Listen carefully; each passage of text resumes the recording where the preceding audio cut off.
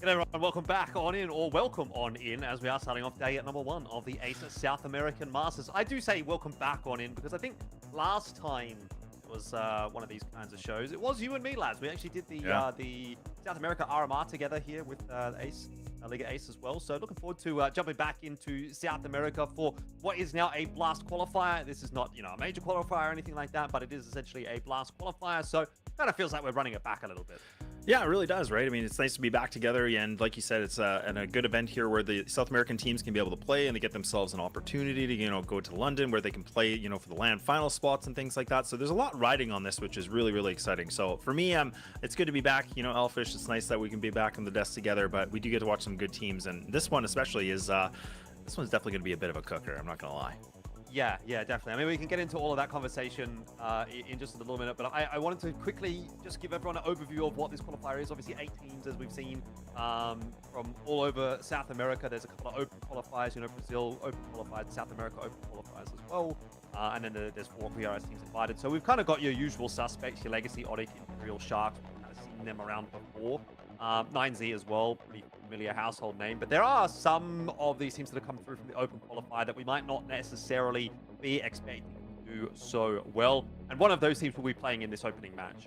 So we'll get into that one in just a second. Let's have a look at how things are lining up, though, for this entire qualifier. Like I said, obviously we've got those big names in there. And yeah, Galleries is the team that I'm referring to that we maybe won't have huge expectations for necessarily. They did come through from the open qualifier in Brazil, and they did manage to do pretty well in that one. But look, I don't know, going up against a team like Legacy in your first match in a single Elim bracket probably doesn't bode too well. Yeah, it really doesn't. I mean, that's the thing. Like you said, there's 2 teams that made it through the open qualifier, essentially, which you can see it's in the 2 teams in the middle there, which is XWM7 and of course Colores. But like, look, it's kind of interesting because there can always be the theory about a team that goes through an open qualifier.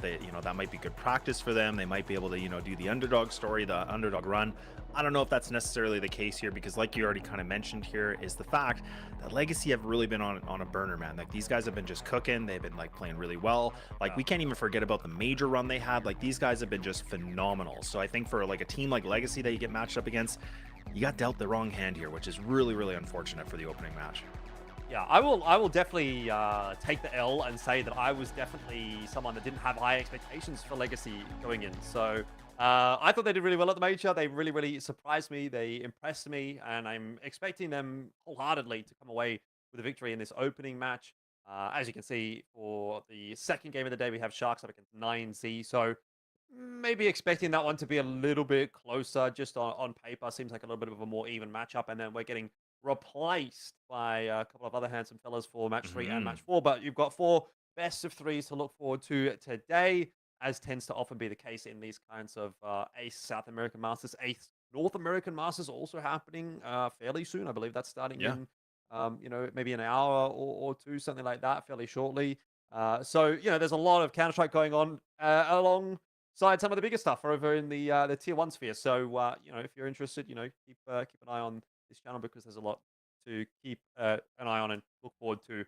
But let's start getting into this discussion around our first matchup, Legacy and Galleries. That is obviously, as we've said, as we've insinuated, a pretty tough matchup. And I wanted to come in with a bit of a stat here, Laz. I don't know if you've seen Okay. this one. I think Okay. this is pretty funny. Okay. I think it's actually changed since I last looked. I was looking at the VRS predictor on HLTV. I'm sure you're familiar with it, right? Yes. And Yeah. if you go and have a look at the forecast for that one, if Legacy wins this, they get a grand total of 0 points.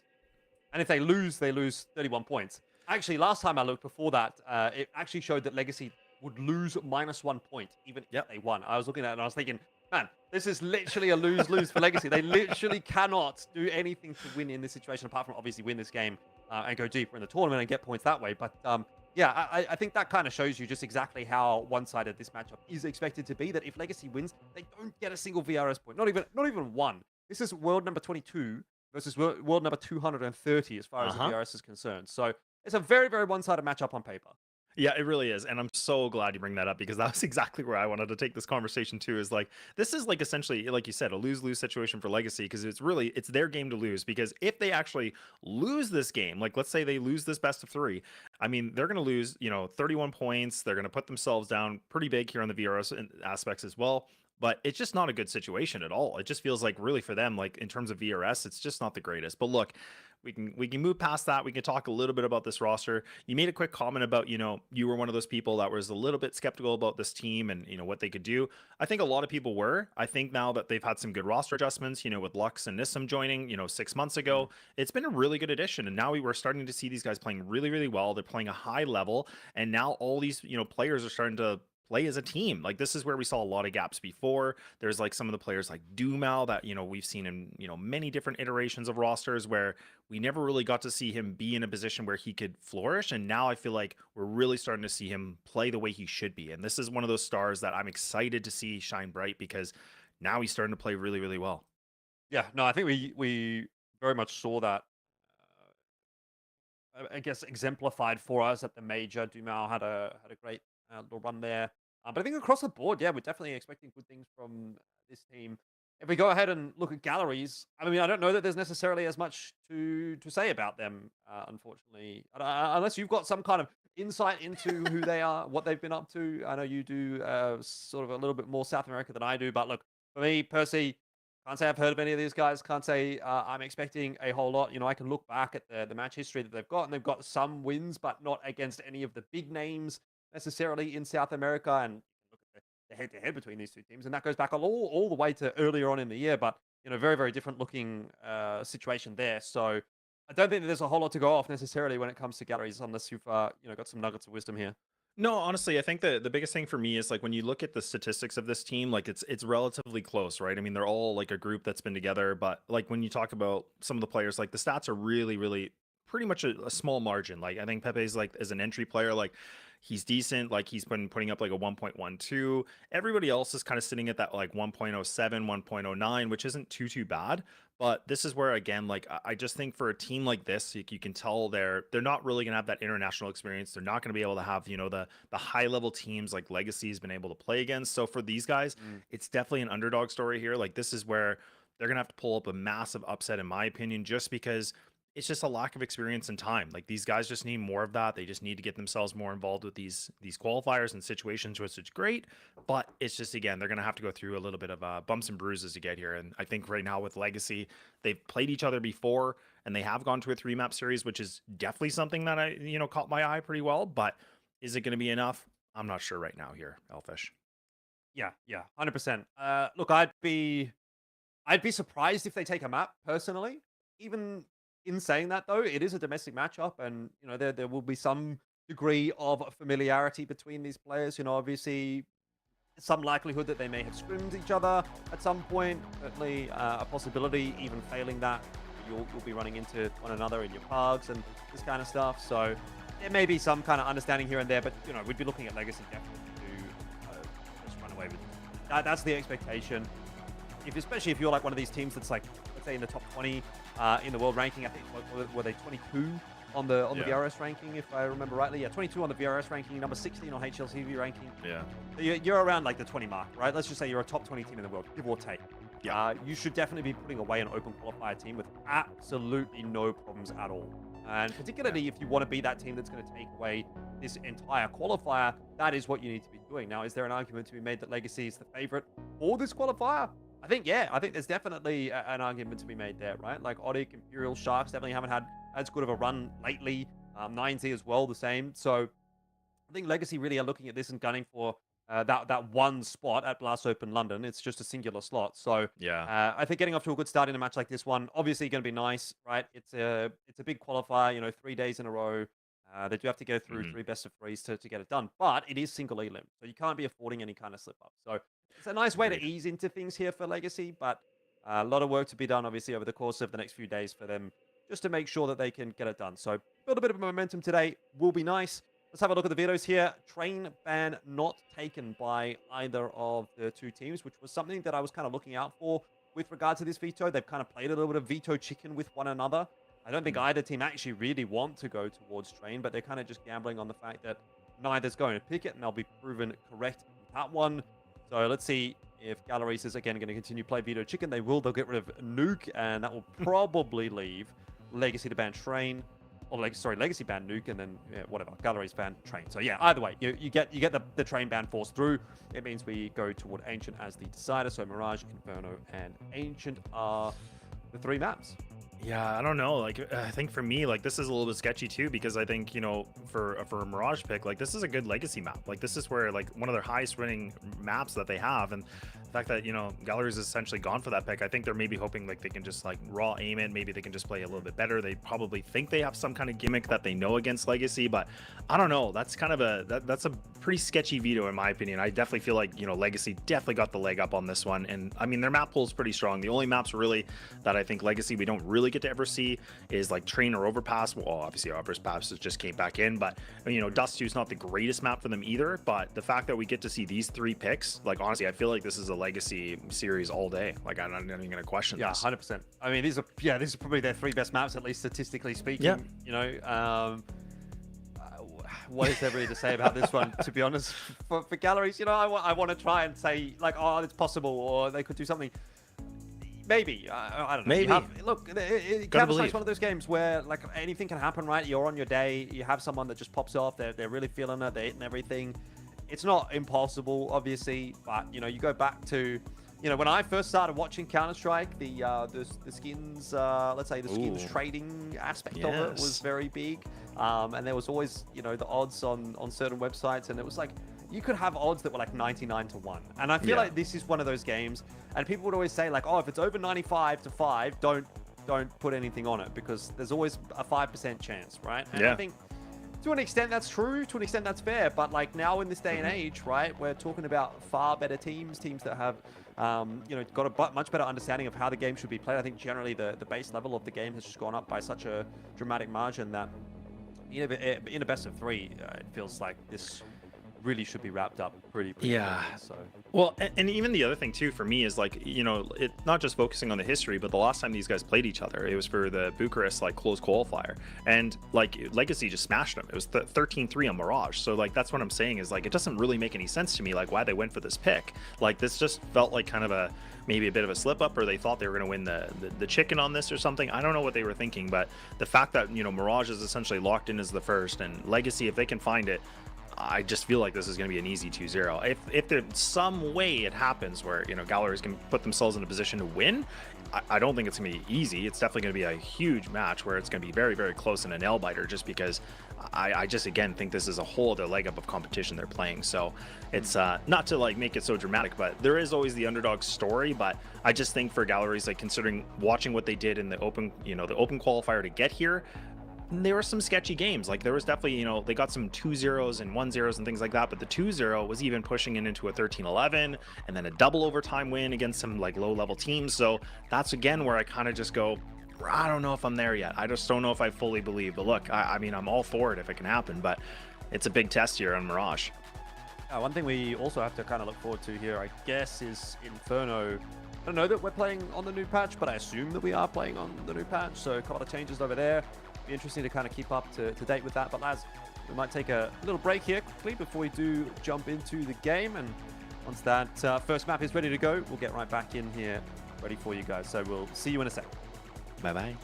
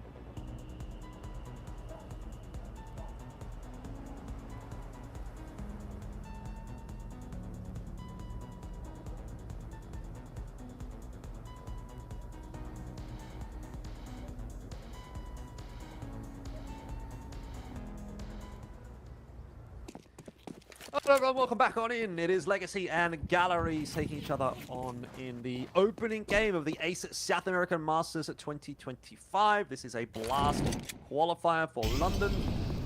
And Selfish Guy Laz here for you today, this evening, this morning, depending on where you are in the world. It's 1 a.m. in the morning for me, so there we go. Ooh. But we're into the pistol, and ZMB is on his way into jungle. Looks like the A site is going to be given over to Galleries. Legacy have to play retake here.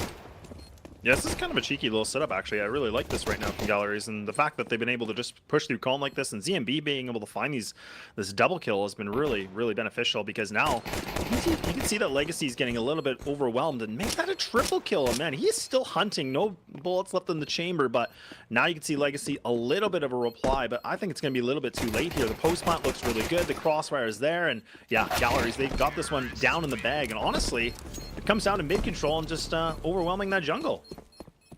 Yeah, a little bit of an interesting one, really, from Legacy. I guess it's a bit of a scissors, paper, rock kind of around there. Galleries sort of waltzing their way into A. Legacy not really having their forces set up to defend that. They were, like I said, kind of playing for a retake, but then ZMB comes up with that double kill, and, well, it's not much chance of a retake in a 3v5 in a pistol round. So Legacy are going to have to do it the old-fashioned way, and that is with a force buy into round number 2. You've got a couple of MP9s out here. Some upgraded pistols as well. There's definitely a bit to work with on that CT side, so Galleries have to still be pretty careful here. Quite a few MP9s in the back too. Like, I mean, we're gonna see if these actually work out really nicely, but actually it's the pistols that are starting to do some good effects, so not bad at all. Able to find some kills, and now look at this. The rifles are finally starting to sing a little bit. Nissim now by himself on a 1-on-2 though. Not a bad position, but yeah, it's gonna be a little bit worse when, you know, Box is gonna be able to find his head like that. So the force buy from Legacy, it does hit the garbage can, and now we get to see Glories again beating themselves in a strong position with the 2-0 with not too many casualties, keeping 2 guns alive. Not bad at all here, Elfish. Yeah, it was those 2 players on stairs. You really needed them to at least go 1 for 1. The fact that they both go down at the same time is what really opens that round back up. It was looking a little bit scary for a moment there for Galleries, but nice work from the short player. And of course from the player pushing his way out onto the A-bombs right there for Galleries. That'll give them a little bit of an easier time in this round. Although Legacy don't seem like they're giving a huge amount of respect over at the moment, because again, they've invested in a few upgraded pistols, so they still want to have a bit of a crack here. I mean, I guess, again, you can potentially say that that is an aspect coming through from the economy change as well. Typically in a round like this one, you really wouldn't see this many guns being bought by Legacy. You know, maybe 1 or 2, like a Deagle or a 5.7 here and there, but not all 5 players typically. But, you know, a bit of extra cash there, maybe just running around for Legacy. And they're going to see if they can make some use out of that, see if they can even farm up a little bit more cash with these weapons. Deagle from Nissim. Ooh. Nice headshot onto ZMB, and so there'll be an extra 50 cash in the bank for everybody else on Legacy.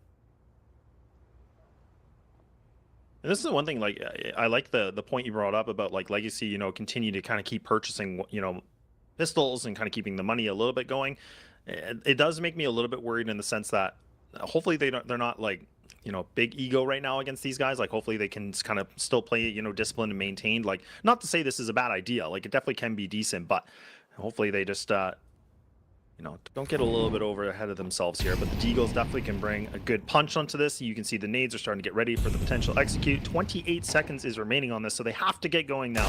Solids in, perfect lineup, gets himself a nice tee off, but can he be able to find one more? Still expecting somebody to flank him, and now you can see Galleries, they have to be able to do something big. This is not good here, Jordan. This is really, really bad, because now the CTs are just overwhelming this, and oh man, the pistols are starting to finally make the full connection. This has become problematic. They have to clear the site. They only have 6 seconds, and this should be it. Jumao, he just needs to sit and wait, but he overpeaks it, and they still be able to find this right down to the wire.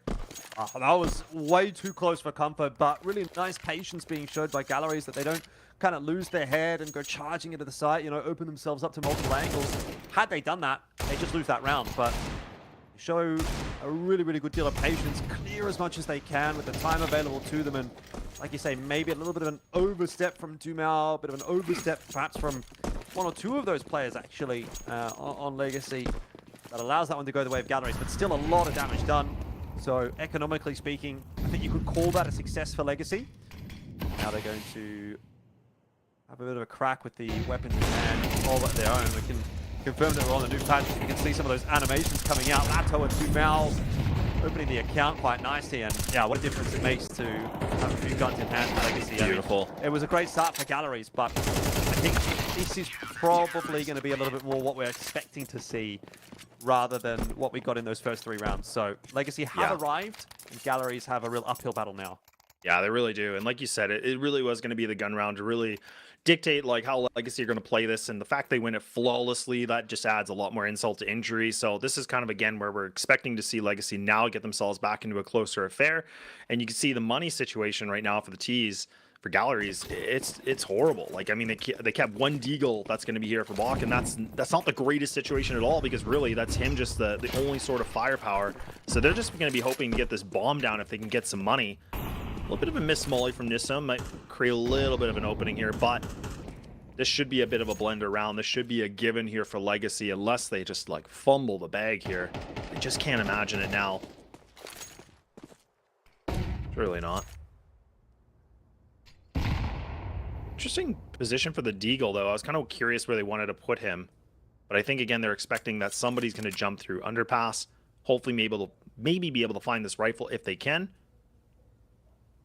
Not going to be the case at all. Legacy are playing this very, very well.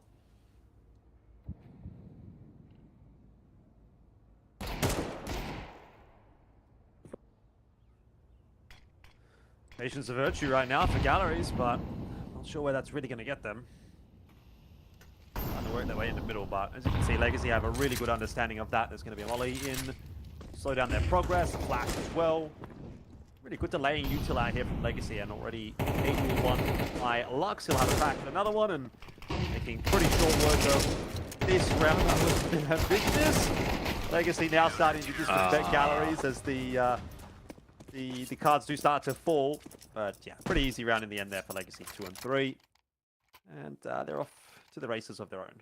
Yeah, almost got the 2 flawless rounds, but yeah, unfortunately, Legacy couldn't get it quite done. But at least they got 4 alive, which is still good. So the money is going to be flowing pretty nicely here. The AWP's still going to be into the rotation as well.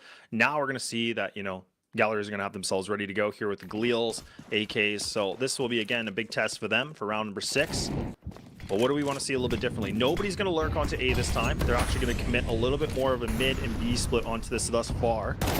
So they're not even going to allow this. But ZMB able to find the better of the star of Doom so takes him down early. That's a good little bit of a connection already. Now you can see that Legacy, they're trying to capitalize on this. They're trying to take themselves into more fights to bring it back to an equal situation, but not the case at all. They've now lost 2. Yeah, and they've lost mid control as well. Issues. If Galleries makes the right choice of heading towards the B bomb side, if they do that, it's pretty much going to be a free round, and I imagine you'll see Legacy opting to save then. But if they continue to contest in middle, or if they try to go towards A, Legacy's still going to stand a fighting chance, and there's a good kill from Lux. He gets out alive. At least for now, tapping through that smoke gives away his position still, but has brought it back to a 3-on-4. But you can see Galleries are sort of just leaning towards that B-bomb side at the moment, and you're really hoping that they're going to make that decision. It doesn't look like it. It looks like they're going to come back to A, and there will be 3 Legacy members waiting for them, and they might even have advanced positions here. It could be a forward hold from Legacy, which for Galleries is going to be a tough nut to crack. We'll have to see how far Legacy push that.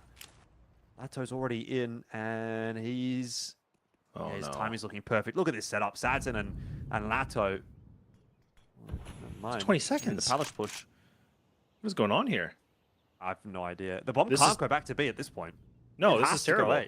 It has to. Like, and again, you need, Bach, it has to be the one through connector. No. He has to be the one that's going to do something. And now look at this. They're just going right into a blender. This is problematic. They have to just keep these guns alive.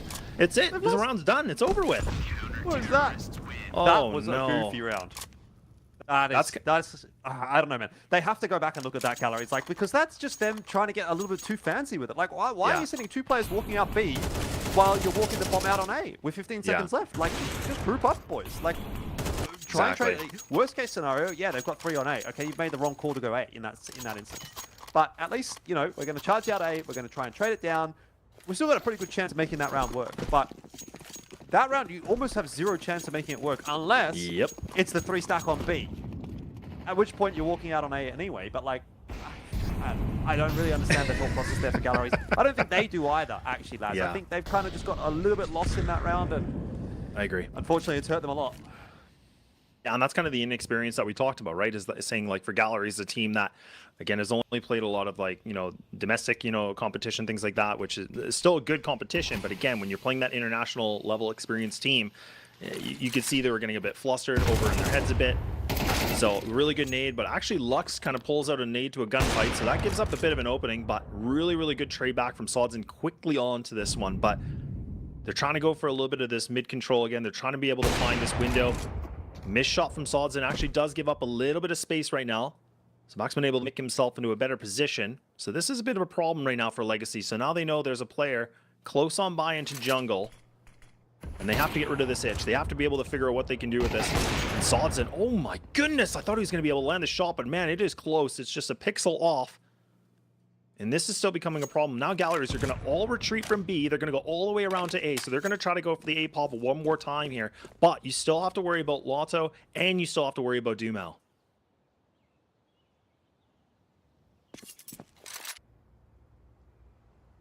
They've got a lot to worry about as well. As you can see, Lato is checking out CT spawn.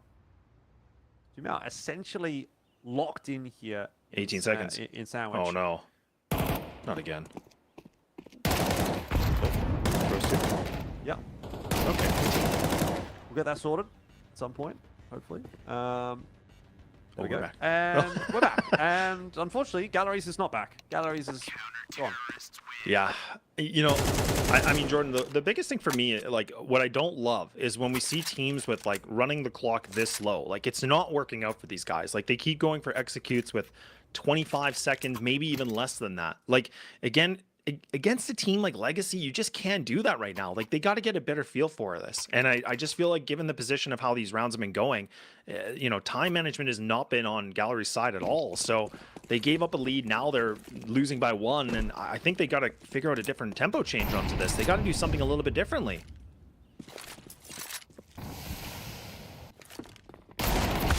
What about that? Was that enough to convince you? Bit of a tempo change there. Yeah, not working good though. The way they wanted it to.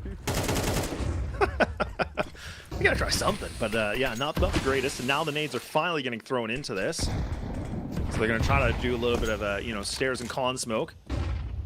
But they're actually gonna try to swim through this. Lotto, it might get timed here. He might get timing. Oh man, and Allison still can't find the kill. No way! And look at this Legacy. They're just eating them alive. I can't believe it. Galleries, they cannot buy a kill right now. They can't get away with anything. Yeah, I mean, you can very, very clearly see the discrepancy between these two teams in these gun rounds, especially. There was a little bit of a parody, a bit of sense of parody after the pistol, where you thought, oh, maybe there's something in here for Galleries, but it's at this point not looking like they're really going to get much more than 3, which was incidentally actually the scoreline that they had last time they played on Mirage. Was 13-3, but hopefully Galleries can do a little bit better here, because they have at least got lose 3 on the board pretty early on in the piece. But yeah, none of these gun rounds have looked really close at all. No, it really hasn't. It felt like, Galleries essentially getting those first 3 rounds, and then it's just been Legacy taking over this whole game. All right, this one will probably be a dead round. Yeah, I could hear a lot of typing, so when you hear that, that's not a good sign. Well, no damage done, so should be fine. Ooh, has there been damage done? Okay, no, this was just shooting everybody. Yeah, I don't think there was any damage done at the point at which the pause call came out. I don't know exactly what rules we're running with here. Yeah. But, imagine this will probably be getting reset. Pepe has had some issues.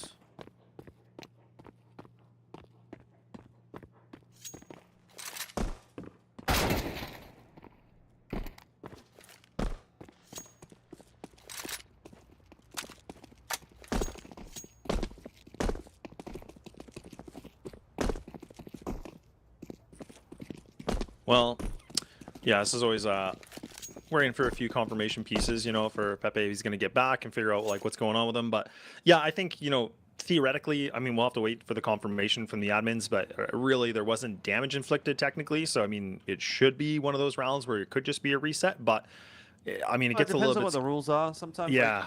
I don't know what I don't know necessarily if it's like a universal thing as far as CS is concerned, but as far as I've always been aware, it's been as long as no damage is done or players have seen each other. So if you haven't seen enough one another, then the round can be reset. But that was like, I don't know, like at least 30 seconds into a round. So there may be a world where there's a time limit thing in there as well. Not sure. Um, we'll see whether or not that round is going to just be restarted. Looks like it will be. So Pepe back on in as well, it seems. And we should be back underway pretty shortly. So that's nice. All's fair and That's nothing good to more. see. And looks like Legacy going to have to run it back in their search for a 6th. Oh, yeah. Yeah, and Legacy have really just, again, climbed themselves back in this game very, very well. All it took was really the first gun round, and then it was full steam ahead, right? And that's where I was kind of saying, like, look, like, I really hope, like, you know, they can win the first gun round. They're not getting in their own heads, you know, because we talked about how much they've been playing well and all their recent performances at so many different events and things like that. But no, like, it looks like it's looking like another day in the office for these guys. Like you talked about, and I talked about the desk, is that you know, last time these guys played, it was a 13-3 victory for Legacy on this map. And so far, it's kind of looking like it could go that way, maybe, because galleries have not really given a lot of promise on these rounds. It felt like in the first, maybe, you know, 3 to 5, it was looking pretty good. But now, really, it's just been Legacy just completely dominating them in every sort of fashion. And everything they try, it just seems like it's shut down immediately. So that's kind of an exciting thing to see from a team like Legacy, is just the fact of, you know, how well they've gotten so much better and better, you know, with this roster and, you know, the iterations that they've been able to bring into this with the last, what, half a year ago. So that's kind of Yeah. the exciting piece. Definitely. I mean, that is kind of what I was saying in the pre-match discussion, where I was looking at, okay, which teams can possibly make their way through this qualifier? Would we have Legacy as the top team probably to beat? Yeah. You want to see them do very well in a matchup like this, just to get some of that momentum going and to be feeling pretty comfortable about how things are all playing out. Obviously, 5-3, the scoreline, waiting for that next round to get back underway. But yeah, you can just see, I mean, even on this graph, that's just how dominant it has been slowly but surely for Legacy, like getting economically more capable, safer, and galleries just sort of that little wave going up and down as the loss bonus comes in and out and the investments come through, but not really feeling like they've got a whole lot to reach back into the pocket of you know, down to 150 for Pepe and not much for the rest of the lads. So even with the 3.4k loss bonus, unless you're getting a bomb plant down, money's still going to be pretty tight. Yeah, exactly. I never even got a chance to listen to your podcast or anything, but I was curious about like your thoughts with the recent changes in terms of the patch, right? I mean, we saw that there was some CT economy changes, and obviously some of the guns are acting differently a little bit here too. But I don't know your perspective with the CT economy, but I actually kind of like it. I feel like it was just small enough that it still makes a difference, but it does add very, very nicely. I'm curious on your thoughts with that though. Yeah, I think generally it's been a pretty well-received change. I don't necessarily have anything against it either. Haven't obviously seen a huge amount of gameplay with it just yet, but from what I have seen, I think it adds a little bit to the CT side. Not enough to make it seem outrageous or anything like that, but you know, even this game's a good instance of it. Yeah. Where they in round 3, Legacy was able to sort of put a few extra pistols in, right? I think it amounts to, what was it, 10,000 a half-ish per like CT side, if that makes sense. So you basically have an extra 10 grand to work with over the course of a half, which would be about 2 grand per player over the entire half. So, you know, you're looking at those rounds where you're putting, you know, like maybe 500 bucks in for a 5.7 or 700 for a deagle or a couple of extra nades here or there, something like that. I think it definitely has an impact. And I think, obviously, the CT side needed a little bit of help in the current day and age of Counter-Strike. Yeah, So exactly. I'm for the change. I'm happy with it. No complaints from me necessarily in that respect. And we go back into Legacy versus Galleries as we're about to head into round number 9. Run it back. Let's see if hopefully Pepe can make his way through the entire round this time. Yeah, and it'd be nice because, like, look, he's one of the guys that's unfortunately just not been really performing great so far. I mean, he's sitting himself at a 1-7, so he hasn't really been able to find too much opening duels or anything that he can do that we were kind of talking about on this roster, where statistically he's pretty decent on this team. It's actually been ZMD that really, I felt like, kind of created a lot of openings so far on this team for Galleries when the first couple rounds and the first 6 rounds we saw, but now we get to see Lotto gets taken out here. So this is really nice for Galleries in the sense that they got the man advantage. They got the op-out as well. They haven't really been in this kind of a, a power play position. Now even making it a little bit more buffed as well. So Pepe finally does get himself that secondary kill. So right now you've taken the IGL away. You've taken down Lotto. You've taken down Lux. So now they're setting themselves in a great position because that B site is completely open. But what we've seen so far here, Jordan, is the fact that Galleries, they made some questionable calls. They like to go for the sites where all the players are at. They don't like to avoid the ones that are, fully empty. Need to see a bit of an X-Factor moment here again from Legacy. They've already won a 5v3. If we can do it once more. We have the 3 players over here. Mal. Well, he's hearing these steps in main. And he's ready to go. Tucked in the corner. If he's not cleared properly, he gets 2. And then things could really start to fall apart. Sanson gets the opener into Mal for the second. All of a sudden, Galleries under a bit of pressure, but they can find those quick color trades back. And a nice headshot in from Pepe will finish off Dumal. Galleries get their 4th, and celebratory run boost for Allison at the end of that round. But look, end of the day, it's not a massive concern for Legacy. We talked about how much money they had during that pause, and they will be reinvesting straight back into this one with pretty much everything they could possibly want, plus even enough cash to say they'll get another buy. So they've got quite a buffer built. Yeah, that they do. They got the cash full in a little bit, which is going to be really, really nice for them. I'm going to keep the single op here as well, so they're just going to keep Sods in on it. Dumal sometimes likes to play a little bit of the hybrid, but now Galleries are actually just going to go for the full A-pop. They're not even going to hesitate this time. They're just going to fully send it. And you can see that Legacy have actually kind of put more of their setups towards mid and con. So now they're going to have to play the retake scenario. You can see Galleries has been able to clear CT small, and this is perfect because now they're getting some good real estate. This post spawn is becoming stronger and stronger as we go. But now Legacy, they got some utility. They've been burning through it. They've been popping open the smokes, but now they have to be able to find that opening. They have to find this first kill. They have to do something big here. ZMB just waiting here by Firebox. I don't know if he's going to get flushed out yet. He does get just caught here on the edge of his heels.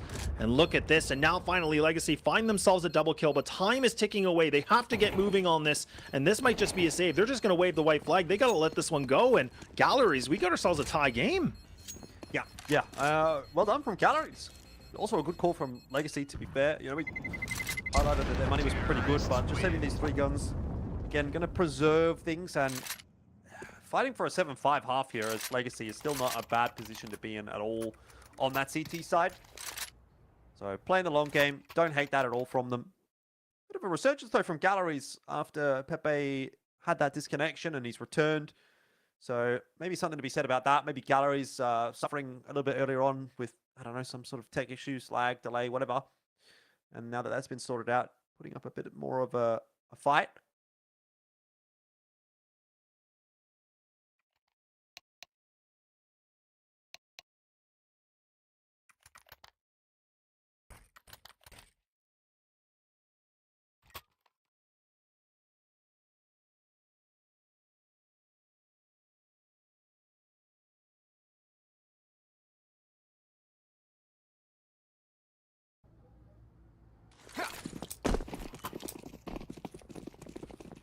Themselves, in the position to get the 7-5, transition over to the CT side, that'll be not too bad at all.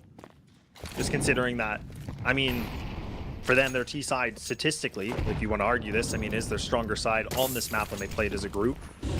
But now they're going to try to pop open B. They're not going to, again, wait any longer. They're just going to go for the execution. They're going to just try to see what they can do. Jumal has been able to stop with the first kill, but it's only one. And look at this. The AKs just reign supreme, and now they've completely bombarded this B site. Legacy have to save again. They have no hope to be able to find anything, and now Galleries, they've been able to find themselves back in a winning position here, Jordan.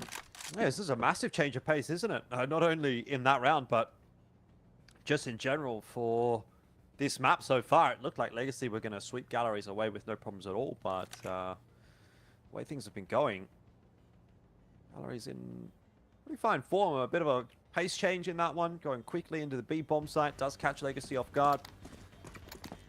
And you were sort of asking, well, why have Galleries angled towards this Mirage pick after being a bit battered on it last time they faced Legacy? Well, we are starting to get our answer here. Zadzen okay to hold on to this orb, just dance around the pillars and good save though. Hold on to it nicely. It will be the cost of one rifle there for Legacy, so reinvestment's going to have to come through. Thereby, this final round and a half is not going to be perfect, but it's going to be good enough, and they've done a pretty decent job of balancing that economy over the last few rounds. Galleries, of course, have everything they could possibly want. So 6 best case scenario here for Legacy.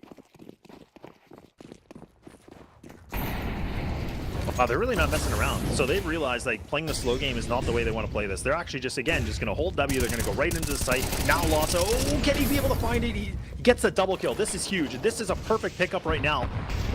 That's exactly what Legacy needed, but Galleries, they needed to find that entry, and it just wasn't there. It just became a little bit missing on this one, and now it's a 4-on-3, and then it's going to be Bach that's going to be putting himself in low HP here, Jordan.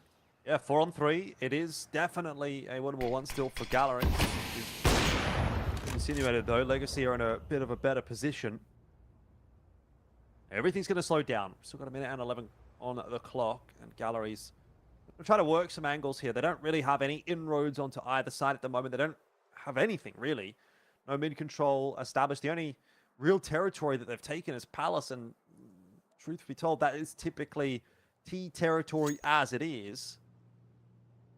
So Divine just going to have a little bit of a lookout pal with the AWP here and see if he can grab himself a pick somewhere just to open the account, give Legacy something to think about. But they're playing very safe positions right now on the CT side. Though they've got that numbers advantage. Don't need to be doing anything too outrageous. Zadzen's going to hit the shot onto Divine. That will make matters worse for Galleries.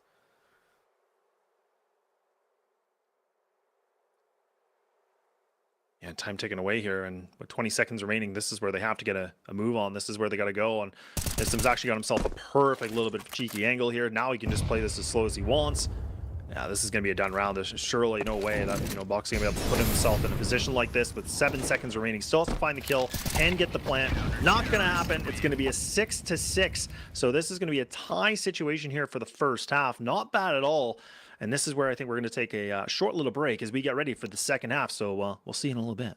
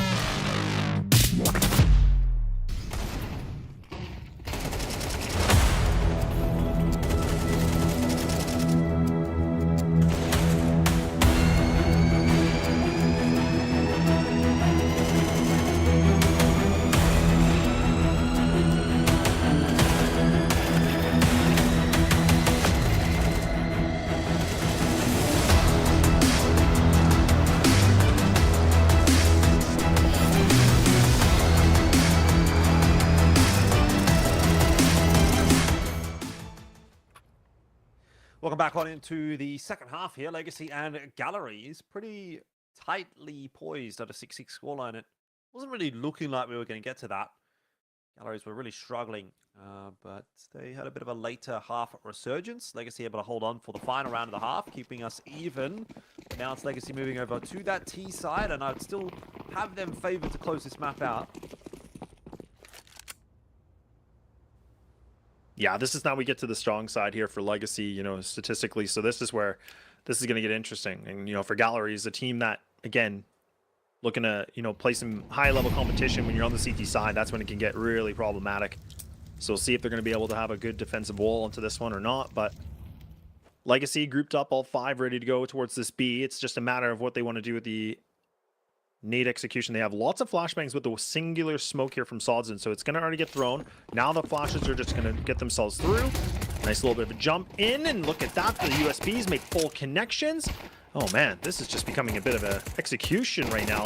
And it's going to be Lux by himself on a 1-on-4, Glock in hand, and yeah, going to the grave. And honestly, very nicely done here from Galleries. They just lock it down, don't even break a sweat, it looks like. Well, that'll be one very important piece of the puzzle for Galleries in potentially closing out their map pick of Mirage.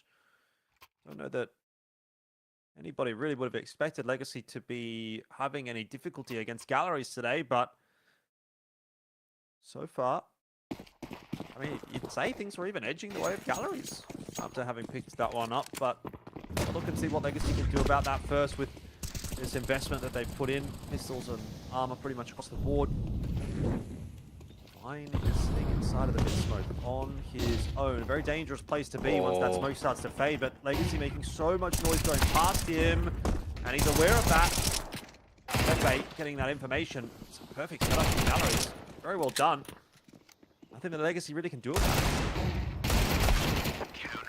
Yeah, not at all. Honestly, even just getting that one kill, really not going to mean a whole lot because you already had to spend $700 for the Deeg. So is it really worth it? Probably not. But look, really, really nicely done here from Galleries. Again, I was a little bit nervous here for Pepe. I mean, there is the smoke that's in place there, but playing that close and connector, like, you know, that's where pistols really could do some good work being up close like that. But nonetheless, you know, keeping 4 alive, being able to find themselves right back into winning ways here with the 2-round advantage is not bad at all. And this means that Legacy, with that previous investment, they do have to go right back into Deagles one more time before they get those guns back on the playing field. And now you can see the Galleries, they're actually, again, still putting a little bit more pressure in mid. Now Legacy, they're actually trying to, you know, entertain the idea of maybe potentially a B hit, but they're trying to burn some of this utility, and it's panning out nicely right now in that sense here, Jordan.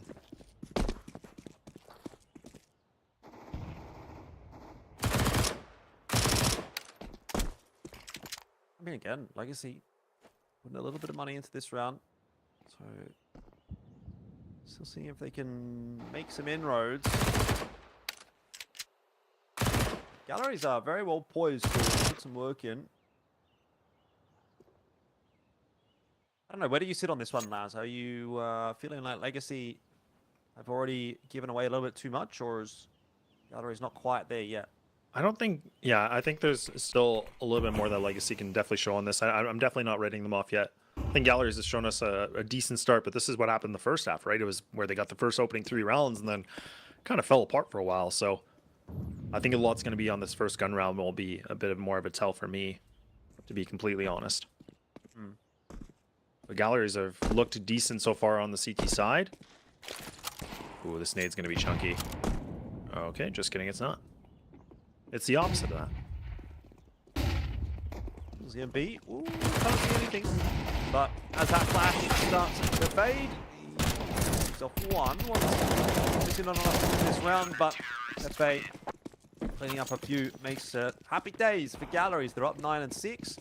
Comfortable money on that CT side, and they've got everything that they need to win this map. So Legacy going to have to dig deep and prove to us that they really are the better team.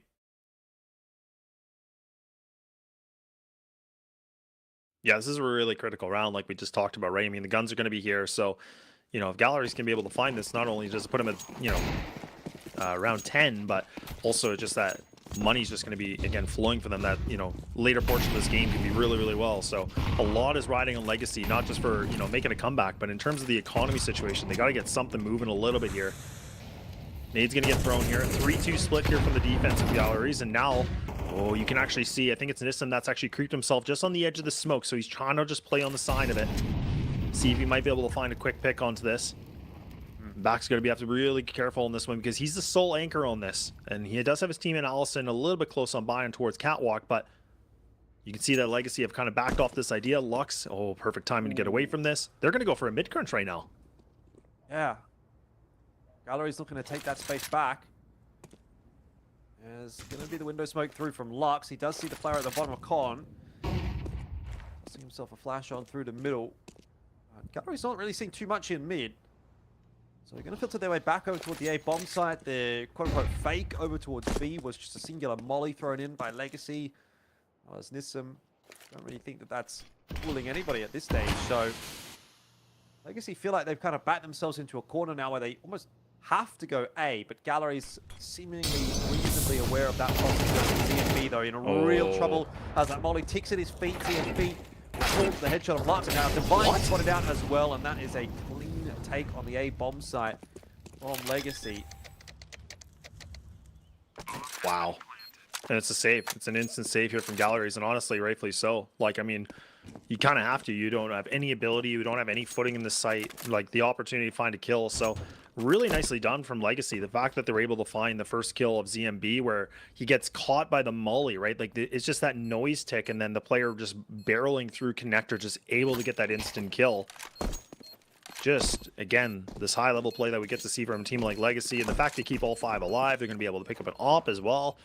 Boy, oh boy, that is a costly one here for Galleries. But, again, they have some money, but that's just devastating the way they lost it.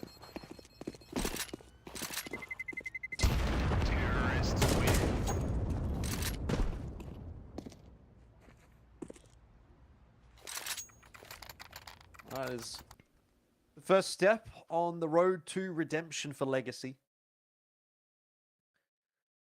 But it's still going to take a little bit for them to get through this map now.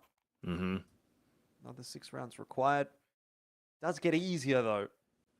They can win another, what, let's say 2 in a row here. Legacy will break Galleries' money. A lot of that is going to depend on how many guns get saved by Galleries, how many kills they get in a lot of these rounds as well. Oh, they're just going in? Yeah.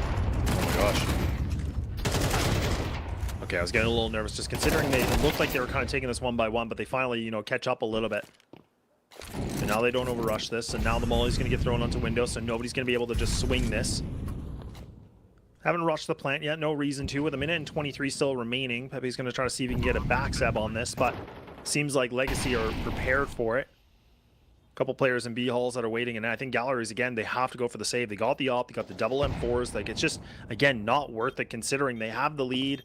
Money's a lot more tight now because they had to buy for each other.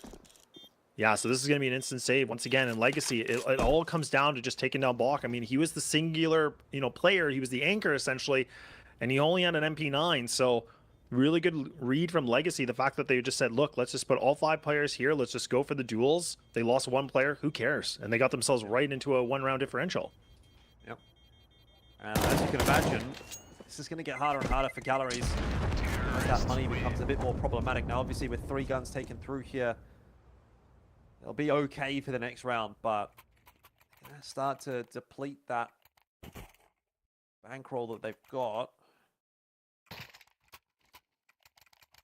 2.4k loss bonus with most of your players around or above 2k is still going to be enough for a buy next round for Galleries.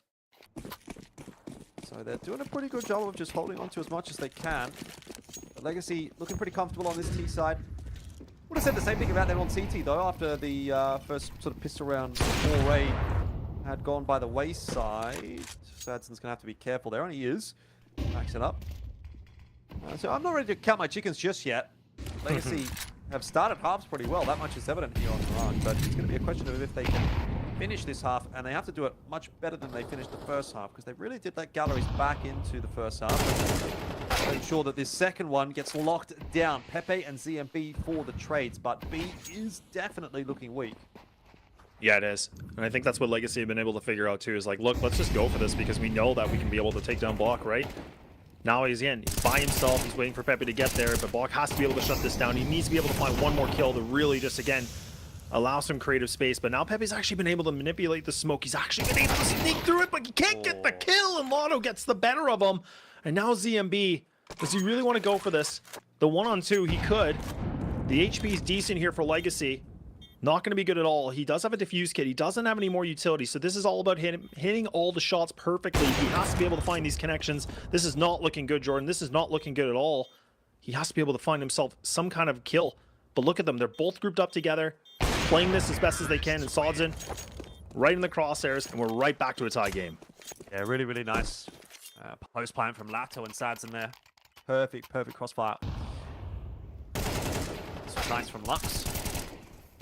Well, at that moment there where Dumal just swings out from Van, that he might have made a mistake and given Galleries the chance of holding on to that bomb site. But Lato picks up a massive 2k. The second, the shot, you know, into the player on the smoke was really, really heads up.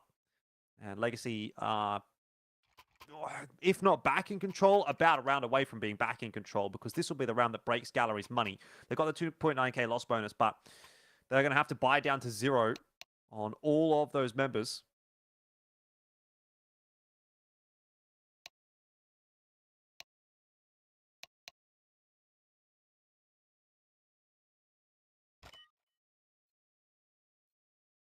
Purchase rounds like this is definitely not a good thing too, right? Because again, you got a scout, you got the FAMAS, you got the M4, like double pistol. It's just, this is a scrappy purchase, man. Like, this is never a good sign. Well, yeah, what is this? Like, if if you're gonna buy. I think you've got enough to put together a decent buy here. Instead, they're gonna go for the half buy, and they're gonna buy next round. So it's just a very strange kind of a round out here from Galleries. Lux holding on to 2.4.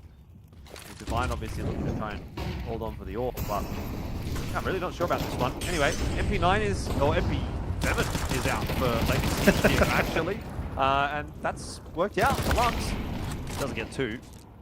Go to back down by Divine with that scout. So Legacy are kind of piecing together this puzzle that Galleries have invested into this round, but they haven't over-invested into it.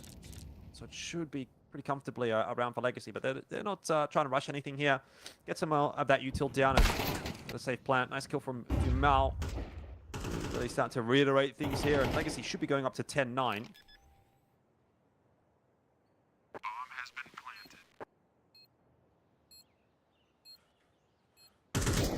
Find themselves something, but not looking the greatest in this situation. Again, just keep that M4 alive here, as Legacy are going to be able to get themselves the double digits. Not bad at all. Block does pick up the scout, but like, again, that's all he's got. Yeah, the scrappy purchase just unfortunately doesn't really do anything at all for them. I'm still kind of questioning it a little bit, to be honest. I think they were putting a lot of reliance here for I think it was Divine originally, to be able to find something with the scout. But now Legacy have found themselves a double digits, and Dumal's going to be able to find himself one more kill. Why not? AK going to be giving up, but honestly, not even going to be harmful at all for Legacy. They're not even going to be breaking a sweat on this. But look at the money, man. Like, it was like 10-5 for Lotto before he went for the instant purchase. This is not good, Jordan. This is really not good at all. This loss bonus is getting bigger on the CT side, but I just, this is it. This is the big gun round, because the AWP is going to be back on the field. Yeah, well, let's see how this works out for Galleries. Obviously, took a little bit of an L in the previous round.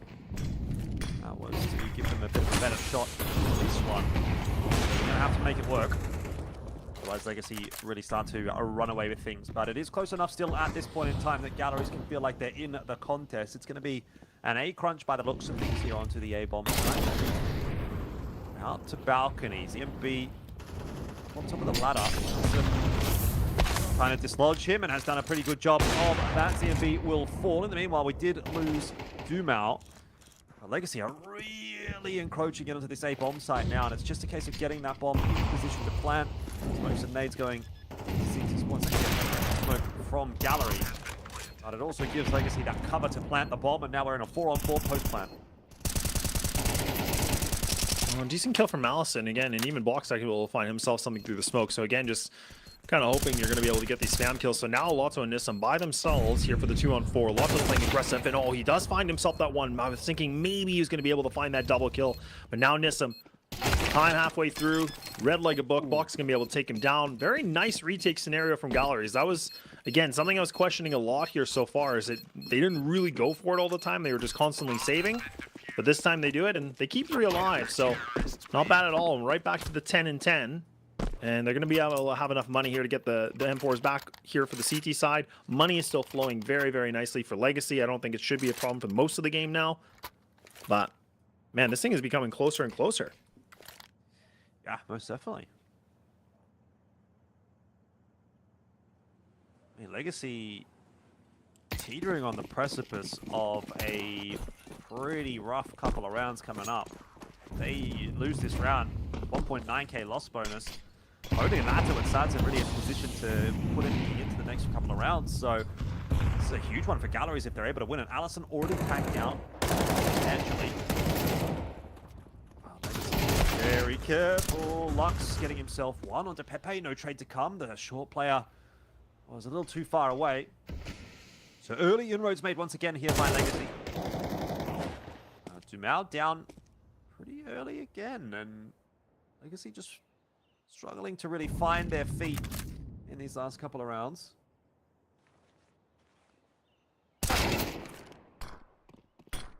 It's a nice shot. The man advantage here for Legacy, and it's short-lived. It's very short-lived. Very nice from ZMB. Honestly, he's been very impressive. I know he's not top fragging or anything, but I feel like he finds these really important kills when he needs to. Now Legacy. What's going on here? I don't know. Lux is walking up short. So I think he's trying to get info. He's got time. Going to try and walk in onto B. They're just going to contact play onto B and Oh, leave Lato man. here on A. This is See if he huge. can, you know, just buy some time, or even in a more ideal world, get himself a kill or two. This is perfect. Meanwhile, that bomb plant's going down. Lato, if he even gets one, this is massive. And he does. He's able to survive as well. There we go. 2 for Lato. And that might as well just be the round wrapped up. Yes, he'll lose his life to Buck, but bomb plant's going down on B. Space has been taken by Lux. And this should be a Legacy round every day of the week. So they buy themselves just a little bit more time.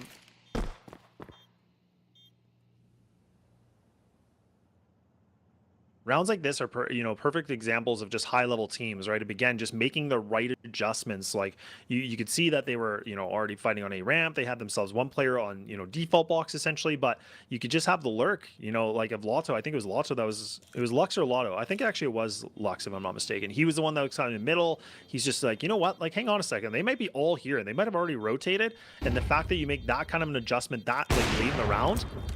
Like, no teams were ready for that, or a lot of teams wouldn't be ready for that, and that's where you can see Galleries. Like, they were fully, in a single lane focus, just saying, like, no, they're all A for sure, and the fact that Lotto could just lock it down with a double kill was just the cherry on top of that whole situation. But nicely done from Legacy. Honestly, just perfect play. Not even just shots like this, but just the fact of, again, just manipulating the map, just taking full advantage of every situation. And now Galleries, man, they're going to be kicking themselves a little bit. They got the op still, but that's going to have to be the driver now. Yeah, Divine going to have to find a way to get involved in this round early on in the piece. He's having a look into mid through window, but there's a top mid smoke from Legacy. Already crossed the players at the boxes. They're not even really looking for mid control.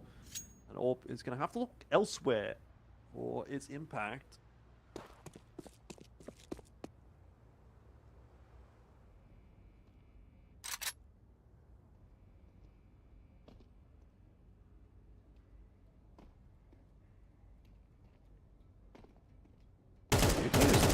Interesting. I think, Galleries have kind of figured out, like, look, the B site's been getting a little bit pried open more than we want it to. So I like the change up. It's a good mix. Keeping ZMB by himself at A can be a little dicey, but it's definitely doable. They're trying to go for a little bit of a mid swing. I don't love that Pepe's by himself here with no trade opportunity at all. So now the op's going to be played on the catwalk. Does find an instant kill, but now you still have to worry about, I think that's Nissan just kind of sitting here right inside of it. That's actually Lotto as well. And look at this. They can just kind of, again, just split the site. They got the A open, and there we go. Galleries, once again, I think, Jordan, they're going to have to save this. I don't think they're going to go for it.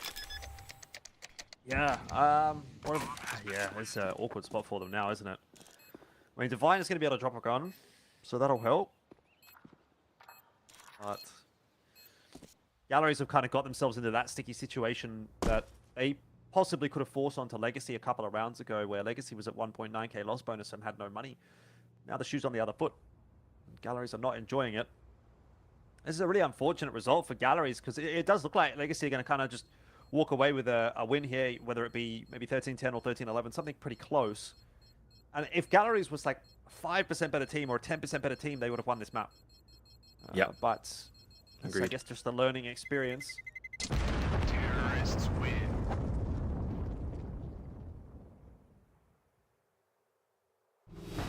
Yeah, it's definitely back to what I kind of said in the very beginning. It's just talking about an experienced team like this, where Legacy have really adapted well in a lot of situations. We saw, like, in the first half where, Galleries were kind of, the ones that were not really doing lurk plays anymore. They were just kind of playing 5-man commits into the bomb sites, things like that, whereas Legacy are still kind of, toying and kind of poking and prodding all their options that they can get away with. And it's just kept Galleries in a complete guessing game. Like, these guys have really felt like, I think they've been even wondering, like, what on earth is going on here? What are they doing? But we do know that Divine's going to be able to find a nice little bit of an opener. Can he find that second? He will not. He actually gets out-dueled here from Lotto. So now that rifle does sing very nicely. And Jordan, this could be all over. Double kill for them getting into this A site. Now they still have 1 minute and 30 to work with. They have so much time. They can do whatever they want right now. Yeah, perfect setup for Legacy. Right, going down. A little bit of a creep out here from Allison. He's trying to get something cheeky done. That's actually really nice. He's got the timing on a Lux, but he can only get himself one. The rest of Galleries wasn't ready for it. They didn't go with him, and now it's a 3v2, so it doesn't really result in anything too positive for Galleries. Nade into that smoke. Back is going to be revealed. Now we'll catch him. And Pepe spotted out as well. By the looks of things, he's on his bike into middle. Not going to be able to get anything done. 13-10 is going to be the first map score, and Legacy do get the job done. It took a bit of work, actually, here, Laz, a bit more than we might have anticipated, particularly with the way that map started. I think, the 5-3 scoreline that we were at when we went into sort of that tech timeout. It looked like Legacy was going to win that map super cleanly. Ultimately, did take quite a bit of work to get it done, but they get the map win, and on their opponent's map pick, no less, so you'd have to imagine this is going to set them pretty nicely up for the rest of this series. Yeah, honestly, I'm still impressed, though, that, Galleries, again, were able to put themselves in a pretty close encounter on this map. I was kind of thinking, like, again, I was giving a lot of criticism, thinking, like, why did we go to this map? Like, why did they go for this in the veto? But honestly, it was a tight scoreline. But I think, like you said, if they would have played maybe 5-10% better, probably could have been a whole lot better for them. It could have potentially their map pick and the map win for them. But Legacy, honestly, despite, like, through a lot of the adversity they had to go through, they did really, really well. They got themselves back into fighting form. They were able to get themselves some pretty easy reads, and they put Galleries in a ton of positions in this map, and especially in the second half, where they had to save. Like, they had to put themselves in safe scenarios where they had no opportunity to go for retakes. So I think for Legacy, they just, honestly, it felt like the calling was just, again, a whole other level. It felt like they were beyond everything, and I think they kind of just read these guys like a book. Yeah. I mean, look, I was surprised that it was that close, to be honest, but I think a little bit of an off day maybe for someone like Dumal. I thought there was a couple of moments where he sort of overextended himself, got picked off, trying to, I guess, be a little bit more of that enforcer style player in some moments. Didn't really work out for him here. Nissim, definitely a little bit more of a quiet one from him as well. So a couple of players for Legacy that didn't really get the ball rolling necessarily, and so perhaps that is why Galleries was able to make it as close as they were. Going into map number 2, Legacy's pick of Inferno, I don't really imagine that there's going to be much of a chance for Galleries. If they couldn't get it done on Mirage, if they couldn't get it done with the circumstances that they found themselves in there, I can't really imagine that it's going to work here for Inferno. So we'll have to wait and see, obviously. We'll take a little bit of a break here between these next couple of minutes, and then we'll be heading into Inferno when we do come back. So don't go too far away. Map 2 coming up right after this.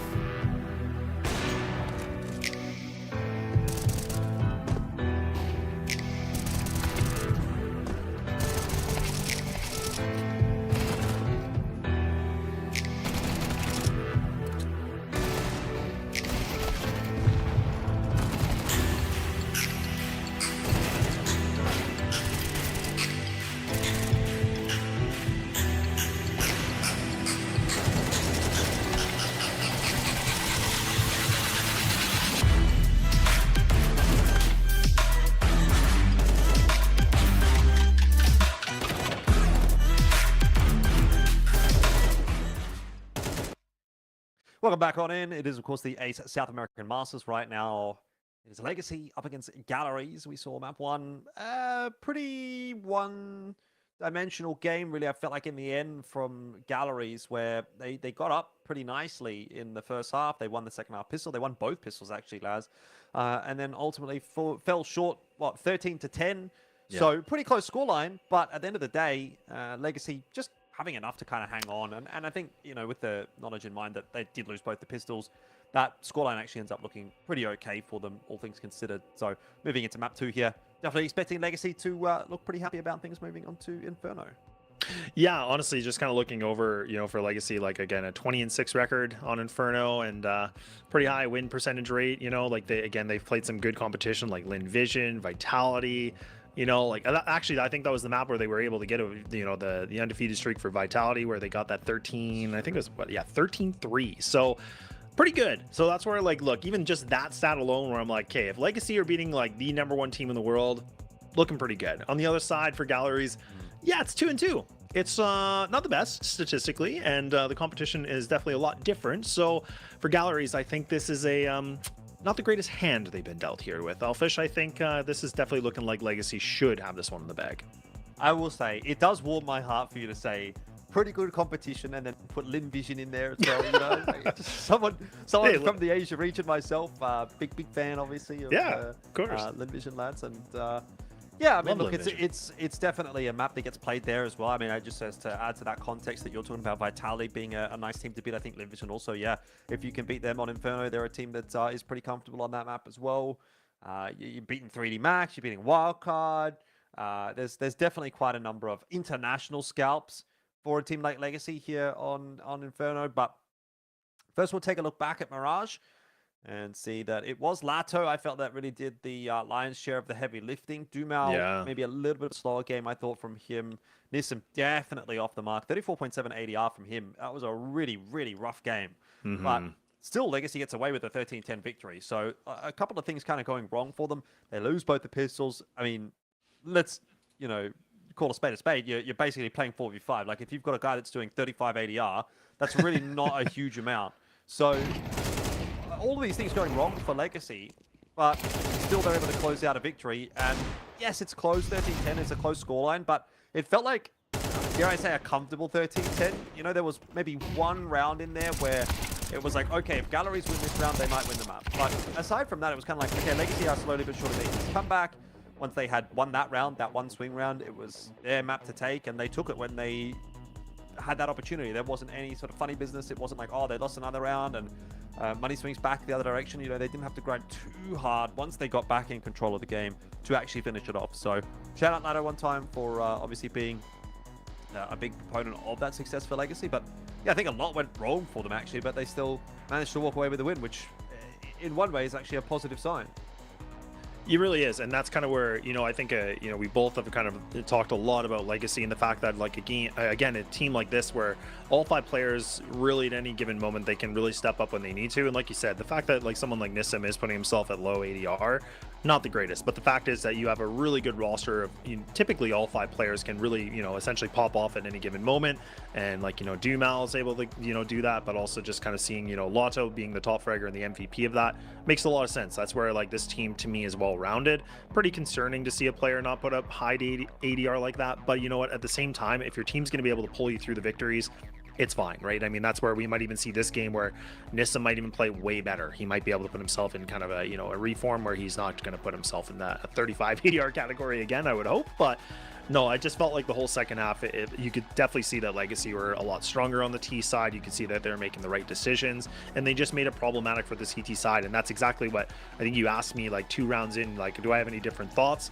And I was like, look, let's just wait for the gun round, because I felt like, look, if we know what Legacy's been able to bring to the table, that gun round's really going to be able to showcase a lot, and it did. And it just felt like as soon as they got the rifles in their hands, it was just like full steam ahead. It was just the easiest swim that they could ever get done. So, but I'm excited for this next one, just because there's a lot riding on this for Galleries, but I mean for also Legacy, I just want to see what else they can bring to this and just showcase their dominance. Yeah, I mean, I think we'll be getting into Inferno in just a second, and we know that Legacy are really going to be looking forward to this map because they are keen to win this series and pick up that sweet, sweet 0 VRS points. Before we get into Inferno, though, we'll take a quick break here. These players get themselves all sorted, so don't go too far away. Inferno is coming up soon.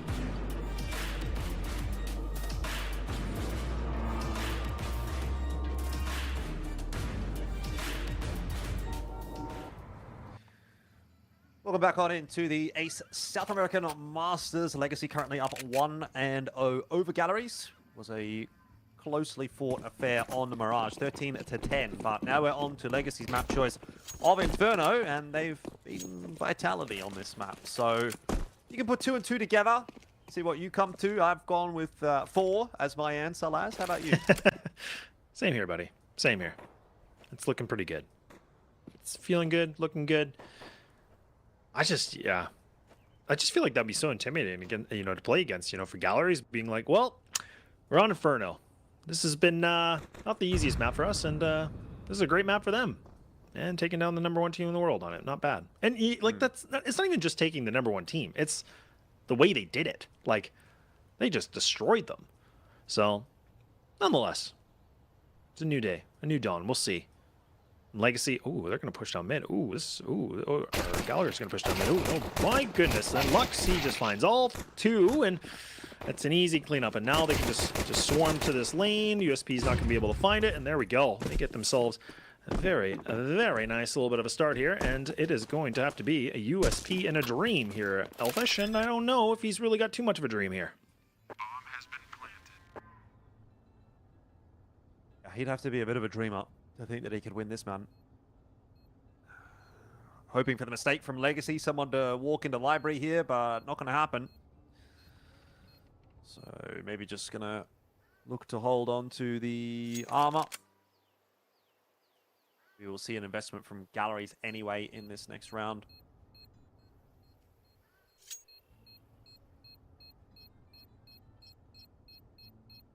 I didn't mind that idea though. Like in my opinion, like you know, I get yours here too. But like for Galleries, kind of just doing a little bit of a late mid push like that. I don't actually hate that.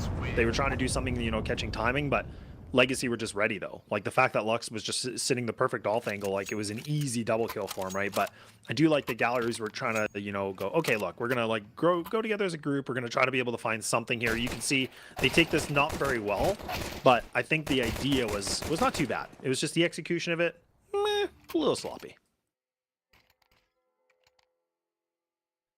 Easy pistol in the end for Legacy. Pepe's got himself a FAMAS. The rest of the lads rolling out with 5-7. So there has been an investment here from Galleries, and Legacy going to have to work around that. Now, pretty fearless in his banana take here. It's not spotted anybody out, so that's already going to be some pretty easy map control established.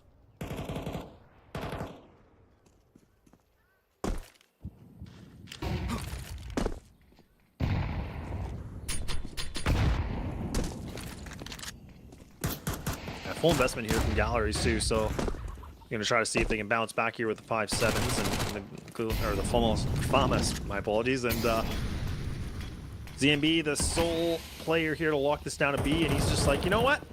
I'm gonna take a stroll. I'm gonna go for a walk. I am just gonna realize they can have this site for free, and we're just gonna save everything that we've purchased, and this is not gonna be too much of a round here for Elfish. I mean, Legacy have been able to get themselves an easy take. They didn't even lose any bodies. They took some damage, sure, but that's it. Classic Inferno. And if I'm not mistaken, I think we're on the new... Are we on the new patch? Oh, yeah, Yes, we sir. are. You can tell from the first Orange's jump up there that it has been changed. A couple of changes to that V-bomb site. There's a little bit of a change in sort of the construction area as well. On the backside behind coffins or missiles or coils or whatever you like to call that spot. Depends on, I think, at which point you started playing CS. True. What do you call it? True. I've always called it coffins, to be honest. Like, I think it just kind of stuck for me, to be honest. I don't know about you, but... I used to be a coils guy, because obviously played a lot during CSGO, but... Gotcha. Now I find myself saying coffins a lot more. Yeah. Welcome to the club. What do you think about the balcony change as well, with the railing I hate it. being I reintroduced? Hate it. I hate it. I absolutely hate it. I don't know. I don't know if I'm understanding why. So I'm waiting to see it like getting played again, but I just feel like that's a terrible move in my opinion, but it makes it so much harder as a T to get out of there. What about you? Well, yeah, I mean, the intention obviously is to just make it a little bit more difficult for the T side to take the A bomb side. You know, it's much harder to flood out balcony, much stronger position now for the CTs to play like on that on that roof, because you have to be jumping over the balcony to try and clear that, or over the railing, I should say. So, yeah, I mean, just making the A side a bit harder to take, trying to take some of the power out of the B side of Inferno. I don't necessarily hate that as a concept, but it does seem a little bit clunky, I guess, as a T to be coming out balcony now. Is what it is, I guess. It is what it is. We'll find out, though. Maybe it'd be different CS2, who knows.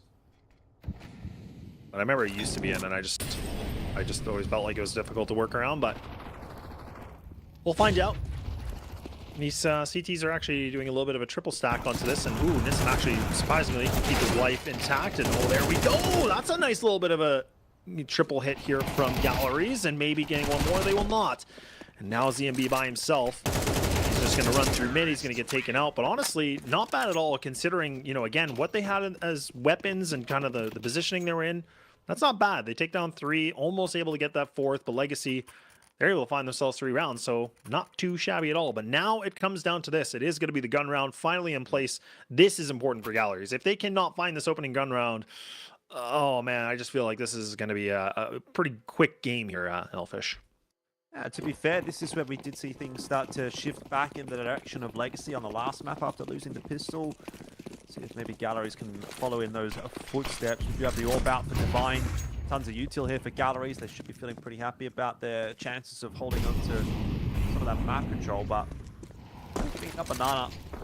We have that player floating around in middle here as well. Nissim, is he gonna overstretch himself here? Doesn't look like it. There's a lot of presence being thrown though in the direction of B. And Galleries pull the next player across. They're going to try to go for the B retake. Meanwhile, Nissim has actually sort of crunched his way into brackets alone, and he has snuck all the way through into CT spawn, and it doesn't seem that Galleries are aware of that. I mean, they're just charging their way through here, so that should be an easy pickup for Nissim. He knows there's another player as well. Allison was making footsteps. Nissim for the double. And we talked about him having a little bit of a rough map 1. Well, here he is on map 2, 4 and 1, and that is a huge round from him. All 3 kills are absolute impact kills in this round, and Legacy just need to find one more player on this A bomb site, and the round will be theirs. Buck, he's stuck between a rock and a hard place, and of course it has to be Nissim to get that frag, so he is back and in a big way. Yeah, he's starting to play a lot better. And that's what I was kind of saying is like, look, yeah, you can just offset yourself for the fact that, you know, the first map was really not that great, but everybody else was playing well. Now we're starting to see like pretty much, you know, like him, Lux, you know, they're putting up the bigger numbers, which is pretty good so far, and everybody else is kind of finding the kill when they need to.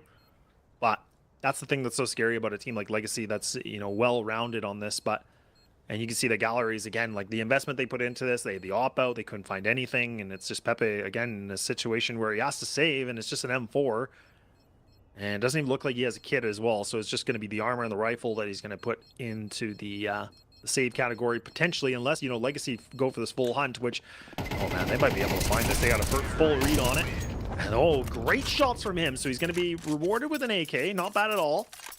So not bad in terms of getting the exit kills, but I'll add a little bit of money here just with that new CT economy. But Legacy, again, just putting themselves in great real estate positions. They're able to put themselves across the map when they need to, like I talked about. This is the T side that I love seeing, and they're putting themselves at a 4-0 already. Very likely to be 5-0, considering the investment that Galleries has got here is not the best. It's not the worst, though. Be able to put something together here. They've got armor across the board, lacking helmets for the majority, but something to play with. Util here and there, an AK, just the upgraded pistols. So it's not as if this is going to be a foregone conclusion for Legacy, but if their T-side is as good as that last round looked, then I imagine this is going to be a tough ask for Galleries, and there's going to be a hand spotted. No damage done. But a lot of space being taken here by Legacy. Look at Dumao. He's just been allowed to walk all the way out of the bomb site. Not expecting Pepe on a cheeky elf angle like that one. And so ends up giving up his life, though did a lot of damage on his way out. 12 HP for Pepe with that AK in hand.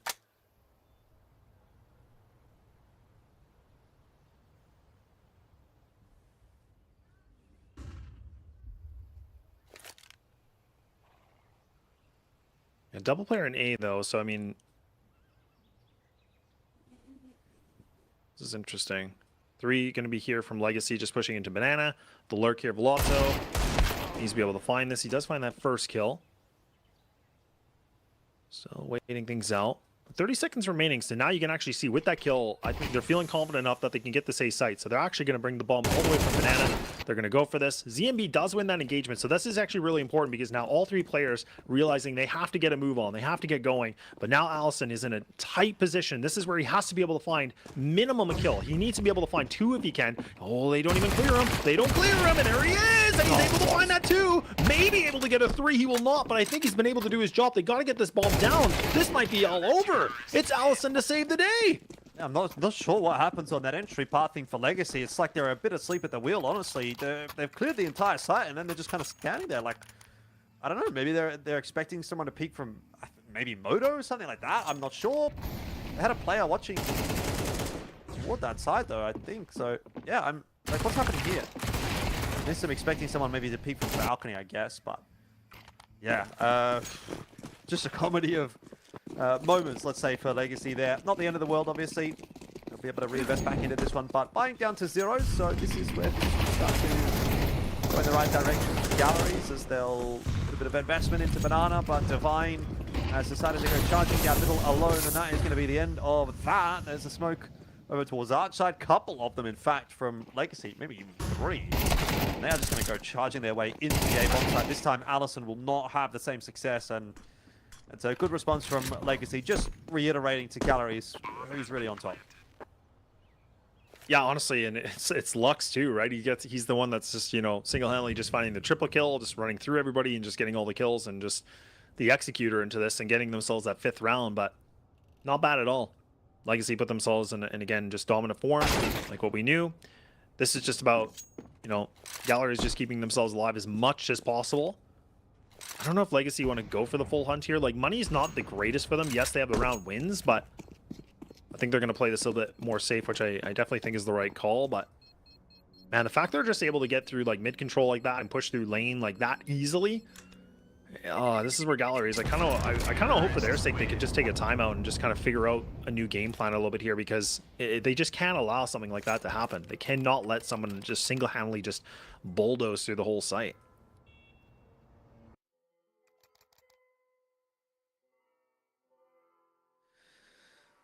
Sometimes it is what it is. If you're a little bit outclassed, it can feel impossible to deal with. And that may be where we're at for Galleries at the moment. 5-1 lead for Legacy. Reinvestment does come through for that CT side, but so too for Legacy, and their money helped out a little bit as well.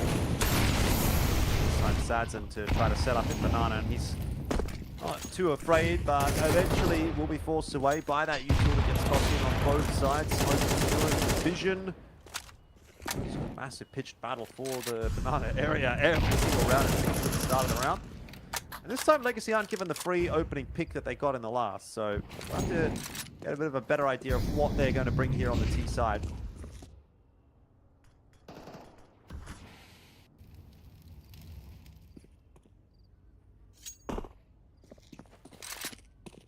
Yeah, 4-1 split once again. Again, you can see that for Galleries, they're going to just do the triple player in A, double into Arch, and then just leaving it here for Bach here in A anchor, watching just that balcony lane position. But ZMB and Pepe are the 2 players that are going to have to hold this into this B site. Some changes into this one like we talked about. Smoke going to get thrown, so that might just deter them a little bit. No, they're going to commit to this. They're still going to go for the fight. And look at this. Once again, Lux has been able to find himself another double entry into this. The cost of one of his teammates, but that's fine. They're going to get a free site. Galleries, again, in a save, scenario. This is kind of the question about this map with the new updates, is how many saves are we going to see? And in this kind of a position, it's just, there's no chance they're going to go for it. I mean, they're nowhere near. They have no sort of abilities to go for the fight. The utility is there, but you got that op in hand. You got to keep it there. So Legacy, an easy 6, grabbed right back up for him. Yeah, it's just looking a bit too easy for Legacy right now. It's not as if Galleries haven't got some degree of protocols on this map. You can see them take that Nana control nicely at the start of the round. They don't make it easy for Legacy to sort of swarm through there. So they know to an extent what they're doing. It's just that Legacy's a little bit of a better team. They've got nice entries coming through from lunch. good understanding of what they want to be doing on this T side, and that is paying dividends at the moment. 6-1. Galleries will be able to get themselves another buy through here by virtue of saving those 3 guns. It is Inferno, after all.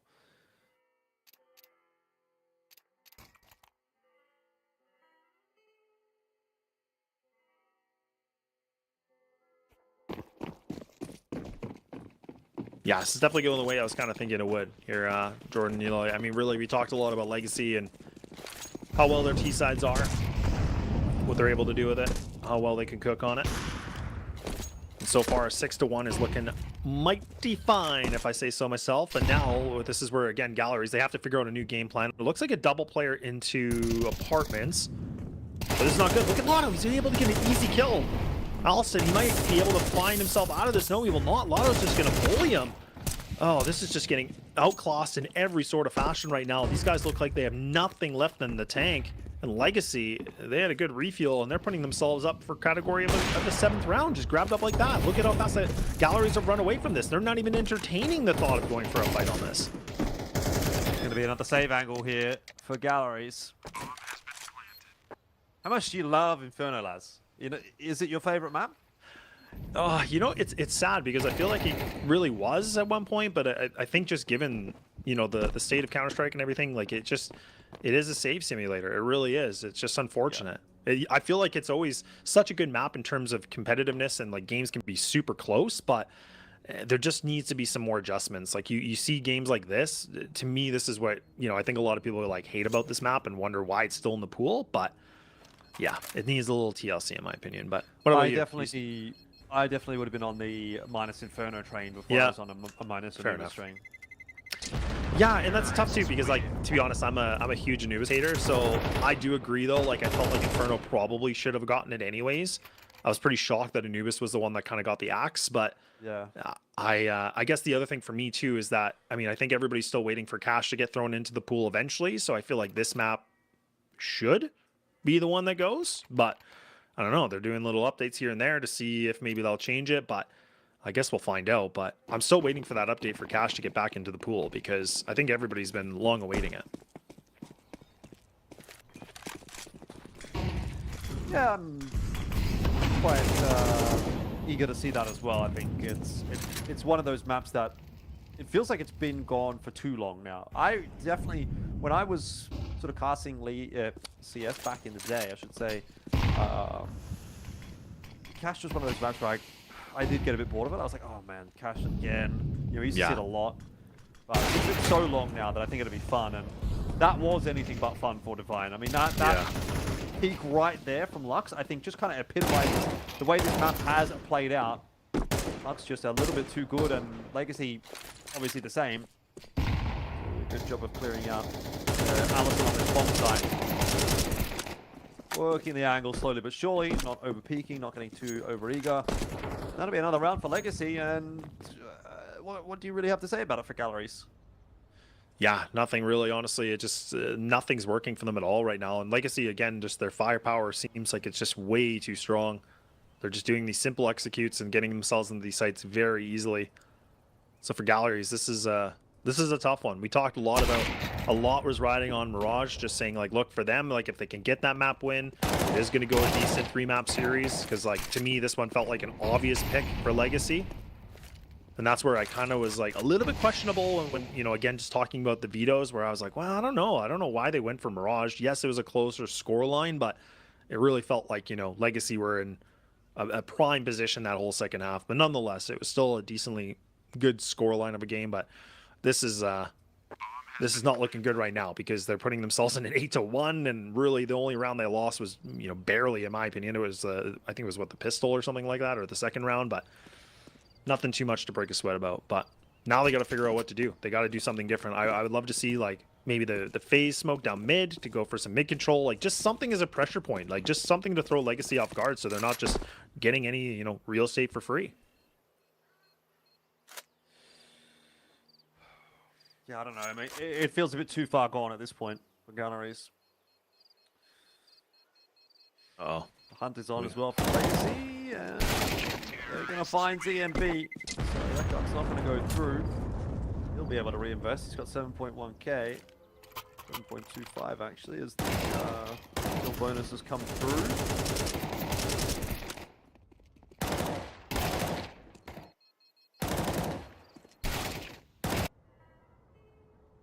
Again, another good buy for Galleries. They've got everything they could possibly need.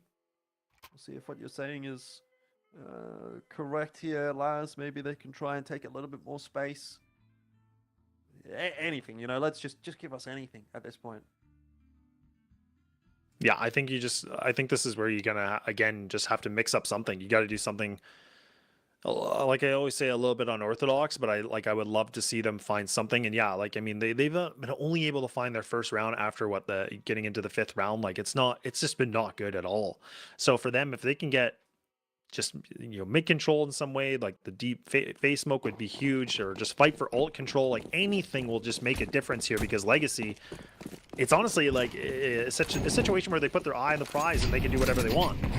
Now we're seeing a deep nade gonna get thrown, not really gonna do too much here. Phase smoke does come through, but they don't take advantage of this. They actually just kind of toy the game of like, yeah, maybe we're here, maybe we're not, but Legacy, look at the position they're in. They already know it's all a ruse. It's not even real. Yeah, Lux is already walking his way out into brackets. You can see that they're just so fearless. I mean, there's not even any flashes here. He's more or less almost doing that on his own. He's now backed up by Lato. Oh no. Legacy are just completely disrespecting Galleries at this point, and why not, right? Like, you're essentially almost contact playing into this A bomb site. Now some of that util starting to come down. Lato wins himself the duel against the AWP, by the way. Line tries to come back onto the line. There's no. There's absolutely nothing in this one at the moment for Galleries. Legacy are far too well drilled. Their protocols are far too nice. And to be honest, they're just shooting a bit too good. Galleries honestly can't get their way into this map. I'm just surprised, like, to be honest. I don't know if they caught the cue, but they knew that there was going to be double player in pit like that. So I don't know if they spotted it somehow. I was trying to see how they knew that, because they took the opera away right away, and then they still threw a molly to flush out just in case. So, I mean, again, we talked a little bit about Legacy's lack of protocol, because it was Allison that was the one that, was able to find the round by himself and burning the clock down. But Legacy have like cleaned it up very nicely, despite. So now, like, I think that one round they lost got them a little irritated, and they've just been playing flawless CS right now. Galleries, can they even keep these 3 guns? Nope, not a chance. Not looking good. Maybe the double M4. They will. But boy, oh boy. Is it even worth having an op right now? It feels like on the CT side. I don't even know if that's the case. Like, I don't even know if that's really the difference maker. Just keep the rifles, and they got the thing for me, Jordan, is that they're giving up bracket control way too easily. Like, they're allowing Legacy to have this mid control. They're allowing them to have bracket control.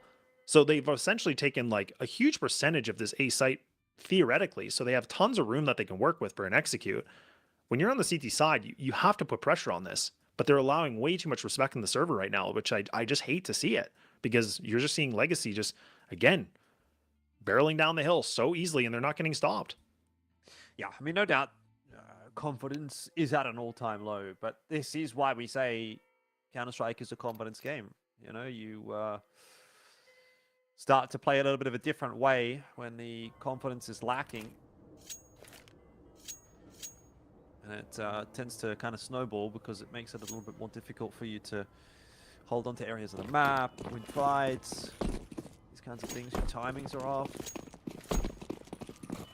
So, rough times here for Galleries, but again, learning experience for them. They are an open qualifier team coming into the South American Masters. And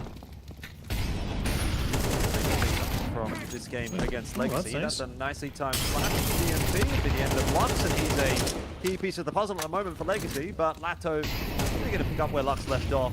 He picks up the trade, and he does look like it is an angle here for Legacy. Sadzen, though, going to be taken down, and all of a sudden, Legacy might actually have to work a little harder for this round. Let's see if Buck can hold on. He does for one. Just gets out of there as well. So this is starting to fall into place for Galleries. Few aim duels going their way. Might net them a second round. Yeah, maybe. It's kind of Legacy just mixing up the playbook a little bit. Like, they're like, you know what? Let's just see what happens at B. Let's just kind of take this a little, whatever way. And Luckily for Galleries, I mean, so far it's only cost them 1 fatality so far. They should be able to find themselves a second round here, unless Dumal can put up a gigantic clutch. Now we get to see these railings being in play and how annoying that is. Position is given away, so it's just a matter of time here. Oh, he does take the Opper. But he's getting hunted here. You can hear them hot on his heels. I thought they were going to go for it. Okay. Cheeky little play we see, Dumal. Okay. Yeah. Doesn't really matter too much in the grand scheme of things here for Legacy. Obviously, they'd love to get double digits out of this half. Decent round from Galleries, but again, a lot of that, I think, just coming down to individual Angels being one. Really nice time. Pop flash actually over towards the B bomb site kind of got the ball rolling, but if Legacy lock back in, and that's another solid round out here, I'd imagine we're going to find the double digits. We're going to find that 10 and 2.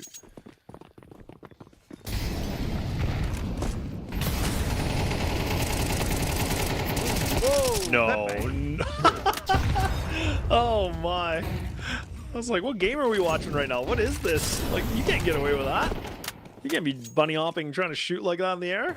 That never works. Only the Mag 7 you can do that with. He did try it. Yeah, he really did. He's trying to set a new meta, I guess. I have no idea. Have a look at this position that Lato's been able to take, though. He's constantly progressed, and Divine not prepared for it. He's going to miss the shot, lose his life, and Legacy all of a sudden are back into the 4-on-4 with brackets control, and now starting to creep their way up arch side. So they can wrap around to the A bomb site. They could go into CT spawn and think about going B. But they're making the right call to go A. Just fuck Solo up there on the balcony, and Lato finds him through the smoke. Oh boy. Oh dear. Bomb's gonna go down. Allison maybe, I don't know if he shouldn't expect somebody to be in arch like this. So really, I think Nissim is in a great spot. If he turns around, he should be able to have this. And there we go. Should be an easy kill. It is. So that's going to be one kill. That's going to pull in one thread on this. And now you have Pepe and ZMB by themselves. Ooh, nice little bit of a lineup here. Okay, they found themselves 2 more kills, so maybe hang on. They may be able to find a round. And now Lux, he's just spraying away, and he can't be able to find it. Should be enough time to get this defuse. Yeah. All right, not bad. Well, there you go. Third round at the end of the half for Galleries. Does it give them enough to play with? Well, probably not, but we'll see how things go when we do come back for the second half.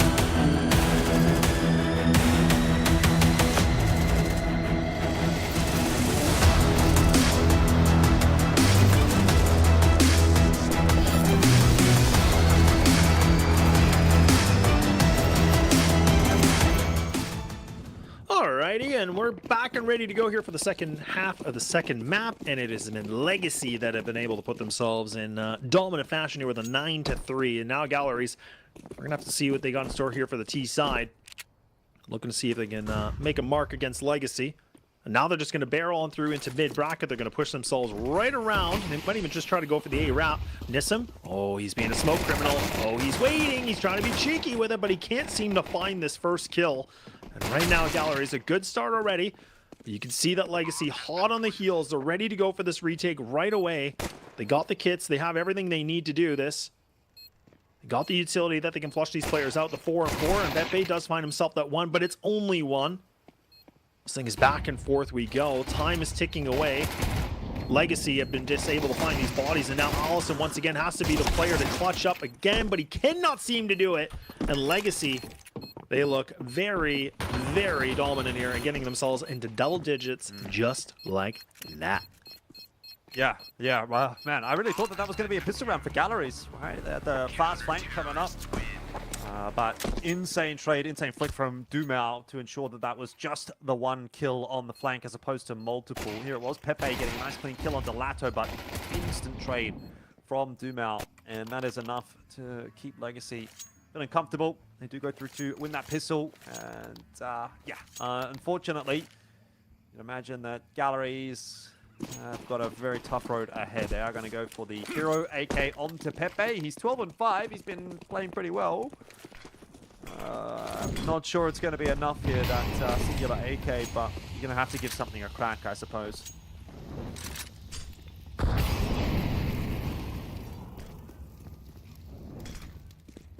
Yeah, why not? Gonna do something here with it. It's 12 and 5. I didn't realize the score was decent. Okay, well, they're going to commit all 5 players to this. Full CTs are actually towards coffins, and now they're going to swing out to this, and I don't even understand how they get away with this. They're finding kills through these smokes. Like they got X-ray on, and look at how easily they just, again, a massacre into this B site. You can see Galleries, they can't even get past the door. Like they're just stuck, and now Divine, he's been kicked out by the bouncers, and he's not even allowed in this place. So he's got a Tech 9, so there's nothing to save. He's just got to do something.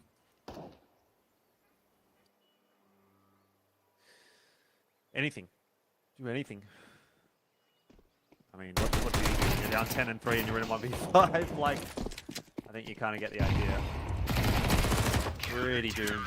11 to 3 the scoreline. Galleries have put all of their money into that last round, so all their eggs in that one basket, and it's not worked out for them, which will mean you pretty much have to save this round and then fight for OT in the next. Difficult to swallow. I guess we're seeing the end of this series very shortly. That said, we have a bunch more to go, so don't be too disappointed. There's still 3 more matches after this one, 3 best of 3s. That's true. Lots of games to go through. Flashes through. Lux is trying to get himself into window. Gets caught with a molly, so I think these guys should have been able to hear this. Oh yeah, look at they're just BMing right now. Like Dumal's just running through smokes. Like they're getting a little less disciplined right now. They're trying to be a little bit more cheeky. So they've already lost 2 players this quickly on. So Galleries are in a decent position here. Lotso needs to be able to lock this down. It does thankfully have that smoke and flash. He should be able to get himself out of this position. But he's a single player at B. Like if he goes down, I mean that's a free open B site. Oh, Lotso. Oh my goodness, the fact that he even can find the double there. That reposition was perfect. You could see that everybody from Galleries was focused on the wrong side. And now they have plenty of time to get here for the retake. And there's even some hesitation here for the ball to make it across. Oh, Jordan, it just seems like when it's looking so good, it just slips away from them again and again. Yep. Yeah, just overcooking it a little bit there, Pepe. He doesn't need to do anything too outrageous. They've got the site. They just need to get the bomb plan down, play out the 2v2, but feels the need to make a play. He is the guy that has been kind of pulling Galleries through in some instances. And so he sort of has that weight on his shoulders, thinks that he needs to make something happen. And unfortunately, Nissim was very ready for it, which leaves Buck alone.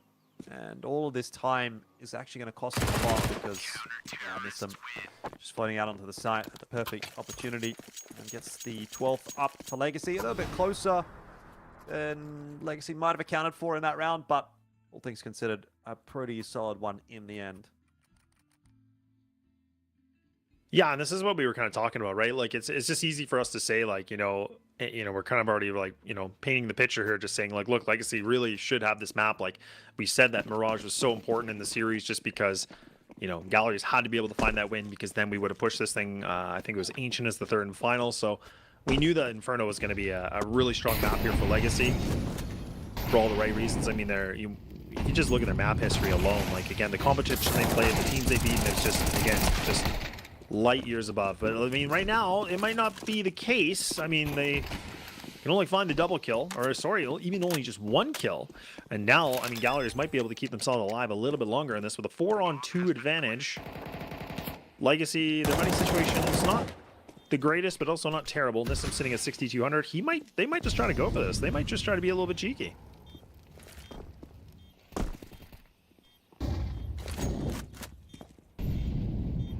The long-term play here would be don't go for it.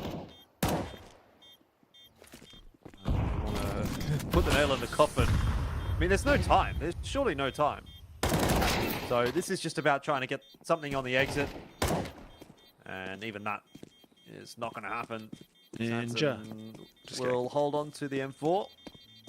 No Ninja here, especially without a defuse kit. Terrorists win. So Legacy going to have to wait at least another round. Money's like, yeah, they've got enough to buy. Oh, yeah. Oh, yeah, they do. Nice take from Galleries. And again, like, I mean, the simple factor for them, like we saw Mirage too, is the fact that, when they were taking, sites all together, they weren't really splitting apart. That's when they were doing well. Like, that's when they honestly felt like when they were just playing the brute force of 5, it felt like that was a little bit better for them to get in sites. Hasn't been necessarily the case in Inferno, but this last round definitely was a good demonstration of it. Previous round before, they couldn't find any ability to get any opening into the B site, but this time they do. Now a gun round once more. No ops here for the Legacy squad.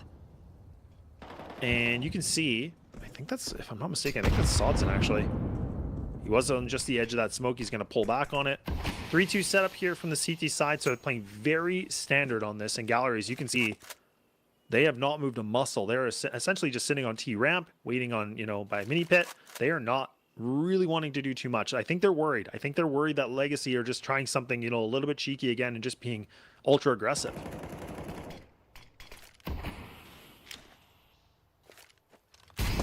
Waiting on the nade. Timing a little bit too soon there from Lux. There's actually nobody creeping their way out into brackets. Even that is kind of false info for Legacy. Really nicely timed smoke from Dumao. Keep Galleries at bay. Here in Banana.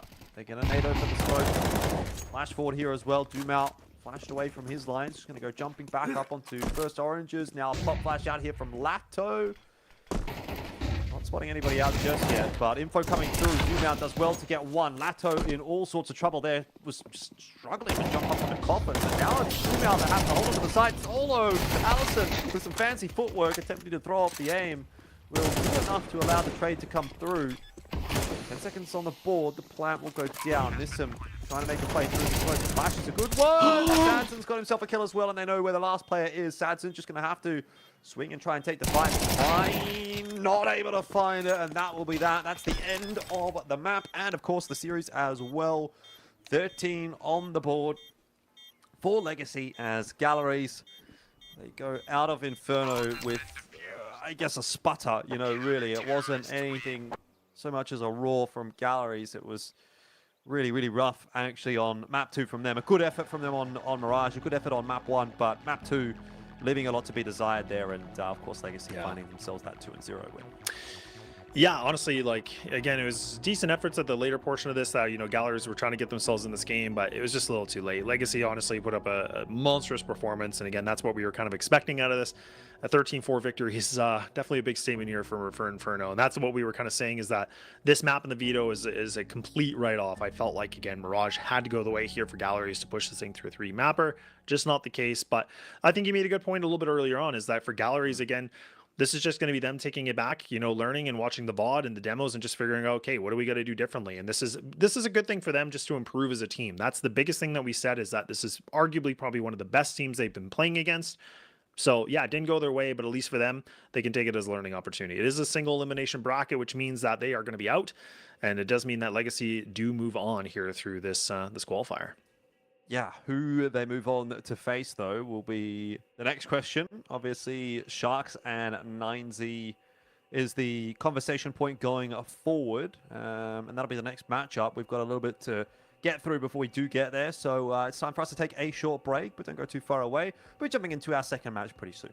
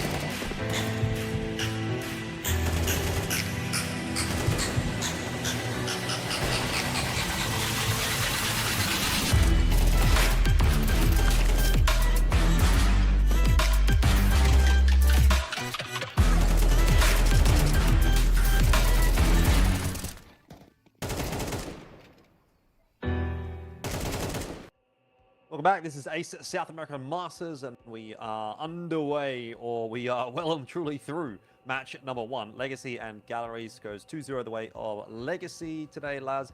I don't think much of a surprise in that one. Yeah, no, not at all. I mean, I really was just an easy day at the office here for Legacy. It felt like it was really the big question about Galleries and if they're not going to be intimidated or not, and just a good learning opportunity for them. So yeah, for Legacy, it's an easy day. It's a nice way for them to kind of keep moving on through the bracket, and now we get to go through the second series of the day, which will be a pretty good one. I think this one should be a little bit closer than what we saw on that first original one that you and I were on.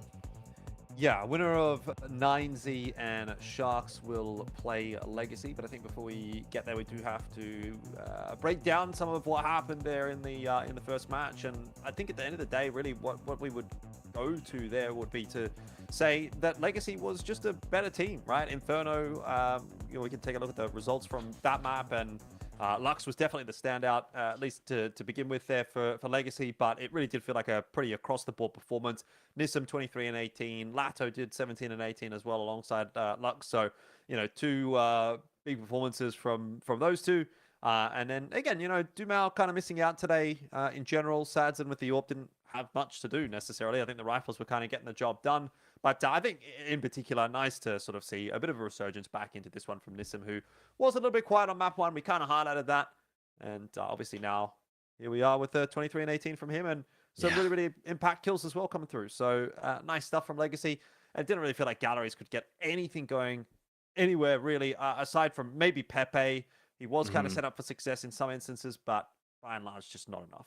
Yeah, exactly. And honestly, it was really impressive to see, in terms of like Lux and Lotto, like those were the guys that were really creating a lot of good space. Like it felt like, Lotto was able to run around, getting himself like, double, triple kills, things like that. Lux was able to, play a really good calling abilities, also getting some good kills. So that's kind of what you expect from a player like Lotto. Like is like even rounds like this where he's just able to find some easy kills and just finding himself, a double kill here, maybe a triple kill there. It kind of makes it a pretty decent position. But yeah, MVP, you look at the overall stats, Nissim definitely, like you said, turned himself around. He was, what was it, like 30 ADR in the first map, and then he was able to do a lot better that whole second 35. one. So give it 35. 5, yeah, that's pretty good. Give him the buffer. yeah. But like I said, much better performance here for him for map number 2, and that's kind of what you want to see from Legacy, right? Just if someone's having a rougher map, rough game, no problem, move on. Next map's a different one, different game, and certainly was there for Nissim, and that's the sign, I think, of a good team, that you can kind of still get through these maps if someone's having a bit of a rougher performance, and off you go, Funnily enough, by the way, I'm just looking at the HLTV stats for that one. Dumao went 8 and 9 on map 2, so he basically did nothing, right? He really didn't have to do much. He still got a 1.17 rating out of that. He's done pretty well for himself there. So pretty impressed by that one, but yeah, not bad at all. All things considered, pretty solid stuff in the end. And I think if I'm not wrong, was it? I don't know. There's something weird going on with the stats here. I can't imagine. Yeah. Looking at two different things, but it doesn't matter. Either way, Legacy 2-0 win. Galleries out of the competition. It is single element BO3. As we've stated a couple of times, so what can you really do when you get put up against who I would argue would have been probably the favourites for this tournament? But yeah, going forward, job gets a lot more difficult for Legacy. Obviously tomorrow in this time slot, or in the initial time slot, they would have had to play against Sharks or 9Z, and then assuming they win that, then they're obviously into the grand final, which again, still an uphill battle. So definitely a bit more of a task for Legacy going forward. But yeah, now we can start to turn our attention toward Sharks and 9Z as the next matchup that we're going to be diving into, and that one definitely looks like on paper it should be a little bit closer than what we got out of Legacy and Galleries.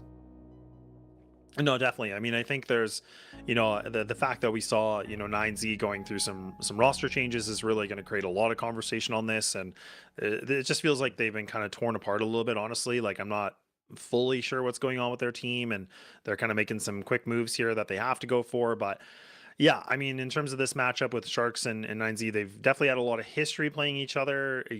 I guess technically in the head-to-head, like Sharks has had the better of them. It says apparently 4-0, which is pretty interesting. But Sharks to me are definitely a team where they can be decent, but I definitely think we get to see these moments where they have some really big inconsistencies or they definitely make games a lot more of a struggle than they need to. So Mm. I think I'm putting a lot more eyes on them just because I think theoretically they should be in the better position based on this roster that you can see on the screen here, where there is some really, really good players. They've had a little bit of roster adjustments here and there, but Gaffolo is getting better as an IGL. Everybody else like RDN and Doc, they're pretty strong riflers, but are they going to be able to show up here right now in a high pressure situation in a single limb? I'm not sure, but I mean, I definitely kind of put them as a slight favorite if you had to give me one. Yeah, I think it's a slight favorite's a fair way to put it. 9Z, again, not been doing too badly, at least domestically speaking. The scalps that they're taking, probably the biggest name tends to be Otic. They are on a fairly consistent basis, kind of losing to the likes of Imperial. So I guess that gives you a bit of an idea of, roughly speaking, where they're sitting. Sharks themselves, they're losing to the likes of Legacy, dropping some series here to Red Canids as well as Imperial, Fluxo, those kinds of names. But anybody else, it really seems like they generally have a pretty easy time against. And most importantly, I think that's what's really like weighing on my head here was in the most recent matchup between these two teams, which was only about 2 weeks ago, I'd say, two weeks ago, roughly speaking. Pretty clean 2-0 for Sharks. The maps there, Train and Ancient. Let's see if we're going to get those here in the picks and bans for this next series. It's possible. Train and Ancient both still available. The Nuke pick coming through from 9Z is going to shake things up, but Sharks going to go towards Train. Not too big of a surprise. That's been a map that they've been going towards, and I don't think they're too disappointed, honestly, to see Nuke out there as well, because that's a map that they actually don't mind either. So overall, this is shaking up to be a pretty nice map pool for Sharks, with Ancient being the final map in the pool as well. Also a map that, they tend to angle towards at times. Like, if you're looking at what maps Sharks actually pick, these are the 3 maps. These are the only 3 maps that they have picked at any point in the last 3 months. So I don't think they're mad about that at all. They'd be happy with this pool. No, I definitely agree. Like, for me, like I've seen them a lot on Train, and again, like this is where it is a map they like to play, but I don't know if I'm really convinced they're a super great team on it. Like, I mean, their stats are relatively decent, but I feel like, again, they make these games a lot harder than they need to. They kind of remind me of like an Imperial on a map like Train, where I think they're just playing it over and over again just to be really good on it. So that is kind of like their favorite map. But I do like this mix up. I think it is strong, like you said. I agree with you. I think in terms, like, this feels like it's a good Sharks kind of 3-map series, really. But I think the Nuke 9Z pick was a little bit interesting just because, I feel like that's not relatively a bad map at all for Sharks, but I think maybe 9Z think that they have a leg up on it, and that might keep them alive here for the BO3 or something like that, I guess. Maybe, yeah. I mean, I think, to be honest, it's kind of a little bit less of a conversation point, at least for Train, around is Sharks good on this map or not.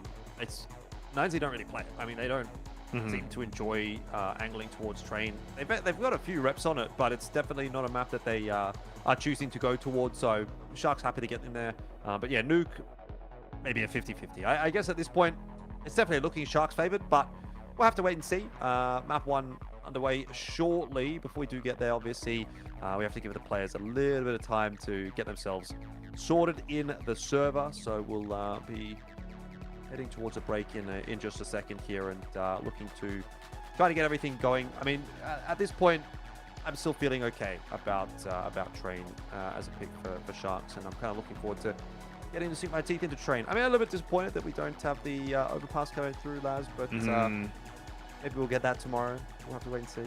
Yeah, we might have to wait and see. I mean, an overpass would be nice, but I think overall, like you said, I think a lot's going to ride on this Nuke map to see where this could really go, because I think if 9Z could find themselves the victory on it, I definitely think this is going to be a 3-map series, no doubt. I don't think this is going to be a 2-0. Like, so a lot really is riding on this one. So I think we're going to have to wait and see what's going to come out of this, because that is going to be the tale here. This is about 9Z, getting the pick, getting the win for them so that they can get themselves ready to go. Indeed. All right, well, with that, let's take a short break before we head into map number 1, and that'll be on the other side of this one. Sharks and 9Z coming up right after this.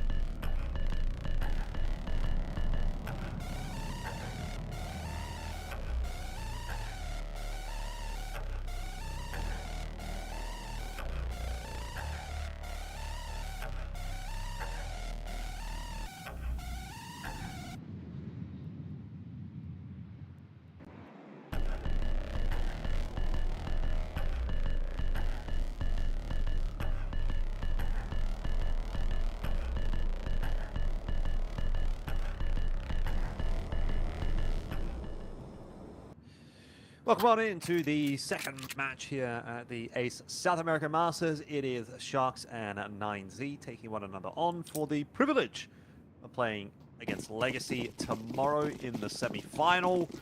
This matchup we're expecting to be a little bit closer than the last, so let's see how Sharks go about things on this CT side to kick things off on the first map of Nuke.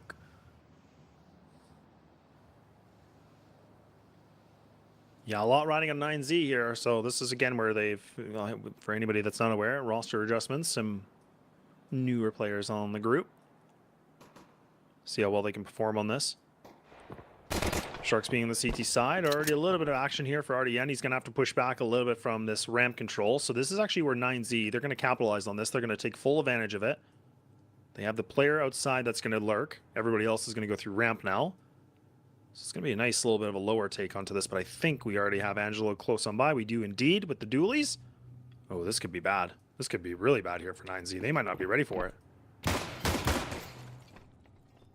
I'll give it away. Couple of taps so far with the dualies, not connecting. 9Z already doing a pretty good job of taking this space in onto the B bomb site.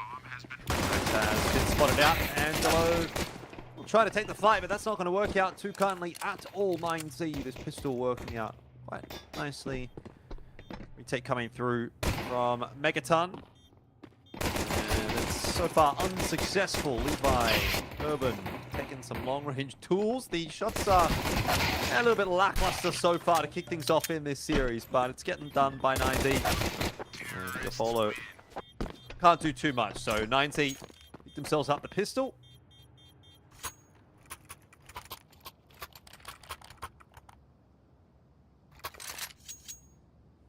Yeah, really nice pistol round from 9Z. I mean, again, pretty simple of an idea of what they did. They just did the 4 players down ramp and then just kind of having the lurk. I think that was Max, actually, if I'm not mistaken, that he went outside, kind of through secret. So nice little bit of a, little bit of a 4-1 split onto it. Sharks did have themselves in decent position, kind of ready for the attack, but I think, Angelo kind of going for that, pre-fire.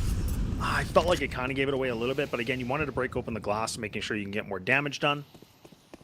Outside smoke's going to get thrown, so Max once again is going to get himself this outside control for free, where you can see right now for Sharks, they're going to just group up together. They're going to try to play this a little bit of a cheeky stack if they can. I have no investment into this round, so I mean, this is a good gamble they should be going for. 9Z right now on the hunt. This is where they just have to get info. They have to just investigate as much as possible, and really it should be someone like Max, because he does technically have the worst gun out of everybody. So if he can be able to just find out where they are, that might be able to save them a little bit of cash.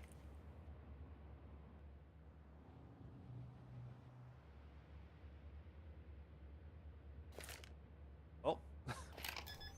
This is a round. One of the rounds of all time. This is awkward. Plan's gone down. 9Z. They're not going to be too overly aggressive on this hunt. Maybe Max can have a little bit of a look. The Max 10. Get it, lads? Ha! You're so witty. I like it. Oh, man. Not Why bad you at give all. him the Max 10? It is. Yeah. He's maxing out.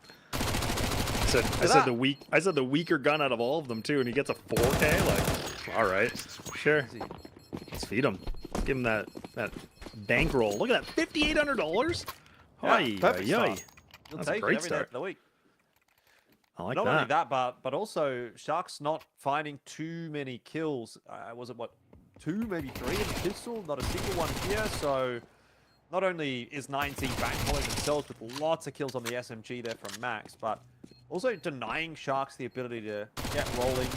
Yeah, the first thing you want to do on the CT side is get a bit of an economic buffer. And Sharks are essentially starting from zero. Angelo, Doc, and Koala have got $50 to their name each. But Sharks are pretty much starting from the bottom of the barrel. I mean, look, they've got no grenades. Like, you've got a smoke and a HE left in this round for Angelo and Kafolo, and that is it. So this is a really, really grim start to the CT side for Sharks, especially if they lose this round. Yeah, good trade back though, I guess. Doc going down, but Kafolo, he is blind as bad, he can't see anything. So he actually still is able to stay alive and get himself a kill. Angelo drops down, takes some big damage. Self-inflicted. Lucan's still alive. I don't know how he's alive, but whew, okay. Right down to the nail biter of a 1v1, and Sharks will be able to find themselves this round, but I guess they didn't really need all the utility like you were talking about. It was really just them hitting shots, and indeed they do. But it was 9Z that made it very close regardless of the situation, and they should be able to bounce right back into this, all things considered, and indeed they will.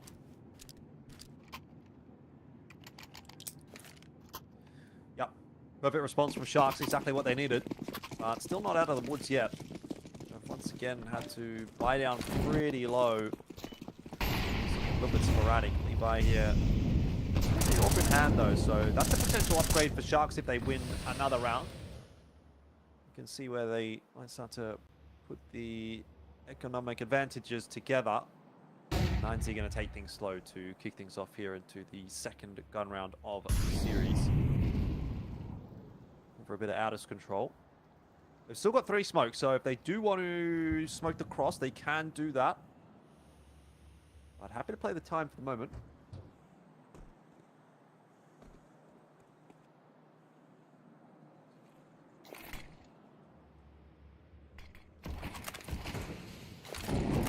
A bit early on the molly, in my opinion. Yeah, it doesn't even land perfectly either. In the sense that it doesn't really do any damage because these guys were not even crossing yet. Kind of a gamble, you never know, but 9Z still playing this very patiently. You can already see that Sharks have already gotten some rotates going through. But not too many yet, that's good. They've actually maintained quite a few players in the upper site right now. You guys are going to be able to find that first opening duel against Angelo, so it gets the better of it. That's a nice one. Ooh, this could be big. Expect this at all? I don't know. Oh yeah, now they will. Holstebeek is going to be able to throw the shot. Doesn't make any damage yet, but the utility is going to get thrown. Good counter flush here from Sharks. 20 seconds remaining, so this is now where they got to go. This is where they got to make a play, and now the CTs are loading the kill feed a little bit. And look at that, even RDN just going to running around rampant here with the MP9. This thing is just falling on its head with 10 seconds remaining. This thing's all over. Oh wow, that was something from Sharks. That's exactly what they want out of this round, though. I mean, they get the AWP upgrade for free. And 9Z sent packing, essentially, right back into poverty, really. I mean, they don't have the money to buy into this round. They have to take the single save. They've got 2.4k loss bonus, so next round they'll be able to work back at it. But they have given Sharks a pretty significant leg up by allowing them to win those first couple of rounds, upgrade some of their guns. Sharks have still got quite a bit of work to do to get into a super commanding position here. This round will be a big asset in that department. I mean, there's not even really much of a chance that 9Z get too much damage out here. They've literally only got Glocks. And those don't exactly have the most stopping power, so this should be a real freebie for Sharks. Mm-hmm. I mean, when you're in situations like this for 9Z, like the obvious thing here is like they just want to get this bomb down, right? Just get that extra coin. That's what they're hoping for. Cafolo should be able to get them with this molly. Good distraction though from 9Z. So again, just kind of, you know, a little bait and switch on this. Mixing it around. Koala. Got the Galil. Should be easy. Should be easy. Yeah, gets a triple. Not bad at all. The Angelo. Can't afford those. Well, I think you can, to be honest, in this instance. It's not the biggest of deals. That Galil, though, he's going to be picked up by 9Z. So as long as he hits the second shot, shouldn't really matter too much. Quaso Peak trying to duel with the Glock up against the USP here, but the head armor for Angelo will give him a big advantage, not to mention the fact that he's hit the first headshot as well. So pretty straightforward round in the end there for Sharks. Don't get punished too much. They lose a Galil, whatever, who cares? Yeah, true. And, after the races, CT money now starting to build up pretty nicely. But 9Z are going to come back in with a buy of their own, so job continues to be pretty difficult for Sharks.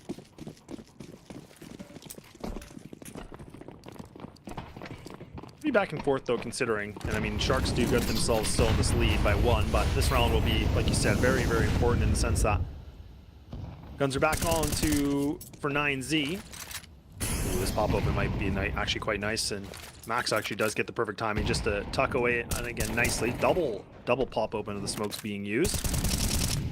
Molly might actually be a little bit of a problem here for Max. I think he's been able to slip past it though. So now he's made it through Secret. So he's been really good at this. I mean, this is something that we've noticed a lot so far in this first half, is the fact that he's been able to get himself, you know, sneaky beaky, down Secret, a lot of control into this. And now Sharks, they're not really reacting to this. Like, they're kind of still playing it like, you know, let's just be in the upper site. Let's just play retake.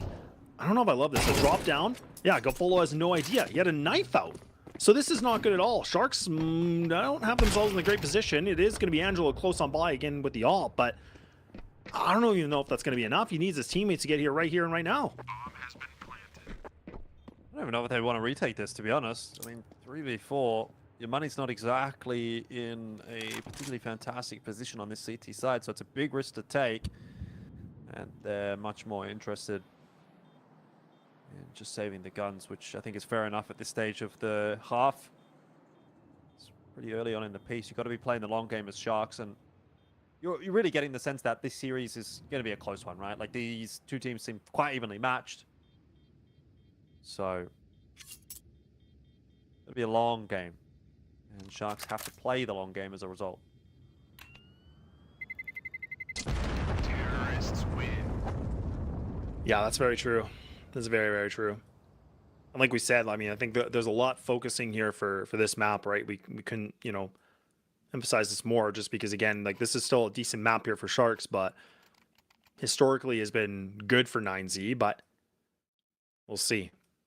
And it's really the biggest question, like I said, I had for Sharks is, like, what kind of team are we going to get today? Is it the team that's playing the way we normally see them, which is quite well, or do we get that weird, inconsistent, slump-ish kind of looking team? Like, we've definitely seen that in many different qualifiers and, you know, leagues and things like that. So not looking like the case right now. They've definitely been able to play quite well, making this a 3-3 game, but 9Z still putting up a very good fight for this. Getting, you know, secret control over and over is something that I hope Sharks can be able to figure out a new game plan for to kind of counter that play. But outside has been the name of the game here for 9Z. Ooh, they're going to mix it up. Max, he ain't going secret. This time he's going con, but he gets punished for it this time. Doc has been able to write the prescription, finds himself the double. So now things have gotten problematic here. This is where things are starting to fall apart. Now the CTs are getting activated here, Alfish. This is where they're starting to load this up. And look at how easily they take this round with only one death. That's a good response. Yeah, just a case of a lot of these timings going the way of Sharks, and good aim duels coming through as well. That is a cause for concern for 9Z. So they're going to take themselves a quick tuck timeout here, trying to figure out what to do about this round. I mean, the money's in a bit of a weird spot. Hustle Peak is on 2.3k. You got Max at 3.7, Urban as well at 3.8. So finding AKs across the board will be difficult. Looks like they're going to buy 2 AKs, maybe a couple of Galils, and a Tech 9 to round things out.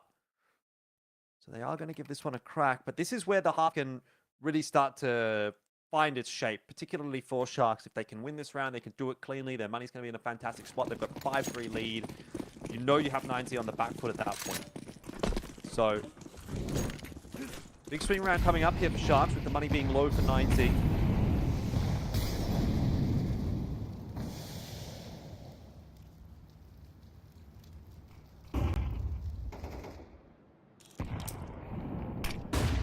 Good flash. Cole actually does dodge it though. He's able to find at least that one kill, so that's good. But now for 9Z, kind of stuck because Angelo's got himself lined up nicely here. But if they can play this perfectly, Levi might be able to get across onto this, and he already has. So now it's really a matter of time. But look at this. Angelo's ready for him and able to pull back on this too. It's a really good, strong repositioning. Sharks are just really, again, making this a problem for 9Z. They're not really getting easy fights or, you know, easy control like I talked about before. Max was just kind of running through secret, you know, without a fight. Now it's starting to become a problem. And Sharks are waking up a little bit better. And Lucan and Urban, they're kind of the last guys remaining.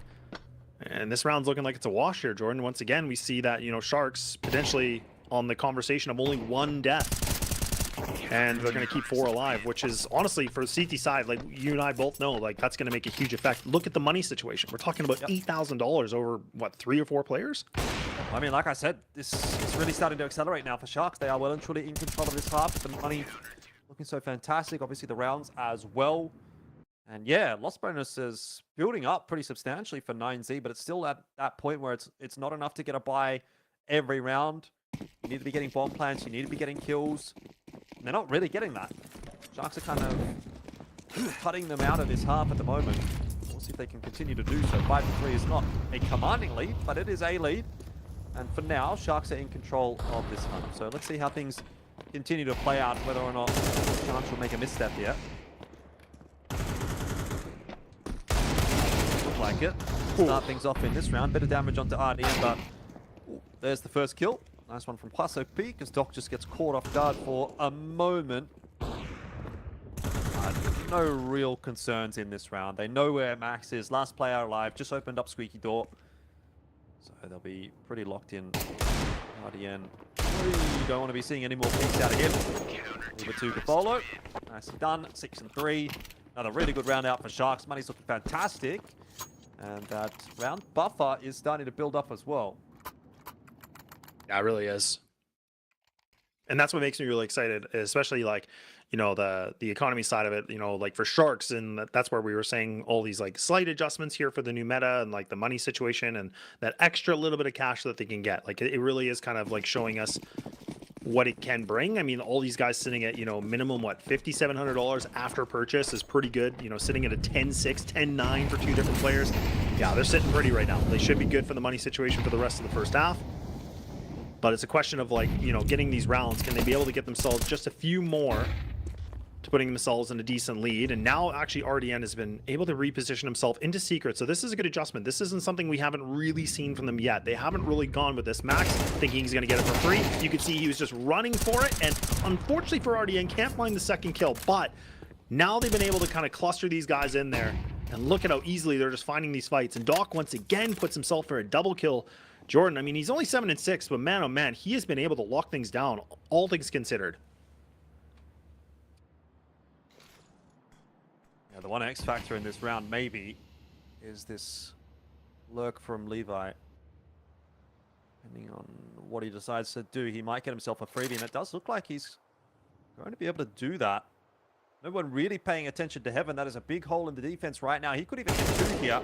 Oh, Gafolo turns around and has a quick look, and that is going to be the end of that. So all said and done, Sharks are looking phenomenal now on this CT side, and 9Z just don't seem to be able to find those inroads.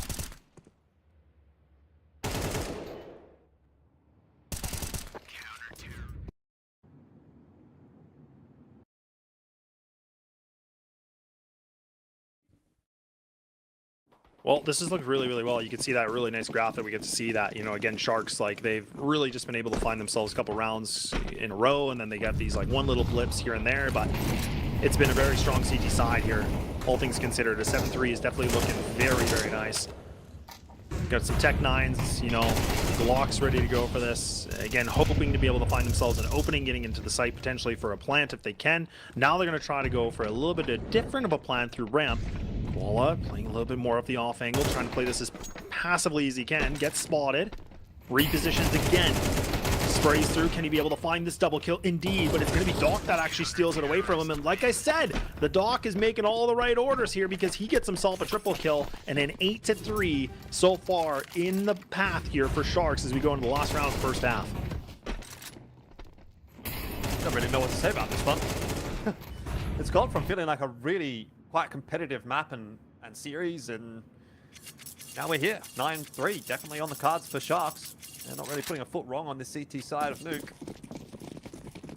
Incidentally, this will probably be the round that they do lose. You know, 9Z with that late half resurgence. How often we see that where it's kind of like, well, let's just throw caution to the wind, try something a little bit different, bit of a quicker play here, maybe some more confident peaks, I don't know.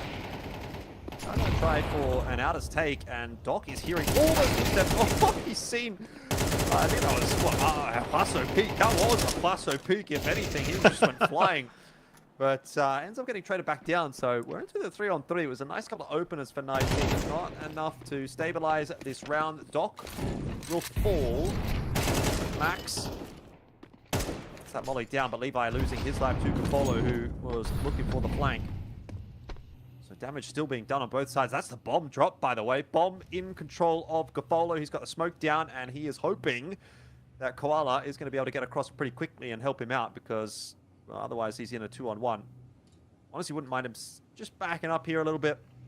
It's a really, really tough angle to hold if there's two players on the stairs. So better off just playing this way. Oh, and Koala somehow has won that duel and survived long enough for Gafolo to get the trade. Unreasonable. Sharks get themselves 9-3 in the half.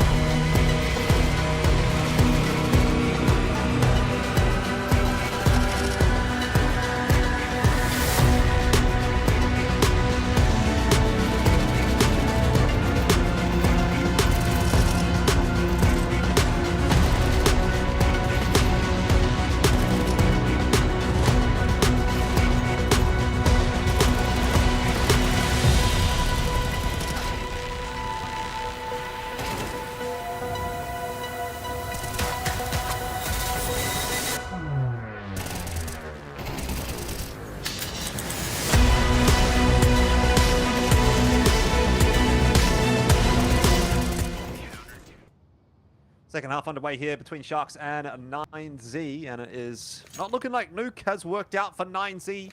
Their map choice, they only got 3 rounds on the T side. And that's pretty slim pickings, considering they picked up the pistol round as well. If they're not able to do so here in the second half, this map might be done and dusted. It could be done and dusted, you're right. But we'll have to find out. Sharks in a great position right now, considering with the, like you said, a 6-round buffer. Not bad at all. So a lot of room that they can work with. And they get themselves right into the lower site. Max's trigger discipline. Oh, no, I was going to say there's no way they clear him. Surely not. I can't believe it. That's so unfortunate because he was just trying to play that perfectly as much as possible. But now, oh, this might be all for nothing. Colossal Peak's been able to find some good kills, though. He's just running around rampant. He's been able to find the triple. It's all down to him. This is a clutch scenario he has to get, but the Doc, once again, puts himself in the double kill territory, and they grab 10. Double kill Doc. 10 and 3. What's the response going to be from 9Z? It's going to have to be a force fire in this round. You have no other option. But it is going to be a buy that is definitely going to leave a lot to be desired. I mean, the other issue for 9Z is that it's not as if anyone's even really having a great game here. You know, you don't have a win con that you can say, yeah, let's try to set up X or Y player. You know, everyone's kind of just middling to poor. And so, definitely not looking like it's going to be too easy at the office today for 9Z, but hopefully they can wrestle something together with this subpar buy and maybe start to build on that with a decent CT side. We'll see. Sharks are going to take it nice and easy, and Doc, well, when we talk about players that are putting it together on an individual basis, Doc certainly has been that guy that you can try to set up for Sharks. And again, a bit of responsibility, you know, taking these aggressive duels. It's the first one, bit of damage there in the second. And yeah, 9Z already starting to lose that map control. Sharks feeling confident about this round. Mm-hmm. Yeah, they really are. I think there was a double scout. Am I crazy? I feel like I saw a double scout. Did I not? Picked up an M4. We'll find out. I'm pretty sure, though. Lucan does get himself a good kill. It's going to need more than that, though. He's a single rifle on this. Not the greatest. Now we're gonna see Sharks gonna try to go for this lower hit if they can. Max looking like he wants to go down vent, so he's kind of again waiting things out. This is awkward though. 25 seconds lane now. Shark, this is where they have to go. This is some of the problem we've seen before, Jordan. This is where they overthink this and wait way too long. Now they're going for an execute with 16 seconds remaining. This is not good. This is not good at all.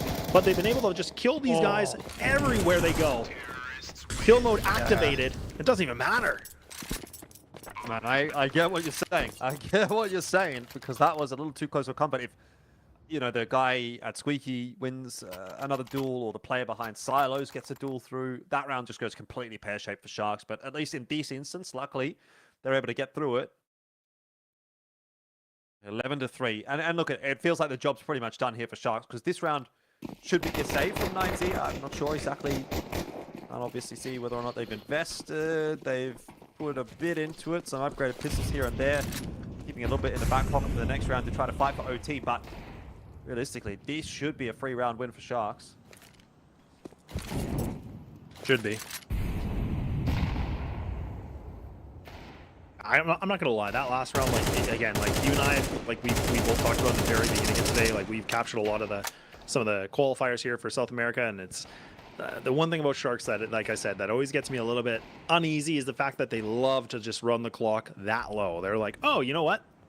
20 seconds? Sure, let's do it now. Let's go. And that's where even we saw that in the first series where that was not a good thing. So I was getting pretty nervous considering, you know, they had to clear an inner bomb site like that with pistols. But thankfully it worked out. But I'm hoping Sharks kind of clean that up a little bit as we keep progressing through the series.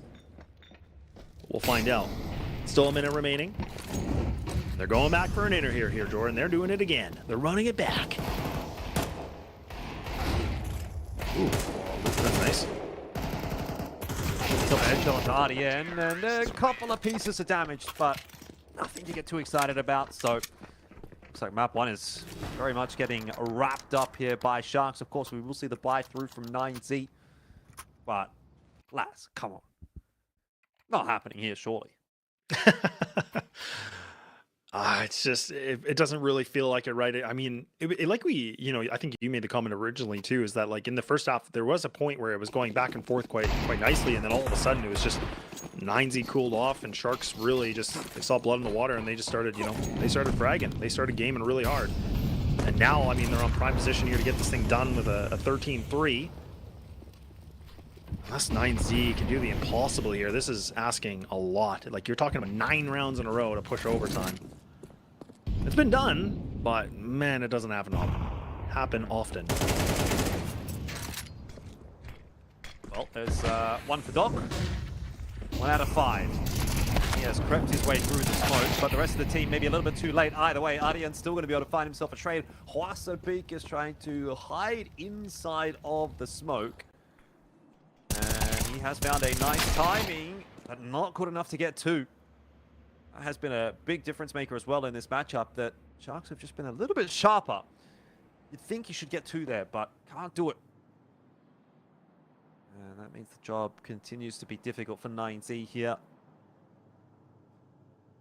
Perhaps relying on Lucan to find a timing, but he is just as easily going to get timed.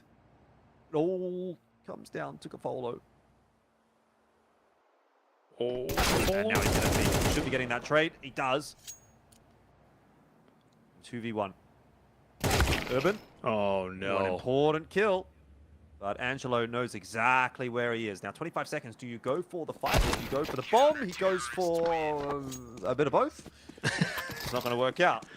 Goes So for a swing. 12-4, and 9Z survive. Yeah, that's honestly, nice work from 9Z to keep themselves alive a little bit here in Colossal Peak. And again, I thought he should have been able to find that double kill if he could have. That would have been really, really nice. But yeah, just a little bit short on that one, unfortunately. But you know what? Nonetheless, still like a decent amount of work. But either way, we get to see our faces for a sec. But we're going right back into the game, guys. So don't worry. Yep. Nothing's happening. Pull the trigger. It's all good. Pull the trigger a little bit earlier. That's all good. But we'll head back into game and see if Sharks can finish things off here. 13-4. If they're not able to do that, then we might have to wait a little bit longer. And 9Z will be able to put together a bit of a CT side because Sharks are down to their last buy, at least for the moment. Their way into Secret. Doesn't cost them too much HP, so that's the win as far as they're concerned.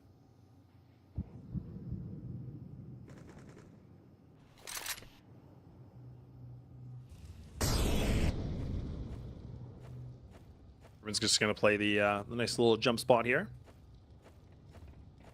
Should be able to spot these guys. Indeed he does. Repositioning happening. Ready to go. Mine's only a 1 though, so not bad. Oh, but look at how quick we see Koala right back on it too. Expect somebody on the heels. But now Lucan trying to go for the hunt here. This is just trades back and forth, and now it's a sell down to Levi by himself. Has to be able to find something big here. A 1-on-3 is required to keep themselves alive in this game. Otherwise, this thing is going to be all over. Sharks going to be able to have this done, and oh man, that double almost happens, but a 13-4 is going to be in the bag, and Sharks get themselves the map pick of 9Z away. And now we get to move on to Train as the second.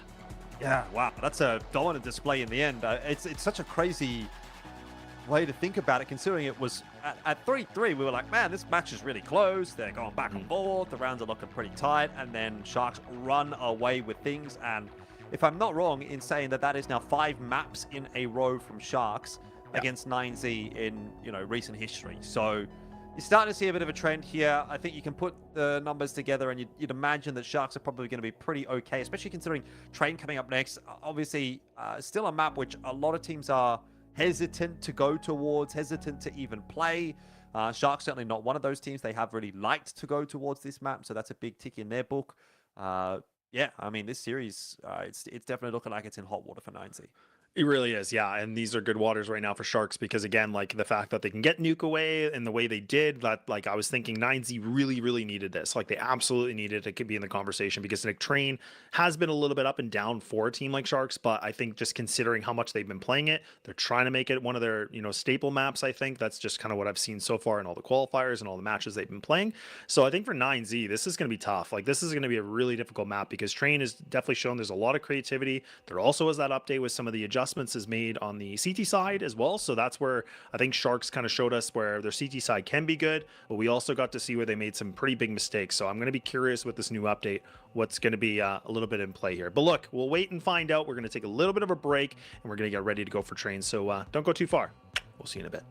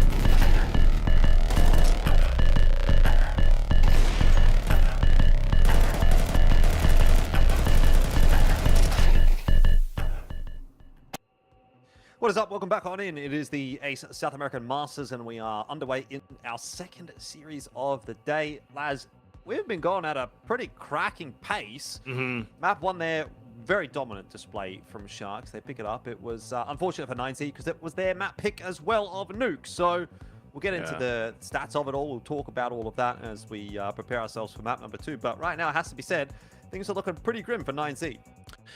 Yeah, really, that's exactly it, right? I mean, I think when we talk about the overall stats of this, like you said, it's a 13-4 victory. Sharks really felt like they were in full control. Like, again, the very beginning of this was looking pretty decent. It was back and forth. I think it was like 2-2, 3-3, and then all of a sudden, Sharks, like I said, they got the little bit of the blood in the water, and then these guys were just ruthless, man. They were playing so well, like 136 ADR from Doc. Like I said, I was really impressed with him because it felt like double kill here, maybe a triple kill, somewhere else. Like, it just felt like everywhere he was going, he was just picking up multi-kill after multi-kill, and it was really showing. Like 21-10 is a huge score line. He, took the lead, and everybody put up some pretty decent stats. Even Angelo, like, honestly, being the opper, like sitting at 13-6, like pretty decent considering he really didn't have to do a whole lot. And when he flipped the coin, not so good here for 9Z. Not so good indeed. They didn't really have anyone that was doing a whole lot at all, and like you said, on the other side of the coin, you have Doc, 21-10. Obviously, he's going to be taking away the MVP. Take a look at the replays here, and you think, it started really well for 9Z. I mean, this round looked awesome. Max, 4 kills on the SMG. You had the pistol round win for 9Z. It was the perfect start to the day for them. Got off to a pretty cracking lead, and then all of a sudden, this happens, and it was almost the perfect path going forward from Sharks. They did lose one in the meanwhile there, so it ended up being a 9-3 first half, and they closed out the second half comfortably in the end as well. So big part of that was obviously Doc, 21-10. Talked about him already. He can keep that up going into map number 2. I dare say it's going to be a pretty quick day at the office here for us and for Sharks, actually. But like, we just got to hope that 9Z can sort of dig deep and find something here on Train. It's not a map that they are unfamiliar with. They have played a little bit of Train here and there. They actually did play it pretty recently against Sharks, so they might have a reasonable idea of what Sharks is going to be bringing to the table here. But with everything that we've seen so far today, all signs have to point towards a pretty solid day at the office for Sharks. The only question I have is how good is their Train on the T side? Because we haven't really got to see them very much on the T side so far today. They obviously started on CT side Nuke, pretty much won that first map on CT side Nuke. Picked up the pistol and closed it out on the T side. But realistically speaking, Train is a map where if you are not able to play a great T side, you can run into some problems. You are going to be starting on the T side of Train because it is your map choice. So yeah, I mean, there's maybe still a way back in here for 9Z if they can lock things in and have a good pistol start and maybe start to get the ball rolling on CT side of Train. I could definitely see something happening, but yeah, right now it's definitely looking like it's very Sharks favor. It really is, yeah. And I mean, like, there's definitely the interesting, factor you bring up about like them playing each other like more recently, where Sharks was able to get a 13-10 win against them. But I don't know. I just feel like, again, just the way we saw 9Z playing on a map pick like that for them, it really wasn't that impressive. We got a couple good glimpses of some good plays, but really that was kind of it. And then it felt like, again, Sharks were just, outclassing them in every category. And I'm kind of thinking that should be the case here on Train. But that's where I'm kind of putting that little bit of caveat of saying, like, look, like, you and I have both been able to see it. I know I've definitely seen it where Sharks, like a map like this, were statistically like a 9-2 record, only losing to teams like Red Canids and I think it was like W7M back in the day. Like, those are like losses they've had, but it's been pretty spread out. Like, they really have been in the win column in this map, and they've been pretty, dominant. So that's where I'm thinking I'm pretty confident for them to be able to get the job done here for the 2-0. But I mean, I think it's more about how much is 9Z going to be able to kind of shake off that first map, reset, and play a lot better, because they're going to have to hit better shots than what we saw before. Otherwise, this thing is lights out and it is done. Yeah, no, I definitely agree with you. I mean, look, that is very much in line with expectations as well. Sharks are one of those teams that we do expect to do reasonably well in this qualifier. Do we expect them to go on and win it? Probably not, but they are a pretty consistent name towards the top end of, I guess, this level of Brazilian Counter-Strike or South American Counter-Strike, I should say, just in general, because across the board, we've got a few of those other regions getting involved here as well in this qualifier. But yeah, look, I think we'll get ourselves ready for map number 2. We'll take a short break while we're getting all of that sorted, so don't be going too far away. We're jumping into map 2 in just a minute. It's Sharks and a 9Z heading into the second map.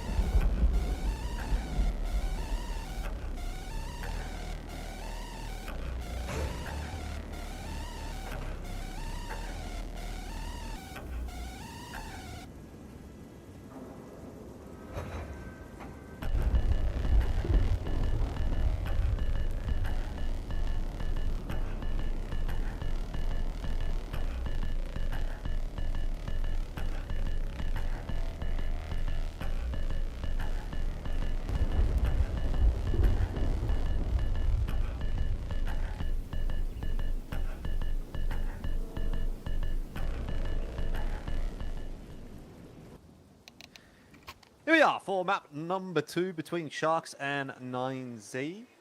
We're gonna kick it off with a timeout. It's what we love, isn't it, Laz? I mean, I'm Oh, here yeah. for it. You're here for it. We're all here for it. What we are here for, though, in theory, is a Sharks 2-0. I mean, this is their map pick, right? They did just win 13-4 on their opponent's map pick. All signs should be pointing toward a victory for Sharks, unless we get some kind of crazy shenanigans. True. True. Yeah, it would have to be some crazy shenanigans, that's for sure. I mean, the thing that's interesting, too, is that, like, you know, we talked about it, is that 9Z really, like, when you look as a statistical perspective, is that they're 3-1 on this map. Their only loss was to Sharks. So, not bad. They've taken down a team like Red Cannons before. Like, that's not bad. You know, you can brag a little bit about that, too. Yeah, well, look, like a 13-10 loss to Sharks is not, like, that's a winnable map.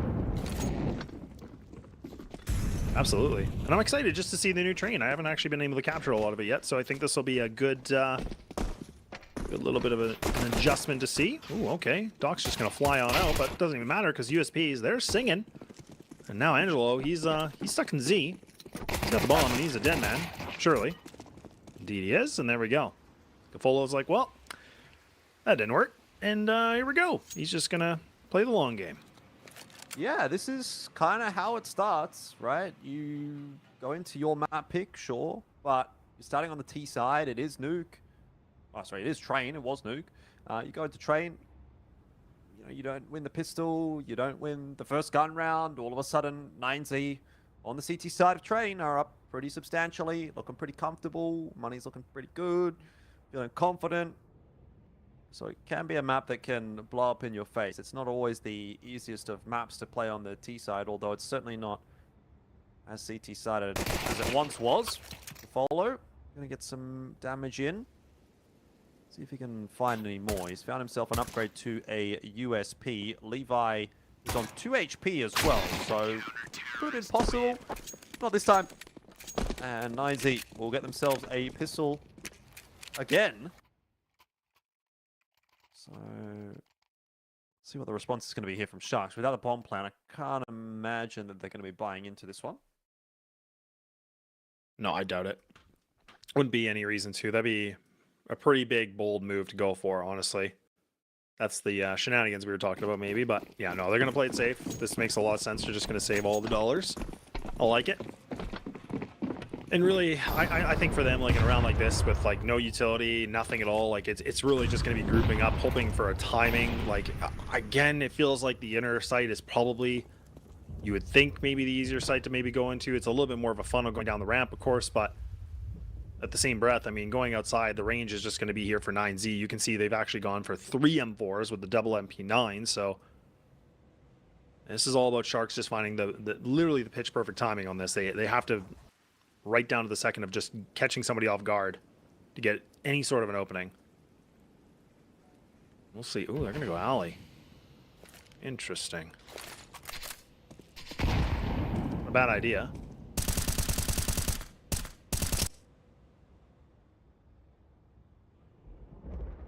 Also, peak was there, but actually, oh, okay. So I talked about cheeky. Perfect timing. This could be good. Like, he's left it. Like, he's just played bomb site now. Four blocky boys trying to make their way through. Those are some nice shots from Cluster Team, though. Gets the clean 3K. And in the end, nothing really coming from this round for Sharks. The follow also unable to trouble the scorers. So 2-0. And 9Z off to a similar start to what we saw on Nuke. See if Sharks can bring about the same kind of response here with their first gun round. How do you feel about this map, Jordan? I like it. Even I like the rain. Yeah. Okay. Good. Yeah. I feel like it's been mixed results. I feel like some people, like, there's a good handful of people that like it, and then there's the other handful of people that just kind of don't really like it. But I think it's been a good map. It's starting to play better. Could use a little adjustments here and there, of course, but what map can? The effects, like you said, pretty cool. Just a little bit of a touch up on the effects. Now, kind of effect are we going to see from Sharks? They got the AKs out with the Galil, double Galil. Util is lackluster though, so this is going to be a little bit of a problem. Attack play is not the worst thing in the world. Ooh, and they made noise too. There'll be a little flash out to SL to take that space. Nobody defending it currently for 9Z. The toing and froing from 9Z on this CT side, but not over-rotating one way or the other. Aggression smoke chucked out here by Sharks. So Doc gonna see if he can get up to any kind of funny business. But I like the setup from 9Z. It looks like you've got pieces of the puzzle where you need them. Doc going down as well is gonna be a real problem for Sharks. They're just gonna have to try and pop out a pop dog, I guess. Or what are they going to do, lads? I mean, 20 seconds left on the clock. Are they going to just walk down ramp into... Like, this round is absolutely nothing. They're trying to pull rotations across from the B bomb site. They kind of do catch a player in transition, but they still have to get past one. They're going to try and get that bomb plant down. Urban gets some good damage off of that grenade. Max needs to win this duel and does. That's a cheeky peek in onto Cafolo. And this should not be winnable for Sharks. They've got a couple of duels, though. Angelo, ooh, his space now makes this one interesting. Up onto the bomb train, but does get timed. Sharks getting themselves into a winnable position, but it didn't really feel like they ever had a great grasp on that round. No, and this is exactly what I was kind of talking about, is the fact that, you know, for Sharks, it feels like they get in these weird mindsets that they have to overthink everything, and then like the time is just ticking away and it's going down quickly, and then they notice like, okay, we got to make a play, we got to do something. And this is where I've been a bit more critical about Cafolo's calling on this, because we do see these moments again where the strategies can be good, they're clean, they're executed very well, but then there's these times where there's probably too many chefs in the kitchen where people are talking too much, and then you can tell they're getting clustered and they're not really making a play. Like you said, they were trying to pull rotations, kind of worked in a way. They get the bomb down, which is not a bad thing, but at the same time, it just doesn't allow them to have any room for the post plants. It doesn't allow them to be comfortable. And I mean, it was a decent potential, like 1v2 could have gone their way, but again, the timing was just a bit off where he couldn't even really position himself well on the bomb train. So 9Z doing a good job of just, again, holding things down on the CT side. But Sharks, they really got to clean this up. We saw that timeout just coming through. This is where the bomb's gone down. The money's kind of flowing a little bit now. They're probably going to go for a bit more of a purchase. But I want to see more decisiveness. I want them to go for some quick decisions and a little bit more of a diligent thinking. I don't want them clustering what they've done before.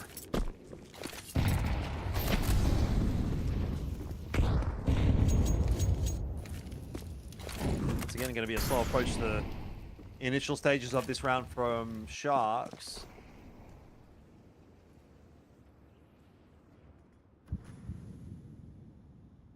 You're not taking a whole lot of space at all. Concerned about a potential push from Pop Dog. There's the util to allow them out into the B halls, but 9Z haven't really been showing much interest in that area of the map. In fact, most of the holds have been quite safe, quite passive. Max here in this round going a little bit of a peek into T-Con as he recognizes Sharks are up to some map control work over towards B. There's probably not a whole lot of defense in T-Con. He'll be proven correct in that assumption, and that's just space now. Again, the Sharks have to retake. They've been smoked off from A. But it's just going to, again, be a pop out onto the A bomb site. This time around, the flash doesn't do too much, though it's dislodged with quite so Deacon at the end. Is able to win his first duel. Trades now starting to come through from both sides. Lucan needs to go down. He'll get himself a double, and that will be the straw that breaks the camel's back for the round. You'd think for Sharks. No. Angelo going to try a plant. He fakes it. They're aware of it. Levi's seen that gun bouncing around behind the bomb train, and so Urban will get himself an easy kill in the end. It's another reasonably close round in terms of the players alive, but 9Z aren't hurting for money at this stage. They're up 4-0. They're getting a lot of kills in these rounds, so again, they're being helped out by that new economic change. And by and large, pretty happy with the way that this CT half is progressing. Yeah, and honestly, this is a very different tale from the last time these guys played each other too, which wasn't really that long ago. Again, that was like, you know, mid-late, you know, July. it was really that was actually Sharks that were able to find themselves, you know, the first 4 rounds in their favor on the T side, when it was 9Z that were finally getting themselves a little bit back in the game on the CT side. But this thing's really kind of, again, flipped on its head a little bit in the sense that Sharks are kind of making them some of the rounds kind of close in a way, but also not really.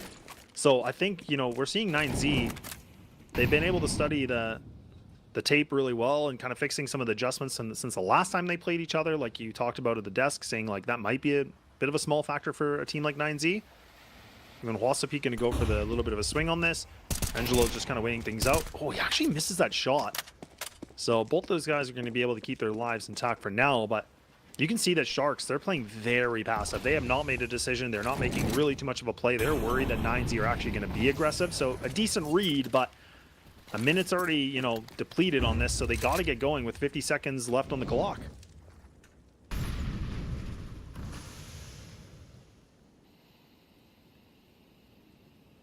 Once again, Sharks not really showing us a whole lot about what they've got from this T side so far. Timing on that incend is perfect. It's a very similar take, or at least a very similar attempt as the last round from Sharks, and it seems like 9Z are kind of all over that at the moment. Angelo just going to try to back away here, and I guess the objective now for Sharks is try to hold on to these last couple of weapons. But it doesn't really feel like they're putting a whole lot of pressure on the T side at all at the moment, Laz. Oh, on the CT side, I should say. Yeah. And this is what like really did worry me, is the fact of, again, like the T side here for Sharks. I mean, it, like, again, statistically, it's not bad. I mean, it's a 55% win rate on it, but again, it just seems like they give up a lot more rounds than they should, and it feels like they just get lost kind of, you know, in the mindset of what they want to do. I don't really feel like I've been that convinced of them having a good executed plan. Like, it feels like they're just kind of, it feels like they're kind of winging it in a way. Like, I don't want to say pugging it, but kind of feels like that in some degree. And 9Z are just doing a good job to locking this thing down. I mean, it's been them just putting up a good barrier that's like not allowing too much of casualties happening. So we'll see. Sharks are going to have the guns out once again. Galil's this time. They're getting desperate because they got to work with this loss bonus as much as possible. But they got to change the tempo, and that's what we're kind of seeing a little bit here. Getting this brown hole control. They're going to try to go for it, but Lucan is the one that's close on by. He might be able to stop these guys. Even if he get this kill, fall back, that's going to be good because his teammate Max is here with him. This is going to be a bit of a 2-on-2 fight. Spotted right now. Koala does take him down, and okay, they do find a little bit of an opening, but still the double players here. Good nade. Now he swings. Can he be able to find it? He can't. Max, unfortunately, goes to the grave, and now Sharks in a prime position here with a 5-on-3. They've got to pick this one up. This has got to be the start of their adventure on train, and it's not too late. Lucan in an unorthodox position could still get a bit of work done. It's a full B stack from 9Z. It's going to take a long time for Sharks to get back to A. They're going to have to walk all the way through main. They wanted to go down SL. It would be spotted out by Lucan. So they wouldn't actually necessarily. Oh no, they will. I'm forgetting where SL is again. Going back to the previous iterations of the map. Still a bit of muscle memory there. Nice flash in. I mean, it's a amazing great setup, flash, honestly, from 9Z. And it has bamboozled Sharks, who now don't have the bomb. Levi, a second crack at it. Doc knows that he needs to just 20 hot-foot seconds. it. I mean, it surely is not winnable at this point. Plus, he can have a 3B here. He doesn't. They've got to go into B. They've got to just charge their way down ramp. There's a smoke. They're going to wait that smoke 10 seconds. 10 seconds. They can go through the incense. Levi can't see any ping, but if he hits this shot, it's round over, and it is. Sharks, what is going on? This is your map pick. 6-0 is the score. That was a 5v3. This is what I mean, man. This is the exact same thing I keep talking about over and over, is the fact that, you know, again, Sharks are playing this too slow at times. Like, it feels like they're waiting things out. I love that we're seeing the, you know, proactive abilities of 9Z. Like, that flash from Levi was perfect, allowing the swing from both his teammates to be able to fight that into halls. Like, chef's kiss, like, best thing ever. That's, again, like what we talk about, these little details of just utility usage and putting up your teammates for success is the biggest thing here, because that's exactly what we saw. Like, them just refighting for control, they do it very well. Sharks are now getting flustered. They've lost 6 rounds in a row. They can't even seem to find themselves anything.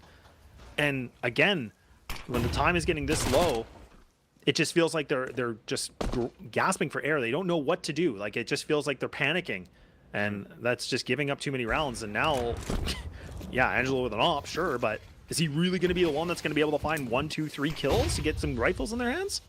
They go through the smoke, or they're not. RDN has gone through a smoke, not both of them though. But could have been a workable position. Deciding now to back it up. Happy to just play with the numbers advantage for the moment is Sharks. In that meanwhile, Max has tucked himself into T-Con. You really got to appreciate the way that 9Z are playing the CT side. They seem like they being really smart about the positions that they're taking. Know that they've lost territory on one side of the map. They need to take it elsewhere. They're going to continue to go forward. Now that pop flash might start to indicate to Sharks that 9Z have taken T-control. Yeah. T-con control. 100%. They definitely should have that queue. And like that, definitely the players have been able to know that. So now they're like, hey, look, all the eggs are in this basket. 27 seconds. So Elvish, they're just going to keep doing what I keep telling them not to do. And they're just going to execute here with under 30 seconds. Flash is getting thrown. Levi going to be able to pop off Gafolo's head. Ooh. And now some good reply back here from Angelo's op. He's been able to find himself this double kill, but he needs to do a little bit more. It's a 3-on-2 advantage right now for the Sharks. A player behind Oil. That's Luke, and he might be able to get the timing of this potentially. They might not expect this. You can see both players are expecting them to be near Z. He spots the back of one. He's looking. He's hunting for the other one. He knows he can smell him. Oh no, the Deagle Whip! I thought Koala was a dead man for sure, but now it's turned into a 1v1 situation. Max needs to get moving. A good nade thrown onto Angelo. Caught him right down to 51. But he might be able to play the clock. Oh. Tees him up and just sends him on away, and Sharks finally get on the board. I'm impressed that he commits to the swing there, because that was definitely a world where you'd be thinking about the jiggle, but gets the swing through and hits the shot, and finally Sharks have got themselves around. But man, did it take a real effort to get it over the line. 6-1. So definitely not too little too late for Sharks if they can go on a bit of a streak here. I mean, a lot of these rounds have been close, so 9Z's money is quite bad. Sharks are playing for 2 right now. Win this, they get the next one for free. It won't be much of an investment from 9Z. Big opportunity here for Sharks to get their way back into this half and certainly start to lock in on closing out this series 2-0. Yeah, and it could be, you know, a little bit, you know, getting the tires on the road a little bit here for Sharks. Just something to get moving a little bit. Just getting that round might be a little bit of a relief for them to feel a bit better. Now they're going to try to go for the pop dog. They're going to swing out to this. Max again just getting this T-con control. They've been active on this here for 9Z. Double players onto this. But are they going to expect these other players? Look at the aggression of where they are right now. They're in prime position, and Sharks, they have to clear so many different angles, and you can just tell they're confused, and Lucan's just taking them around. He's just eating them alive and finding the double, and it's all just down to Gafolo, the IGL by himself, a 1-on-4, and this is it. 9Z are going to be able to get themselves another round, making it 7. They've lost the op. They've lost all their investment in Alpha. Sharks are just running out of options. Yeah, I mean, at this point, you really have to be questioning why have they picked this map, right? Like, if this is the T side that you're going to present, this is not the map that you should be picking, right? Have it as a decider map. Have it as a map that you're happy to go to if someone picks it against you, and you can maybe start on the CT side. But if you know that you're going to be starting on the T side of train by virtue of you having picked this map, you need to be having a little bit more in the tank on the T side than this. I mean, credit as well to 9Z. It's not as if they are a bad team on the CT side of train. I think there's definitely an element of that as well. So credit where it's due. 9Z are putting up a little bit more of a fight than what Sharks might have been anticipating or hoping for. Just having a look back at the last match they played, it was a 6-round T-half from Sharks. So they're already behind the pace on that one. They did okay for themselves on the CT side, picked up 7, closed that series out. At this stage, you really want to be seeing Sharks get, I'd say, at least another 3 rounds this half, get to 4. That's why they're putting together another tack timeout. They know that they need these rounds, and they know that they've kind of missed their well, at least they've missed their best window to do it. They haven't entirely missed the window, though. If they win this round, money's still pretty bad for 9Z. So they could still put together a decent half. All they have to do is break the CT economy one time, and Sharks will have enough out of this half to say we can contest in the second. But it just doesn't feel like they're getting any inroads anywhere. Yeah, exactly. And this is exactly like going right back to my original point, is saying like Sharks have been trying to make this, I feel like, a staple map for them, but that's where I've seen in many different circumstances and tournaments and you name it, it just, we get these good games and then we get these games where you just kind of scratch your head going like, why is this your map pick? Like you said, like, why is this even a factor? And right now, I mean, 9Z, I want to give them credit because, like I said, I think they've done some good, demo review. They figured out some of the problems they had. But the T side right now for Sharks, it's abysmal, man. There's just nothing moving at all. There's just nothing that they have a good game plan for. We need to be able to see them get these last couple rounds just to make it a closer affair if they want to get this thing done with a 2-0 today. But 9Z have showed us that they got some life left in them. But back to the 4-4. Lucan's been down, as well as Koala. And you can see double player inner. You have the anchor of Max playing aggressively towards T-Con, and you already have Hwasa Peak. He's pushed through alley. Like, he's already on the T side of it. So if he wants, he could actually keep pressing forward on this, but he's got so much intel. That's why you're seeing this setup right now from the CTs being this aggressive. This is a really tough angle to clear as well, if they wanted to, but interested in heading towards SL. Hwasa Peak catches Doc, and now you don't have any other options as Sharks but to commit to this push onto A. I was gonna say they're gonna go back to 1 seconds, and somehow Kafolo wins that duel, which might just give them a little inroad. Bro, RDN as well has got himself an opener on Hwasa Peak, but they don't know about Max. They do not know about Max, and he could be the X factor right here. Once again, Sharks have left themselves too little time to work with. Kafolo pulls off some magic. They can 10 seconds. win this round, but 10 seconds, they've got to retrieve that. But what is that shot from Kafolo? How have Sharks won this round? I think I'm about to have a heart attack. Yeah. It hurts. My ribcage hurts. This round is sending me to wherever I'm going to be sent when I die, because that is something that I never want to see again. Yeah, that was... I don't even know what that was. I really can't even break that down. Like, again, I was just saying, like, I couldn't say anything but oh no. Like, I didn't understand, because even Max, like, again, in a position where you thought he was going to be able to at minimum get 1 kill, Kafolo just, like, flick of the wrist just takes him out. So I don't even know how Sharks get away with it. I really don't.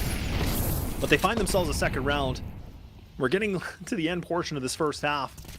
Closer and closer a little bit here, but the CTs, now you can see they're going to reconvene. They're going to get off of Z. They're actually going to play more of a very passive setup. They're going to play a lot more back on this now. They're going to give some space a little bit for Sharks. They've gotten to red. They got into E-box. Smokes are finally getting thrown properly this time. But they got to move. You can tell they're just clustered. They're stuck here. They're stuck in the mud. Oh, that's a big kill. That's a great kill. One.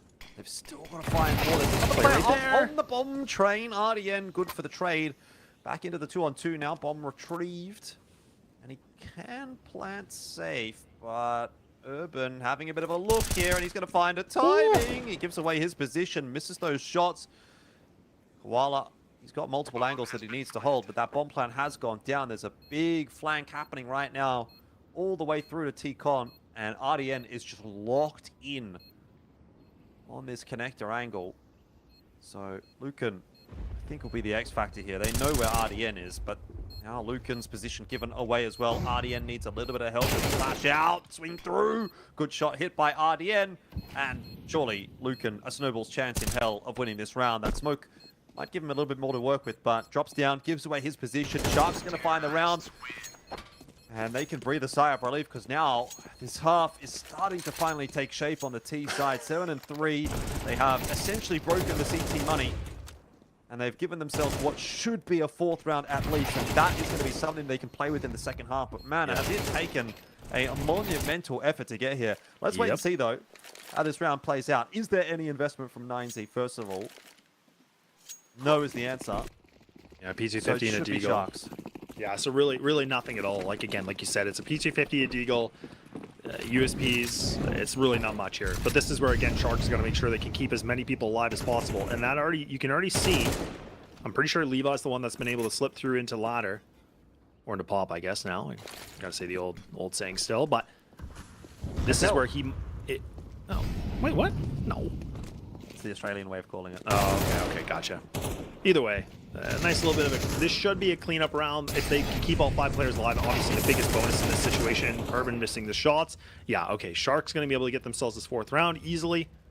So not bad at all, but like you said, a long time to get here. A very long time to get here. Now we're starting to see them looking a lot better. These outer executes, maybe not just this round, but previously, they're starting to look like they're having the right connections and everybody's on the same page, which is now the Sharks that we know. This is the team that we saw in the first map in their dominant form. Yeah, I just hope they bring this one into the next round, right? Because a 7-5 half would actually be pretty decent for Sharks. But if they just go back to this like slow, labored pace where they're trying to work map control but actually not taking any map control, not going to be such a fan of that.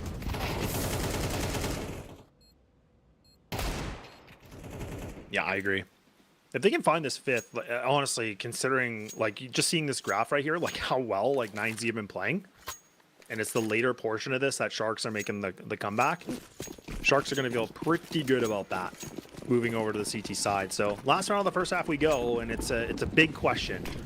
Now it's going to be, I think that's Gafolo. He's already pushed himself out of T-Con already, so he's past red. He's spotted Max. Whoa. Max just jumps down. I don't know what he's doing. He thinks he's Batman or something, but he has no utility belt to save him, and he's done. That's an easy kill. Goofy. Oh, Gafolo. Almost under pressure at that.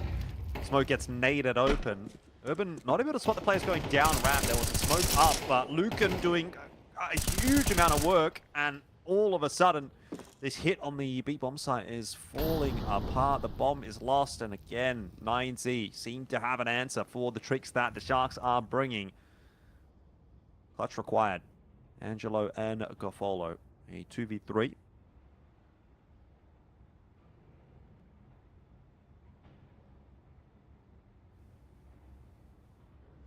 Angelo like just hoping that someone's gonna overextend on the deep orange train there, but oh, noise made though. That's not good at all. It's a triple player into this. They're waiting. Nobody's gonna lurk on this. 43 seconds remaining though, so again, not easy. They're gonna switch things up. And Gafolo's got all the utility. Like he has everything. He has a full belt. He's already given away his position by scoping and unscoping like that. So they do all the work of going slow and quiet, and then they make noise. And so that's 8-4 for 9Z at the half.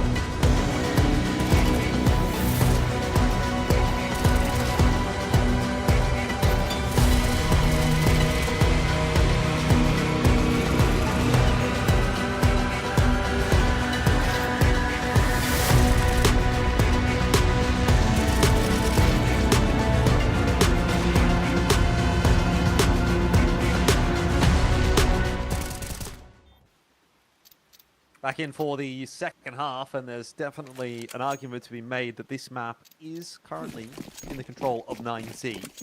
We'll see how much that changes, though, after the first couple of rounds of this half. I think the Sharks get a pistol, a clean couple of rounds after that, then it might be anybody's game. But if 9Z can pick this pistol up, well, then it'll be a different story. That's a nice flash in for Koala. The Dualies going to town on the head of Hwaso Peak. Gives a 4-on-5 disadvantage for 9Z, plus info over the Sharks. Sure does. Yeah, nice little bit of an opener here from Koala, but now you can see with that kill, I mean, 9Z have just parked the brakes. Maybe they slammed the brakes because they don't know what they want to do with this yet. Now they're going to finally go for the execute. Good molly onto Z, but once again, CT pistols finding good connections. The dualies. Not actually finding these. It is a dualies. Never mind, just kidding. The HUD threw me off for a second there. Okay, he's still hunting. He's still trying to go for duels, and now Lucan by himself. Yeah, this is not an easy one. I mean, he's got a P2. He's got a P2, and he's got some armor, but I mean, now you got to play the tough angles. Don't have the bomb in your possession. You have nothing in that sort of control. This is not good, Jordan. This is really, really just not good here for 9Z. Yep. That's some expert analysis, lads. That's why they pay you the big bucks, I think. That's very true. Yeah, you know, here all day. Here all day for you. Big day rate, you know. Works a couple days a year. That's good enough. There you go. And then I'm on my yacht in my villa. It's all easy. Yeah. I mean, I'm still waiting for the invite, to be honest. Like, that yacht, it's looking pretty good, man. It's winter down here in Australia. I feel like, you know, now's the time, but yeah, I'll consider it. I'll consider it. What's Lucan up to? I mean, he's just considering saving this P250. I think it's worth it. I mean, like I said, it's just P250 armor, like, definitely goes a long way, so I don't mind this at all. It's got no money, but that's okay. Good round, though, honestly, from Sharks, though. Like, again, just Koala. If I'm not mistaken, I think he got himself the 4K, so he was the one that put up pretty much all the kills, if I'm not mistaken. So they needed that, and that's what Sharks really needed, was someone to just step up. Like, like, no one on the team has really been that impressive, honestly, like, in this map so far. Like, RDN, statistically, yeah, like, not bad, but otherwise it just feels like, again, Sharks were just surviving that whole first half. They really had no answers until the very last portion of the first half, but now they have themselves a chance to get themselves maybe a little bit closer back into this. But what did 9Z want to do? We saw in the first half, it was Sharks that they went for this exact same play. They actually tried to go for the alley pop. And I think that was Hwaso that actually locked it down with like a triple, if not a quad kill. We'll see if they can replicate the same thing here, Sharks. Nice little 1-2 punch there. Angelo, you could just see, got in the pixel line, and now everybody wants a piece of the pie. Gosh, getting splashed around there. Would have been maybe a little nicer to see another kill or two go the way of the SMG. RDN locked in and ready to start pumping those numbers up. This is where it becomes a very winnable map for Sharks. Particularly if the first gun round will go their way. Money's looking okay on the CT side. They really just need kind of like that one more round to put it over the edge to say, yeah, now the money's good. See how this one plays out. Big round coming up here for 9Z. Continue to put that pressure on Sharks.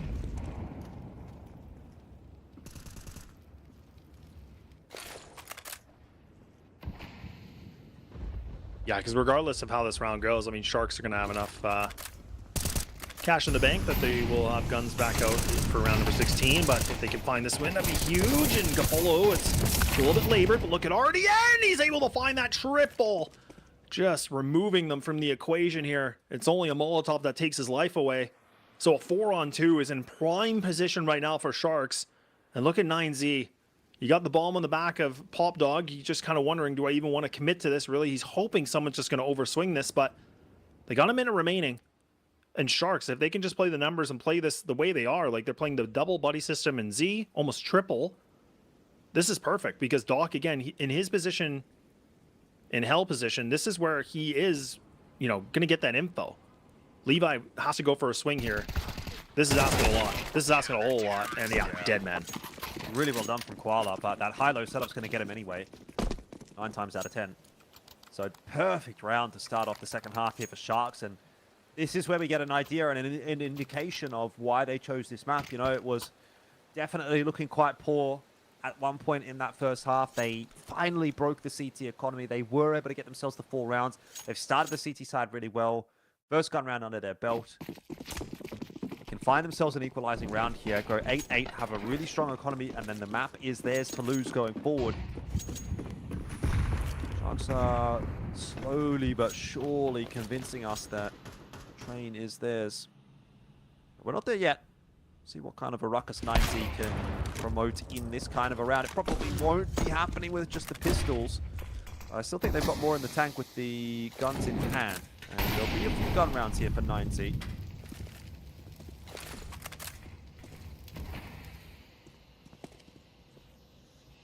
Yeah, but again, it's so funny because we always talk about the importance of just, the pistol rounds and really what it can do. And like this is a really good demonstration of that too, because again, 9Z, they were in the position of 8, I think it was 8-4 if I'm not mistaken. And now every single round has essentially gone the way here for Sharks, where they've been able to just find themselves, I mean, theoretically, looking like they could put themselves in an 8-8 here. So unless we see 9Z being able to find a big opening with these pistols, double flashes is not, out of the equation necessarily, but I would put the percentage pretty low. Probably put it at 3.32% if that was me, just because I'm a numbers guy. You're welcome, Jordan. Can they do it? Guy, I believe in you. Oh, it doesn't even connect. Really only on a koala too. Ooh. All right. All right. That's what I was talking about. Oh no. Yeah. Oh no, indeed. Can't afford to lose this round if you're Sharks. This allows that door to just get banged right back open, like a couple of heads have been banged off. It's scary. Urban is getting a lot with the Deagle. RDN, though, has been the savior and will potentially be that again. The Insen perfectly positioned to dig out Lucan. They get him done. And that is going to be a defuse. And in the end, a pretty comfortable round. But a bit of a heart stopper there as Koala and Gafolo go down. Can't be affording those kinds of mistakes on the gun rounds.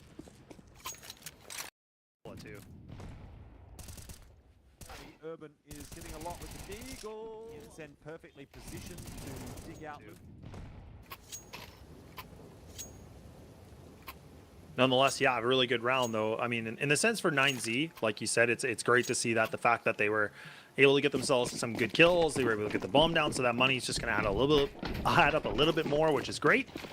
But we're right back to a tie game, so I didn't think this could happen, but we're here. And Sharks putting up a good fight. They're putting a lot of utility into T-Con. They're just trying to make sure that 9Z have no ideas of trying to get through here. Doc, I thought he was going to try to go for that control. Instead, he does kind of pull back on the aggression. 9Z, 3 players towards Hall. And then you got the double that are kind of in the back skirts of T-Con and also Ali. So again, just kind of waiting things out. A ton of utility has already been dispensed here from Sharks.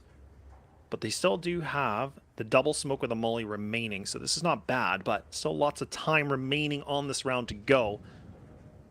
But 9Z, do they want to go back for the inner pop? I mean, it seems like it's been somewhat forgiving for them for the time being, but maybe they want to try that again.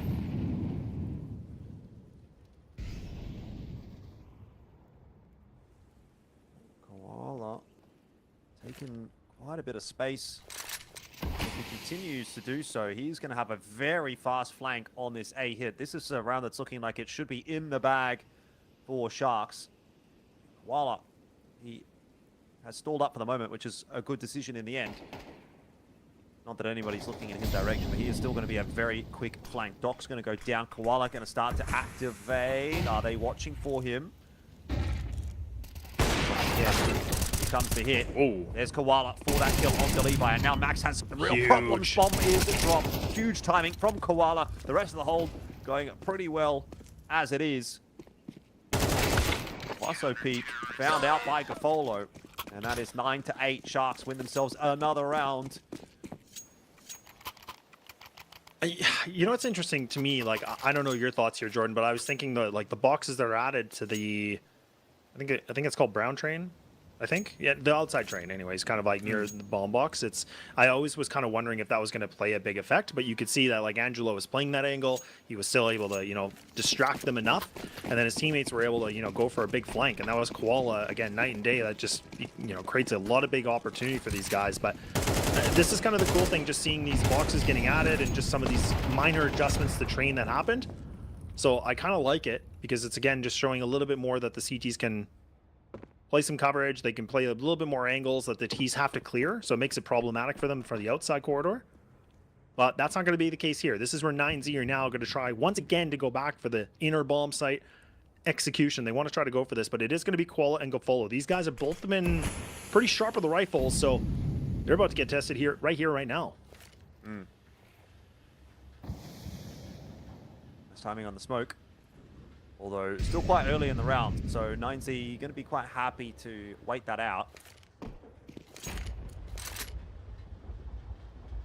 And at this point for Sharks, it's just about cycling through that util on the timing to keep 9Z at bay. But inevitably, they're going to have to try and hold off this offensive.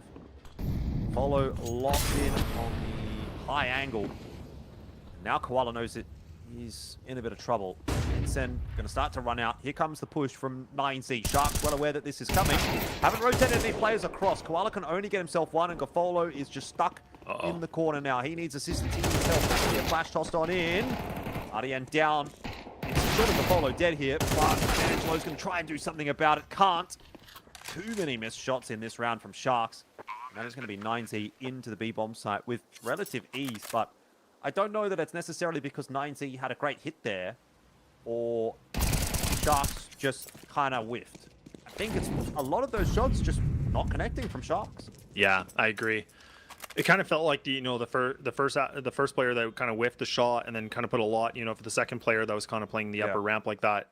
That was problem. That was just such a problem, like really, and then just trying to stay alive as much as possible. But yeah, the op misses, like every shot just essentially did not connect. But 9Z did a good job just kind of going for the inner pop. I liked it because I felt like that's kind of been where they've been able to get the bomb down a few times, and that's where they've been a bit better. But yeah, Sharks unfortunately a little bit of sleep at the wheel on that one. I think like just the frag department was lackluster. So maybe we'll see more. They got lots of money. The guns are right back out. Is Angelo going to op again though? I feel like he should. I don't know. I guess I got to be in suspense again. I'll wait it out. It's a difficult bomb site to defend sometimes, that B bomb site, when you're playing like those vertical angles, because you're typically, when you're aiming in CS, you're really, for the most part, only having to aim on a horizontal plane. Your crosshair placement is good, but sometimes you're having to deal with a vertical and a horizontal plane, and that can make it a little bit more difficult. That happens a lot on the B bomb site. This is a faster round from 9Z. Good trade by Doc, but he himself will be taken down by Max. Bomb site is being opened up. Fast flank is not there this time around from Koala. I don't know how that shot's missed from Angelo. Yeah, he was moving a bit, I think. Must have been, had to have been, because it looked like it was on point. So really, the only X factor now is going to be, well, has to be Koala at this point, because RDN's gone down. Koala probably just better off saving this gun here. It's 2.9k in the back pocket. Could potentially get away with the AWP though, if Levi makes the mistake of pushing any further. That would be a win for Sharks. If only he knew. He's about to know. I was thinking, like, what's he waiting for? Yeah, no, I guess not. Very interesting. Go for it later in the round. I was just kind of wondering too, maybe if Angelo might be calling, like, look, I don't want to op right now. Like, maybe. Because that's the other thing too. Like, when you're not hitting shots like this, like, you want your opper to be a decent rifler too, just because then it's like, okay, look, you're not just like a one-trick pony, right? So. Yeah. And I feel like these last couple rounds, Angelo has missed quite a few times. So maybe he just says, like, look, don't save it. I don't want it. So I don't mind it. But I don't love that Koala kept pushing forward. And I don't know what he was doing, but he goes down. So he's bought the AWP anyway, mate. So okay, well, then my theory's gone, Jordan. I don't know. Screw you, apparently. Yeah, apparently. I don't know. Don't know anything. The worst. Well, we'll see. If honestly, if he doesn't find any connection with this, like, I just feel like that has to be that conversation, Gaffolo's going to have to say something like, look, man, drop the op rifle, someone else can op, or just keep the 5 rifles intact, in my opinion, because that's where you as an operator, you're going to drop the ego a little bit. Maybe you're having an off day, off game. We'll see, though. Now he's going to drop a 4K. Just because I said that. Well, Sharks will certainly be hoping so. Ivy, the point of contention here for 9Z at the moment, they are being given a lot of space. RDN just on an off angle. He can get himself a freebie or a couple. There's a couple of players actually pushing their way forward. Levi, luckily, not tickled by that molly, so he can hold on to this forward position and continue to go forward and see if he can maybe catch a time back to RDN. Still holding the same line, but another duel won by RDN, and this time he has got Koala, who has sort of lurked across the angle. Lucan will be hard clearing the right side. Knows that he has to, because that's where RDN is. But if he does do that, Koala's going to get him, and Harold's already been spotted. Whoa, Koala caught with a grenade in hand for a second there, and Lucan's able to get himself a nice 2K, but it's not a big cause for concern. Sharks trade it down. 10-10. We're back in. Twin 9 loss bonus for 9Z. They've got plenty of cash to splash around. Sharks at 1.4K loss bonus, economically in a bit of a worse position. But neither team completely broken at this stage, so this game has still got some legs in it. Yeah, it definitely does. And honestly, what an interesting round. Like, not even just for the fact that RDN locks it down with a triple kill, if I'm not mistaken, but it's the fact that 9Z took Ivy control like that and fought it the way they did. They kind of played the one-on-one piece. I felt like they gave a lot of respect. This time they don't. Like, Levi actually gets the better of Angelo, so the op's going to be removed right away from the CT side. Now the question, if they actually want to grab this and try to put it back in their hands, because they still have to worry about Levi kind of posted up waiting for them. But it looks like the bomb is actually going to make its way towards this inner site, so they're going to try to go for this again. They know that's been the moneymaker. That's where that's the fresh meal they like. This is what they really enjoy. But oh man, Koala needs to get this double kill, and he at least does 1.5. But now the molly's going to get thrown. Sharks have to go for the rotates. They're not in the best position here, Jordan. They could maybe be able to find themselves something, but you can see even Gaffolo, he's in Z. He's expecting somebody to go for a flank here. I think you've got to save. With the money the way that it is, you've got to save. But they are looking at this B bomb site, and I just don't see how that's going to work. Levi's going to get in behind them, even if they do find these couple of kills to open up the retake. Smoke defuse, maybe flash up onto the high ground. You're really praying that something's going to work out. And my gosh. And it has. No way. You got to love to see it. The Doc once again, man. Like, he was red hot on Nuke. He's been like a little bit more quiet this game, but yeah, honestly, good work from his teammates. All that utility they had available, just getting the smoke there. They were just getting the flashes. I think even the flashes just kind of, again, making a bit of a distraction. These guys from 9Z not really realizing he could be on it. So, yeah, not bad at all. And they're actually the ones that I think that actually called this timeout, because that's a big round for them to win, because like you said, it felt like theoretically that should have been a save, but I like that they tried to go for the attempt, and it worked out very nicely for them. It's a bold play. I mean, they may have had a bit of a better read on the T positions than what I thought that they did, because they were pretty quick about that. They took the space really quickly.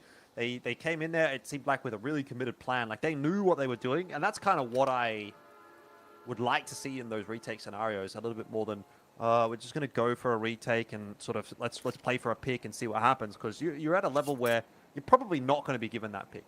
But if they're going to go, all right, we know maybe that there's going to be a late lurk, and these guys are probably playing up in B halls. We can get a smoke down on the bomb and start that defuse really quickly. We might actually be able to catch a timing here, which is essentially what happened. I think they really caught that timing, where they did just find that window where there was enough of an opportunity to get a player on the bomb and get enough time on that defuse for it to actually go through. So, bit of luck, yes, for Sharks, but nicely played. And they have the lead now. They've been working hard. They've been fighting to try to find that lead again after losing control of the first half. Now they finally have it. We'll see how long they can hold on to it for. Is it going to be a map victory from here, or is there still another twist and another turn? Money's low for 9Z, so they do need to be a little bit careful about how they proceed here. And the same can be said for Sharks. Money also in a really bad spot.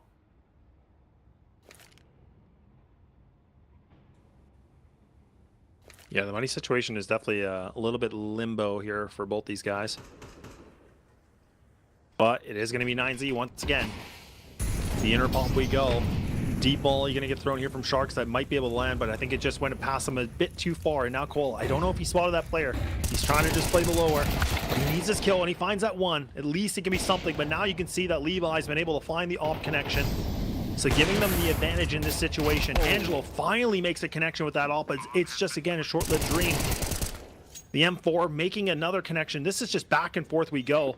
Levi does spot this player, but they both know where each other are. Doc's going to be able to find him, so now Lucan by himself in the clutch. He has to be able to get these double kills, and now it's down to the 1v1. 5 bullets in the chamber. This is not good, but Lucan delivers, and we keep going with 11-11.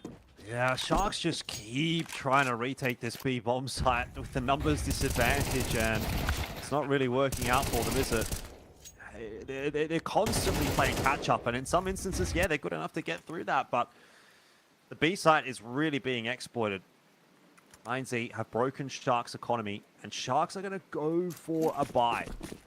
Got a 1900 loss bonus. Even if they save, they're not going to have a great buy next round, so they're going to have to put all of their eggs into this basket, and as I think, it's probably map 3, the way that things are shaping up now. This will be a push into T-Con. Lucan will check Doc. So that's the first piece of the puzzle. Falling by the wayside. The Sharks have lost control of this map at the 11th hour, at the 11-11 scoreline. And I dare say 9Z are hunting for map 3.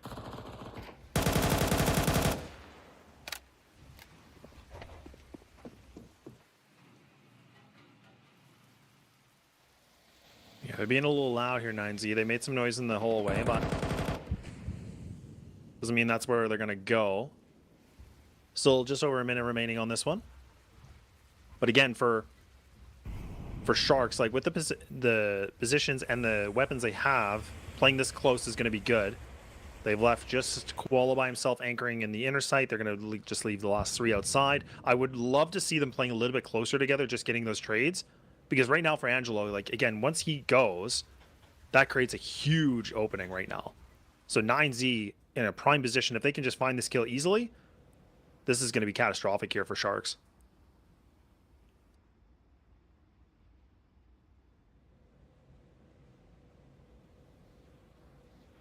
Oh, they're going to get free. Oh, no. Both of them are going to get funneled out here. 16 seconds, though.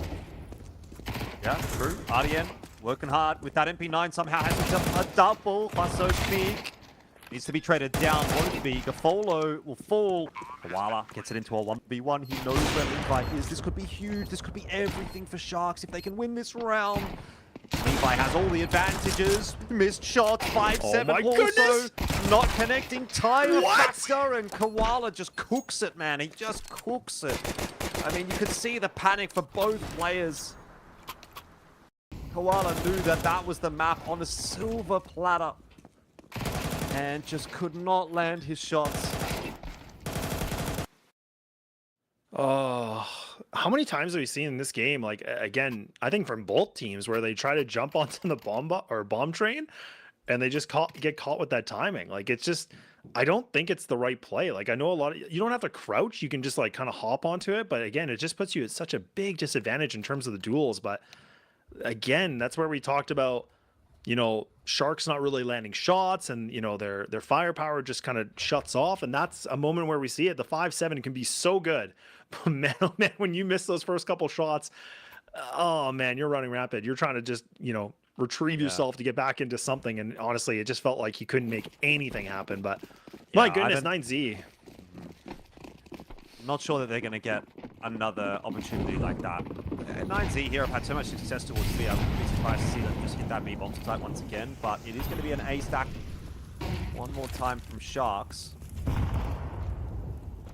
RDN has won himself a duel on Tomaso Peak. That's at long range, by the way, so that one rifle being put to good use. But B site is well and truly in the sights here of 9Z. Doc's going to go scurrying over. Sharks are trying to bolster that B defense. RDN aware that there's nothing really coming in the direction of Ivy. And sooner or later, he's either going to get on his bike and start pushing down, or he's going to move back into the A bomb site. But either way, he's getting a lot of info. It's just a question of whether or not Sharks have made the right call to stack B here.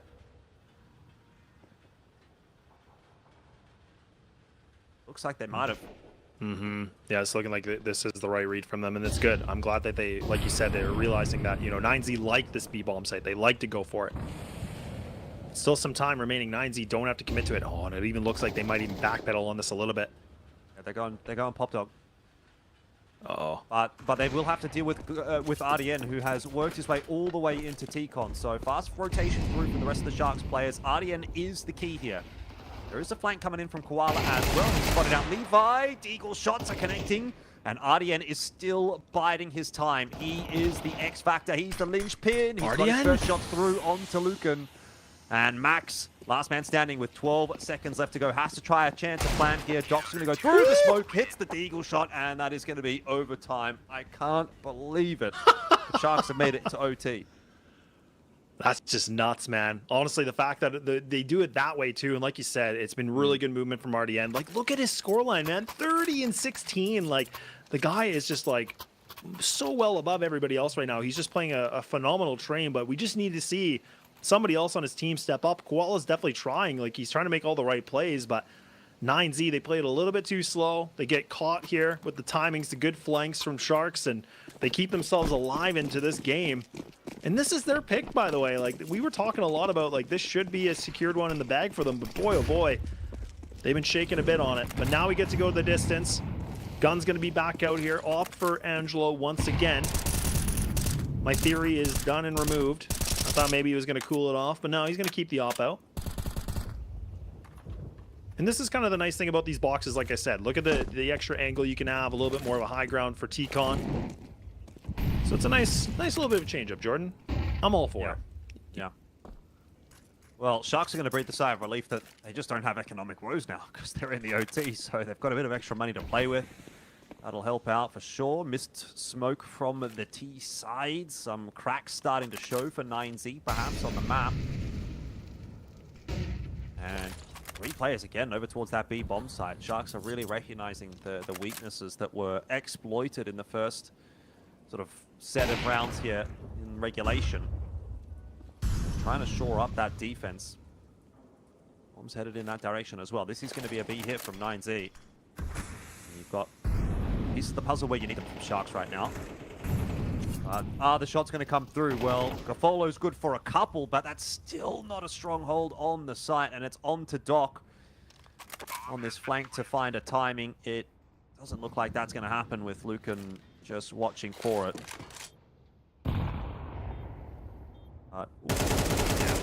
Needle has not been thread. This B bomb site continues to be a massive problem for Sharks. They need to change something up there, man. I don't even know if maybe they should opt to try and do something a little bit more aggressive, like just instead of holding the B bomb site itself, try and hold the B halls. You know, like take some space there, set the AWP up on the line. At least then you have a bit of advance warning that 9Z's heading in that direction. But they haven't really tried anything too aggressive on B at all. And every single time it seems like they allow 9Z out into the site, they are pretty much losing that round. Yeah, I know, and I'm glad you bring that up because that's what I wanted to mention as well. It's just like I feel like the B bomb site really is kind of their Achilles heel. It just feels like they don't really have the right answer, and I agree. They need to either fight for that host control right away. They just need to do something a little bit differently, post up differently. They just seem to be playing the same setup over and over. Maybe the odd time they put an extra player there, but it's not really helped them. Like, we'll play retake, put Koala there with a molly and just do something. And, oh, this is going to be awkward. What's happening over SL? Koala's trying to aggress up ramp. And he's going to go down. That's interesting behavior from the B-side anchor. That is going to be the B-side taken. So Sharks once again forced into a retake, and they've got no idea where Lucan is. He's going to get a 3 kill. Maybe 2. Quiet. Looks good for it. Oh, Max's shadow. That's a big shadow giveaway. That is a huge shadow.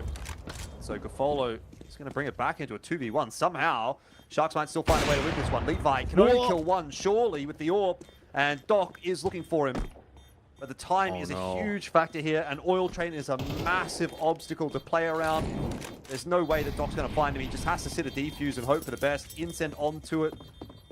It's not going to happen. It is 9Z to win another round. And again, where is it? On the B-bomb side. Yeah, 9Z really playing a good train, though. Honestly, like, even that plant position and the molly just to add way more to it. Just making sure there's zero conversation. Lucan, I love that we get to see him kind of, again, just like being sneaky, being able to find himself these small little bit of openings. Just it does create so much havoc here for Sharks. Like being down 2-0 like this, they haven't been able to really find too much. But now, again, I don't know, man. This lack of op from Angelo. Like, I hate just pinpointing on him, but he's just not able to get these shots. Like, that's the thing. Like, you have to be able to find a connection here. Even one kill just to start something off makes a huge difference for the CT side. And we're not seeing it right now. You can see he's playing on the... Oh, this is the changeup. Exactly. This is exactly it. But it goes down. He's not able to find it. And now you have to rely on Koala again to put up a double kill. I don't know how he gets away with it.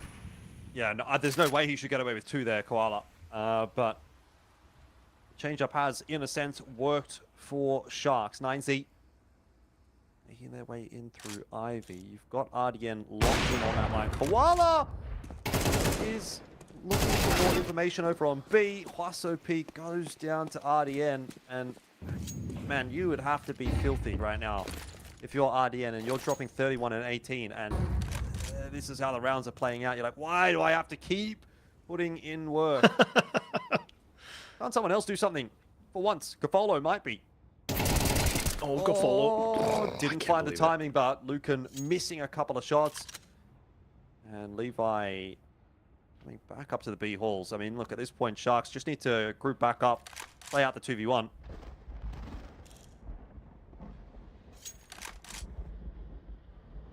I like this, though. Levi's actually playing this really, really well. Again, like, with this time remaining, with 30 seconds, he's actually just going to try to put a little bit. Yeah, he's going to put pressure on it. I thought that could have been good, but Gafolo's reposition is obviously just gets in the one round on the overtime they needed. So a 14-13 score.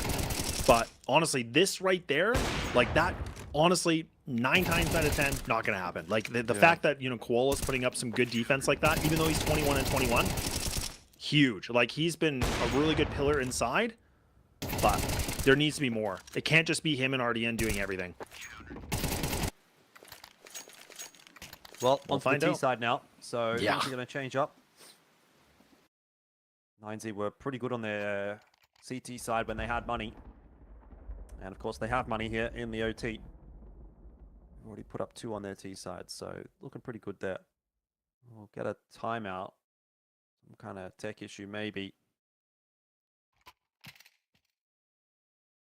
Yeah, possibly. Gives both teams a bit of a time to think about what they're going to do going into the rest of this map.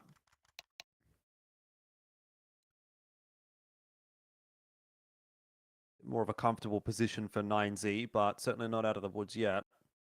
Angelo's once again going to go into the AWP.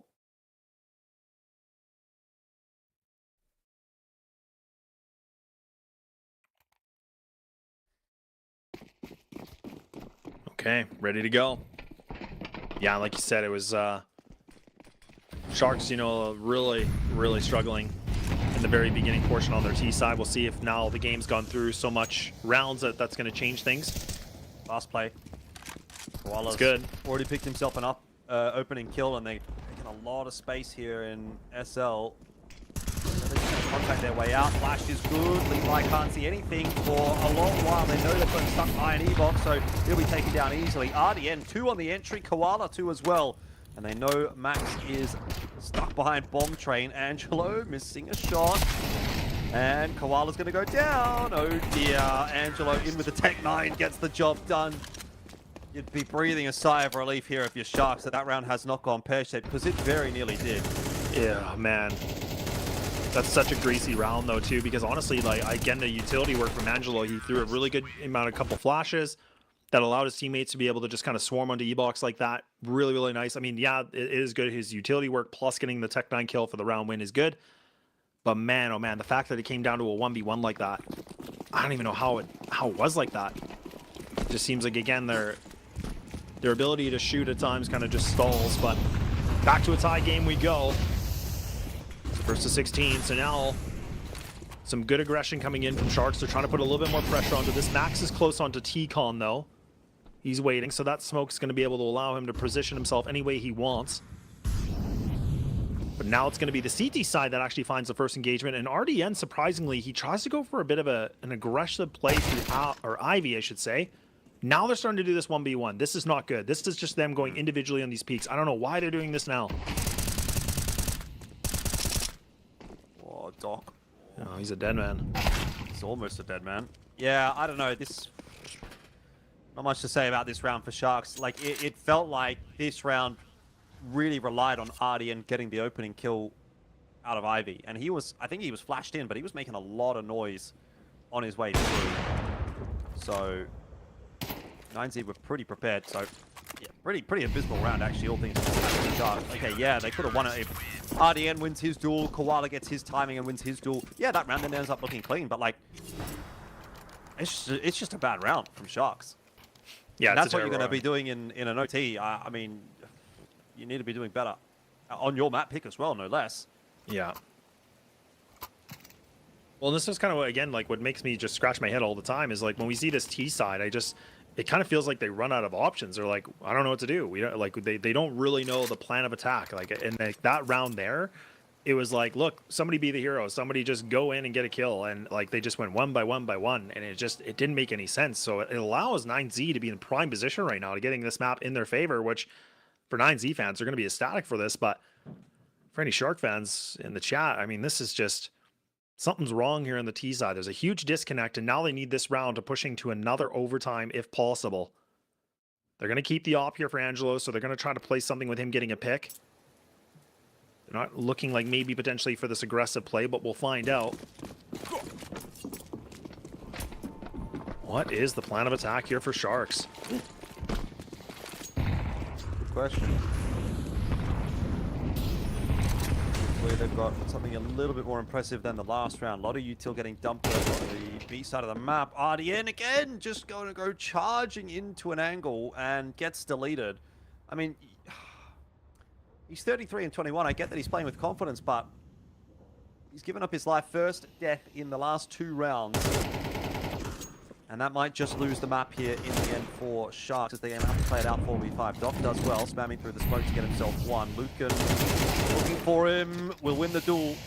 And again, it comes down to individual plays. I mean, Sharks are just running around the map, taking individual aim duels. Now they're going to contact their way out onto B. Urban just needs to get one here and then survive. He's going to do more than that. And Sharks, a horrific T side on this map. I think we can pretty much lock that in after seeing regulation plus what we saw in OT. That T side needs some work. Yeah, it really does. It just felt like, again, like for a team like Sharks that, you know, went for this pick. I was thinking maybe things have gotten better since the last time I watched them, but honestly, it's the T side that's just, there's nothing good about it. There's nothing really positive to say about it because it just felt like they ran out of options. The strat book looks very minimal, but I got to give credit to 9Z. Like somehow, some way, they were able to, you know, put up a really good CT side. Everybody was playing well. Lucan, you know, maybe not statistically the best player on the team, but honestly, I felt like some of his maneuvers and just him getting some map control really created some good space for these guys. So honestly, credit to 9Z to be able to take a map pick like this away, where Sharks, on paper, they looked so much better than them. Yeah. I don't know. I have to look at that from Sharks with the fact that they had going into this game a 75% win rate on Train in the last 3 months. I think everyone else must just be awful on Train because that really was not anything to write home about from Sharks. CT side was okay, but even then the B side looked very, very weak, very much got exploited. They got lucky in a couple of instances. You think about that defuse in the smoke, had that not come through, probably that is, you know, series over or map over at least in regulation for 9Z. And then we go into depth on the T side and we look at what Sharks are bringing to the table there, and it just feels like, you know, maybe they've got like one set take on the A bomb site, and everything else is kind of just, hey guys, see if you can find an opening pick somewhere. Good luck. So, not too impressed by that one from Sharks. Hopefully they've got something better to show us here in map 3. That'll be Ancient. We're going to take a short break before we do get there, but be jumping into that when it's ready. So Sharks at 90 on Ancient coming up next.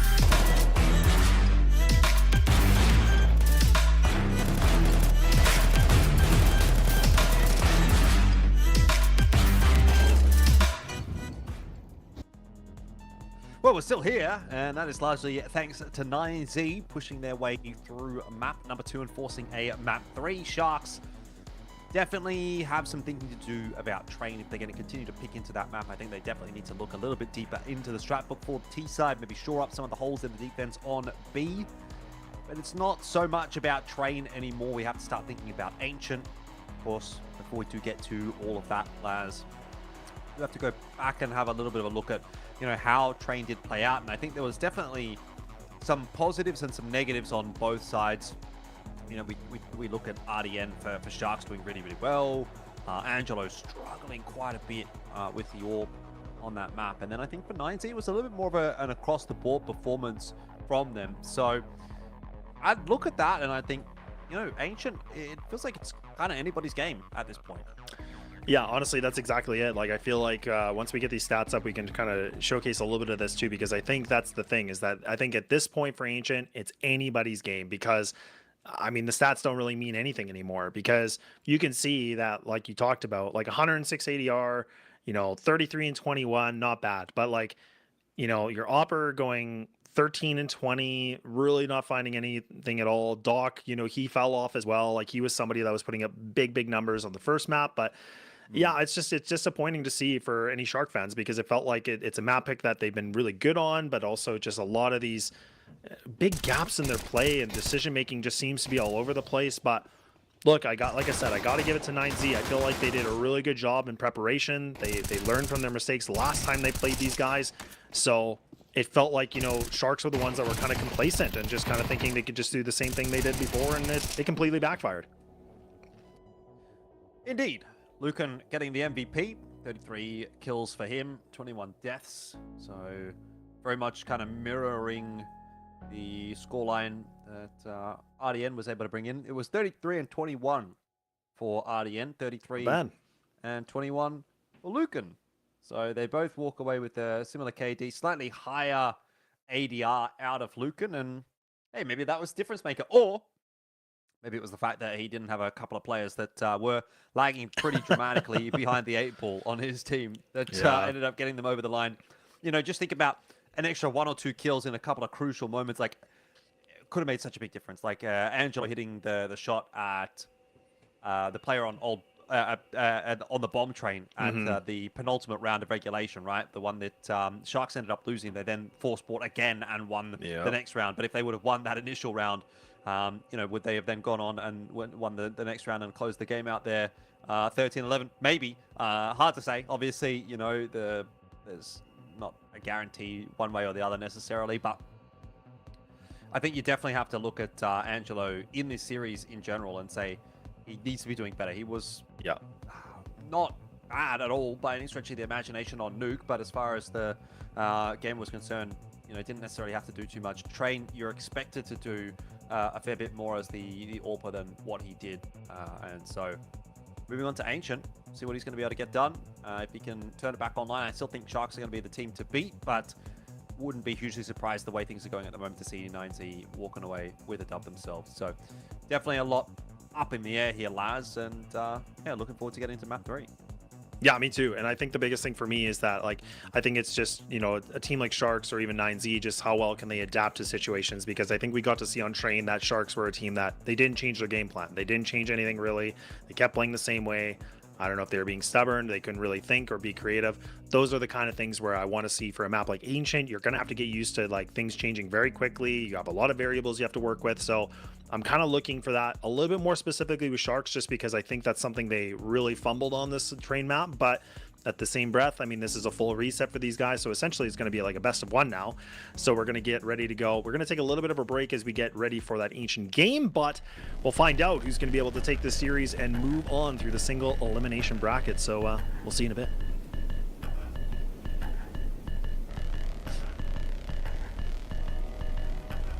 I'll be right back.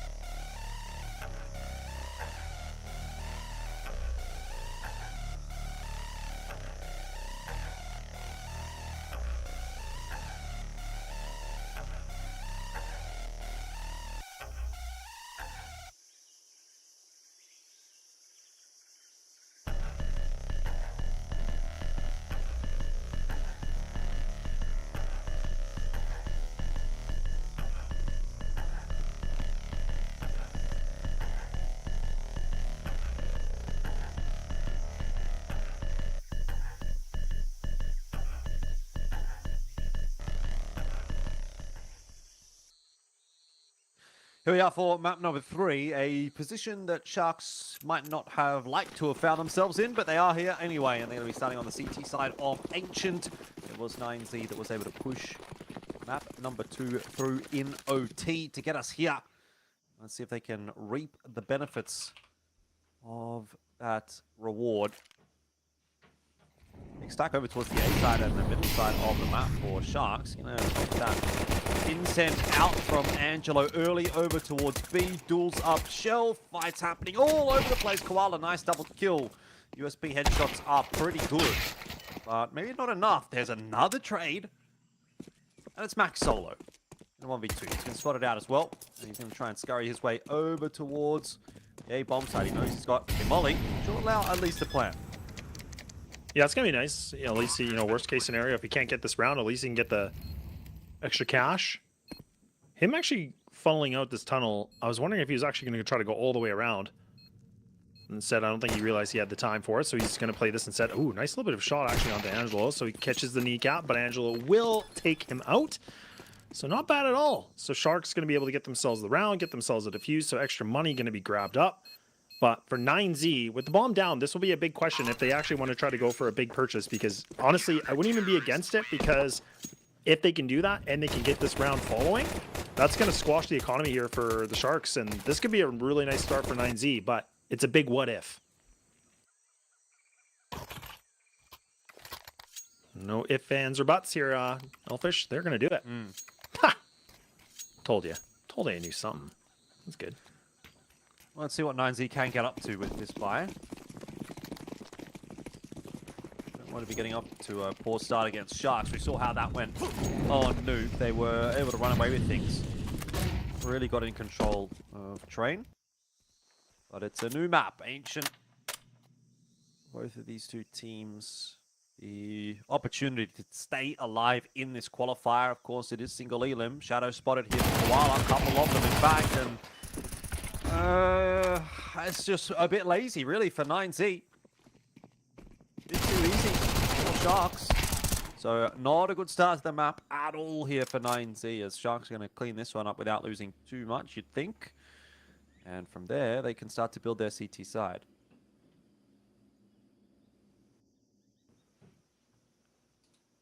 Yeah, this is a nice bit of a start we get to see from Sharks, and yeah, like I said, I like the gamble that they, you know, 9Z go for, but honestly, just how they kind of did it, it's not great at all. I just can't imagine Lucan's going to be in the position that he's going to be able to find, you know, all these kills and get himself back into a situation of this. Let's get the reload, but again, now he has to go through Angelo, and he doesn't even clear it. So an easy round here for Sharks. They only lose 2 people. That's going to be fine, recoverable. Now for 9Z, this is going to be a bit of a problem, just considering the fact that, again, they're going to have to probably, they're for sure going to go and save, but like if they can get this bomb plant, that's going to be another big thing. But this is where Sharks looking a lot better so far, but we'll wait and see when we get to the official gun round. Hang on a minute. What is Lucan doing? What is going on here? Oh, he's just going to try to balance the money out. He's going to have an AK, so he's going to keep his money close with his teammates. This is interesting. So a small bit of a workaround with them.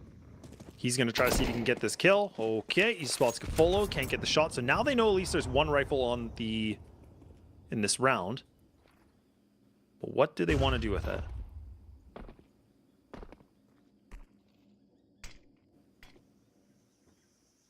Well, not a lot, apparently. 9Z just chilling at the moment. Taking their time.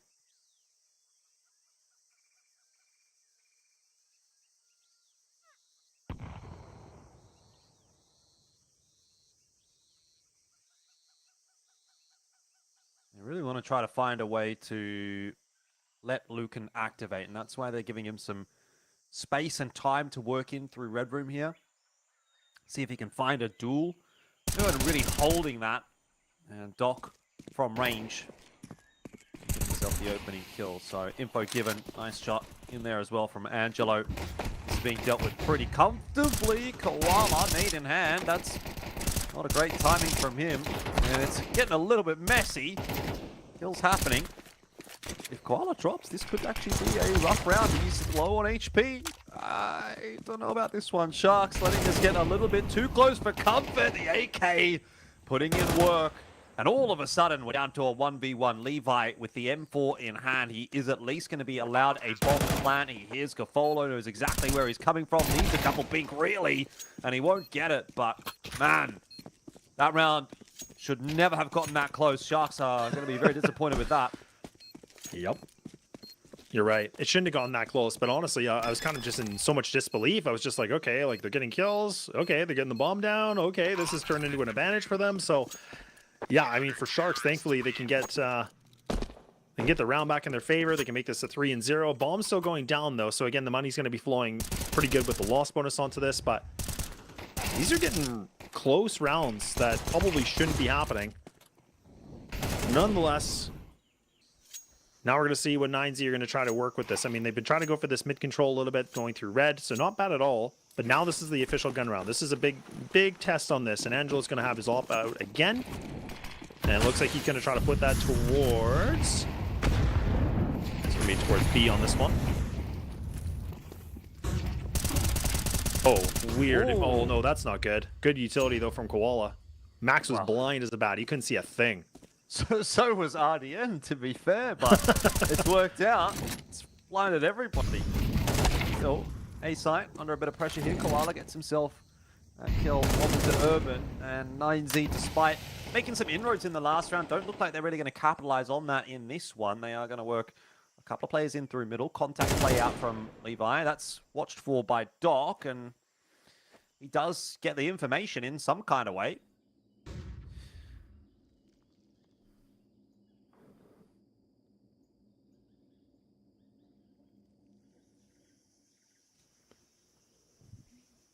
Yeah, I was still just under a minute remaining on this too, and you can just see again the bomb's just kind of making its way slowly, like they're not fully sure on this yet. This is pretty awkward because again you got the double player in A main. You have your bomb that's kind of just sitting in the back skirts by Cave. What is their plan here? I don't love the bomb by itself like this. I really don't. This is not good at all because if he gets caught, like they're gonna have to refight for that. Oh, and he's gonna go donut. This is a lot on RDN. He has to get this kill. Oh my gosh. Oh man, it's an easy one. They don't even clear him. At all. This is over. This is done. Ground. Sloppy.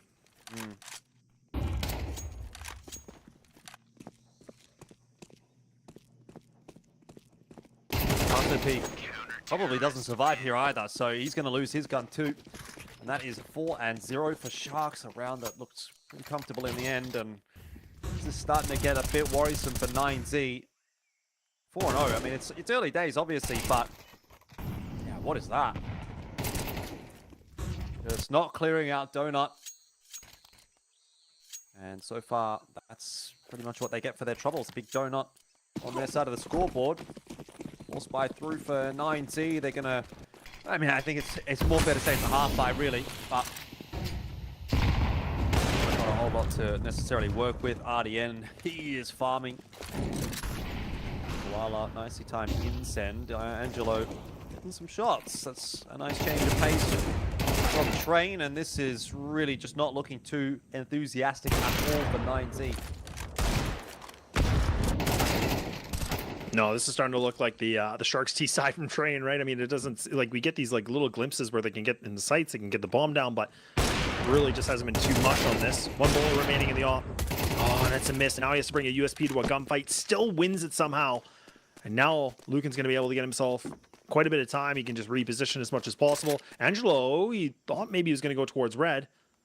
Instead, he's going to lean now. He's been able to get himself on this rotate. Lucan, once again, I've given him a lot of kudos for how well he's been able to kind of just, again, mechanics and moving around the map. And he could go through CT spawn if he wants. He can go back for a little bit of a cheeky little bit of a plant. But this one, oh no, he's going to cross towards B.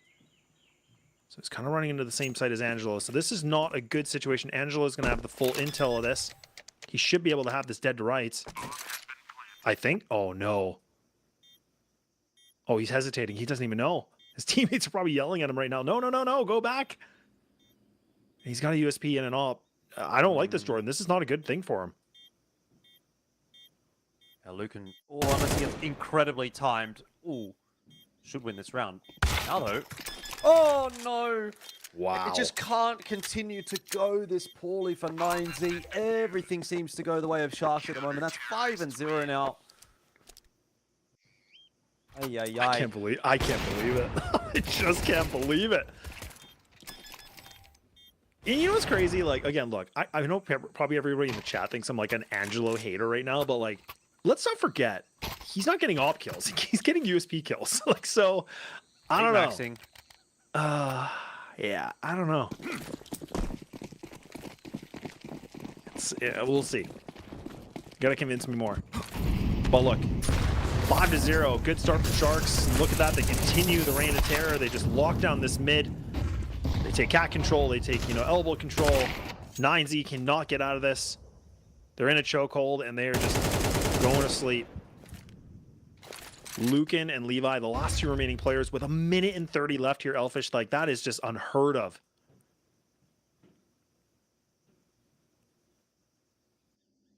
Yeah, it's definitely not looking good for 9Z here on Ancient. Sharks have really locked back in. They seemed a bit wishy-washy on train, but really solid so far on the CT side of Ancient. And Levi and Lucan need a real miracle to win this round. They're going to toss a molly up onto Long, but Angelo happily poised and deleted. Gafolo good for the trade, and Koala there as well. He always had the numbers on that site. Nobody's rushing for the AWP. There you go. Finally, it gets picked up. 6-0 and 9Z calling attack timeout. They need to get something done. They need to do something on this T side. Otherwise, this match is running away from them. Yeah, I like that they're finally calling the timeout though. But again, it's 6-0. So is it a little too late? I don't know. I mean, still that they maybe could bring things back to a closer affair, maybe a 6-6 or maybe a 7-5 something. I don't know. But they need to do something a little bit differently. This mid control has been pretty decent for Sharks. Like, again, they're just getting the better timing of it. The flashes have been really well, just catching these guys off guard as well when they try to just, abuse the Molotovs to get thrown. So we'll see what they want to do a little bit differently. Because, I mean, the A site has been decent for them. They've been able to get themselves in the site and getting plants through, but then it's really the post plant has been kind of their demise a little bit. Okay, it's going to be Galeals and rifles all across on this. And with the Galeals, I mean, this is where, again, like it's a strong rifle when you can get up close and personal as well. Like, I mean, obviously some good range to it too, but the rate of fire is going to be pretty good if they can try to get into Donut or if they can try to fight somebody in cave right away. Where do they want to go with this? And they're going to actually do a bit of a 2-2 split. Now they're going to have the bomb making its way towards the outskirt of B. And Sharks just kind of playing the one man here in A, which is a good thing here. Koala is going to be the sole anchor, which is typically what we normally see for these guys. But 9Z have really, again, just kind of weighed things out. They're not going to make too much of a fuss. They're finally going to go for mid control. And they get it up for grabs here, Jordan. This is quite nice for them. They got some real estate to work with now.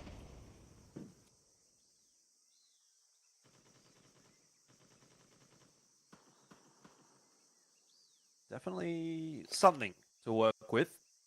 RDN about to have a duel presented to him in middle. And he's unable to win it, which is going to put extra pressure on the B defense. You can see Gafolo instantly has to turn his attention back towards Red Room. It's going to pull the rotate, though, from 9Z over toward A.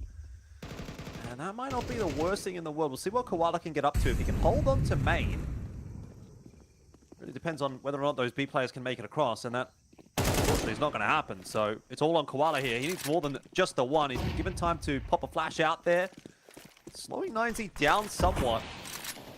But eventually, they're happy to just smoke him off. Not give him any avenue back into this round. There is a kill in from Doc. A 3v3 retake is maybe on offer. He's certainly got the money for it right now, Sharks. But don't want to overcommit to this one if they can't get it done. Doc for the double, and they know where Levi is. Doc's got it done himself. All right. Don't even worry about it. The Doc is back, man. This is exactly what we got to see on the first map, right? I mean, he was the guy that was putting up some big numbers. He was the one that was getting multi-kills, and now we're starting to see it. Yeah, he puts himself in the quad kill situation. A 7-5 to get himself here after this round, but I like the way that, again, you know, the player in A main was just distracting them enough that, you know, like it was looking pretty decent. The CTs were just kind of, again, they were getting toyed, and then 9Z had to make some big decisions. They burn a smoke there, and then the other players, some Sharks, were able to swing through CT spawn. So, yeah, they're playing a very much polished CT side now. This is what we kind of expect to see from a team like Sharks, but they show us here now on the third map of this series. 9Z back to a default situation once again. They're going to get on this B ramp. They're going to just try to swing through middle if they can. It is going to be RDN by himself in mid, though. He's got his teammate Koala in red, but RDN is still able to find these kills and almost takes his Max's life away, but he survives here with half his HP. This doesn't seem like 9C can get anything going. Even when they're able to find a kill somewhere, it's almost always, or has always been, exchanged favorably by Sharks in the end. Got a bit of lane control, but they don't really have the ability to work their way into B at the moment. Still got to take Cheetah and Cave. You have that lurk of Max right now working into A main. But once again, Sharks have the players where they need them. It's 3 players to defend the B bomb site at the moment. That is the position that 9Z are going to be heading towards. Koala and Gafolo to try to hold on, and it's a solid setup for the moment. Levi, actually a fake, if nothing else, and Levi's unable to really sell a whole lot. But Angelo, oh, he's been spotted behind the boxes. He backs up. He was aware that his gun barrel was sticking out, but he does it too late. And Max should be getting a freebie here. He's going to clear out... What? Oh, my... what? Has he not seen it? He must not have seen the gun barrel. That's the only thing I can think, bro. I don't even know why you wouldn't clear it. I'm you should sure. be still oh, that's... Oh, that was comedy. Oh, that is crazy. I've never seen anything like that before. Not me neither. I literally have not seen that before. I cannot believe that. If this was Asia, that would be a hashtag Asian CS clip of the day. But we're not in Asia. You know, I have higher expectations. Oh, goodness. Oh, that's just so sloppy. That is just ridiculous. I don't even know. He just cannot have seen that gun barrel. There's no other explanation. Oh, I'm gonna have to go back and watch that. That's gonna drive me. Unbelievable. Like, oh man. If anything else could go wrong for 9Z today, please tell me. No kidding. I was like, he's clearing out Donut, and then he's gonna turn around and kill the AWP. Like, yeah, he's clearing out, and then he's gonna. And I was thinking, as he's clearing Donut, I'm like, why is he clearing Donut when the AWP is watching Donut? You know, you wouldn't have someone in Donut if the AWP was watching Donut. And I was like, but he's really doing his due diligence. You know, credit to him. And he just kept going. That is unreal, man. That is unreal. I love it. Oh, boy. Oh, that's some quality Counter-Strike right there. That's the best. Oh, boy. 9Z, not even a timeout either. Like, oh, man, they got to roll the punches, I guess. I just can't believe Sharks have put themselves in an 8-0. And now Angelo getting a little more hungry with that off. He's going to maybe go through Donut. RDN putting the work with it. Angelo, a nice little bit of a shot here. Yeah, looking like a 9th. Up for grabs pretty easily. Really, the only damage against RDN, like down to 37, and everybody else is just sitting at 100. So, man, 9Z have just been... They're deflated right now. They got nothing. I feel like all the bad luck is on their side now. Like, they just can't do anything right. Yeah. It really does feel like something has just started to work against them. Some kind of cosmic force. Don't really know what to say. Just nothing landing. Nothing working out. Everybody has those days.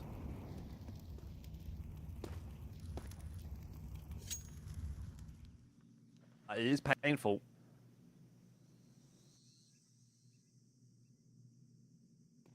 Yeah, it really is.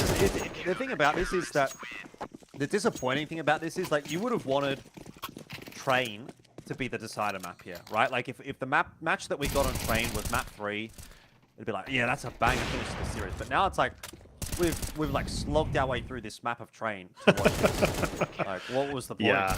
Especially for people that might have like even just tuned in now to be like, oh, okay, nice, this series went to a third mapper, like not bad. And like you said, like you can see the score 13-4, 16-14, and then you're like oh, wow, okay, Sharks are just crushing them. Yeah, I agree. I did not expect this map to go the way it is so far. Maybe that's not bad. Max is gonna get a mulli kill. Take it. Yeah. Definitely take it. Gafolo going to try and do something about it, but Koala is actually the player to find himself a kill. Angelo, nice trade. Sets himself up on 5, and he looks for more. This time, it's Angelo's time. He gets a double before falling. But the B-site control will be lost for now by Sharks. Doc, through the flash, as it starts to fade, gets Urban. And 9Z still can't find success. It's 2v1. Max has to get it done.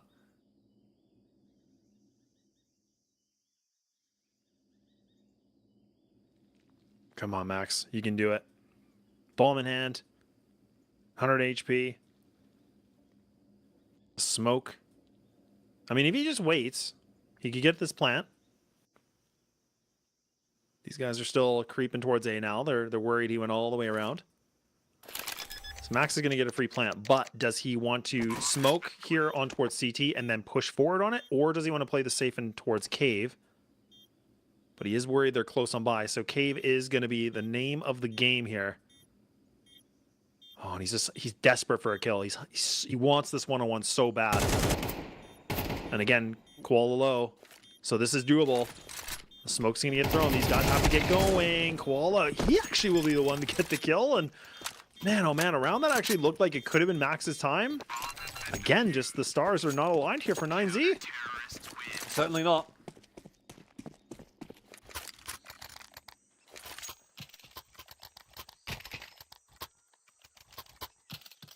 2 rounds left in the half. Already double digits have been taken.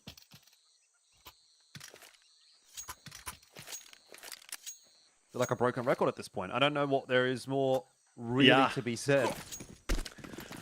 No, I agree. It's one of those things where you're just like, well, yeah, it just feels like, again, 9Z are they're the ones that have to do something, and they just can't. Like, again, everything they tried to do the split into mid. You know, a couple players on B ramp, they go towards Cat. Doesn't work. They try to do the A exec. It does get them bomb plants. Doesn't work. Like, everything they're trying, literally just, like, they show some, success a little bit, but then it just fumbles quickly. Like, and Sharks somehow are able to win every single engagement, putting them at 10-0, which is just madness. I still can't even believe it. I'm in so much disbelief right now.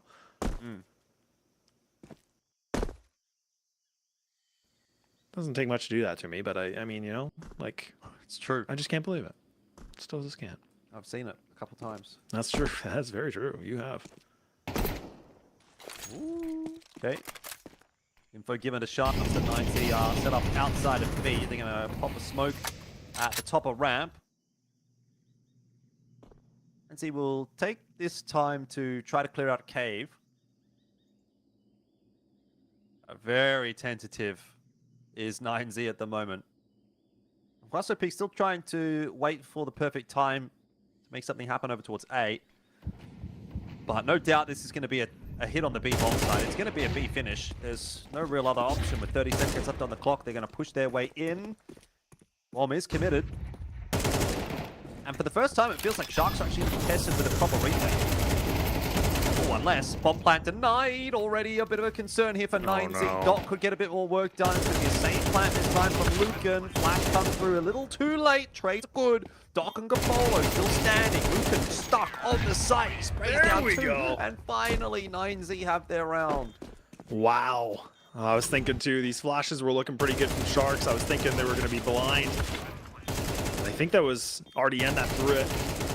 And the fact that Lucan, once again, the guy that was top fragging in the previous map, I mean, pulls through for these guys in a clutch scenario. So the last round of the first half we go, and they're not going to get sweeped here. They're definitely going to get themselves at least one round. So we'll see if they can find a little bit more. But not bad at all. Sharks full weapons, sitting good on the money situation. And RDN is going to be the one that actually is playing towards A this time. Or normally it's Koala, so he actually switched his position up a little bit. But look at how nice and smoothly they just get this mid control. Smoked elbow, smoked catwalk, and now 9Z kind of on the backboards once again, right? They have to kind of refight for this. Decent nade, not the greatest, but does some damage nonetheless. And now Sharks, they can just kind of pull back, and 9Z, they're on a full guessing game once again. Cheetah going to be smoked off. Molly in there as well from 9Z will prevent that being Sharks-controlled territory. Still trying to work that map control 9Z into middle, but they've lost lead by walking his way up ramp. RDN almost gets two. He got the headshot onto Urban. Wala hears the steps in main. He picks the pace up. Gets the kill. Easy one onto Urban. Huaso Peak needs a double. Once got given the opportunity. Doc catches Lucan, who was holding onto the bomb. So that's pretty much the round done. And dusted. Huaso Peak's going to go down. 11-1, the first half score. And Sharks are looking to close this series out quite comfortably.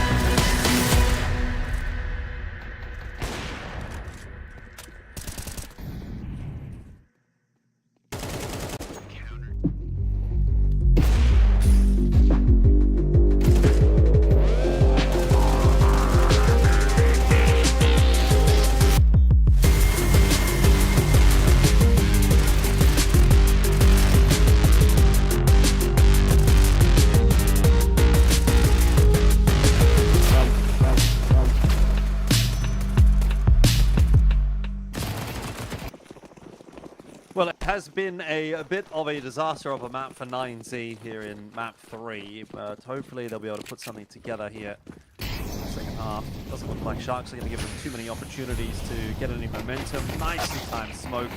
You can see Sharks very well drilled on this B pistol hit, and it is too much for 9Z. That's going to be 12 for Sharks. There's no question about that. It might be GG. And that's it. We're done. No, but it really is kind of, again, like we talk about the importance of the pistol. 9Z absolutely needed it. Like, there's just no doubt about it. And now the fact that they've lost it, yeah, look, I'm pretty optimistic as a person, and I think you would agree with that. You know, I'm Canadian, so that's kind of within the realm of it, but that's a lot to ask. Like, they have to be perfect, and nothing's been perfect for them at all in Ancient. Actually, it's just been the exact opposite. Everything has gone negatively for them. Nothing works, and unfortunately for them, that just might be the tale here in this one. Terrorists win. I would say so, but there will naturally be a force fight through here from 9Z.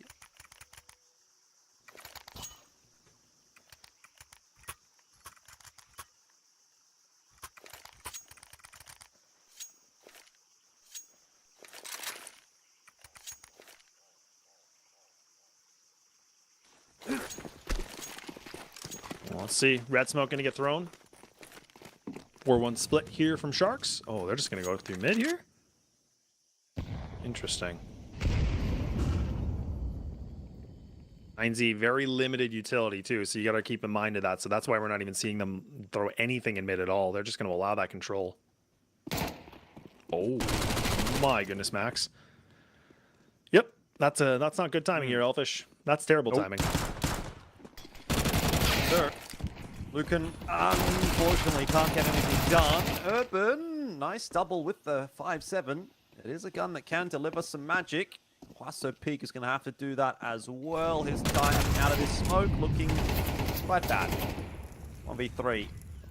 Right, left alone to try to save this game, and I dare say it's probably not going to be happening. With the Eagle having to push his way through a smoke. Oh, we'll give him the chance. There's a massive hole in that smoke, so he's not going to be able to use that one to really get any space at all. Sharks are happy to just chill. That's exactly what they need to do in this circumstance. The thing will come a little bit off time. There was a chance, but they get the job done anyway. 13-1, and that is that. Map number 3 will go the way of Sharks. 2-1 in the series, of course, and they survive here in the Ace South American Masters, which is the qualifier for Blast Open London. They'll be facing Legacy tomorrow. I don't know. What do you make of that game, Laz? I feel like there was definitely some good, definitely some bad. Overall, Sharks a bit inconsistent is kind of my takeaway.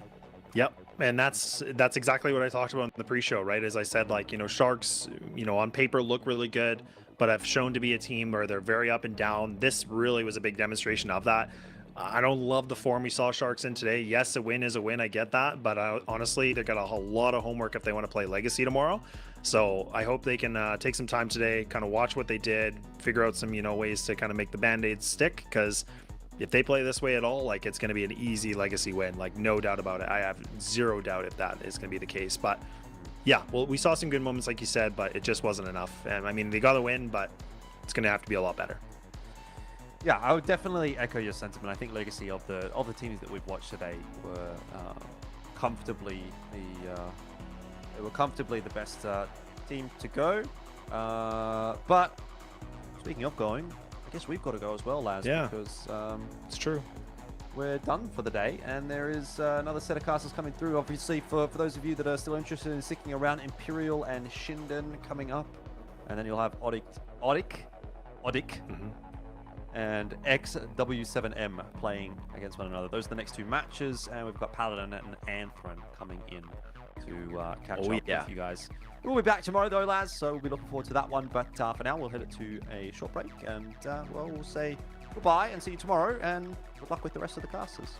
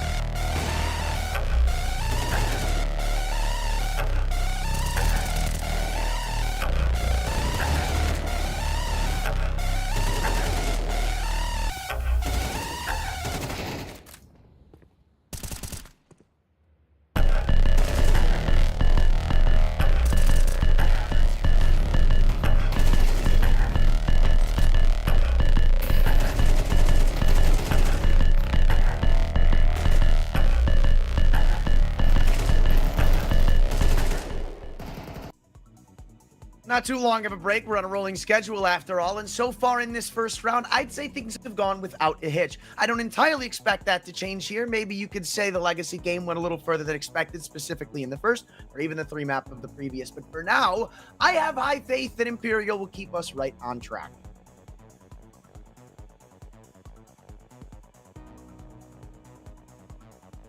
American competition, and I think there's still some integration that needs to be done with their new anchor and making sure that everything looks in tip-top shape. But I think they've made the right move so far to integrate a little bit of Portuguese blood, and I'm excited to see Shinden play against different competition because this is a roster that has been pretty fun to watch across their development in the CCTs of the world. So that'll be an interesting bout. And then obviously the elephant in the room is getting to watch Cold Zera's debut with Audic later on tonight. So I'm excited for the little slate of games that we have on the horizon. Look, I think you've given us pretty much the perfect stuff. We get to see Imperial, maybe one of the best teams, if not beyond Legacy, the best team in the region. You get to see what could be the most exciting Audic we've seen in years. I'm happy about today. But one thing that you said that stuck out to me was just watching Shinden on their up and coming in the recent few months. The one thing that attacks me about this team is that they don't ever really get opportunities to play in series like this, it feels like. And maybe not even necessarily because they haven't gone far enough at events. I'd like to say they've won a fair few good best of threes. But the last time they played a team in South America that's even kind of on the same arguable ground as Imperial was about 5 months ago when I believe they played the Sharks. So it's always hard to come into a series like this and imagine we're going to see the best foot from Shinden off rip. And personally, I think if they were to put up a fight specifically in this first, I think it would come a bit later. I think it's going to take a minute for them to warm up. I think being that normally they don't get to play against such high caliber teams, I think could potentially cause a roadblock. But we'll take a look at what's happened so far today. In case you missed it, I said it hasn't been too crazy just yet. I still think that first map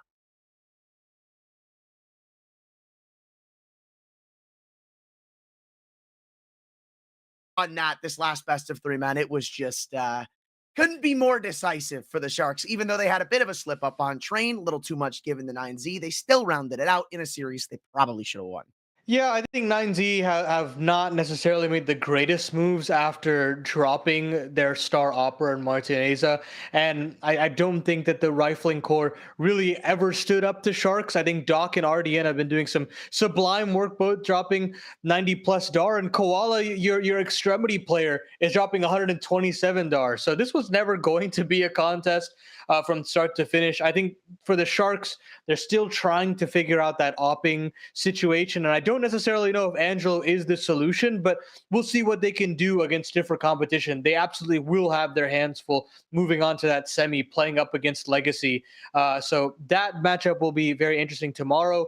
But I think our side of the bracket here will also lead to some very interesting matchups, which is how Imperial would like to approach this tournament. I think in their eyes, not nabbing the qualification spot would be a disappointing result for them. And for Audic, any sort of upset potential that they can bring forward, any sort of development that they can bring forward, I think would be very exciting for them moving forward, especially considering just the VRS stead that they have right now, where they're still definitely in the conversation about the South American major invite, but they're going to need some big wins to really catapult them into that conversation of actual proper results in the South American region. Yeah, I think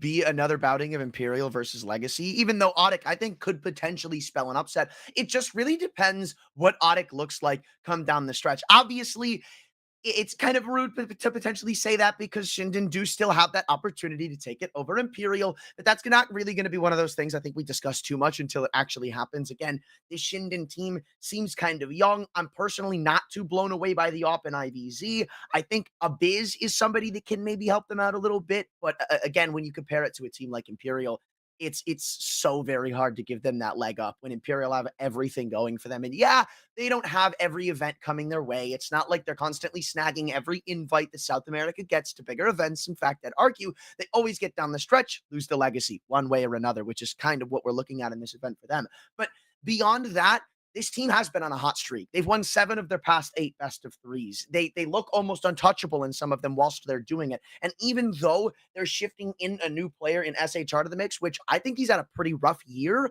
things seem to be working well for Imperial. Well, I will say that nothing really was going well for Saw altogether, regardless of the moves. That I don't necessarily think that those statistics suggest as much about SHR, but I do think that he was a very respectable anchor for Saw in the dark times that they were in for quite a long period of time. And you got to keep in mind, they're attending international event after international event, coming in last place pretty much 9 out of 10 times. So I think, yeah, just very deceptive in the kind of the results and statistics that SHR provided. But I think it's mechanical understanding and his ability to actually hang around as an anchor is still very sharp. Now, my issue, I think, really lies in the replacement of Cello to Decenty. I think Decenty was a fantastic player and one of the shining lights for Imperial. And replacing him with, yes, a guy that has more international pedigree in Cello is definitely nice in one sense, but in the other sense, I still don't necessarily like Cello in these more static positions. When he's asked to become a turret on the back of a bomb site, I don't think he can rise to the same occasions that Decenty did. So I have a lot of scrutiny towards Cello in this 5-man unit, more so than I do SHR. And I think, of course, you still will be looking at the Portuguese edition, just in the sense of the culture shift, playing in a Brazilian core team and kind of shifting his cultural identity towards the likes of an Imperial. I agree with you. I think that replacing of Decenty is always going to lead to some controversy, even to a degree for Imperial, considering that, they got rid of him because he and Try were both butting heads. I think regardless of which way you look at it, it now makes things more interesting as to who potentially the problem really was. But for now, we'll put that on the back burner as we look into Shinden. Again, like I said, the one guy that sticks out on this roster to me is Abiz, because I look deep into their repertoire, into their games that they've had against those better tier teams, against the Fluxos, against the Sharks, maybe even the Canids, if you want to throw that into the bid. And he's the guy who has shown he has the capability of putting up numbers, who can potentially put the team on his back. My issue is, outside of that, it doesn't really feel like anybody is all that consistent on this team. It doesn't really feel like you're walking into a server as Shinden and guaranteed that IVZ is going to be hitting on the op or is going to be carrying on the rifle. It feels like that solid staple on this team is missing, and somebody has to step up, or else I don't really understand how Shinden's going to move forward. I'll push back a little bit. I think I've seen a terrific development from Shinden as a core. I think they made the right move as to upgrading Roy into Nas now, after Nas had his little stint on Bestia. I think it's that perfect transition for him. I think Ives has done some great work in terms of his development. Yes, he's very inconsistent, but I think the flashes that I've seen from him can be very exciting. And I do think that Nacho is the guy that I'm looking at more so than Abyss. He's this aggressive rifler that can turn up the heat to 10 to 11 in certain situations, and he was the key reason as to how they were able to upset over the Red Canids in CCT when they had this deep second place finish, when they're able to push Fluxo as well to 3 maps. I think this team has the upset potential, but definitely it's a lightning in a bottle type situation where they're going to have to get a lot of players in the right position at the right time, have the right peaks as well, and catch a team like Imperial that are still working through the kinks off guard. Now, the pick's a little awkward for Shinden. There's no real dedicated map that they can go towards. I would have liked for them to actually adopt in for the nuke. They actually get it as a decider, which will be pretty nice. But for Imperial on their end, having Mirage Dust 2 as a combo is very nice. I think they'll be licking their lips in that regard. I think Vinny should have the series locked up in 2. But yeah, if we do get to that third, somehow Shinden can squeak their way through to that nuke, I'll have some question marks for sure.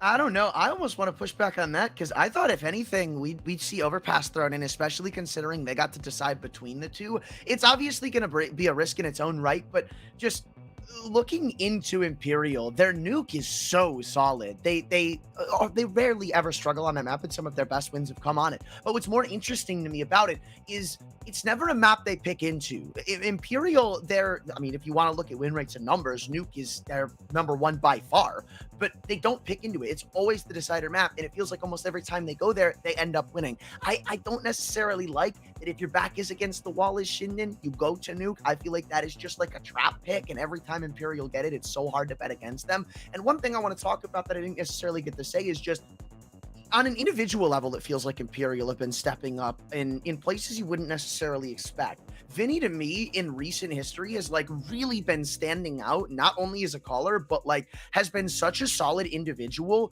to where, yeah, it sucks decent he's gone, but it kind of feels like some of that hole that is felt without him being on this team is actually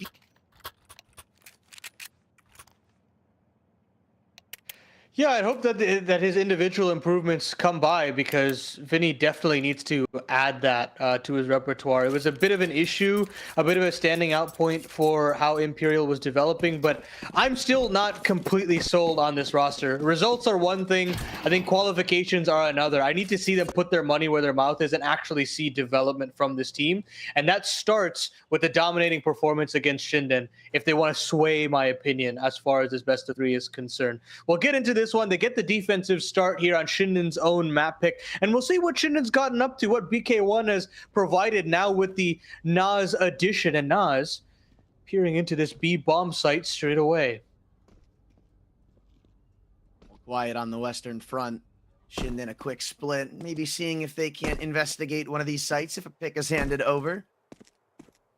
But Imperial won't be giving away so much as a whimper. Smoke comes out, maybe trying to play with those rotates, and this Molly is going to be spot on. Fellow Doolies forced into an uncomfortable fight, but dodges right back into jail. And this whole charade seems to be just that. This is still an A attempt at the end of the day, and the bomb is now spotted. They know what's up, so this QB sneak play might not go as intended. SHR, though, tucked into stairs, has to do pretty much everything, and they're fighting him all 1v1 on different terms. The P2K up close, not a gun to be messing with, and now IVZ. I don't know how you fight your way out of this corner with the Doolies running you down, and Vinny from CT spawn. Feels like this one's already under lock and key.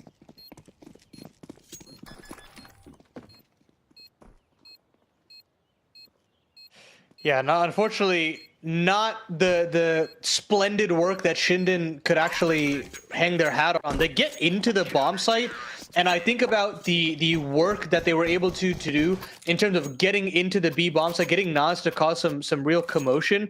Unfortunately, the connector player not able to dislodge the stairs player in that circumstance, and that kind of collapses the scenario for Shinden. I think great pocket strategy there from BK1 to get into that A bomb site and get the bomb down. But you're going to, again, need those individuals to get a little bit more off the mark. You're going to need the multi-kill potential to make this one a little bit more doable. You invest in this one completely, and this time I think, considering just the all-out B execution with the limited utility that they have, but they've already lost a body perusing into the underpass. Nacho also gives way. So again, an awkward 3v5 that kind of just stalls before it even starts. And Vinny's not going to peek this ever. He's going to wait. I mean, he'll die behind this bench if he has to. I almost guarantee it. But now the cavalry's arrived, so fight on your own 2 feet. Don't really matter if you fall. And considering, as you said, it was a full investment, it's not necessarily worth it to only have gotten 1 kill. That's just the way the wind blows sometimes. I'm a little alarmed with that round. It feels like that spacing being off in underpass is a bad omen, but it is just the second round. You know, maybe a little rusty, whatever. Want to get warmed up, whatever it may be.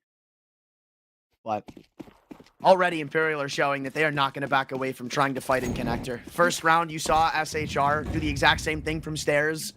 So they're going to have to earn this control. Yeah, already you can kind of see that Shinden are trying to manipulate rotations as instantly as possible, but Imperial are seasoned. I think they understand very clearly that, you know, they've played against elite international competition at this point. You're going to have to do a lot more to sway heavy rotation like that at this level of the game against an opponent like Imperial. So for Shinden, the pocket strats don't necessarily work out at any stage of these first 3 rounds. And now are tasked with dealing with this Imperial onslaught. They completely purchase in. Ives gets his AWP out straight away. And Try will also have his big green on the other end.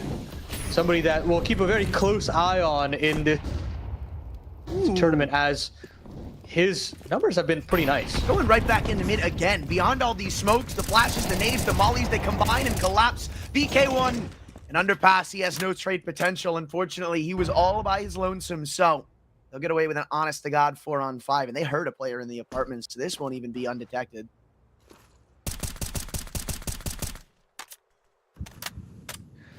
Slow back down now.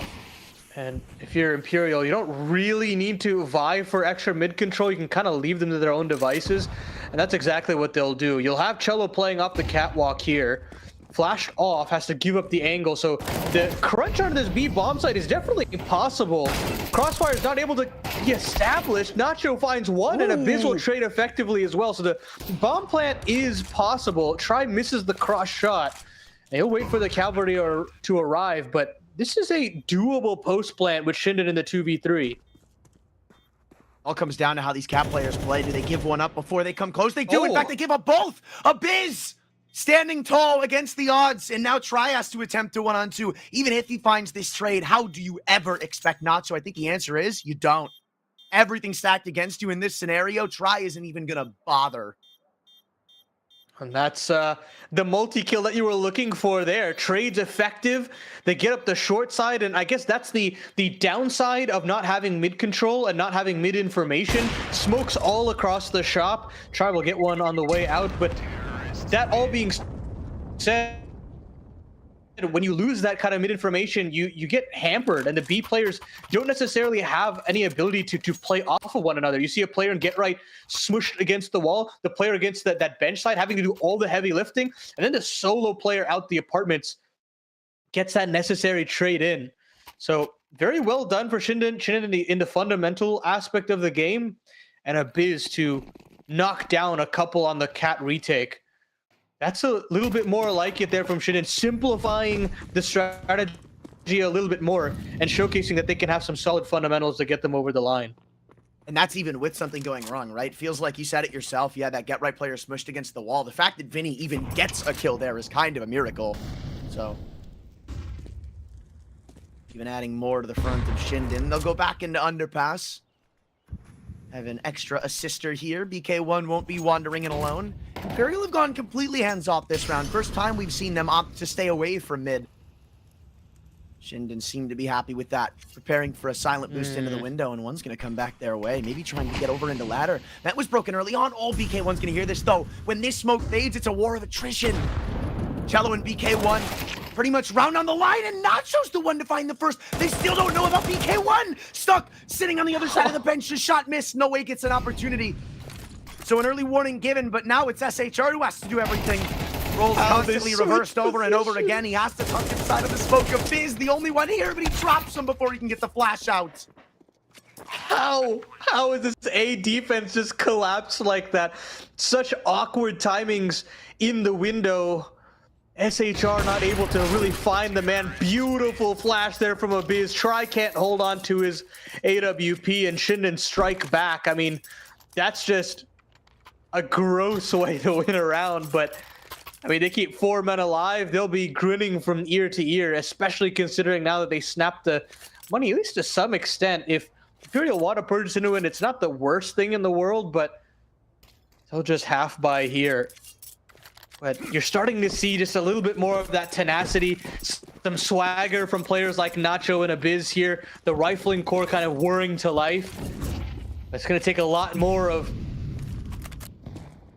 those kinds of happenstance moments if they want to really make a T-side out of this one. Smoke at the end of the apartments, and Vinny's going to irk his way up. Only helping himself with a flashbang. I don't have a great premonition about that one.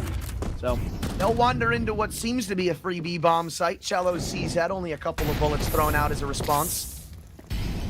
No more damage ticked with their own Molotov by mistake. So not like this one's ever really going to get off the ground. Wasn't entirely expecting to. And Shinden have now shown, I mean, what? They've attacked mid. They've gone for some A executes. They've gone for some crunches. This is their first, like, full-on quick B pop round. I always like when teams at the beginning of a game show that they're not scared to really spread the ball around, if that makes sense. Mm-hmm. It's difficult to do when basically certain teams have just one win con, but I think with Shinden, if you've got a certain player activated, you can bully specific parts of the map, and if they've got options. Of course, Nacho doing a lot of great work in the early round, and Abyss to try and shut it down in the late. But for Imperial right now, you're trying to figure out how to deal with this mid pressure. SHR from the connector, you want to get Try involved a little bit more, Cello off the catwalk. It's this new blood off of Imperial that really has to suss out and adapt to the circumstances being thrown at them. And Shinden did actually take the first time out here. But interesting enough, they understand that if they want to really chain together rounds here, it starts with a good game plan going into round number 7. Kind of want to see Try set up on this op. I'm wondering what the next move for Imperial is going to be now that they've kind of stayed away from mid these past few rounds. But it's not like they haven't been flirting with the idea of aggression elsewhere. We saw SHR a couple rounds ago try to get his way into ramp, just wasn't really given the exact space for it when everybody falls around him. And Vinny with the 5-7 going into apps. So far, I mean, I'm surprised to say this is a back and forth game. Again, I came into this full expectations of Imperial kind of doing whatever they please, but Shinden have really demanded respect early. Right now, it looks like they're about to demand an A approach. There's 4 people sitting outside of A. So while all this is going on in mid, this is fine. Shinden are okay with this. They're going to exec in. I'm not really sure. They take a little bit of a beat. Now they'll commit. Utility tossed up, and straight through the smoke demolishes SHR. All of a sudden, red carpet rolled out. Try really the next line of attack, but Abyss will continue his rampage. Not pushing through the smoke. It's just Try and Cello to piece this one together in the 2v4. They've gotten a couple of kills back. But yeah, look at this aggression from Nacho. All that chaos on the A site, and Nacho make sure that they can lock in this one. Now is the final cherry on top, and Shinden capitalize. These strats look squeaky clean. I mean, this is just crazy, right? Because I feel like there's a world where this round could have been wrote off after that first pick comes in through smoke, because obviously it's going to be hard to fend off your A-site push when you go for a mid play and your anchor gets shot through a smoke, but it's what Shinden do around that makes it so convincing. The constant misdirection, the smoke and mirrors, capitalizing on the panic of Imperial in mid, in Cello trying to rotate back through the murder hole. Everybody doesn't really know where to look, where to go. Cello's caught with his knife out. Nightmare fuel here for Imperial. Trying to claw back some of this lost momentum. And now, again, heavy mid control established for BK1 and crew. Players stuck between the connector and the spray transfer is beautiful there from the IGL. Now Ives chiming in, trying to pull back some of this pistol pushback. And Try will nab another one. However, there aren't guns to recover, and that's the real worry here. Abyss gets out of the palace. Ives can scale up and switch back to the AK-47. Flash to establish a little bit more control, but that C4 will hit the dirt. And now, eventually, Vinny will be able to scoop up a gun, or Try for that matter. But low HP bars and no kit and no utility. This should still be a T-sided round. I think Vinny would try to go for a gun, but he's opted to stay around jungle instead with the 5-7. Tries come up, and they know about a player in fire. In fact, now they know about both. They've got a nade. They can dunk right on his forehead. This can get messy real fast. 5-7 inching its way up. Try finishes the food, and now while it's planted for him, he's only got a flash to help him. Gonna try to play protect the president, fully dodging the flash. Try had to hit that first shot. Without it, Abyss has an easy cleanup for a round that could have gone haywire. He's continuing his good looks, Anthron. I mean, it just feels like they're turning a corner now, really having their way into clutch situations as well. This is a recipe for disaster for Imperial. Those are the rounds, as a favorite, you'll be smiling ear to ear, saying that, okay, you covered an AK, you recovered a nade as well. You've got the coverage to try and get that diffuse through, but Imperial cannot get it over the line. Tries spray just a little awry, and of course, if you're Vinny shaking that bomb, you just want to commit to the defuse all the way. You don't want to get off of it. And now it's Zach's turn to get on the mic, because this one's spiraling very quickly. You've got the buy rounds very handedly working in the favor of the T's, and now you're getting these 2v2, 3v3 scenarios also removing from your control. That really is the cause for concern for Imperial. Where's your win condition? Who do you look towards? Because Try, even though with this 8-4 scoreline, is for the most part being neutralized. He's being avoided. Yeah. It feels like Try's kind of been quick rotating in a lot of these rounds, and by the time he's at the scene of the crime, the round's already done. Like, realistically, what are you gonna do? And it's... I don't know if it's going to be the same situation with him posted up on Catwalk, but if they do walk into mid, then they'll be falling right for the trap of Imperial, exactly what they're hoping for. And unfortunately for them, Nas wasn't close enough to hear that scope from Underpass, so they might just walk in thinking this is a rifler off Cat and end up giving away the opening pick. It looks like they're still uber slow on this actual mid approach. Mid util still being primed and ready from the CT spawn, and I think there's some flashes developed here as well, so Try shouldn't be able to get off a shot without a flash in his face. And here comes that flash. Cello will go 1-for-1, and Try actually never does get blinded up, so that cat play works out, and they want to refight for this mid space. Despite the missed utility, they're still gung-ho, and Try now will continue his good ways, and he'll triple up in the round. So Shinden try for this alternative approach to mid control, and they finally have to face the consequences. Love that misdirection from Imperial, though. That's what I said a couple of rounds ago. I wanted to see them like get Try involved in the early round, set him up. And this whole round kind of feels tailored to him on Cat, where you have Cello taking first contact and window. That's where the op is posted. That's where first eyes are looking. And then all of a sudden, Try just comes in out of nowhere. You would expect him next to potentially be in con. Uh-oh, he's just shut down our round. Well, he'll be at this A bomb site yet again, and it seems that SHR is considering just this off-angle position, but mid-control, smokes being tossed in, hoping to garner some bit of rotation. But here comes that A play, here comes another transfer Try to have his way, and Ive still finds the immediate trade. It's a nasty shot, but they still have a man advantage with SHR tucked into Palace, so even though you got through one obstacle, you've got another to worry about, and you don't have the resources to deal with it. They used up so much to get onto this site. Nacho looking to save. The headshot off Cat. Now things get a little more tricky because they can easily go back into this B site, if not sneak through jungle to go through market. And this isn't a route that Imperial are even considering just yet. No Way finally grabs the op and turns around and says, I've got that under control for now, but this isn't an angle you can hold forever unless they give you the bomb. BK1 walks right in. How could you ever anticipate that? Now, what turned to an angle that was on a timer is turned into an angle that's going to win him the round. Ives op, not a salvation grabber. So now Nacho's got to work the impossible 1-on-3 from Market with everybody staring down his gullet, including the No Way op, recovered off of Try's fallen corpse. Even if you get past the first, Vinny's next. And guess what? SHR is pulled in to make sure he is not unguarded. That's a really, really terrible oversight. I mean, I like the pullback in the B, but drop underpass in that circumstance. You've got window control. I don't think there's any need for you to go alone to wrap in a market. I think that's extremely greedy. And that greed costs Shinden the round. Imperial get to nab one back for free after essentially being hoodwinked there. They should not have been able to get that one over the line. As soon as the bomb goes down on the B bomb site, it should be over.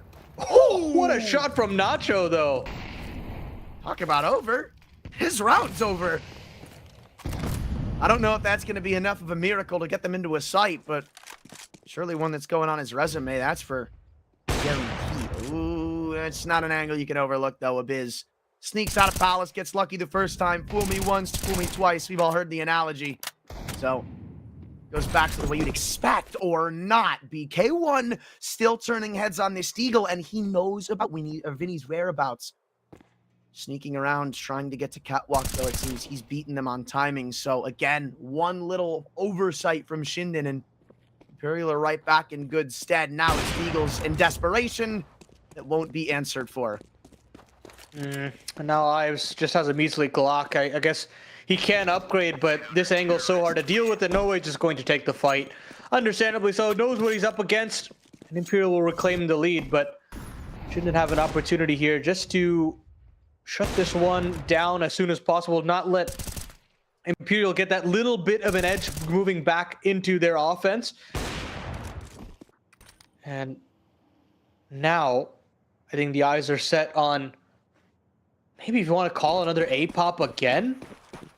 I do like in the fashion of how much space that they're getting and what they're doing with that space in that part of the map, but instead Imperial will duel out here in middle, a boost available if No Way asks for it, but instead he'll just shift away. BK1 reads what No Way was up to and spams him just enough to push him away.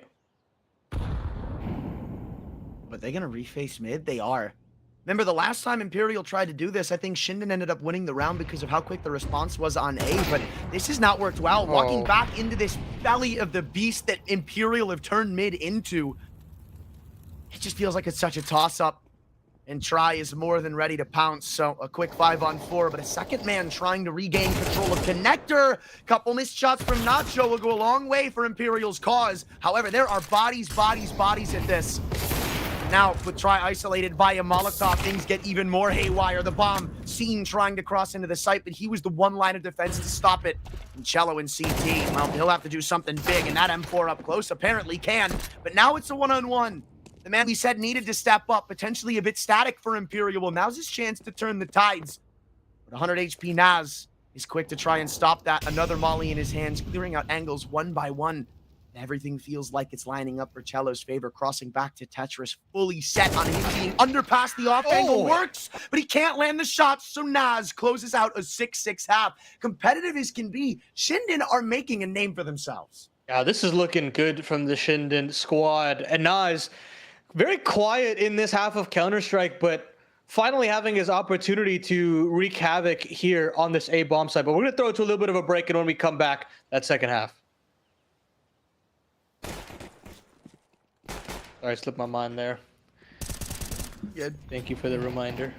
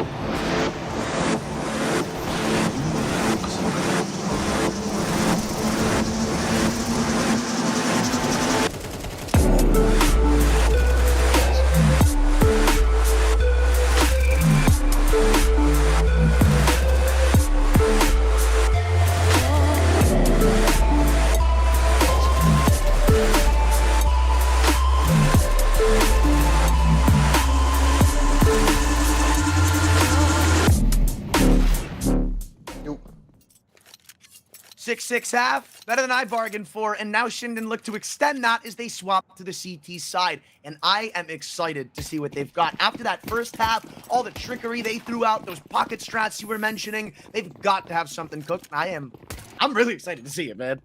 Yeah, let's see if they can try and close this one out, start this series off in the right way. Of course, still a long way to go. Imperial are no slouches on this map, no slouches in terms of how they like to call from Vinny as well. Very slow start to this offensive half. Smoke Molly to give them some space up in middle, but look at this. CT's ahead of that utility, have a chance to fight and dual eyes Abyss. They go 3 kills between the two of them. And now they'll try to scale back into this B bomb site. BK1 is still a snake in the grass. He still has a clear opportunity at chopping down No Way. And there it is. It's all up to Vinny now in the 1-on-3. This is a beautiful little collapse onto the middle of the map. Right back in the lead goes Shinden. That was really cool. That little crossfire and ladder and cat, that's awesome. Smiles, I'm sure, on the faces of Shinden as they look to extend even further. I wonder if Imperial try to force buy back. Unlikely without the plant, but this was shut down from the get-go. And this is something I'm noticing Shinden are doing so well in this series specifically, at least, you know, in the one half of play we've seen, is it almost feels like every time they get the opening pick, hell, even sometimes they don't, they're so good at not ever giving Imperial a chance back, always making sure there's bodies. And it feels like Imperial can't do anything about it. I mean, Try's really the only one kind of answering, and even that's kind of a farce number. I think there are some players on this team. I look towards Nacho, who is this like ever aggressive guy that could do that, but even he's impressed me with how he's been reserved. And now BK1 will have a hell of a lot of Glocks being sent his way. They're trying to plant in the smoke and they'll actually get away with it. What the? Knives are out. That's bold to say the least, but guns not recovered means that this one is an open and shut case. Pretty much best case scenario there, with Imperial just investing with the smoke. But Shinden get themselves a 2-round lead now as Imperial will get the guns out. A little plant spot. I'll give it up for that. I think that was a cool little disguise from Imperial. Diving out of B, ready for that jail smoke. Was that a smoke? Okay, that was a smoke of their own. I'm sorry. I thought that was the jail smoke extending around the site, but still, that small little change of the plan is, I think, why they get so much utility in this round. So end up coming to win it, and you'll be thanking that one little play. For now, it's Shinden on the bonus. 2 MP9 still featured, but a hell of a lot more for the artillery of Imperial.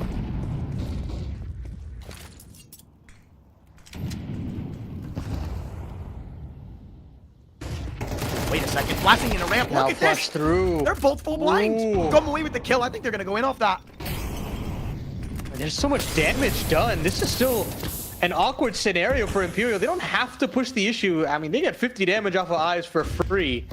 Nacho's still sticking around trying to play ahead of the smoke. They're still pretty aware that they could still commit to this A bomb site, but Imperial just back all the way back into spawn. They'll plant SHR as a late lurk in case they do want to commit to this A bomb site, but maybe even a double pump into this A site is an idea, because they're not truly moving back over to mid, back over to the apartments. So maybe just punish a bit of aggression. Nacho is certainly giving it to him. You just talk them up for doing stuff like this. They're ready for the push, though. Even if they're low HP, there should be a trade guaranteed. Off angles can be deadly, but Nacho is even deadlier. Dropping both of those players in ramp is completely siphoned off what could have been that double pump you were talking about. They need to find this trade if they even want to think of cracking in. I don't understand what the game plan there was from Imperial. They backed away. They tried to punish the aggression and then failed miserably. Now they'll try their hand a third time at this A bomb site. Nacho's still lying in wait under balcony. Still has a chance of having some damage done, but SHR with a well-placed nade opens things up. Try finds another into the 2v3 go Shinden, but still this lurking Nas player could still have some damage, but he's not able to find anything. BK one can't complete a kill, and look how close Shinden were to completely changing the outcome of that I round. didn't even see that nade. I thought Nacho was going to get away with murder there, but the second he falls in under Balk, things go from bad to worse. You have so much responsibility on that CT player who's playing in the open to try and help trade out Nacho. He's caught off. Then you have an MP9 rotating in from Khan. It's just a mixture of things going from bad to worse, but all in all, it did kind of feel like a round Imperial had tossed aside from the get-go. The guns come out for Shinden. BK1's on a 5-7, interestingly enough, but that off of Ives is exactly what I'm keeping my eye on.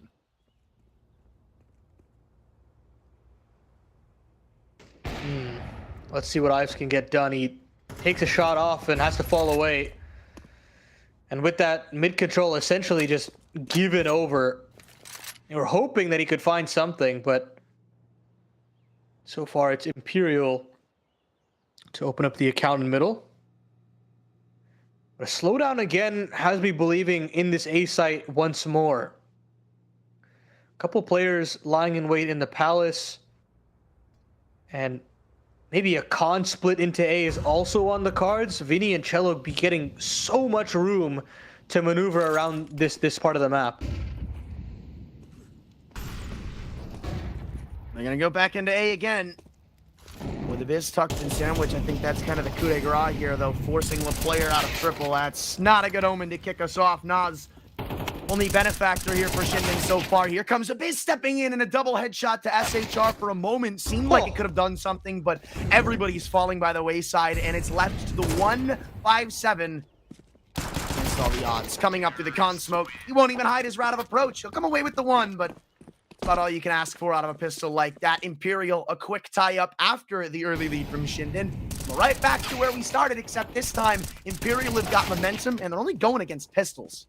Yeah, guns are not available for Shinden at this point. So a real opportunity for Imperial to turn up the heat and to, more importantly, feel like they have control over this best of three, because I feel like for the majority of this one, you don't feel that favorite effect for Imperial. It definitely feels like a 50-50 game.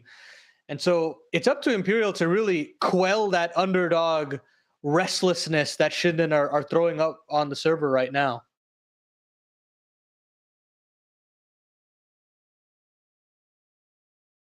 No, and honestly, I don't know where Imperial have to go with it, but even in that first half, the rounds they would win, a lot of them kind of felt like maybe Shinden had made a misstep or something goes right for Imperial, more so than an entire like idea overlapping and shutting them down from the start. That's lacked for Imperial this game. But another thing I still want to say is lacking is I expected more out of some of the other players. Obviously, I can't write off 22-9, right? I can't do that, but outside of Try, we haven't really seen a ton, be it, right? I mentioned Vinny stepping up individually on this team recently. He's the B anchor. You're really not going to see a farming frenzy from him. But players like No Way are also kind of who I was looking at, and he's not been as loud as I expect. And especially in a game like this. This is one of those rounds, maybe you can start to get that back on track, but if that stays true, then I have no reason to believe that Shinden are out of this just yet, especially when these rifles come back out. I mean, again, I'm going to point you towards SHR and Cello, the newest players on this roster. SHR, the con player, Cello, the cat player. I mean, those are supposed to be frag-hungry positions. Exactly, those are the ones where you should be flying high, but both struggling to stay positive in this best of three so far. So my eyes are set on them in terms of trying to turn the key on this first map and trying to sneak away with Mirage. This is a good pickup round for Vinny and No Way, though. No Way ends with 3 in the round, and Shinden will get the guns back out. No AWP for Ives, if I'm not mistaken, with the cash that they have available. So you don't have that long-range ability here. What's the game plan now with just 5 rifles? Do you go for that early aggro play into A main? Are they going to try to get up in the faces of Imperial up on top mid? A lot of options here for Shinden, but they cannot let this one run away from them. Otherwise, this Mirage might very quickly get out of hand. Also, notably, no kits for Shinden, so I'd imagine if something goes wrong in the early round, I wouldn't be surprised to call this a save. And it'll be a war of attrition in mid yet again. This is something we've seen both teams butting heads at the entire map, but this time it's Shinden's way, giving Imperial a taste of their own CT-sided medicine. Nacho and Abyss have got things taken care of. No lurk from SHR this time. Mentioned how many times Imperial have set him up to potentially be that late lurk in Palace. It's not an exit route this time around, so they look to mid, where they finally answer back with the kill on Nacho, but they'll need more. Yeah, that's for sure. Cello is one of those guys that can be a real can opener of a player on the T side. And that's definitely a way to pull it back, but he's going to need to do a little bit more. I don't know if he can necessarily spot out that player. And actually, it's Nas that spots him first. Pops open the vent to make it a little bit of an easier time, but here comes the walkthrough from Imperial into the B bomb site, and there's nobody here to actually greet them. BK1 though spots out Cello on the fallback, and now they should know the penny should drop, and they should be able to deal with this one.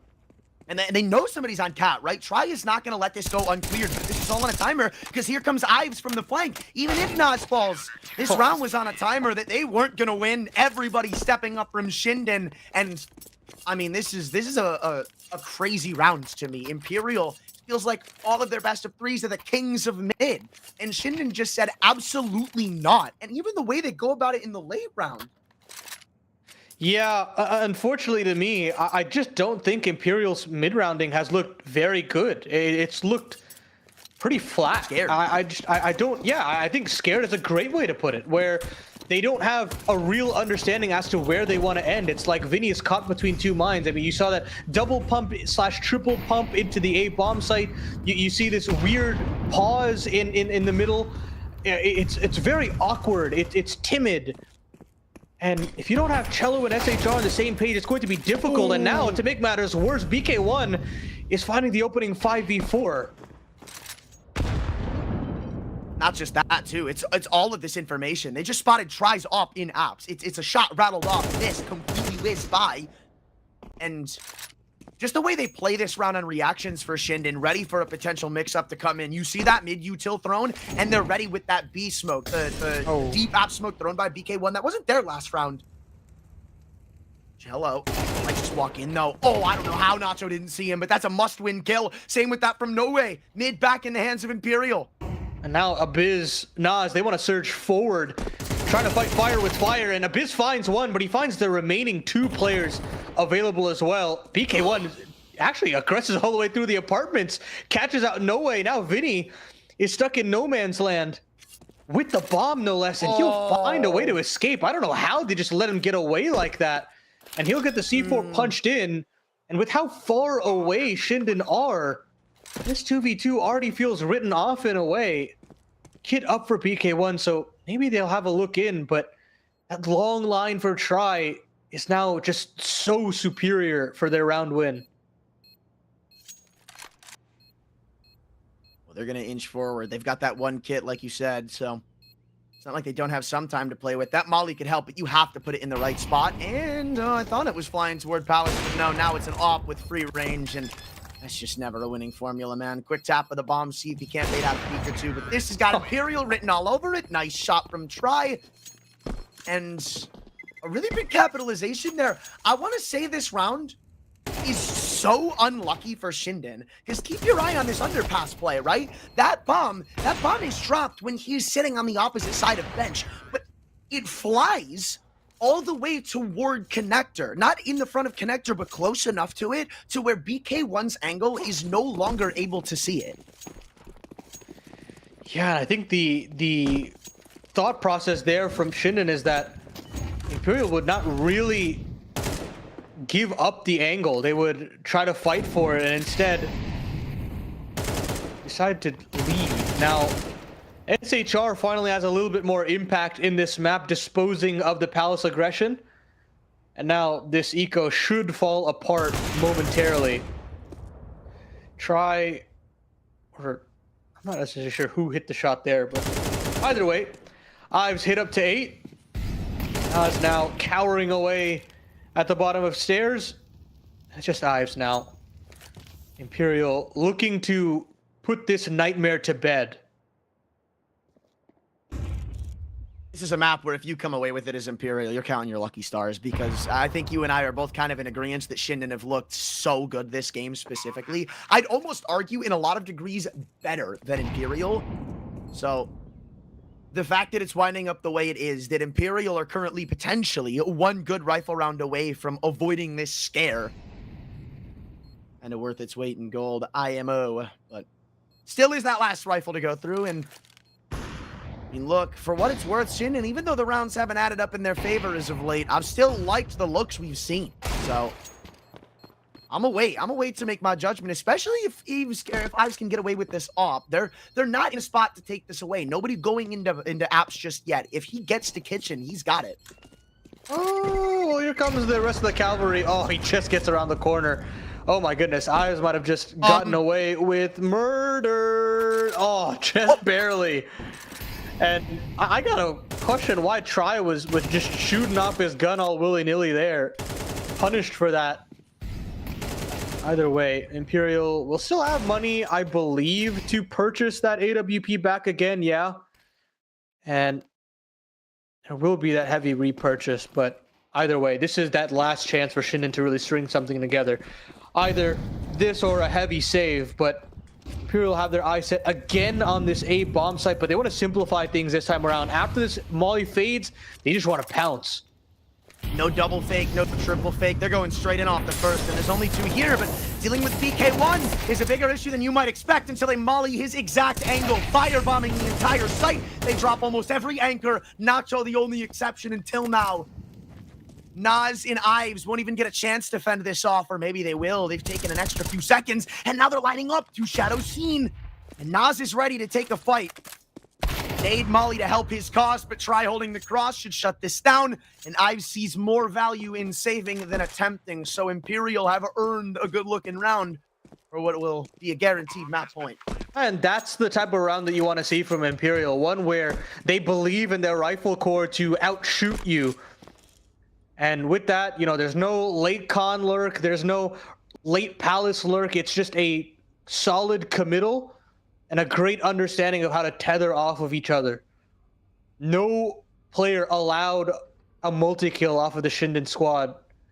And Ives, all he can do is hunker down in the apartments, give up 12 rounds and say, hey, they just were the better team in that round, and we'll look to turn the corner and say that they're the better team in the map as well. Terrorists win. One thing I still do want to point out is I mean, yeah, we haven't seen it a ton, but I believe this is going to be going into round 4 of this Ives op on the CT side specifically. And if I'm remembering correctly, it hasn't gotten a single kill.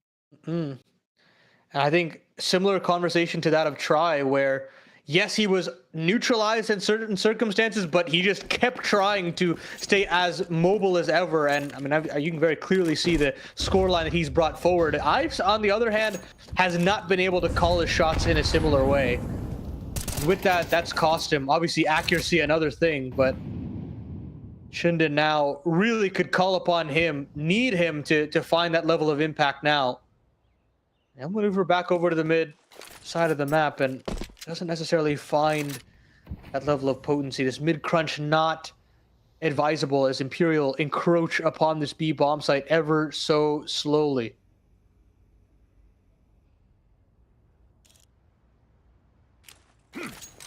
Try's going to try to find him a way into this A side, or at least maybe cause some misdirection. Definitely a fake here. And it's a pretty How heavy well the done men's one. man. Yeah, look, they're all going to rotate in through Khan. And it's really Nacho that's the only one that can support Nas. And look at it, Vinny's winning the fights as well. To make matters worse, the premier weapon of this round is gone, and now it's all on a Nas.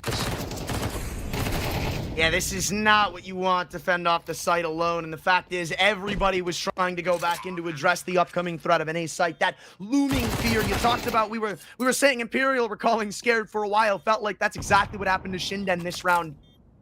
And all's well that ends well. It does seem like Imperial come away on top, undisputably in that second half, way much so more than that first. It felt like Shinden were potentially on upset potential. Now, Imperial have started to find themselves back on even foot.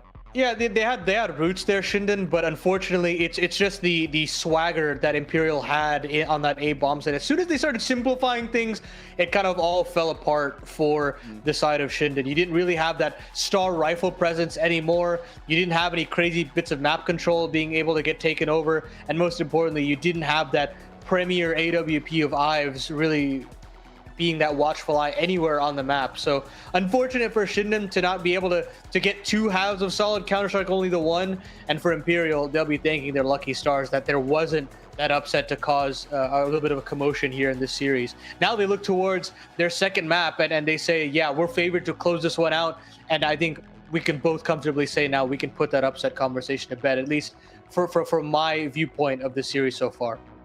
I really just think it depends, man. Again, I came into this series, I wasn't blown away by Ives, and I leave this map saying the same thing. I feel like we're shifting onto a map like Dust 2, where in all sense of likelihood, they'll be starting CT. We're going to get another opportunity to see that. And a couple things I have written down specifically was those individuals. And obviously, I mean, we got plenty more time to talk about it. So we're going to throw things to a break here shortly. When we come back, I believe we'll see if maybe or maybe not Shinden can carry that torch. Else, it's just going to be way of the world, and Imperial will keep us on track.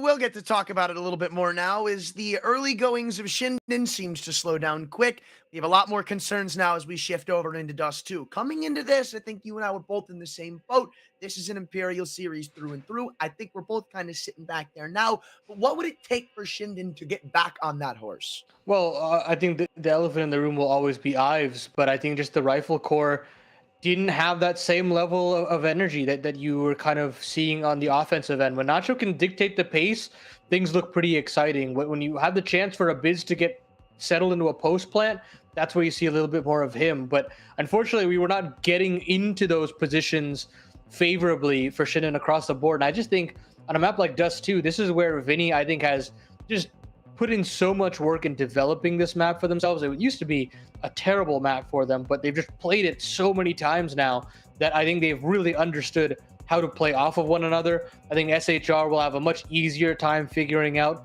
this map, and Cello has obviously played it quite a bit as well previously. So I don't think that the integration of the new blood for Imperial will really be a problem. That's one issue. And then the other one is I just need this rifle core to hit a little bit harder on the Shinden end to keep up, really. Yeah, I can't say it was all sunshine and rainbows for Imperial too, but I kind of am in agreement with you because, again, when it was pretty much just Nacho and Abiz, I think we came into the second half talking about how it was 30 kills between the two of them. All of a sudden, that slows down. In fact, we like I said, we came into that saying it was almost 30 kills between the two. I really don't know if we spoke their name ever really on that CT side. And then where else do you pass the torch to? Well, BK1 had some good rounds and good plays, but it's just not there. Again, I wish that we could call more on Ives personally. I feel like that's always the one who you're going to put the most scrutiny on because you can never really have an op that isn't very effective. But I don't exactly know how many times I can throw, maybe he was just anchoring. Maybe it was a little unlucky. Maybe he wasn't there in time before you start to wonder if there's an intrinsic issue or flaw.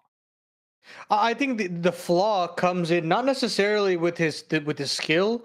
I mean, I've seen a lot of solid work done by him on the AWP, but I think the main issue comes with just the fact that he's not mobile enough. I don't think that he's trying to put himself in circumstances that could develop into positive plays. I mean, I'm seeing him, for the most part, stick around the connector, stick around just the middle of the map in certain scenarios, but it's like one part of the connector. It's never like, nading open the smoke in middle. It's not trying to take the cat jump. It's not going aggressive in the apartments or in Palace. It's a very stock standard approach to CT opping on Mirage, and I think in this day and age it won't cut it. And you look at the work that No Way was able to do, 85 DAR to end.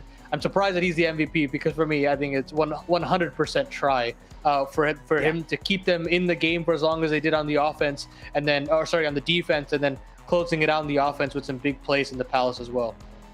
I think we actually saw a lot of similarities at the beginning of the CT sides from the ops. For where we saw Try, a lot of the rounds he had the op, it was very rotate heavy, very safe, very passive, maybe just come in the late round, try to do some work, and it didn't work. Eventually, he got in the mix, he got his hands dirty a little bit, didn't work for a little bit, but then I think we saw him take over a few rounds toward the end of that half to actually get them to that 6-6 finish, which could have been a hell of a lot worse, by the way, considering it was once up by 3-4 Shinden.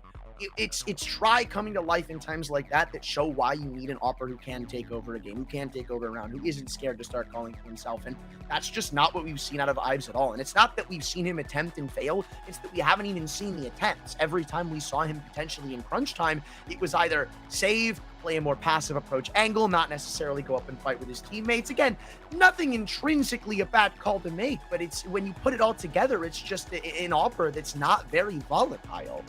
Yeah, and I think that you need that little bit more of that volatility in this day and age. I think the aspect of playing more aggressive more than ever is something that I philosophically didn't agree with for a long time. But I just think that that's just the way the game is heading. Like, you just need to find a way to put yourself in the right position and go for it instead of pulling back a little bit more. You think more so towards the end of Go, the initial starts of CS2, where passive operators were still doing God's work in the game of Counter-Strike. You think about Jame being that big proponent, the looming giant that was him in the CS space. So overall, I do think that that the game has very much evolved past that, and at this point you've got to be more of a Monacy type, where you're taking these fights, you're trying to get into the action as much as possible, and Eyes has got to find a way to pass the torch and move and translate his game to that level as well. I mean, look, there is promise to this team. Again, we saw good moments out of Abiz. I feel like Naz had a couple good spots. BK1 toward the end stepped up.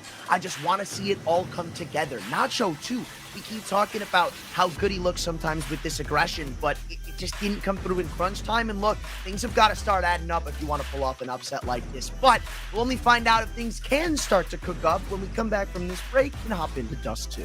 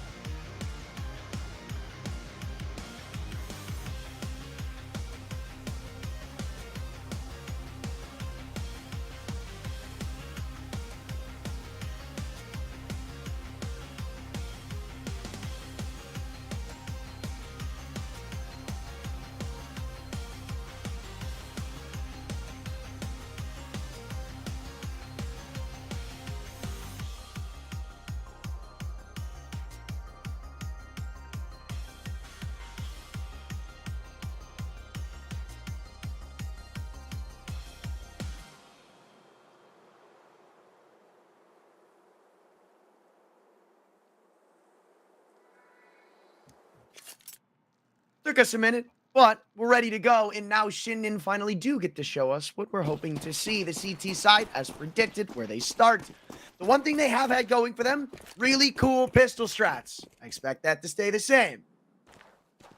This one's not the most glamorous. You've got BK1 aggressive in the lower tunnels, but that mid crunch will not come to be as the immediate cross smokes are being tossed out. Actually, a straight cat smoke being tossed out as well. I love these instant deploying of the utility, and Imperial will just scale slowly but surely along this wall, and Shinden are not moving a muscle. This might be just a complete misread of the situation. I mean, misread from one side, a read from the other. Imperial more than ready to deal with this.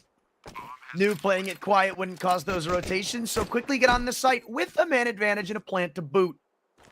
Planted 4 long as well, so things not looking up for Shinden, who also don't have a kit on this retake. 2 dualies and a couple of flashes. Soon, you might see him start to walk away, or maybe give it their all from CT spawn. All I know is everybody is falling just the same. A 1v5 for Nacho will never be acquired in that situation. And Imperial, that's their first pistol of the series. Yeah, loved that call there from Vinny. That's a set strat that is completely catching Shinden off guard. And I think they're a little worried about it actually not being a long scale when those smokes drop to the ground instantaneously. I mean, it's straight out of spawn that you're considering no way that they're just going to dedicate themselves to a scale off of that. Maybe just a fake. But holy hell, I love that little micro play there between Ives and Nacho. They double tag through the door and take out Try to get it into a 4v4. Look, if you ever wanted to know why I personally don't ever Q Dust 2, that's why. But it don't mean it's not cool to watch. All I could say, glad it's not me. SHR, though, I'm glad, or rather, he's probably glad to have walked up through the mid doors to see nobody here. There's not a flash to get a biz back in, but still walks back anyhow. Doesn't want to leave the opportunity of timing to the wind of Shinden. So they'll regroup in tons for now and await their final destination. This B bomb site ripe for the taking here. And they just want to bully Shinden. And I admire that. I think they've understood what they found at the end of Mirage, and that is just shooting their way out effectively, and they will. They push back Ives. Didn't even get a tag in that entire sequence. And Imperial will get the bomb down, and Shinden will want to double dip with these 3 remaining guns. And Imperial continue their winning ways here on this offense. Recover the scout too, so. Oh, that one's gonna sting, or not. All right, call an ambulance, but not for me, says Naz. Gives Vinny a chance to walk away from the fray and rips it away from him in cold blood. That AK's down, and I imagine somebody's going to stay by, whether it's like a Lil, but to try and guard that gun. In doing so, they could end up walking away with a hell of a lot less, though. Maybe just shifting in for the full save now in tons. Weapons acquired happily. And Shinden, it's funny, right? Sometimes you see rounds like this not work for the force buying team. They'll save like they did, maybe 2-3 guns, and kind of run it back. They are essentially going to be running it back with better weaponry on their save. Kind of cool. Yeah, it'll be nice to see if they can produce another gimmick with those 2 scouts this time around. But 5 rifles now for Imperial, all upgraded.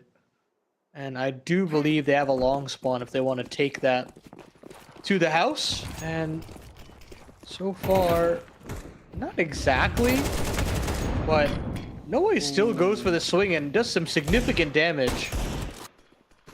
Tags up for him and Naz. Yeah, I actually did so as well, but it doesn't touch anybody really.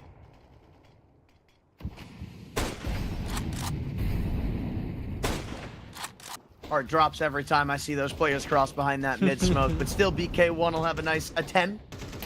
So I thought. Stays back on Cat with his teammates. They've got a nasty little crossfire here. Guarantee you, man, if anybody jumps up on Xbox, that is a free kill waiting to happen. And even look at this. Biz creeping close in the smoke. Eventually they get impatient though and walk into mid. Had they held strong, anybody peeking cat would have been a guaranteed opener. Now instead, the impatience kills. Ives is only one finding kills back. Maybe this scout on the back of the site, but realistically speaking, what do you expect? Oh, well, maybe one. Okay, not bad. Knows about the second, but no way holds his nerves. So now Ives has got to pull off the unthinkable on what? 6 HP? Yeah, right. Scouts have done a serviceable job in the round to find some damage, but at the end of the day, this was always going to be an Imperial round, and I do have to feel a little bad for the CT side there. That Molotov kind of splits them up. They had 3 players lying in wait, but not able to really get all 3 players activated at the same time. So credit to Imperial in splitting that one up. But Ives, all that being said, will get his AWP out and try the same. Round 4 AWPs. I feel like we don't see it these days all too often on both ends, but see what they have on offer. Tag actually hit for try. BK1 down at 26. Instantaneously, Imperial with an advantage. I almost wonder if that's going to stop them from doing anything more aggressive in tons. Well, that certainly will. Kills going back and forth out long. Frey's on the other side of the map, man. Cannot afford to give away another pick right now. We're unforced traditionally never really favor the CTs, but Imperial are going to slow it down, see if maybe Shinden get a little overzealous. Hey, they Keeping absolutely quick bombs have. at every spot. That's the thing, is like when you are in these 4v4s, 3v3s, Shinden feel forced to make a hand work, and unfortunately for them, they're just gonna walk into Imperial's crosshairs. It feels like Nas aggressing forward into the short side. Well, actually no, he's back into CT, trying to deal with this mid pressure, and Vinny is here to deal with that, but he'll go down. BK1 chiming in, and they'll actually gamble back into the B site, but the cat it is inclement here. Oh my god, he just turns away. I don't think Ives is ever going to go back in for this cap peek, especially now that he knows players. No, he will. All right, well, opportunity everywhere the eye can see, but even more so for Cello. Somebody we mentioned wasn't really there on Mirage. Well, he's made a statement in the first couple of rounds here, and it's pretty much led to the guaranteeing of this round going haywire. As I kind of mentioned, it's just the integration of Cello and SHR on this map much, much easier. SHR makes a little bit of noise there, but Abyss will not pounce on it. And this is the other benefit to Imperial is, yes, the initial idea is to take some mid space, but hey, you've already garnered short control. Call for the short XE. And they don't even call really an execute, really. It's just a complete contact play, catching Ives off guard. And Abyss will have no say in this one. Imperial keep the clean sheet alive, and they are running circles around Shinden in the mid to late rounds. A vast difference from what we saw on Mirage. I'd say it's good though, right? Because, I mean, even if Shinden had put up a fight and this map starts off immediately competitive, it immediately throws shade on what Imperial are going to look like for the rest of the event, where, again, you come in and you think, this is probably the event for, again, an Imperial Legacy Finals. Well, Imperial didn't look like themselves in the previous map. You certainly want them playing to their namesake. And that's kind of what we're seeing right now. And now it's turned, or rather, Shinden's turn to try and react to that. They will with a lower push. Nacho, this MP9, I guess the right answer. And now it's try to hold this off with the AWP. I'm not sure if that's going to work out well. They've traded guns to Nacho. Now these pistols seem a lot more deadly, even with the leg spotted on the long corner. Now BK1, what can you really do with this 5-7? Now crest forward, maybe that can work, but they try to coordinate through the smoke push as well, and it all falls apart. Cello throwing utility. He's really got to keep his wits about him, but Ives isn't pushing forward. He's got his USP out. This should be a manageable 2v2. They're going to try to reset the situation, the CTs, but fortunately, No Way is just a little bit more aggressive. Nacho wants nothing to do with this. He'll just hold on to his armor and AK, and Imperial will continue the 5-0. Wait, whoa. Okay, AWP. Understandable. All good. Surprised they even let him get away with that. But then again, what are you going to do, right? Go chasing him down and give him a chance back into the round. Damned if you do, damned if you don't. But, I mean, I hate to say it. I guess to a degree, you don't necessarily have to be worried about the op if you're Imperial. Not at all. I mean, at this point, you're able to circumvent Ives through solid flashes, great protocols in terms of how they want to pivot in the mid-round.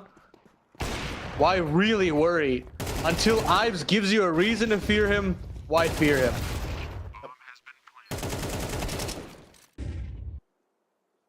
So far, whatever fear they may have had has led them to a 5-0 start. So if that's fear, I guess they're going to stay scared.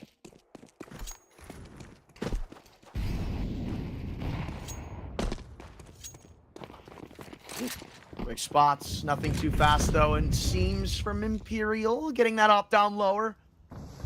Posting up on Cat, seeing if any Shinden players want to investigate the scene just a little. But it's really Cello who's likely to get this round going.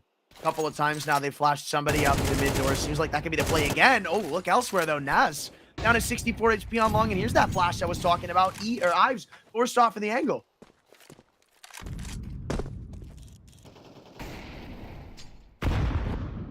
Slow down now. But again, the point still stands. Short control, free for Imperial. And they can just rinse and repeat this for 12 rounds straight. That nade, though, that changes things. Considerable damage to both Cello and Try. And Try doesn't even get the opportunity to fire off his gun. With 55 seconds left on the clock, decisions have to be made from Imperial. Do they want to commit to this short execute again? Or do they want to manipulate the rotations and move back into mid? Consider that B split as a possibility as well. There's no utility to stop them from coming into A right now. That's the big thing. I mean, they've got like one flash on BK1, but Nacho, the long player, he has nothing. Nas, a couple flashes from long as well, but by the time he gets involved, those flashes won't do anything. So if they do pick this A site, it's just these guns balling it out to see if they can't get the job done. 30 seconds though, and they've still not moved. Trying to catch players on the cross. Trade's not what you're looking for. They wanted to go back toward B. 16 seconds. This kill needs to be had from SHR. That was do or die. Imperial flirting with the timer. At the very last couple of seconds, though, it looks like this risk will pay off. Oh, that's just masterful there from Vinny. Beautiful call there. And with that, Nacho will not be able to save. I mean, you think about the short execution being tossed in with the avant-garde smokes. They leave Cello as this sacrificial lamb of sorts, and he commits so far up that Shinden just can't believe their eyes. They're thinking, how in the hell is Cello allowed to scale this far up? And all of this is happening with mid control still being established. Try nailing the flick shot to make that a 1-for-1. And then you have the scale out from the upper tons player. I mean, it's just masterfully put together. They use the timer to a T, and Try is not missing any shots through these doors right now. Imperial are on another level right now. Oh, well, there's Ives finally stepping up when he's needed. I mean, you're in the depths of a 6-0 start, right? Somebody's got to start hitting shots. But not the end of the road when you've got a Biz still on 9 HP and they're walking up catwalk. Watch out, BK1. One wrong step, and you'll find yourself handing that advantage right back to an eager Imperial. SHR, though. Potential isolation as he throws nades up cat for the lower tons, or rather from lower tons. And Nacho falls off, so Ives is going to get more opportunity. Does he, though? Because we've seen so many different sequences here from Imperial off of the short control. And once again, with 55 seconds left on the clock, they are tasked with a decision. They have one smoke. They have one flash. Again, Shinden don't really have anything to stop this right now. And even if that smoke was here, I don't know how much it's going to help them. Good block on the avant-garde smoke, though. Nacho going to try creeping around that. This could be an interesting play. I don't think anybody's going to be expecting this. A triple from the A1S. Nacho wants them all. The last stolen by BK1, still happily accepting around. Shinden finally on the board. And that's how you do it, man. You play ahead of this utility. You do not allow them to set the tempo based off of short control. You fight forward. The block there from Nacho is huge. and then the ability to find the triple kill on the side of the smoke is even more so. And I mean, I think in this situation, you see the adaptation from Shinden of the mid positioning as well. Instant flank over on that short side by BK1 to basically seal the door behind them. Much more well coordinated there from the CT side. And now Imperial are going to have to go a step above. And look at that, try punishing BK1 on the aggression in the mid smoke. Irony of stepping above. Well, BK1 tried to take it too literally. So, consequences now faced. Shinden, again, one thing I think they've done very well in this whole series, even though the score might not replicate it, is converting off of opening picks. But so far, this map has been a lot of non-openers. It's been the exact opposite. In fact, if I'm remembering correctly, I think last round was the only time we've seen them find the first pick, so. Leaves me to worry. Imperial, they've taken their sweet time before. This is no new news. But Ives, again, will be tasked with everything. This is a must-hit shot at long. He has to do something here.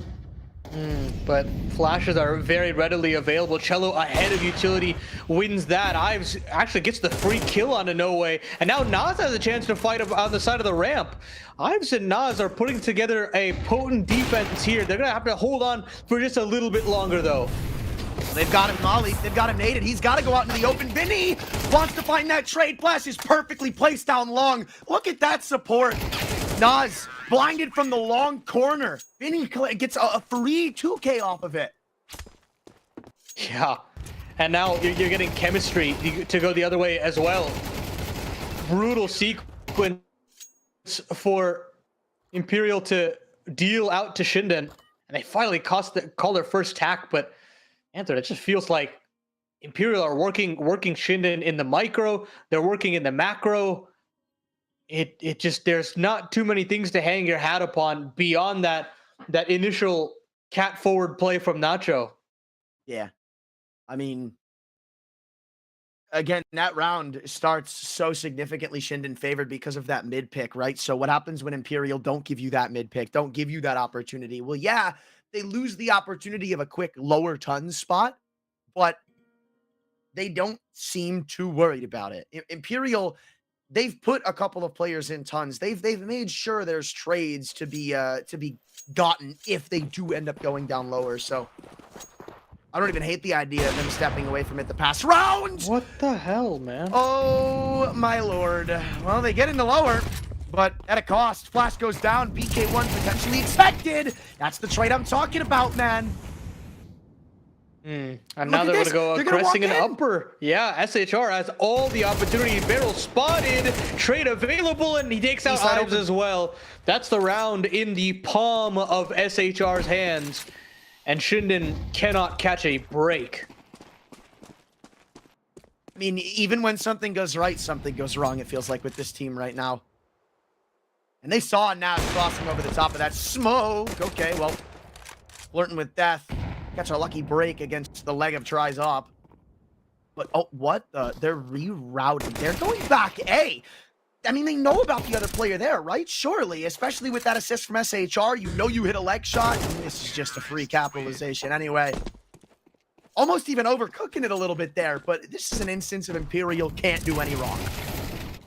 No, not at all. And I mean, this is it. This is the round-winning play. And it feels a little baity, but you know, you got to allow for baits like that to happen when you're getting essentially the round with that double kill.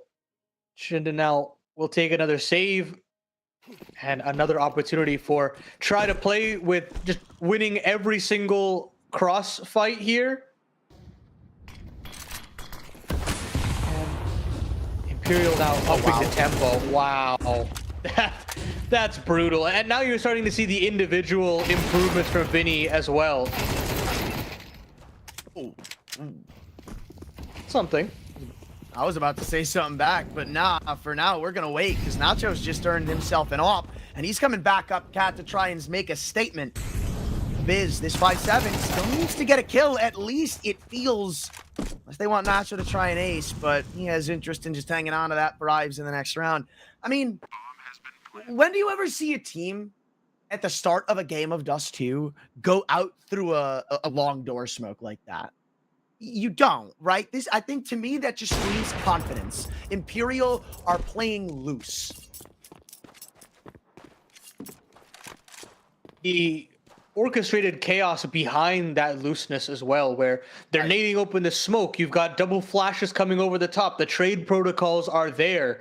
They're not allowing for certain aspects of the round to fall apart. And with them crossing the T's, dotting the I's, it's up to Shinden to kind of break through that normalcy. And I don't think they've been able to do that beyond that one multi-kill from Nacho. So how does the end result go through? It's Imperial running away with Dust 2. Scary sight, man, because I mean, after that first map, Shinden maybe felt like there was something to build off of, but I mean, you're not even going to get a chance on that T side, really, with the way things are shaping up. It's hard. It's hard to be optimistic for Shinden because it feels like everything's going wrong for them. Mm-hmm. A lot of things aren't going right, but it also doesn't help that Imperial are just doing everything down to a T. I mean, every protocol has seemingly worked for them, and every shot connecting as well. It doesn't help that Cello and SHR are completely integrated into this Dust 2 roster after a pretty underwhelming Mirage, mind you.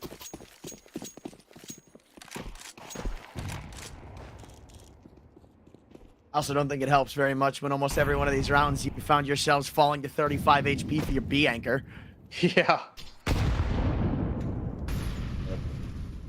So is the story of Dust 2. Can be a cruel mistress sometimes, and Shinden are finding that one out the hard way. A slow one from Imperial. Change of pace again. But Shinden, at least this time, haven't invested a ton of stakes into it. Just a couple smokes thrown, really. So, a lot more confident with when things get more chaotic now. Here's the difference, right? Is that you've got this secondary AWP from Abyss at the back of the B bomb site, hoping that if a split does come through, he's got a chance to just get some pot shots down. But it's back to that old faithful of short control.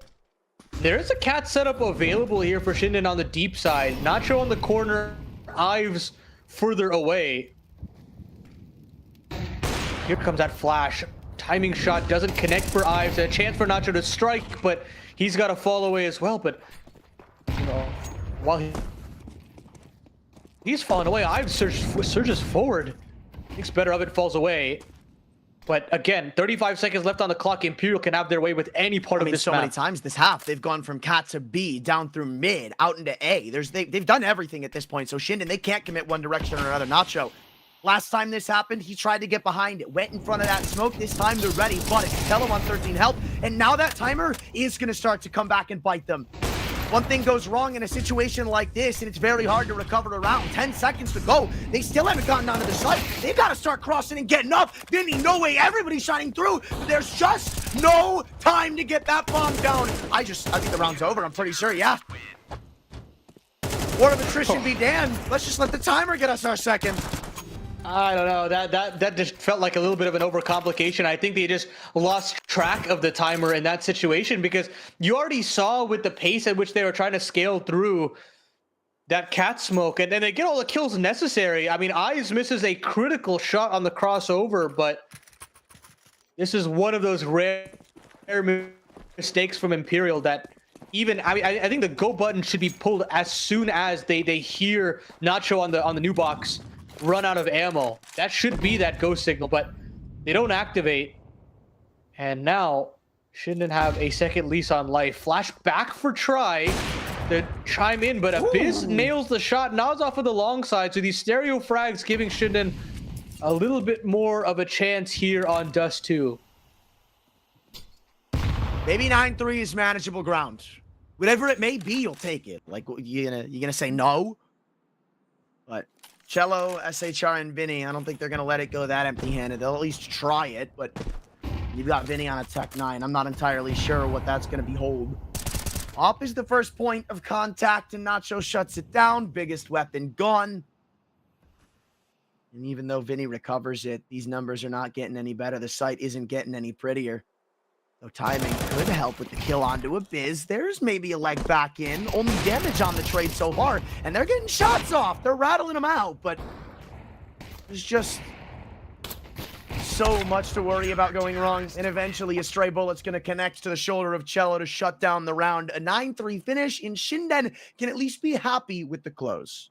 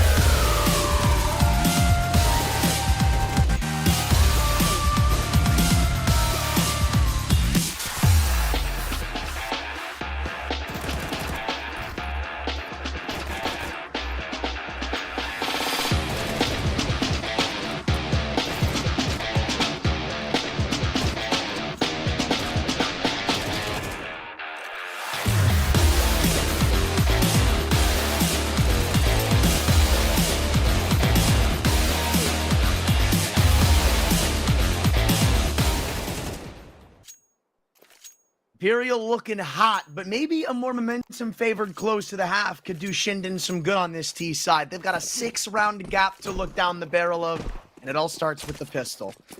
I did commend them on their pistol strats, Anthron, and they'll need a hell of a pistol strat here to get it over the line. They've got a boatload of utility to potentially put that into effect. Nacho just trying to punish some initial aggression here on the long side, but Noe will be able to cross into the pit, try to take that first contact. No way. A lot of assistance with flashbangs, but it seems like eventually after the chicanery subsides, Shinden will get the hold of this one. A double from the off, and now it's just Cello to defend the site, praying the rotations come through in time. And while they do, the bodies still end up hitting the floor all the same. So far, so good. Shinden, this is more of what we wanted to see. Couple of opportunities there from No Way with a couple of heads turned, but couldn't get the job done. And impact from Ives on that Glock. All of a sudden, Shinden want a little bit more something to say in this qualifier. A chance to inch ever closer, knock off one of the favorites in this tournament. But a long road to that situation.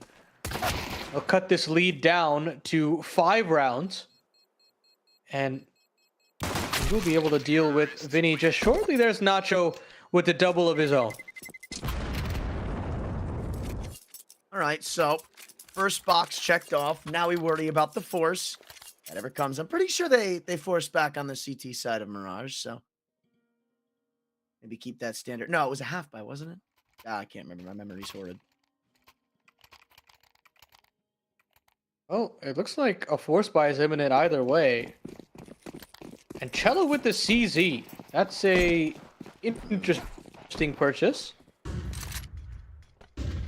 We saw that on Mirage, actually. Now that I remember. Yeah, we did, and it didn't work. It did not. So, this guy thinks it's 2017 still, apparently.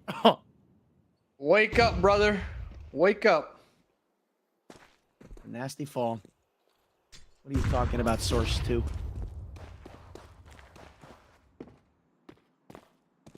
Well,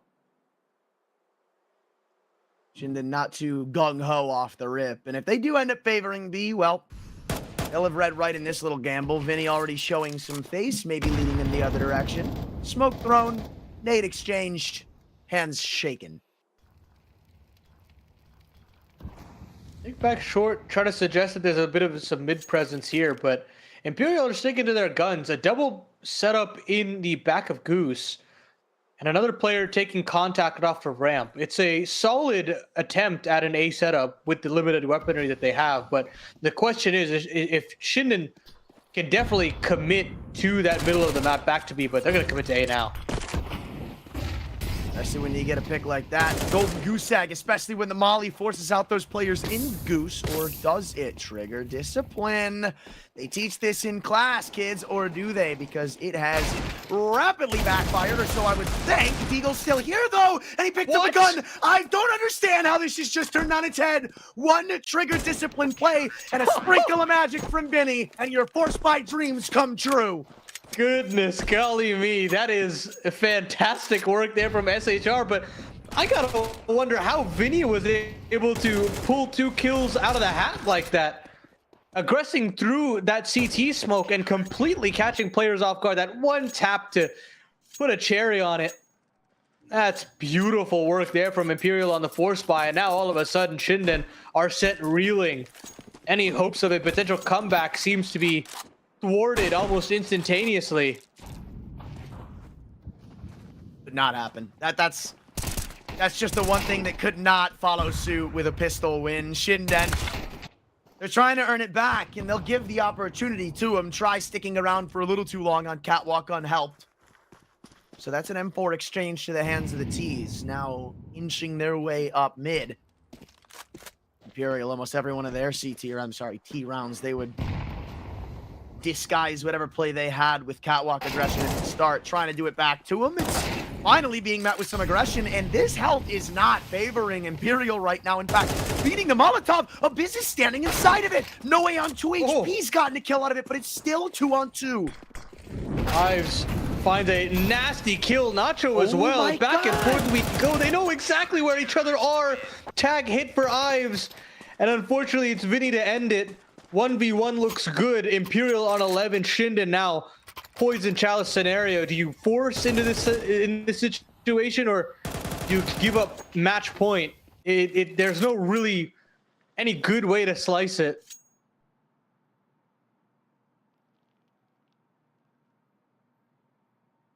I don't hate the save. I don't. I think they did a lot of their great work when the rifles came out on that T side, and I think at this point, right, when you're going against 11, buying here is always one of the biggest risks ever, right? So they'll wave the white flag for now. Let Vinny keep farming over in lower tons. Another pick finds its way into his pocket. Is no way is now tested out long. The pistols, okay, they do overwhelm, but it can only be the one. Flashes come back in. It's Glocks on the other end. Quick, clean, calm, collected, 8 rounds, match point.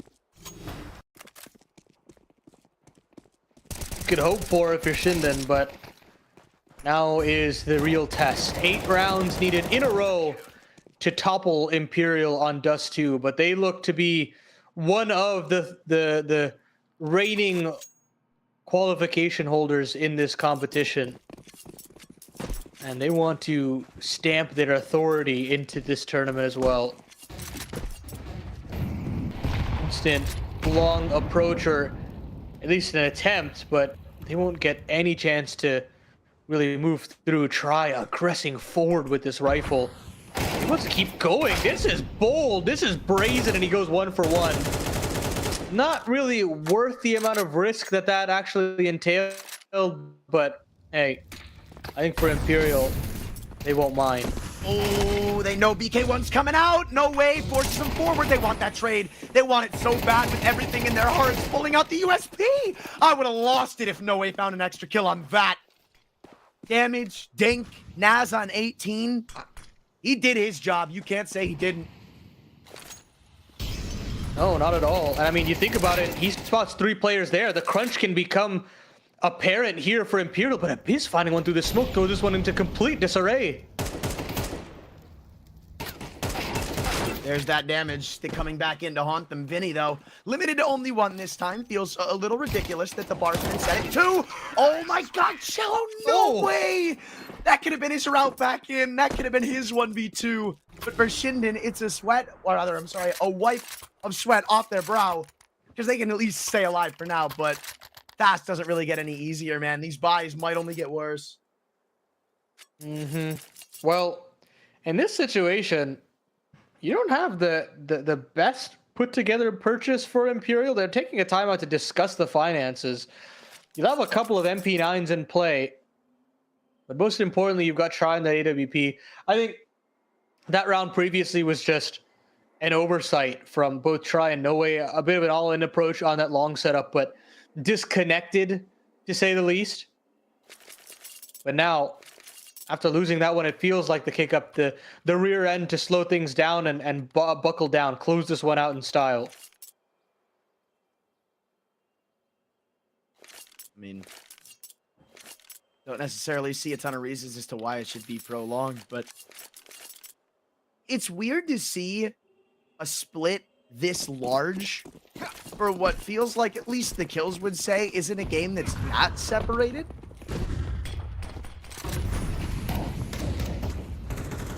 But, and so long as they can stay alive, that's all they could really ask for. But out long they go again. Imperial opting to give it this time round. They've taken Cat, which, again, mainstay for them. They did it on the T side, too. Yeah, if you don't have long control, at least make it up for having some short control on the other end. And that they will have. A boost potential available for Try to peer down the lower tunnels, but nobody home. Try now taking that short line up the mid.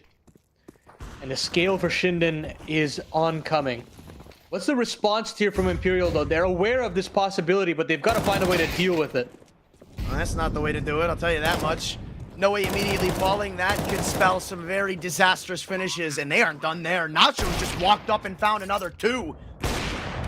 Put that in your pipe and smoke it, they say. Even if it's a deagle, they do not seem phased. Try hasn't opted to leave yet either. He wants kills, he wants blood, he wants damage, but it's damage he won't find, and it's risk he now has to endure because he's not getting away on Cat. He has to eat these bullets and smile about it. They're going to come through the smoke, too. He is not escaping anytime soon. That's more like it there from Shinden. And you start to leave Nacho off the leash a little bit more, and you got to just commend the Herculean effort that Nacho is putting forward on this map of Dust 2. 21 kills in a losing effort. And still wants to keep his team in this one.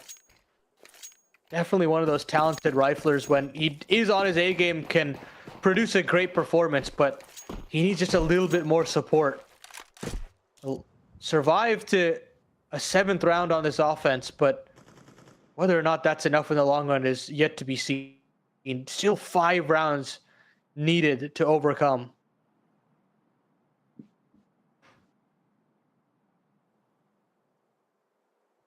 Certainly not one that we should be worrying about. 1 kill traded in mid. Still kind of just whatever for now, but I will say, these pistols are getting horrifically far way further than they should be. And Nacho, I'm just going to say it, I don't like him sticking around to take this fight in lower tons. This is an isolation. Clean and cut is that. And they're stacking pistols up to try and deal with him. There's another trade and an AK given. Their lucky damage is low, or else I guarantee you Imperial would give this a look in. But 2 AKs in a round you walk in with only USBs, that's a win. Yeah, absolutely. That one-shot headshot potential will be very nice for the two of them. Vinny will try to sow some seeds of doubt here on the Shinden side with this USP. But that is a meaty grenade.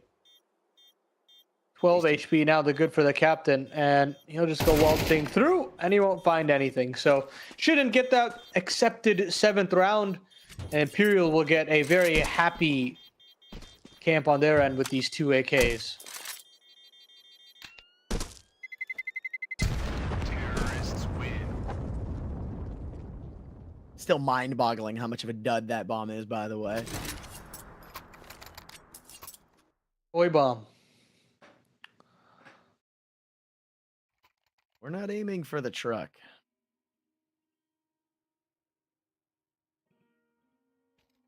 That was good. I actually like that. Was good. I like that. It took me a while. Oh. Right now, Shinden are aiming for an 8th round, and this will be their next big test, though notably missing is the op of try, even though its impact hasn't been felt this map. Just like you're only going to go so long before that statement turns false, so happy to sidestep it for now, but work nowhere near done, and they haven't taken anything. Long completely given. Imperial, they're not on Cat, but Shinden aren't taking it either, so this is a really good look for them currently. 2 favoring toward this B site as well, and they've got mollies and nades to stop this. A long approach firmly in the favor of Imperial, but it's a bit of an all-in setup. You're calling Cello back over the other way. And I like that to some extent, but you're starved of information. You can't hold this for very long. You've got to find short space, you've got to find mid space, and all this is happening while Ives is marching his way with the sniper. He spotted an arm, and he's going to continue to look at it. Vinny goes down. SHR now up to bat, spots ahead, takes him down. But he's got a whole lot more coming up the other end. And now, with the door smoked off, it's all up to SHR, and he can only find one more. But the damage is significantly done here, Anthran. 3D2, Imperial should be able to lock this one in. I mean, the second you go for this plant, they have got nades and mollies to hook down on you, or do they? That was the nade carrier right there. Throws it in, misses the mark, didn't go behind the double stack, but was a 3-on-2 that was likely a guarantee win for Imperial. It has now gone topsy-turvy. Utility sparse for both sides. In fact, only 1 molly remains. Wasted on window, no way goes up high. And now it's all up to Eves. Ives, rather, no op in hand. It's his star gun, but looking at 2 separate angles. Oh! He's got to do everything by himself. It might not be the op, his weapon of choice, but it's damn sure a round he's happy to have. We're waiting to call upon a big Ives round, and here you have it. The opening entry, and then the 1v2 to keep them alive. How in the hell does he get the 90-degree flick? I mean, he's so well aware of what's coming his way, but the flick back up onto the double box. I mean, that has to be a timeout being called from Zach. Imperial are now asking so many questions. And what are the answers, Anthran? Because I don't feel like they have them all of a sudden. Even if they did, that's a round that's going to sting. That's a round that's going to hurt.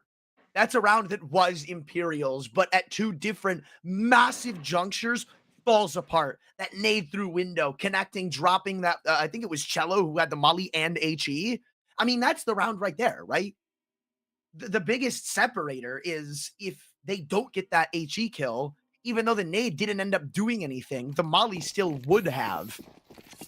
And it's a 3-on-2, to say the least. So, now what? Oh. Ives again. Picked up the op at the end of last round. Might have gone unnoticed considering the events, but he'll shine up here until Cello steps back up. Says, you know what? Eco round be damned. I'm ready to end this now. Oh my god, and the MP9 from lower! Now Try snuck in. He snuck in, and now Ives, he's gonna have to do some more heroics in this best of 3, but he only finds 1. It's all up to the captain of BK1. Bomb dropped in middle. Guns recovered. it was a valiant attempt on the comeback, but Anthran, it feels like this one's an open and shut case. Well, I will say, they're opting to give him the bomb, and they're playing this very, very hands-off. So BK1 right now, he's got a way to walk right into A, get a bomb plant, and a full belt of utility on him. So, if there's a world, you might be living in the one it could be. BK1 drops down, makes noise. Okay, well, I think at this point, he's fully around to the fact that nobody's on A, right? He's given this. He's throwing that smoke out long. He's mollied them off cat. Step one, done. Now, how do you get the kills? How do you lock down anything more? Because everything is on a timer. You either take that fight in CT, you isolate ones on catwalk, which he's just done. But there's the trade from Cello, the man who started it all is the one who ends it. Quiet on Mirage, but screeching on Dust 2. Imperial, the people we expected to take this series, will go home with it.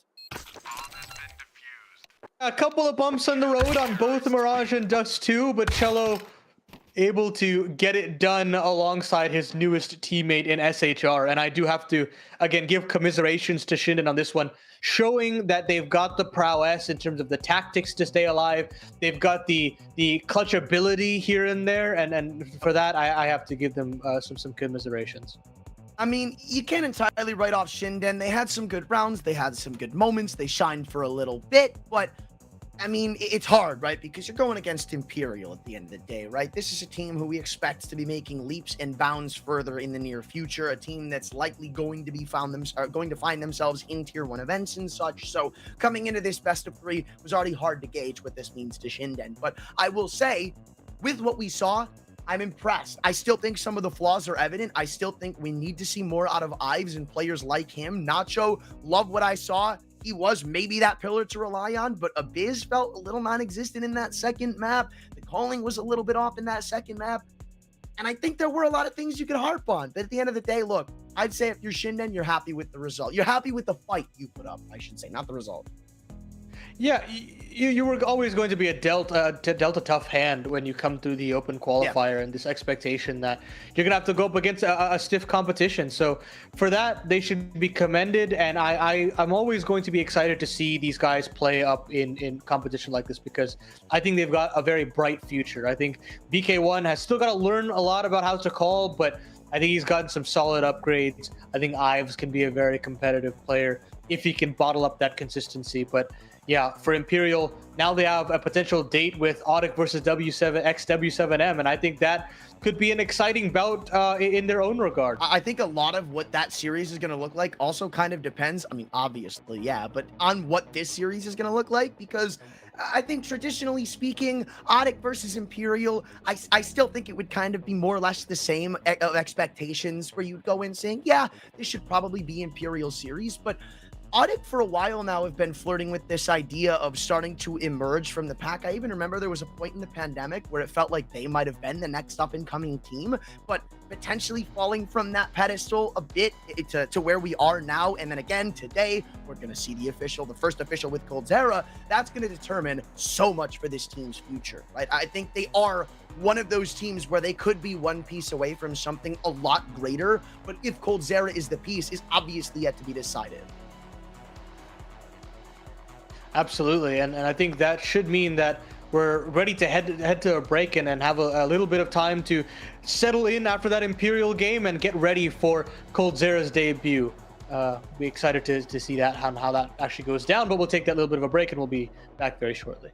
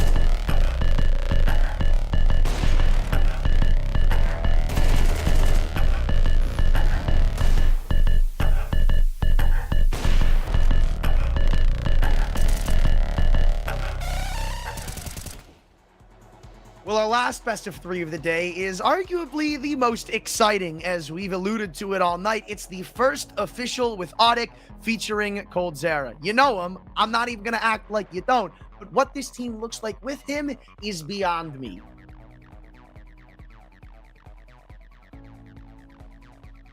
Yeah, I think they were trying to figure out what they wanted to do for quite some time. They've settled with what they want, and what they want is a 2-time #1 player of the world. So I don't necessarily know if they're going to be able to replicate that level out of coldzera necessarily. I think he's definitely eclipsed his twilight years in a lot of ways. I know a lot of people out there would not want to hear that, but I think that I'm not really sure if this is the move that's going to get them over the top, but we'll see if they got to put their money where their mouth is with. Yeah, I think you do come into this as like, if not a favorite, I'd say it's very close. match Even though I think there's arguments to be made for expected W7M. I think one thing that necessarily doesn't benefit Audic is the fact that this is a rematch, right? So we're talking about two teams who have recently made a couple of new changes. Obviously, for Audic, we literally just mentioned that it's coldzera's first official. But for W7M, they've also, I believe, subbed in.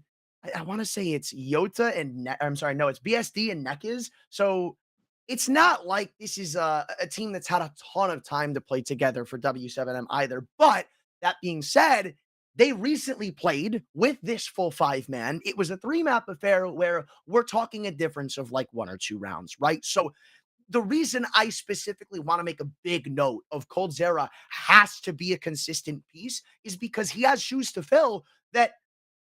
If he doesn't, if anything is a downward trend from what we saw out of Audic, I kind of expect W7M to pull it across the finish, which means you almost need to see an immediate raise of that skill floor for Audic. I think you're discounting one important thing about Audic, though, and that is the calling that is available from Woody. I think he's a caller that has really been underrepresented in the pantheon of Brazilian IGLs that we have right now, but. For me, I think that is the biggest issue that we have in Brazil right now is who is that guy that can call in Brazil? And you know the obvious answer is Big Guzera up on Pain, but then I look towards the other answers of players like Drop on Red Canids. Like he's okay. I think he's done his job there, but Cold wasn't necessarily happy with what way the Red Canids were going, and now that he goes towards the Audic side of things, I think he'll have much better of a time with the caller that understands the game to a high level and understands how to use his pieces around him. Yeah, I think this is always going to be helpful to slot in somebody who is as storied as coldzera is, but one thing that kind of irks me about this team is the lack of young blood. I mean, we're talking about 2 or 3 different players who are all 30 years old on this team, the youngest being Case Locks at 20, but he's the only reason their average drops from a 29-year age to a 27. So even though maybe people harp on age a little too much, I think there is potentially an element of lacking new school CS in this team, and I think it could legitimately stop them in the future depending on what we see. I know you have faith in Woody as well. Maybe I'm completely dead wrong on that, but I feel like I could see a ceiling for this team because of that. But then I have to push back on the other end because XW7M doesn't have the new school CS that you're looking for either. You still have a very outdated caller in Nekaz who was holding back Legacy for so long. This slow grinding style that was not able to last the test of time. And I mean, you saw immediately the results that Legacy were able to produce once Lux was able to stand in for that roster, and we already see the domination that they're able to show in this tournament at the major previously as well. So to me, I still think that despite the issues that Audic have in front of them, the consistency issues of their rifle core, there are still players that I can point towards and say, yes, these guys can still find a way to listen to the calls that are being thrown out the other end from Woody and get it over the line. I don't necessarily see a proper system in place for XW7M. I'm going to always have those T sides under complete scrutiny, and I'm going to ask, who is that guy that can step up for this XW7M roster when Barton is a guy that should be more so in the background rather than the foreground. When I think that's where he does his best work. But when you have to kind of call upon him to be that big man, that's where I have a little bit of worry. You know, one thing that kind of worries me about this W7M team is potentially too many cooks in the kitchen. I think bringing in Neckies, where I mean, look, I'm not even entirely sure if he's calling, considering they used to be one. I think it was Yota IGLing before.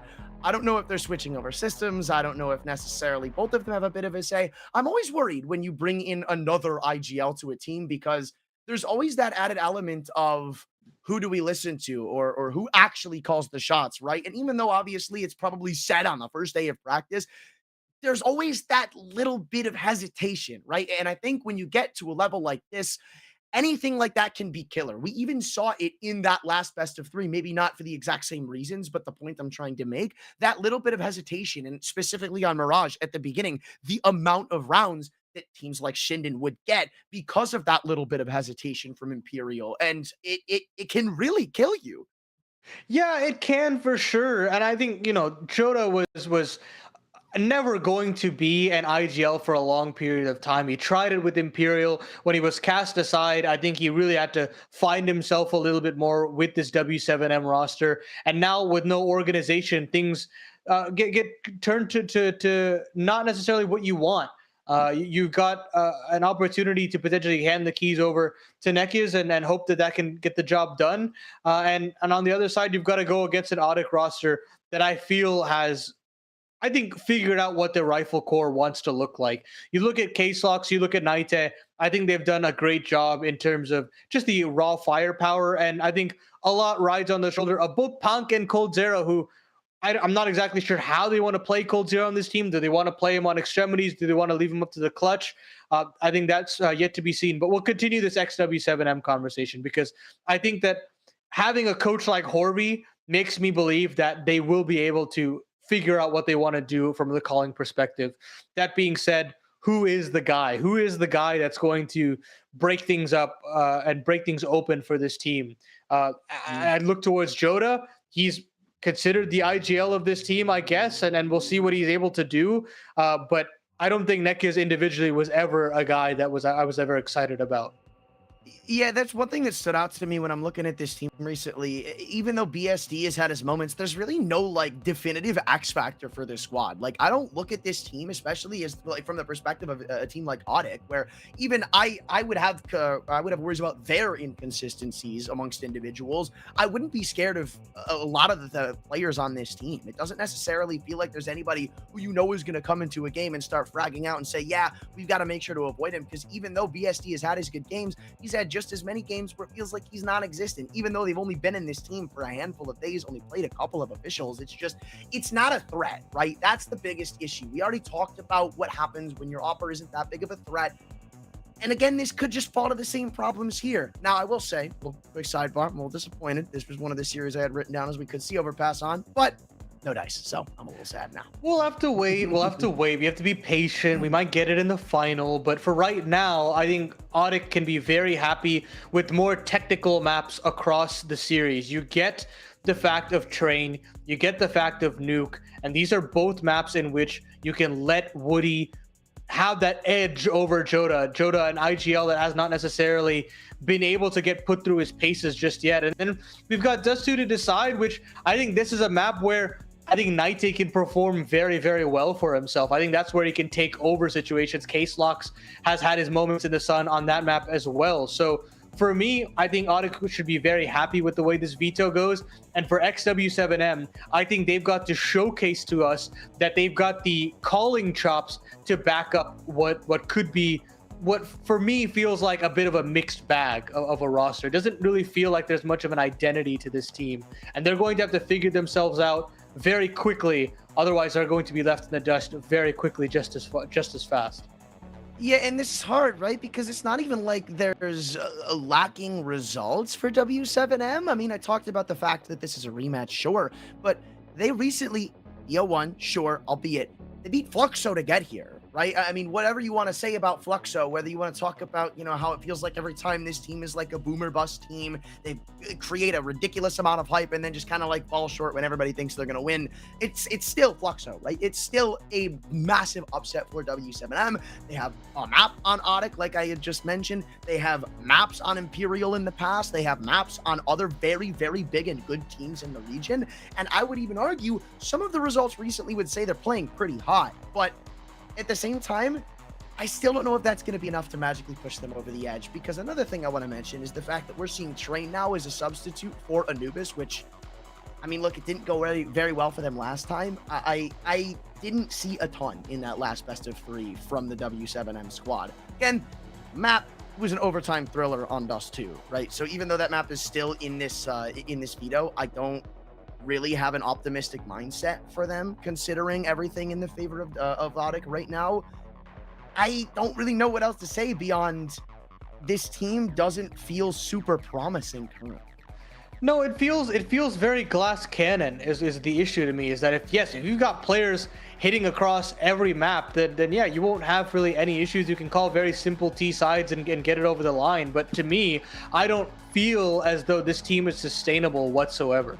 You've had basically a roster put together, and essentially it's been alive for 18 days, according to HLTV, this 5-man iteration.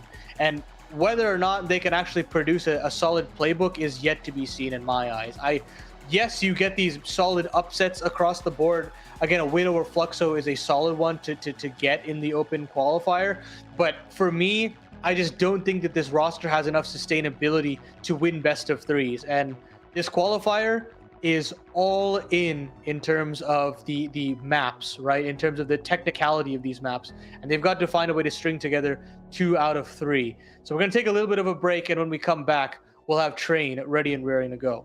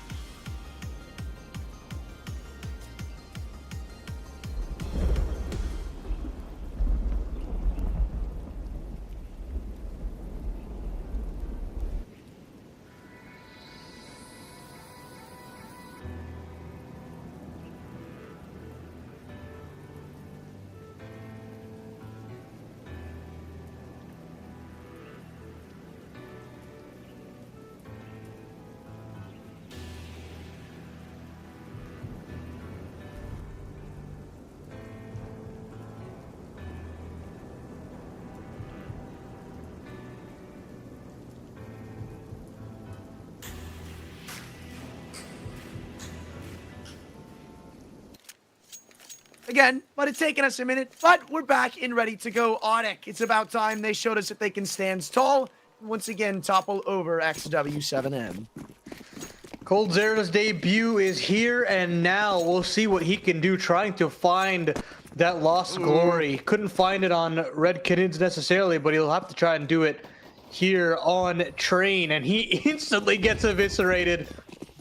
Look at XW7M go charging into this A-bomb site. That doesn't mean one kill is the end of the world, but a second one could be unless they start answering back quickly. Case-Lock dinks down, but Hank is still here. The check is in. The new box is added to Train, providing no actual cover to Peng, who falls faster than when Woody can arrive. And now it's the IGL op to try and pull off the 1-on-3. Couple opportunities there, though, so maybe a world, but not realistic. The SD trades it right back out, and it's XW7M to strike first. Like it. Just keep it really simple there. Go straight at the new player. Make him feel uncomfortable off the Ivy and commit to the A plan as soon as possible. Nothing much more to it.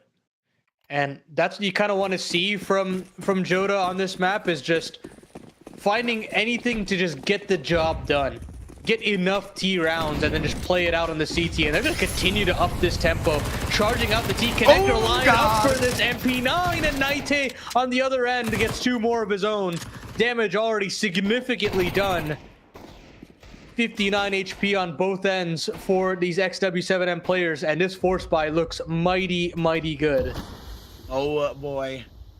Already in for a treat, can tell you that much. This is just cutthroat, and it's not going to change now. Pank's coming all the way through spawn. This round's already done. They just don't realize it yet, or maybe they do. All I know is he might have overplayed his hand just a smidge. Smoke thrown, Nekias beats it. Even on 12 HP, looks sharp enough to drop the 5-7. So all right, this will get fleshed out a little more. Back 10 still stuck in T-Con though, and that's got the bomb. Didn't like that move from Punk whatsoever, but it gives them so much room to move at this point. And they can now re-clear the brown halls, and a fight back from Onic is available, and they'll find Nekias, and that should be it. Yeah. Joda will reclaim this on his lonesome, but yeah, this trade should be doable, but coldzera leaves. coldzera leaves and the trade is available. And all of a sudden, Joda thrusts this one into a conversation, but Woody responds almost instantaneously. It's a very awkward force buy from Onic, but they make it work nonetheless. You almost wonder if he had his gun out, right? You almost wonder. Oh, yeah. But that curiosity is better left unattended, too. So, another force buy commences, and this is where games become fun, man. I love these scrappy rounds at the start of a match, just going back and forth.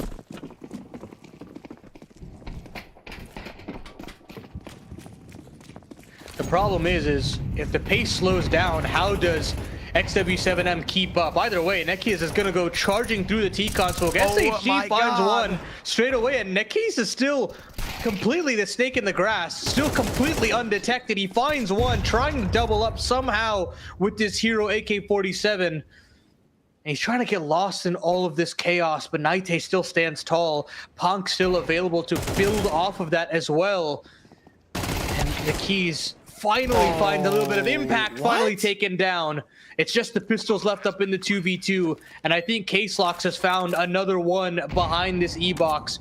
Distinct nade on that Tech 9. But now it's Joda's turn to try and take matters into his own hands. I think he spotted, or at least heard, both of these rifles.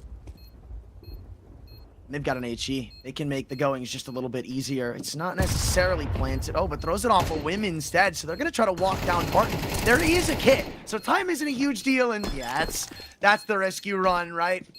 I would have loved to see him hang on to that nade a bit longer, but that's just a really tough situation to be left in, man. They're just walking down the player in E-box. Round comes down to hitting that shot on the guy in Z. And when they do, you know it's a ticking timer. So you're looking around though still. I mean, the pace did kind of slow down, and I'm impressed with what XW7M did with it. Just weaponry not there. And they're just going to keep going after this. They don't want to let up whatsoever. And listen, if they lose this round, things can start looking ugly very quickly for XW7M. What's the call here? Because they're still being figured out in terms of the aggressive T-con pressure, and they'll fall off of it this time around, take Brownhall's control instead. And Case-Lock still has something to say about it. Big kill to start this one off. They just hold on to control of Pop Dog too. Nightin not opting to leave, not even threatening it. Just jiggles, flash pulled. A lot of control right now from Audic, but also a lot of uncertainties. One of them being Ivy. Cold calls for Case Locks to come and re-clear, and he's going to start his own flank, walking it all the way down. Something they've already shown they're not scared to do.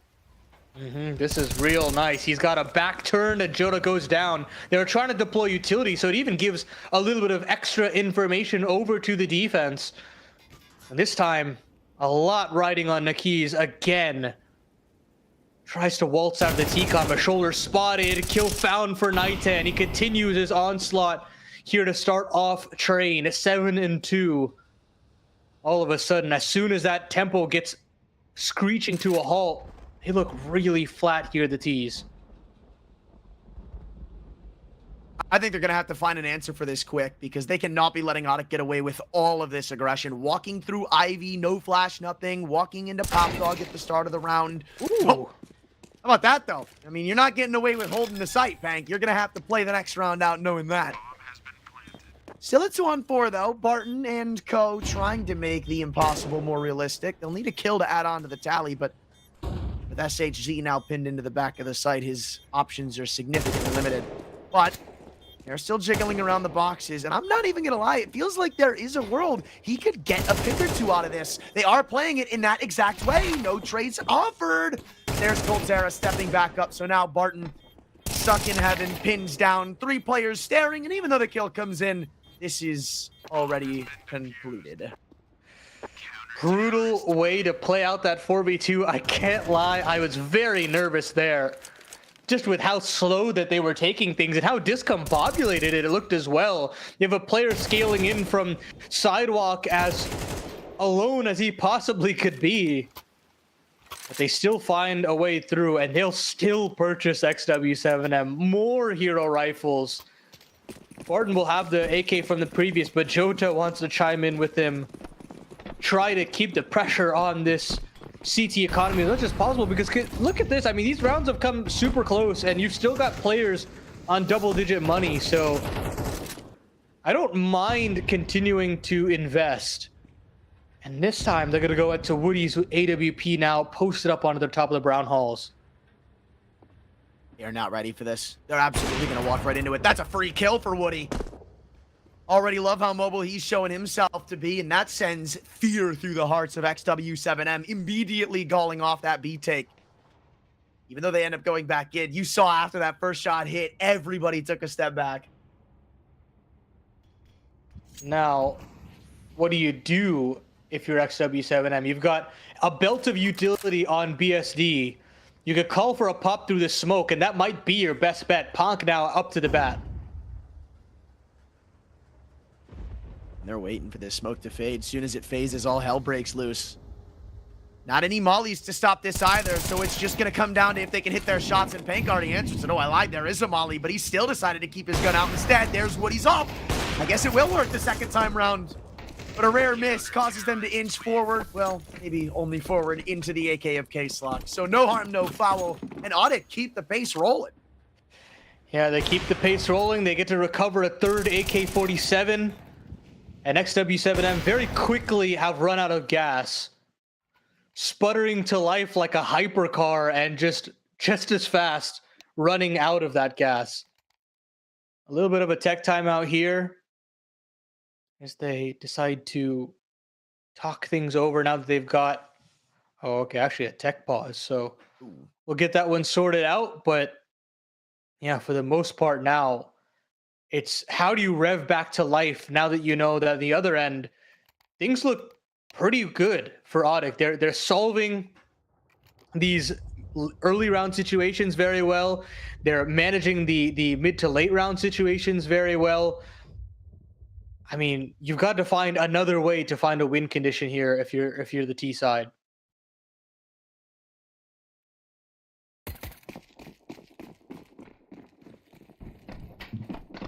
I think it's got to start with stopping Audic from feeling so confident in some of the way they're playing these angles.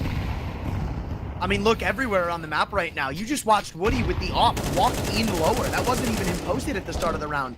This is kind of what I mean. And damage isn't really enough considering the trade at the start of this round. And until XW7M do something about that, they are going to be in for a rough going. Looks like Joda was tagged up again by Woody. Still lives to tell the tale, but look at this now. Punk shifting back over to the T-Con, getting this control.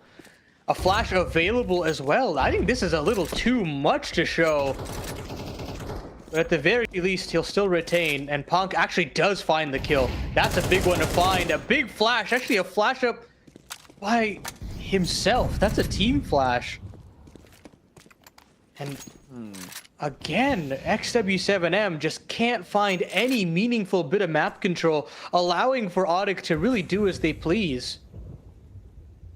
It feels like they're so scared of that Woody op that they've completely crossed B off of their checklist. They won't even bother trying it. You saw that leg come in the early round, and everybody not just stepped back, went to the other side of the map, which means Audic in all of that 20, 30, 40 seconds could just set up shop, pitch their tents wherever they pleased.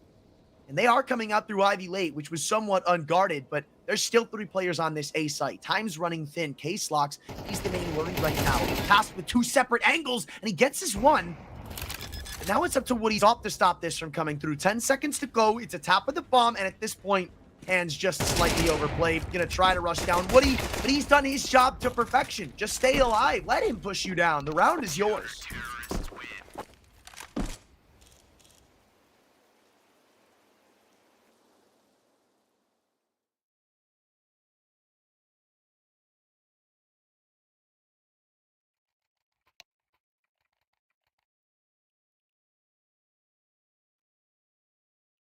Oh, unfortunate that was an awkward circumstance there for Case Locks.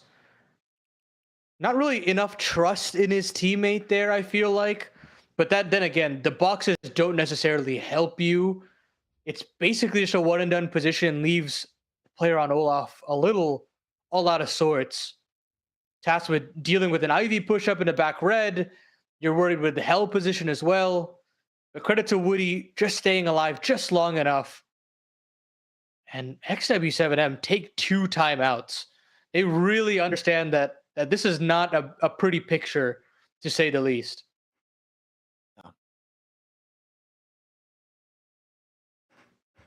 I think the fact is you've got to hit that op head on. I think if it's causing that much change of direction in the round, then I don't know. That's just the only thing that's sticking out to me, right?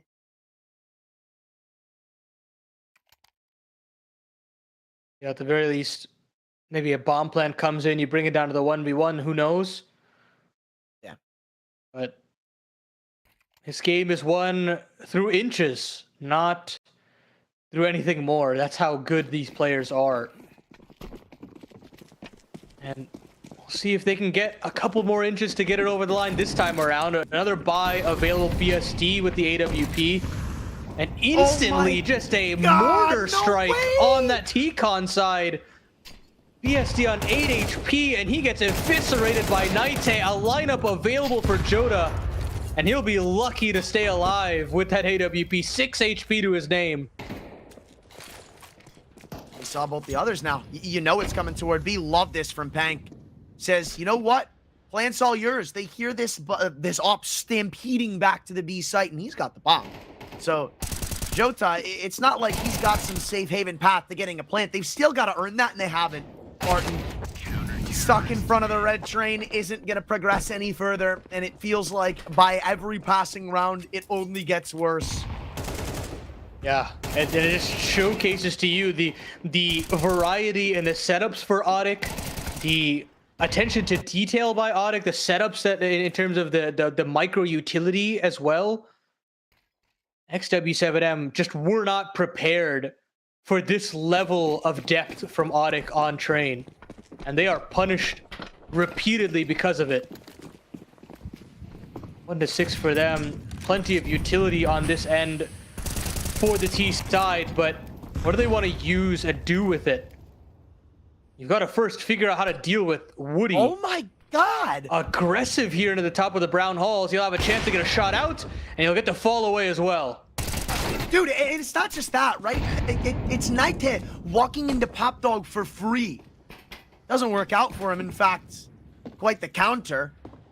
Not sure if maybe it was a difference in ideas where, you know, maybe Woody wasn't necessarily supposed to back off or vice versa, but it's just the fact that these plays are consistently coming in.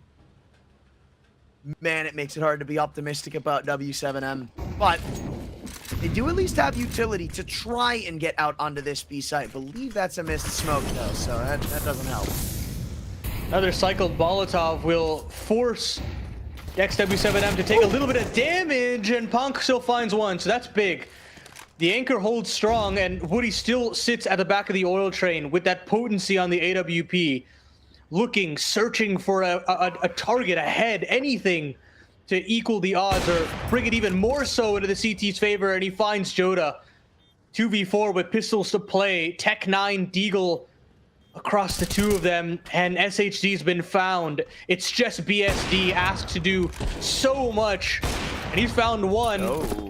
A pin to the back of the blue train. He will not live for very much longer, and ought to continue their winning ways. 7 now the good on the CT side. Is that, if I'm not wrong, I believe that's the third plant of this game for XW7M. Which, I mean, that's a big story. Mm-hmm.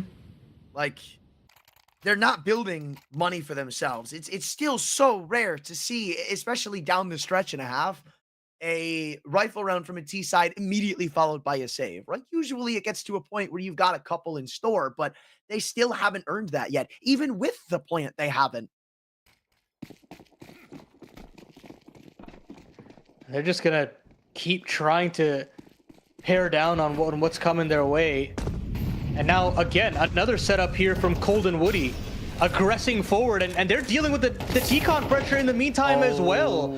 K-Slox and Naite doing so much good work, and you've got Cold Zero with deep Ivy control. Oh my God, this is already just disgusting here from Audic. More catastrophic nades at the back of T-Con. A Molly here to dislodge, and Woody isn't missing a beat. Dude.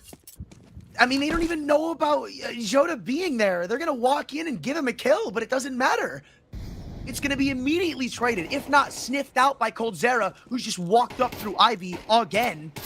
This is a round where XW7M said, we're going to take that fight to him head on in T-Con, and lost substantially. It's just these artillery strikes after artillery strikes in that position, consistent nades. And this is the last time out, if I'm not mistaken, for XW7M. They're hanging a lot of their momentum shifting on this round. They don't really have much to write home about it. No plant in the previous means you're not going to have the AWP out for BSD. Not like it really matters, considering he's not even been able to really fire off a shot with that gun in this half.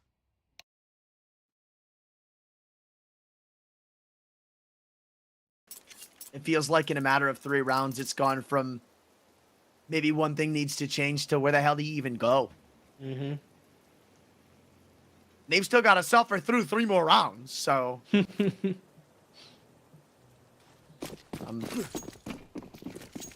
I'm hoping they can find something, man, because this is not the XW7M I was expecting. Coming into this, I expected... I said to you, I thought this was potentially going to be the closest series of the day, and so far that is not what we're getting. Yeah, you're getting prime K-Slox and Naite, and you're getting a great performance out of Woody as well to make matters worse. This time around, though, he does miss his shot. He gives a spot of space over to the XW7M side, and they've got 3 players here trying to claim this position. Smoke pushes them off, and Pank aggresses into the brown hall, so keep an eye on that head-to-head with Barton as this round extends play. But XW7M don't like their odds here. But as far as things go, at least they get to play this round out. It feels like they've not had a chance to play rounds out in this half so far.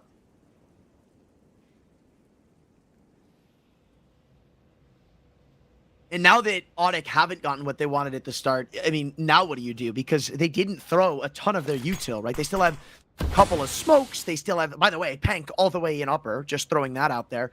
Woody in Ivy, and that's where the majority of this attack is still coming through. So even though XW7M avoid the initial charade, they still have to get through the finale. And maybe that's a way to get back into it. Kill out of Nekis makes this a little easier. However, they've seen Case Locks here before. I'm sorry. Yeah, it is Case Locks. So I don't exactly think he's got the answers for them, or maybe he does. Him and Coldzera has stepped up big. They started this game in Ivy. Now they're shifting around the world, and with 17 seconds, the bomb still is stuck toward Ivy. This kill comes in, the round's done. It's already over. Doesn't matter if Case Locks peeks out or doesn't. Yep. And now, what can Barton do but try to find the kills? I mean, Punk is aware of what's going on. He'll bound away. So how to get themselves their 9th round. And I mean, yes, you get yourself Ivy control, but if you lose 2 bodies in the process with Woody just finding kill after kill, Coldzera doing his work off of the T-Con, I mean, they're just not able to get map control fast enough. And if they can't do that, how are you ever expected to plant on the A bomb site? You're not able to get out of T-Con because you got cycled smokes in your face. You're not able to walk out of Pop Dog because you got a player in Olaf. And the moment you get out of Ivy, you lose 2 bodies. So what can you do but try to send Nekis out in through the T-Con? He gets significant damage in terms of the kill on the Case Locks, but Naite nades him down. Woody's here again, and again you get the same result.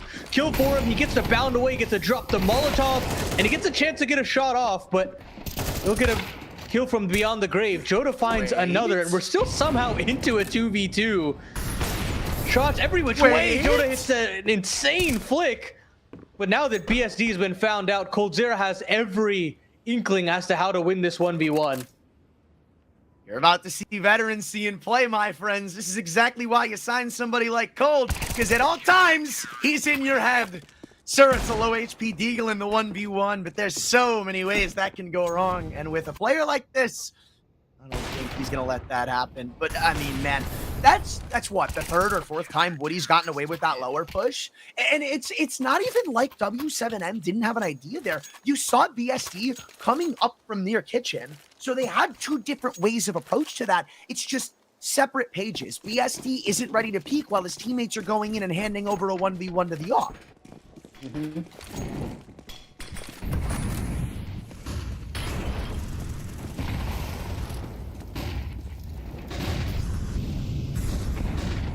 Oh my.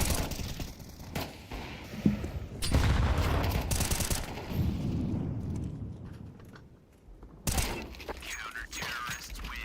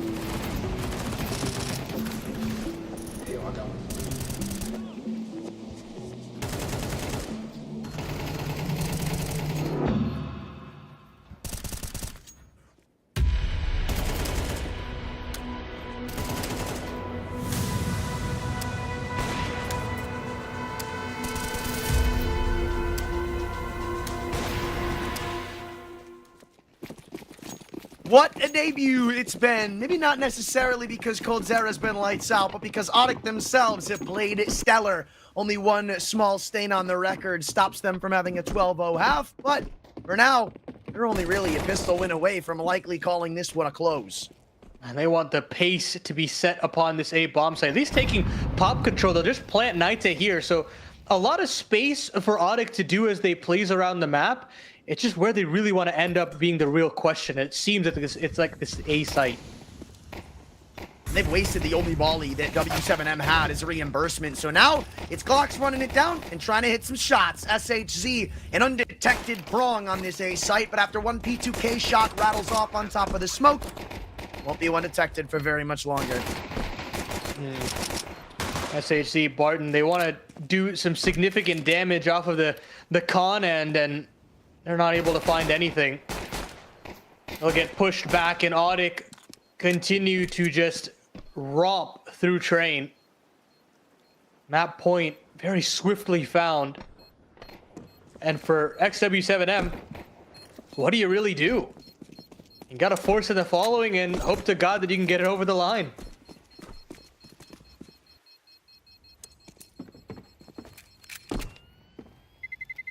And with that, I'm just going to see how things go for XW7M.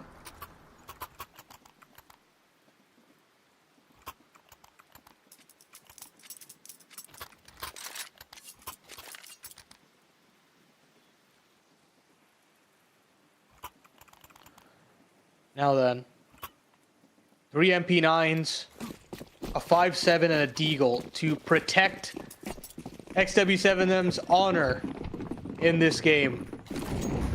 And I hate to say it, but I don't really fancy their chances. Smoke up instantaneously on the CT's Molotov, or incendiary rather. And they'll just keep this one nice and simple. Go charging into this B bomb site, push away the site anchor of Barton. They've done a good job to find one, and they'll find a second as well. This bomb should be able to go down, you'd like to think, but Jonah somehow snuck into the backlines. I don't know how the hell he's gotten here. And Coldzera is really the only player in this area. He gets overwhelmed, and we've got a little more to play for.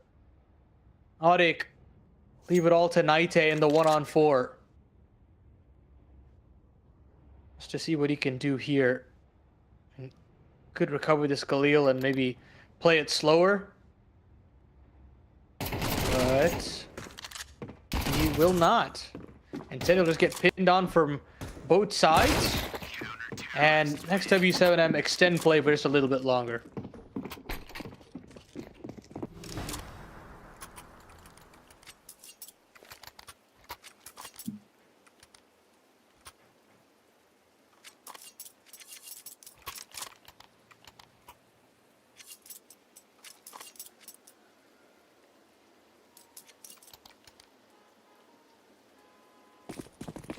So now, with the purchase for Audic being as hampered as it is, what do you really do for the T side? Very limited utility, mind you. A smoke on Naite and a flash on Woody at minute 35.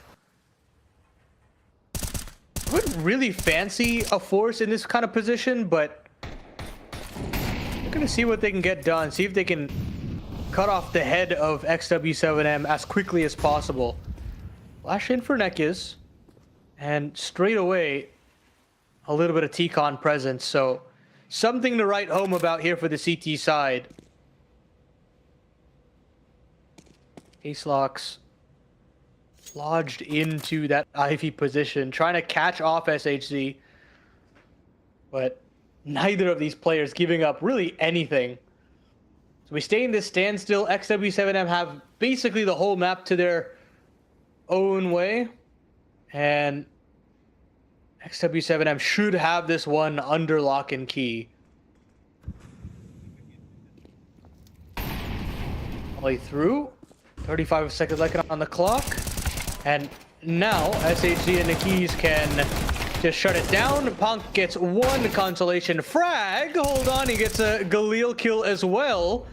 And all of a sudden, maybe there's a little something in the round, but we're running out of time, and Punk is going to try to head for the hills on this B bomb site. Barton is still available to deal with this, and should be able to stop the cross. And yeah, that nade should do it.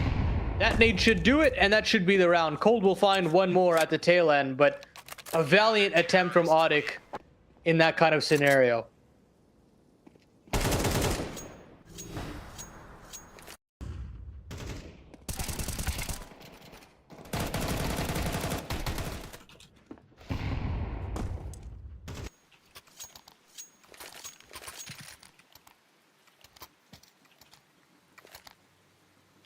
Now, full eco on the way beyond. Actually, they're going to force around Cold's AK-47, and I don't like that. I don't like that they're trying to double dip as often as they can. I don't think it's entirely necessary. But I'll keep trying. They've got plenty of runway. Smoke up. And firm Brownhall's control here for the CT side. Pushing back a lot of these players. Coldzera trying to get this AK involved, but can't really do so.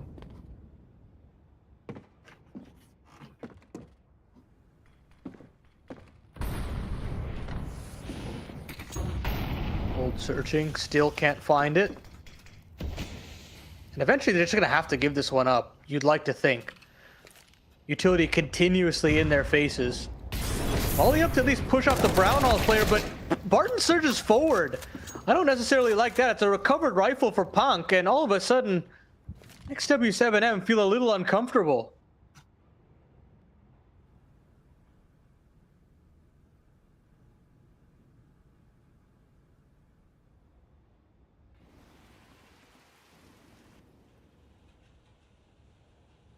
Now SHZ from these brown halls. Tasked to help hold on to this part of the map. And they won't even end up going there. Smokes up into the A side instead. And Nakis finds the ultimate kill. That should be able to seal it, but they're going to continue to bear down on him. And Nakis finds one. Nakis finds one importantly, and now they can scale up onto this A bomb site. Knights A with two, one on his own teammate and one on an opponent, and it's all up to BSD in the clutch. Position noted and kill found. Audic 13-3 domination here throughout train from start to finish, and it wasn't really a competition at any point. And it just feels like at this point that this series is open and shut without even really having much of a say. Yeah, it's hard, obviously, because you still got Nuke on the horizon, but there wasn't really a lot to, like, bite onto from that train game, and that's the biggest problem. It's not like we could pick up a couple of rounds and say, you know, maybe if we plop these into Nuke with the score reset and the slate are wiped clean, maybe something can happen. It felt uninspiring on both halves, if I'm being completely honest. And again, it doesn't even necessarily feel like there was anything super crazy done by Audic, not to discredit them or anything, but they were just playing their own game. And W7M, it feels like they never forced Audic out of their comfort zone. Yeah, it's hard to believe that XW7M picked into this map when they looked so lost. It looked like they were playing an opponent's map pick through and through, and then you add on top of that, now you've got to play a Nuke in which Audic are even more well versed, and one that you struggle on statistically as well, and things start to look very dire. But we're going to take a little bit of a break, and when we come back, we'll break down map 1 a little bit more, and we'll get ready for map number 2.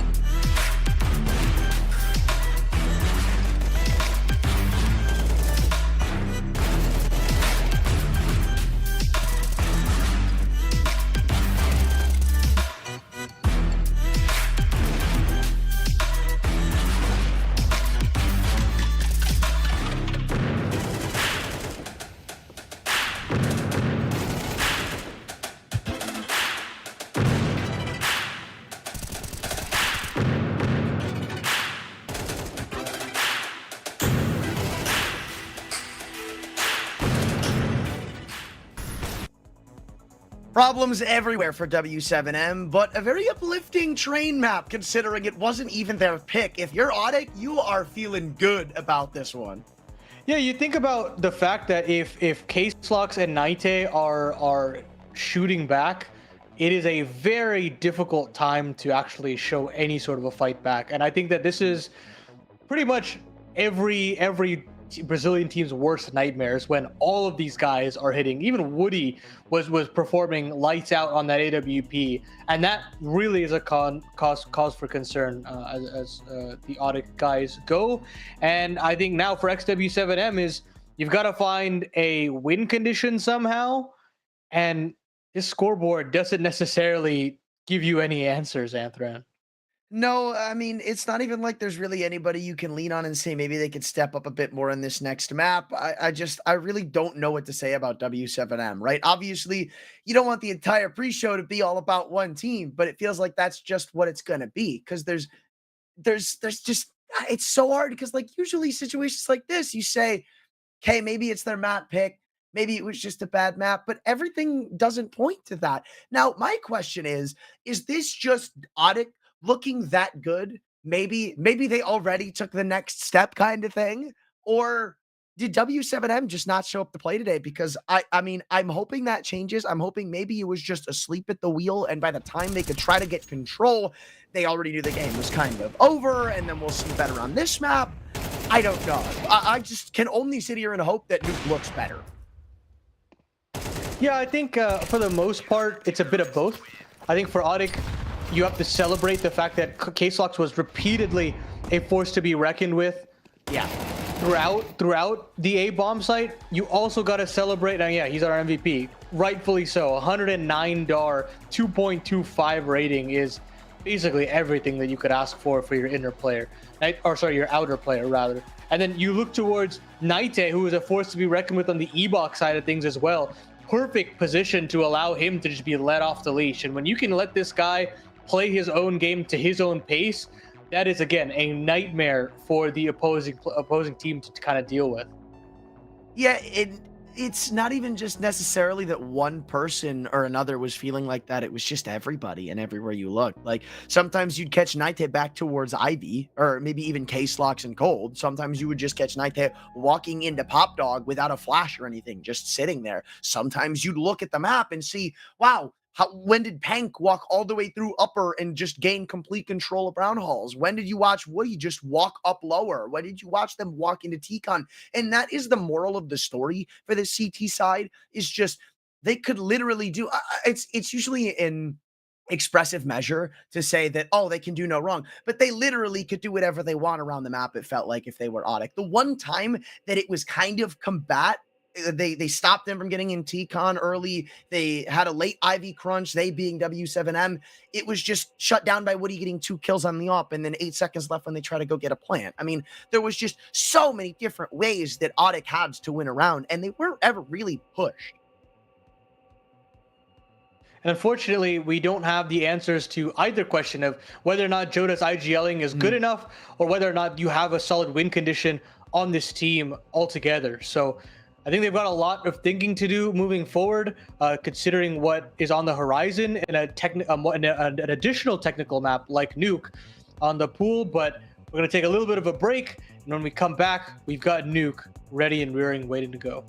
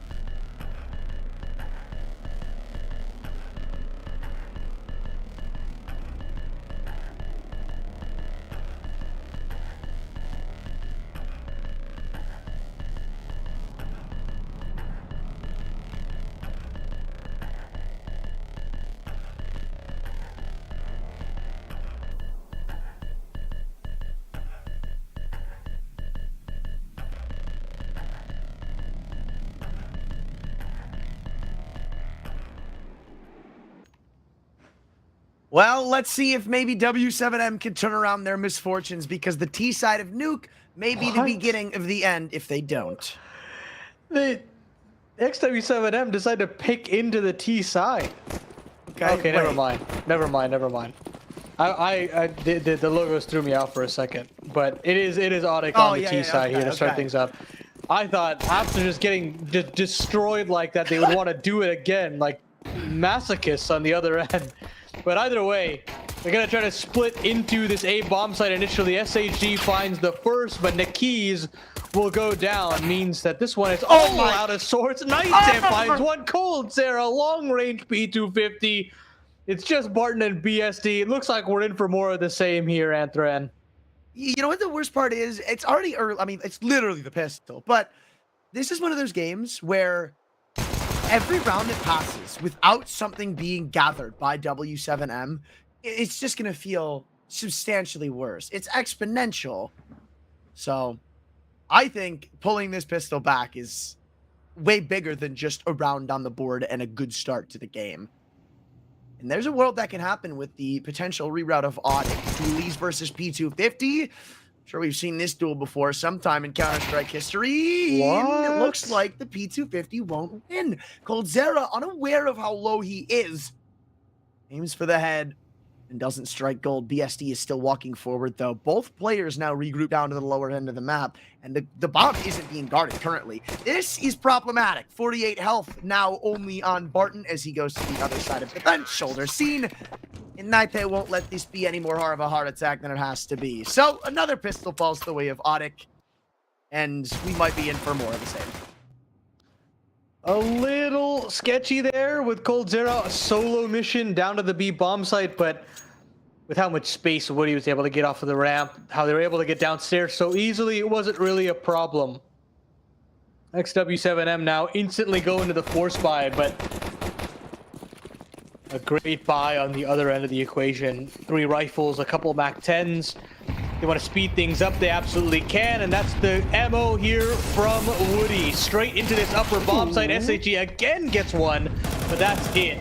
Just an eradication of the defense here from Audic, and they'll surely be able to secure their second round.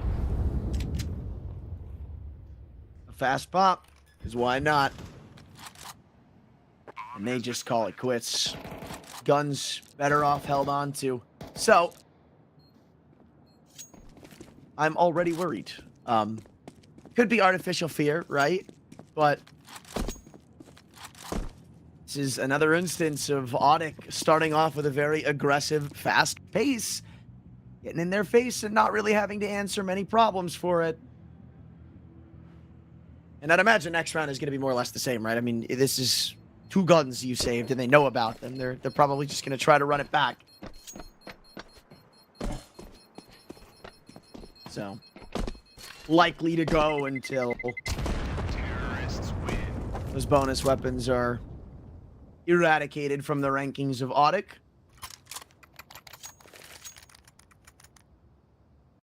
Nonetheless, a pretty good looking start, especially considering where the pistol went. Now, we'll see what BSD can get done. Because, listen, for as much as we say that Train is an opera's paradise, it was anything but a paradise for BSD throughout that first map. Oh, he has a little bit more time to breathe, you'd think, but they're going to continue to rinse and repeat upstairs. Oh my God. Coldzera gets some great trades. And those trades are absolutely paramount to this A site falling once more.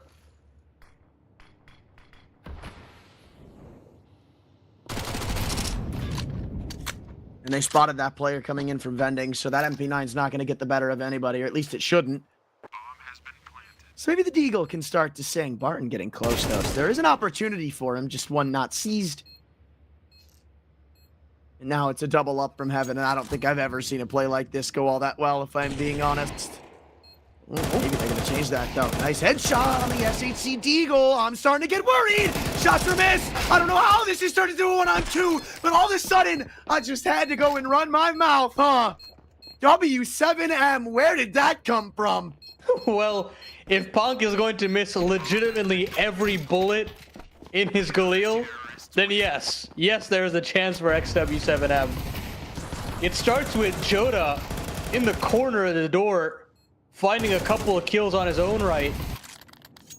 But one of the first real mistakes out of Audic there. That's a hands-off keyboard type situation, and I think the moment gets the best of them, feeling the heat of taking down this A site round after round. But now BSD's got an AWP. The money is very swiftly in the CT's favor, and Audic now have an immediate uphill battle to overcome.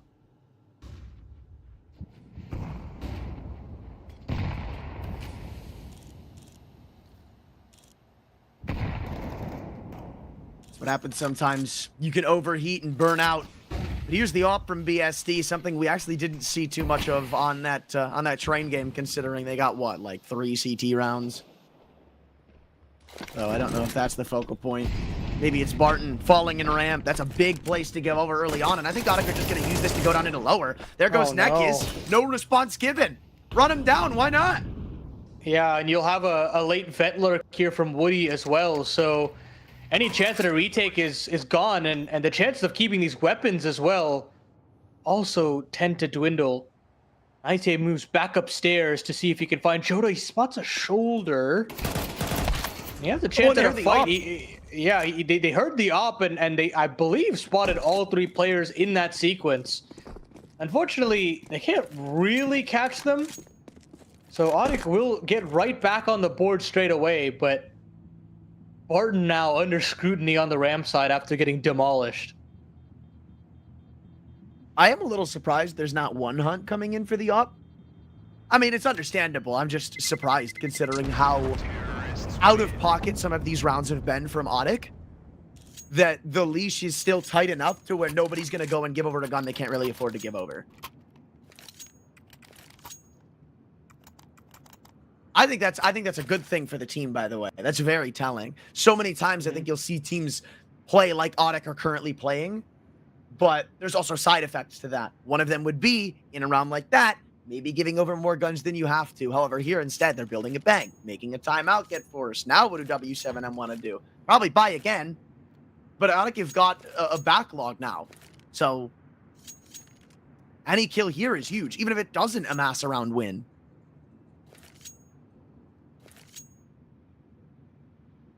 Again, BSD has an opportunity, but I just wish he'd have a couple of different looks to this AWP.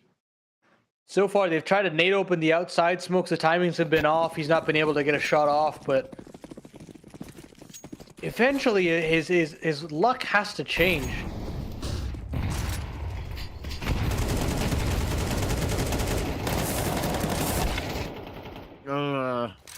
I don't think SHC's luck's changing all that much.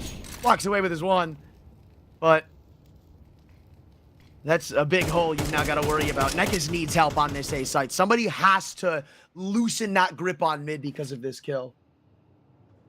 And look at that. 4v4, everybody pulls away on the Audic side. No reason to really fight anywhere. Try to see if they can maybe pounce on this A bomb site, considering a walk up. And they definitely can, considering they're pulling attention over to the outside position. I'd say we'll move back forward, but they're aggressing down ramp at this point. They're all the way into ramp. BSD finally gets a shot off. The Keys fights on the site itself, and it's all up to Case Locks in the 1-on-4. He tries to go down the vents, and he actually does give a route over. And now I think he's got access to a plant as well. Hold the phone. Knows both of them. That's 2 footsteps he just heard running down the vents, and they're just shooting open the door. Potential 1v1. No! Shot! The lineup for Case Locks, and it's just the smallest of bursts. And the hopes of XW7M continue to get ripped to shreds.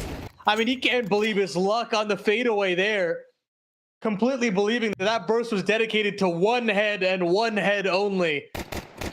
But he's getting a buy one, get one free here today. as Audic looked to just run through the CT side.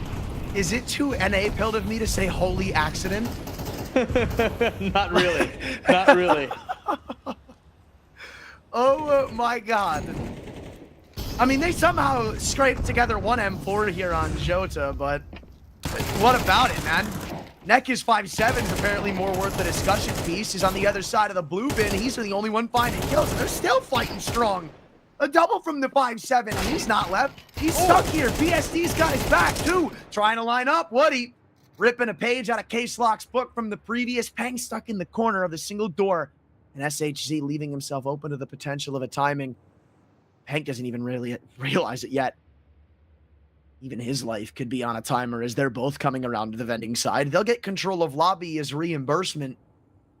But this entire round falls onto the shoulders of who expects who to be in lobby first, and Pank knows one footstep. You said it's a game of inches when it comes to a level like this. It's a game of one footstep. Changing this from 4-2 to 5-1.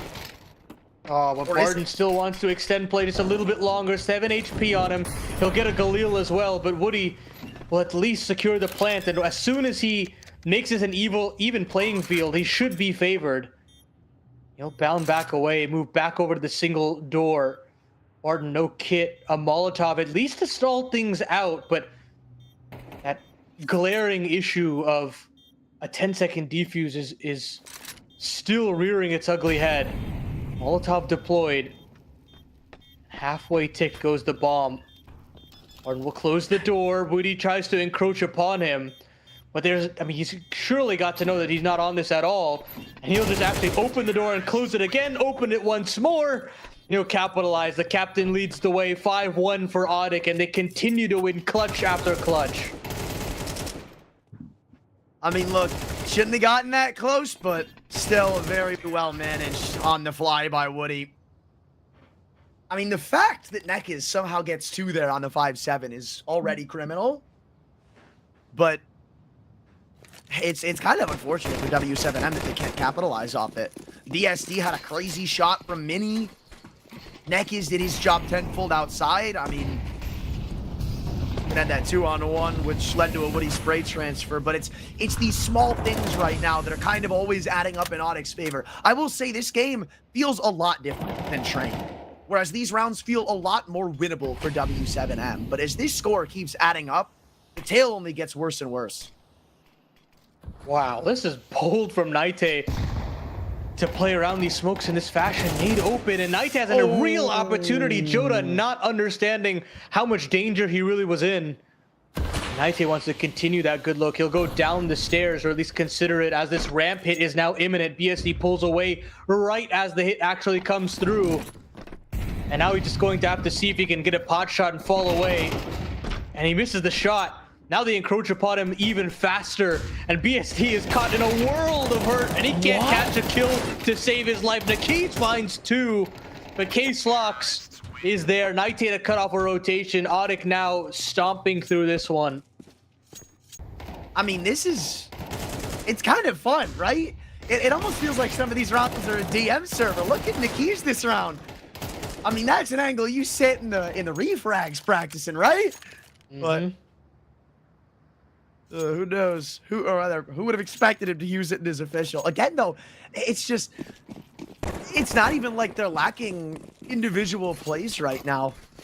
It just feels like they're always in these unrecoverable spots that makes them almost meaningless to get. Oh my!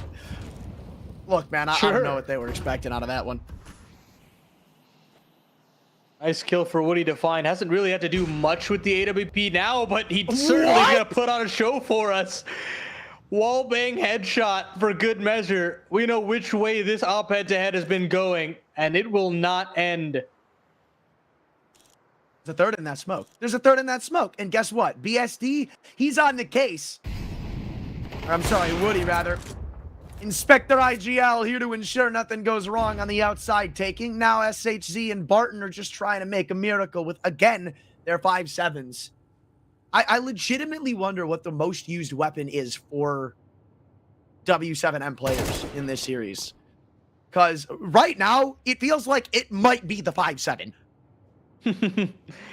That does feel true to some extent with how one-sided this has been, and how many ecos this XW7M roster has been forced to have. And this time they won't even be able to get 1 kill, 1 HP for Punk. Ought to climb up to 7 on this T side, and the hurt just keeps on piling up. This is brutal. It's one thing for it to happen on one map. It's another thing to immediately load into the second, and it just happens all over again.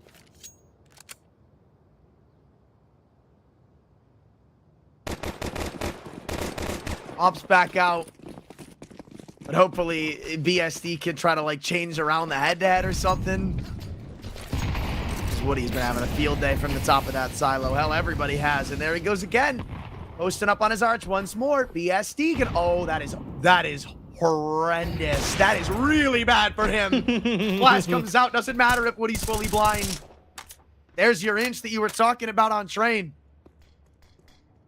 Cruel, cruel mistress is that barrel of the AWP. And Naki still wants to fight. He still wants to look at that top silo angle, and Night's been given a hell of a lot of room, and this is where he gets very dangerous. A bullet to the eyes of SHG as they go barreling into this A bomb site. Coldzera spots out the bullets from the keys, and Audic have their way into the A bomb site. Another save being called, and Audic march their way to an 8th.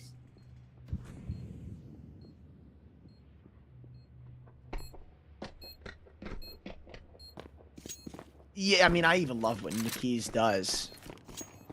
Peeks off of that timing, and maybe you could have gone in a little sooner, sure, but after he knows he's in mini, he has that element of doubt in their minds. They're not ready for it. But just unfortunately shoots at the wrong guy and then immediately gets dropped by a spinning Coldzera. So now we're talking 8 rounds. Now we're talking no op recovery. I mean, I mentioned earlier I was surprised nobody went for the hunts. I'd be even more surprised if they didn't look into it now. Most importantly, keeping the big green out of enemy hands is still worthwhile, even though BSD's not had the best going of games so far. And right now, the only thing they have to speak with are 2 M4s, and maybe, again, some 5.7s. Just depends. Oh, no, this will be a buy. I think there's another M4 on the ground. I think they both dropped one over. They just gotta buy every round at this point. This game has completely fallen out of their hands. Your Opper's 3 and 6. Your IGL cannot find any sort of setup that works. This is nightmare fuel to the extreme for XW7M. And now Audic decide to completely pump the brakes after all this pandemonium.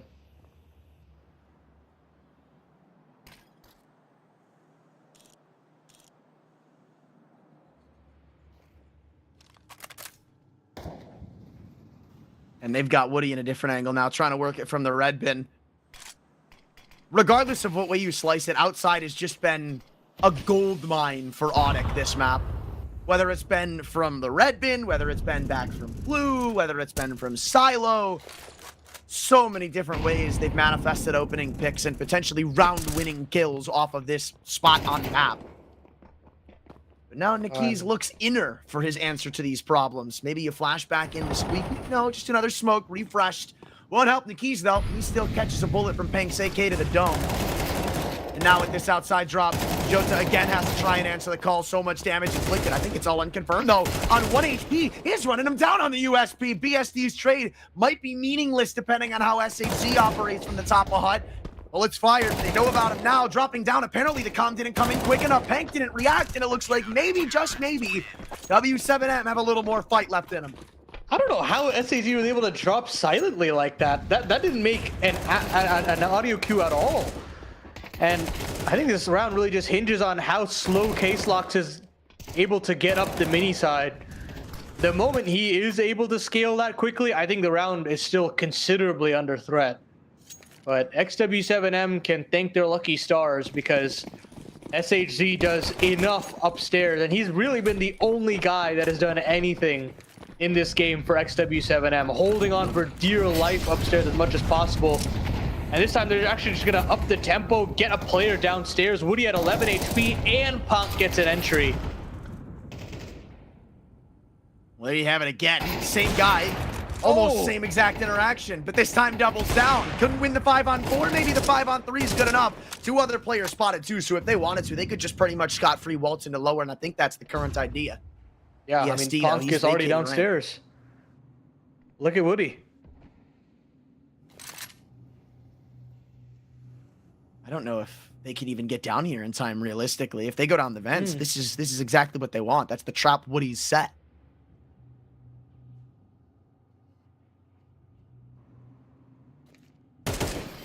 Break open the glass now. Toss the smokes every which way. Punk is still here on T roof for some reason. We'll see if XW7M even want to save it. If they do, they will be walking straight into that. Ooh. But Woody goes down, so all of a sudden maybe there's something here. 3-on-3 as Joda still sticks around. K-Sox wants to fight forward, but he gets to close the door. And that should be a very nice thing to see. And you'll find another kill on top of that. Now both Nakiz and BSD want to walk out the double doors. No thank you. It's just BSD with this AWP. Switches over to the A4, but a high-low setup. This should be another Odic round. Flash in, and the instant trade is there. Punk ends with 3, 114 ADR for him. And Odic bounce right back. Punk's entries these past 3 rounds can really not be understated. It feels like he is just a jack of all trades right now. Like, he knows how to trade, support his teammates, he's entrying, he's sometimes even winning the round for them entirely. I mean, when you have somebody playing like Pank is for these past few rounds, you kind of start to understand why the score is the way it is. It's not been the Pank show the whole game, but it does kind of feel like he's done everything as of late. Finally shut down by BSD's op, but not to a low expense. It's been traded.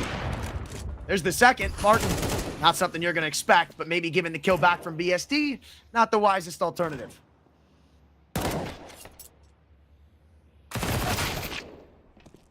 Kill up for Woody again, and I mean, they've just had their way with Mini. Nekias and Barton now can't really save in this 2v3. And so they'll fight their way out. Nekias finds one more. Flash into the Mini, but they're still smoked off, so here comes this refresh as well to make matters worse. And they're just gonna have to stare at it. Nekias will now move back up the heaven. You can just see with their movement how Kits. dismissive they feel of this. And Barton going charging through. Will get punished. Nakiz on the other angle as well. Odic with another double-digit haul as we go to the break.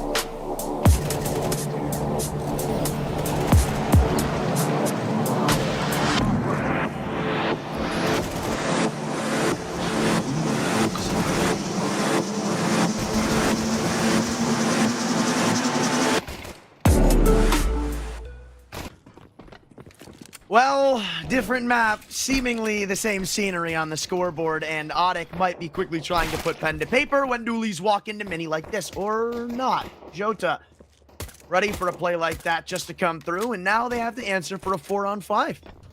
That's more like it for XW7M. They get into this upper bomb site. Molly smoke combo looks good. With no kit and another kill for Jota, things get really hairy here for XW7M, or Audic rather, just to start this one out. We'll keep peering in, and if they get an opportunity, they'll take it for sure, but up against it here for the CT side, and I think they understand that. They want to back away, at least save the armor, and get a force buy in the following.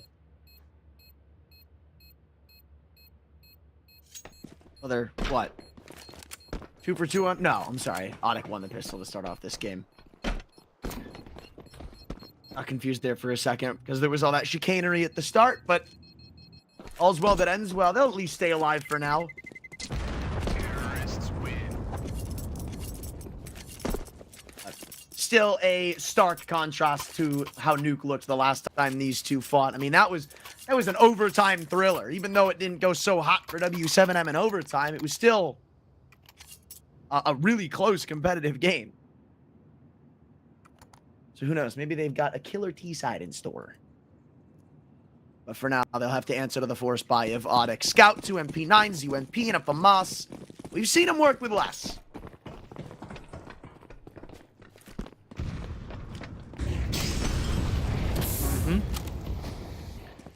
Now, the Scout of Woody is not able to be found. They just go bounding down the vent here. Oh my god. And I think, honestly, if you're Audic here, you just leave. You just go all the way back to CT spawn and everybody saves. You try your hand again. You didn't counter the vent dive, and you cut your losses. And that's what they're going to try to do. K-Slox will not live, though. He tries to go up through the roof, and he will be found. But the remaining CTs will be able to disengage. So credit to XW7 and pull things back here. I feel like these rounds, again, aren't the end of the world, because you could usually just throw a pistol over or something. Though, I don't really think there's a 5.7 or a Deagle. I don't think they'd also be too bent to buy, like, a P250 or a 5.7. Terrorists win. Oh, and there goes BSD. So you're telling me we can sit on the site with the Dust 2 bomb, but we can't hide on halfway across the map on Nuke? I'm never gonna get over it, man. I can't.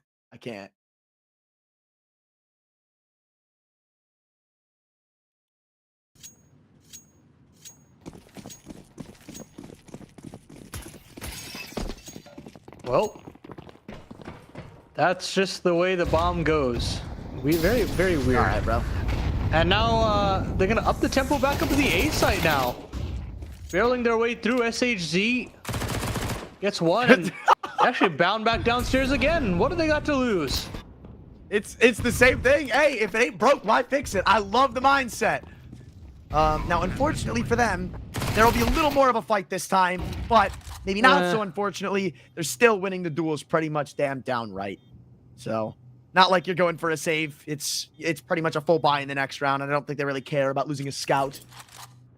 Listen, this is something that works in like matchmaking. Like if you do it a couple of times, yeah. Eventually, you're gonna have to find something else to replicate. Or, oh my god! All right, well, there's an extra 1,200 buckaroos for Coldzera. Terrorists win.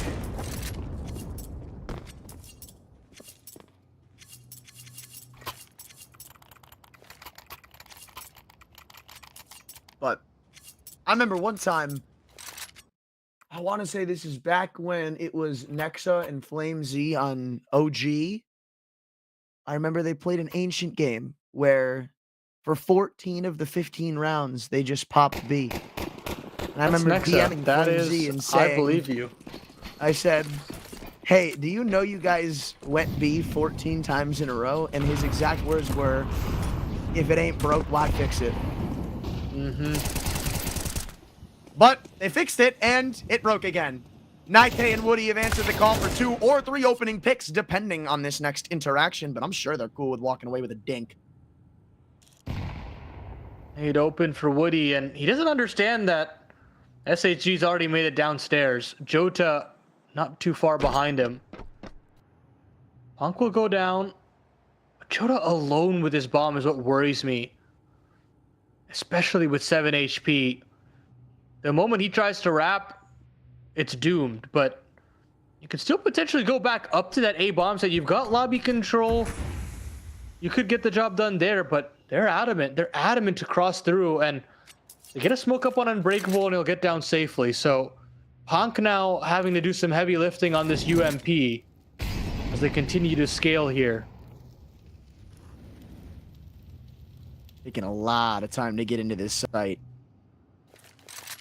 And I'm a little worried too, because with the low health of Jota and even the tag on SHC, really, this UMP is even deadlier. They're gonna clear him though, so he's not gonna get a single bullet to land, or maybe one. Numbers exchanged. Health maybe no longer a problem, but this is a huge duel. Barton's late walking into ramp. Are they gonna? They're saving. Wow. This feels crazy, especially knowing somebody's still ding. Well, I mean, that is noble information, but breaking up a three-person crossfire on the B bomb site is basically impossible. And now, all of a sudden, XW7M battling back from a 3v5, almost like 2v5 in a way with that dink up. But they still live to tell the tale. I think that's the first like legitimate round I've seen XW7M win in this series. And it couldn't have come at a more opportune time. Which is crazy because it starts with a 5-on-3. Hell, almost a 5-on-2. We're talking about like half second from this being a completely different round. And it's even forced Audic to call a timeout. All right, then. You come into this half, you see 10-2, you say this game is over. You see 10-6, guns out. All of a sudden, this doesn't feel too far out of the ballpark of possibility.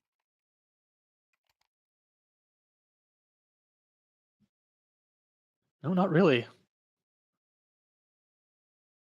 Still another purchase for Audic. They call a timeout, understanding what could happen in this circumstance. They could very quickly lose track of what's going on 4 now in a row. But still a mountain to climb for XW7M. Still players needed to come online. And yes, you've got some nice plays from Jota leading the way, SHG as well. But you need a whole lot more now. Woody's spotting 2 players crossing over, and it's a fast presence outside. They can't deal with this, and they're just gonna have to let it happen. And Knights actually gets caught out in the keys now with 2 big kills. And this one's not over just yet, Anthran. This feels wild. They had Woody on this all posted up waiting for a jump spot, but it feels like the orders are just reversed here. The late swings come in from the rifles. It's not maybe a flash to try to get Woody back in involved. But they've not committed to anything off of this just yet. Which starts to beg the question of if Woody can make this round a little more logistic. He's waiting, assuming he might still get a late cross, but he's dead wrong as they start to slide down secret even further. Second those digits get tapped on B, this is likely to be called a save again. Unless Punk can do something crazy, and he's playing the exact same position. Not what you like to see, but he'll hear all of this, and they'll try to get a second rotation. Cold Zero is actually here as well. A smoke up onto the control room, and Punk again. We'll see what he can get done with this A1S. Oh, and he needs the smoke open. Oh, but that's going to stop the plant. 30 seconds to go. Now maybe they can start to change around history. Op dropped, low HP on BSD, but Woody misses a shot. Molly to stop them from going back up the bench. There's only 20 seconds to go, and if Woody had only known, if only, the Woodpeckers sigh. 13 seconds was the difference between this round potentially being lost on time and W7M keeping their streak alive. I like how BSD played that one, playing ahead of anything Woody wanted to do, knowing that he had the AWP out and chasing him down. Even if for some unknown reason coldzera is able to get 2 kills there, there's still the avenue to go back up the stairs. Audic once again purchase out, but they're losing ground every little way forward, and it's being powered by Nekiz and Joda doing some huge work, and BSD now coming online with a kill of his own. This would be a gargantuan loss if they can't stomach a way to get 3 CT rounds. I mean, it feels like neither one of these two have been able to properly, like, on the CT side, get control of outside. So many casualties claimed at this part of the map. For a moment, I thought there was a player pushed up vending. Don't know where I saw that, but Audic are given time to come back in the round. Woody's here with the op, and again, this is a must-hit shot. Same with this on Jota. But there goes BSD, shining up again with the big green. Now they have pretty much free control wherever the hell they please. Only question is where they want to take it, really. And they've always gone back down to B. coldzera, this is probably going to lead them the other way. Yeah, absolutely. Smoke up on the mini. I mean, there's no player on the A-bomb site either. Wait, K-Slox finds another kill. That's another lurking player downstairs. So they could potentially have a look in here. coldzera on the side of the ladder. Punk trying to scale back. K-Slox here available, but that's the kill. Big kill from BSD, and now the door is closed. XW7M pull it to 2, and this one is feeling dire now for Audic. Who would have thought from the position we were in?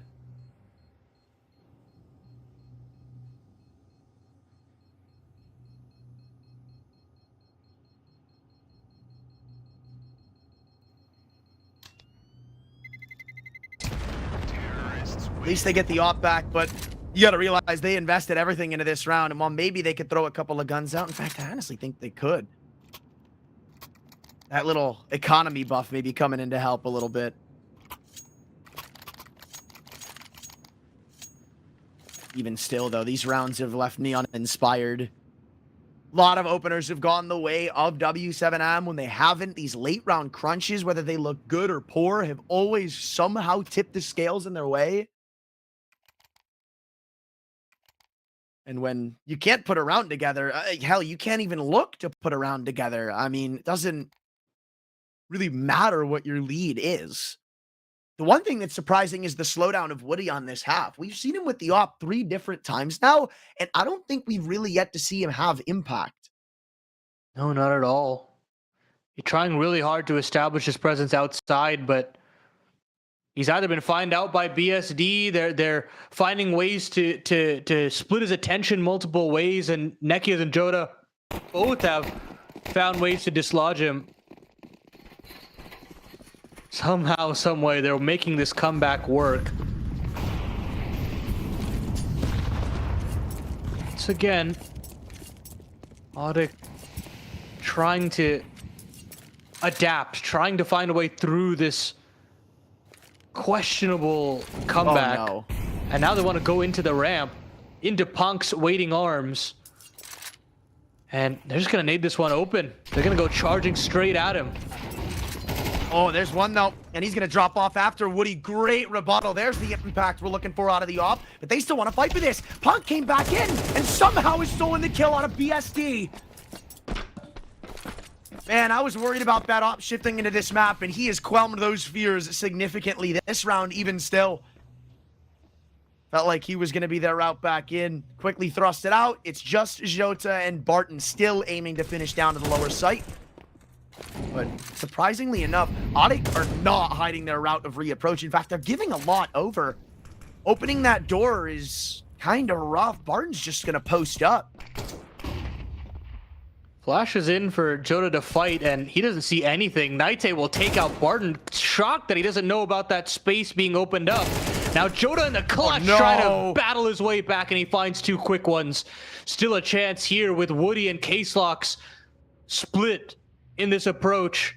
And Joda continues to cut down the distance. He'll drop down and collect the bomb. They are not unsure as to where he's gone off to.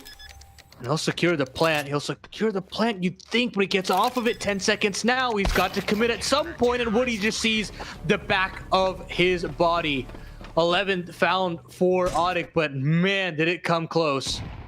I mean, after this kill comes through too, after you get this 5-on-3 in ramp, this is another one of these rounds where it just really shouldn't be close. We're talking 5-on-2. We're talking this should be a shutdown round, back to business for Audic, pick up where they left off. Yet all of a sudden, this is coming down to crunch time. A potential even clutch offered to Jota. 2 players left is not what you're looking for. That's a round you could have had a bank built. Now, you're still scraping a bye together. Ooh, real worry now. Naite, great nade combo into the burst, but Jota still wants to push the issue. I don't think he was aware about how fast they could be up. Woody, critical miss. But K-Sox is there to help out his captain. And still there's some chance here. Woody spots out a player at top Nini and nails the shot, but can't actually collect the kill. Meanwhile, Barton doing damage elsewhere. And this round is thrown into complete disarray. That kill's huge though. Barton was the way they could have backstabbed what this A push is doing right now. You see Case-Locks walking into lobby, but now it felt like what could have potentially been an out route for them sneaking around the A players and opening it up from the inside is a well understood of his position. SHZ and the one unknown Neck is. As they inch back towards CT, this is a very realistic thing, and Audic know it. Smoking off Mini, they try to reposition, but this setup is very inadequate right now. It's just Pank on this A site. Nobody else nearby. He just needs that one kill. Oh, huge audio cue given over. I don't know if there was anyone available to hear that, but... No, but it's paranoia. Yeah, and they are checking it, both of them, on this A site. Molly through actually gives up Pank's position, but Pank knows where SHG is as well. Case-Locks doesn't nail the shot, but Pank is still there. Beautiful work from him. He's been a little quiet. He's been found out on this B bomb site, but he stood tall. Somehow, some way, Audic have gotten themselves into map and series point. XW7M with the timeout. Dude, I mean, they're not making it easy, really. Every one of these rounds, man, gets scarier and scarier. But starting to reopen their shop, Audic are. You've been forcing a timeout out of W7M down the stretch. And look at the buy. It's not supporting of a full AK investment. You're probably going to see a couple Galils featured. If not even a MAC-10 on Barton. Looks like it. Opting for utility instead, so watch the fast pop. Mm-hmm. Can definitely see something like a door naded open. Maybe try that double vent drop again. It's something that was successful earlier on in the half. But do you want to bank your entire series, your tournament life on something like that? Probably not. Broke. So they'll opt out of it. They'll opt out of it. Back into upstairs, into the outside, and Joda's found a key kill on the Naite. So he is back from Woody, and SHG is there for the immediate rebuttal. Woody now getting pushed back again and again, but Pank through the smoke gets a vital kill. It's surprisingly all up to coldzera now, trapped behind the opposite vent, needs multiple kills. That barrel might have been spotted, and I think coldzera spotted a little bit of information of his own. He knows what's coming, but does he know what to do with it? Another back turn. coldzera just so patient with actually pulling the trigger. He spots another body, and coldzera is doing it all in his debut. SHG now all in the 1v3. Dink found, though, from the vet. And Punk has done so much for Audic here on this map of Nuke. And with 18 HP for SHG, how can he find a way through? The timing is just there for SHG. He needs to find the bomb. He needs to find the bomb from Squeak Door. And he's got 40 seconds to do so. Maneuvers back over, and Punk seemingly at his number, and he'll secure the one-on-one. It was labored. It was grueling, but Audic get it done 13-8. And this was, for all intents and purposes, a dominating 2-0. I mean, that second map, that ending was terrifying. You gotta admit, that T side was starting to get a little scary. Even these last rounds, they end up converting, they end up winning.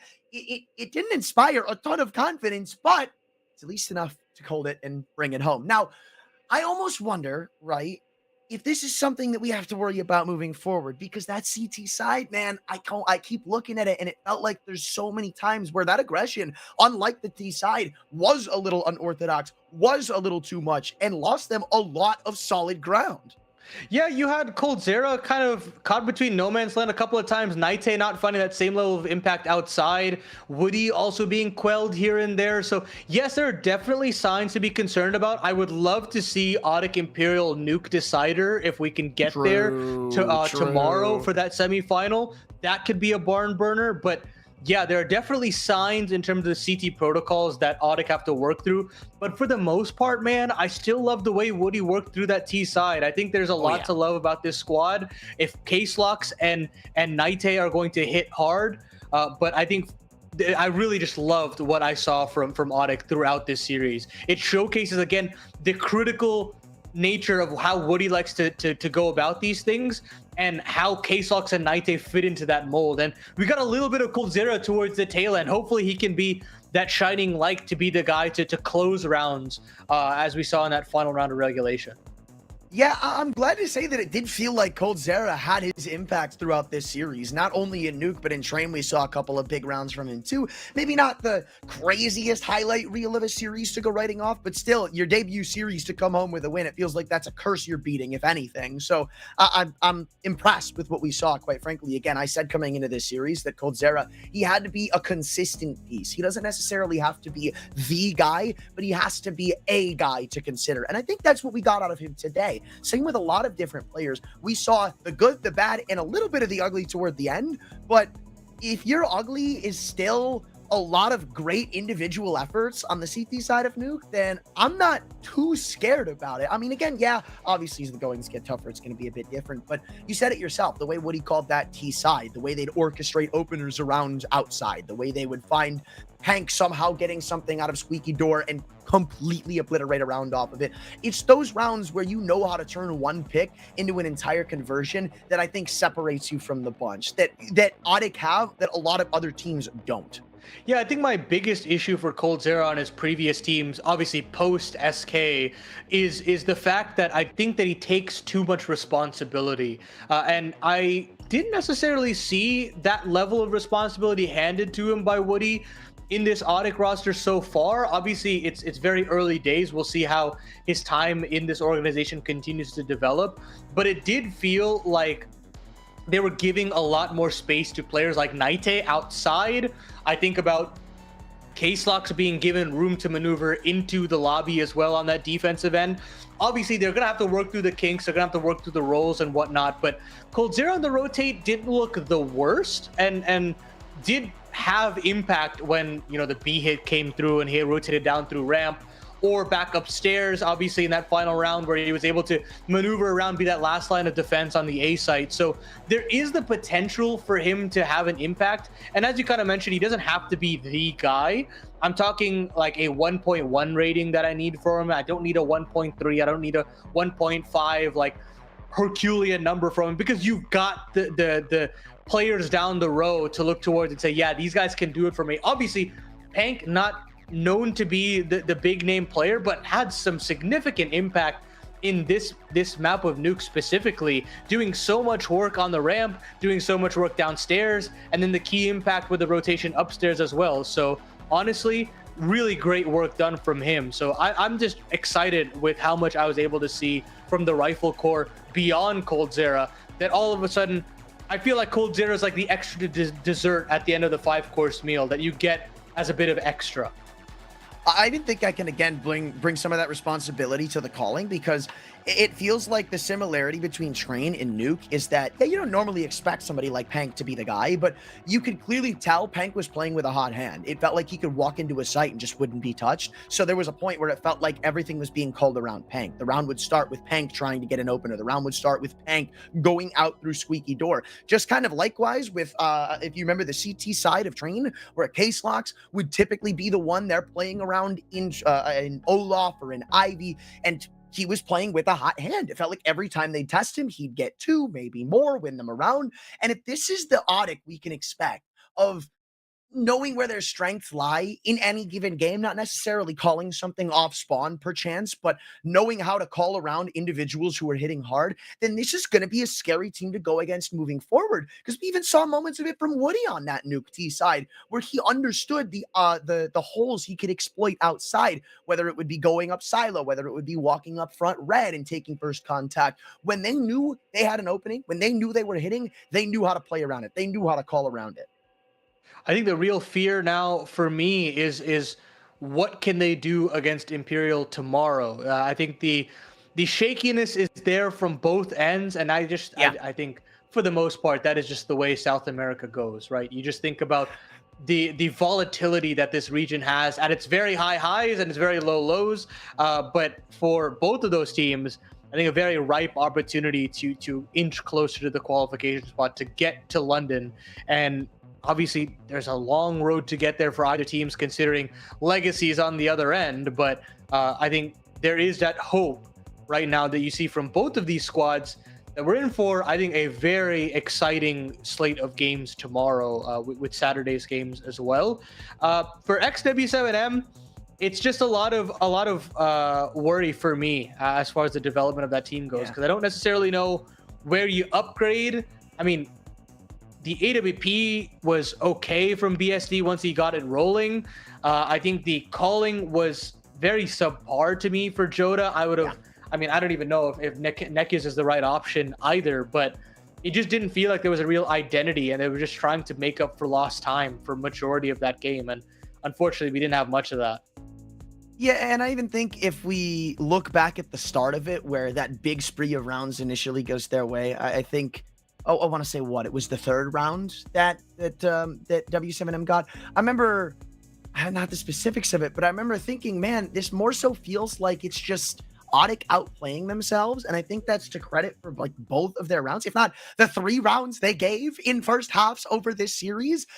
And that's really not a good sign when we have to consider Audic is still, like, they shouldn't be perfect. We don't expect Audic to be perfect. This is literally their first series with their 5th player, who is supposedly going to be their addition of the future. It was going to be messy, but the fact is, their messy was still do whatever the hell you want. You can't stop us.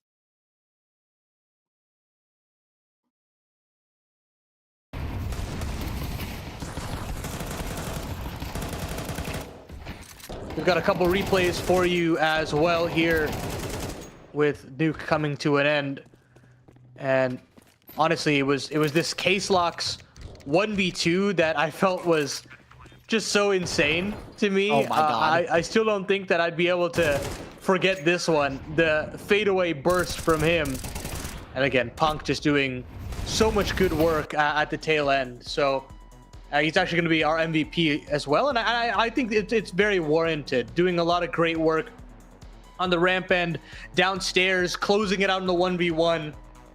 He's worth his weight in gold. And they've been trying to figure out who that anchor would be for this squad for quite some time. I do think that they finally found their guy in Pank. I mean, I think they found some solid ground regardless. I was worried about this team coming into today because I think I mentioned to you, it feels like everybody on this roster is very hit or miss. And I'm not going to jump to conclusions because obviously while today Coldzera was solid and was a good baseline, as you said, it's still really too early to tell, right? This is their first best of 3. So until we get some more actual like repetitions of that, I'm not going to be too sold on it. But I mean, if they can have somebody show up like they did every game, like today, then maybe it's not too far-fetched to say they're next up. But for now, as expected, the results, they pull up. Yeah, nothing too shocking. I mean, again, maybe that 9Z game was a little off the rails, but beyond that, I think this is pretty much what we came into day one expecting to happen. Yeah, absolutely. I think for Sharks, they're still trying to find themselves with their new addition of Angelo, trying to solve that AWP problem. I think Angelo will certainly have his hands full against Sadzin tomorrow. And meanwhile, as we kind of mentioned, on the bottom end of the bracket, Imperial taking on Audic, the chance for one of those two teams to not just spot in the grand final. Again, this is for that Blast Open spot in London, a chance to play and claim quite a significant amount of VRS points, mind you. Just with that 8-team bracket, any sort of a win there could be absolutely fantastic. So I think for right now, I think Saturday's games look just so good from top to bottom. Honestly, if we can see the best of Sharks, I feel like for the past couple of months, they've been a team I've been wanting to keep my eye on. It feels like they are just so close to striking something amazing, but they're always just one small step away. I think that op issue is kind of a lot of the responsibility. And if I'm being quite frank, I think it's hard to imagine Angelo putting it up against Sads, and I think it's hard to imagine him winning that duel. Alongside that, I don't ever really look at Legacy as a team that is in desperate need of their opera to shine. I feel like with the amount of fraggers they have on that team, potentially, if not the strongest rifle core in the region, it's hard to imagine a one-pronged approach. So obviously, I think that one's a little harder. I'm sorry, a little easier to predict. But I think for Legacy and Audic, depending on this veto, it might be a treat, man. Yeah, I mean, if we can get that third map nuke decider, who knows? Audic, if they want to throw the flyer of Overpass, that's also a possibility. There is a lot of uncharted territory to go towards in our Saturday slate of games. And then, of course, Sunday will be the final between the winner of those two matches. And that winner will go on to London to play in the Blast Open. And, I mean, for sure, everybody wants to snatch that one spot. But of course, that's going to do it on the broadcast today, folks. We hope you guys enjoyed our 4 best of 3s, and we'll have 2 more for you tomorrow. You don't want to miss it. So we'll catch you bright and early tomorrow. Take care.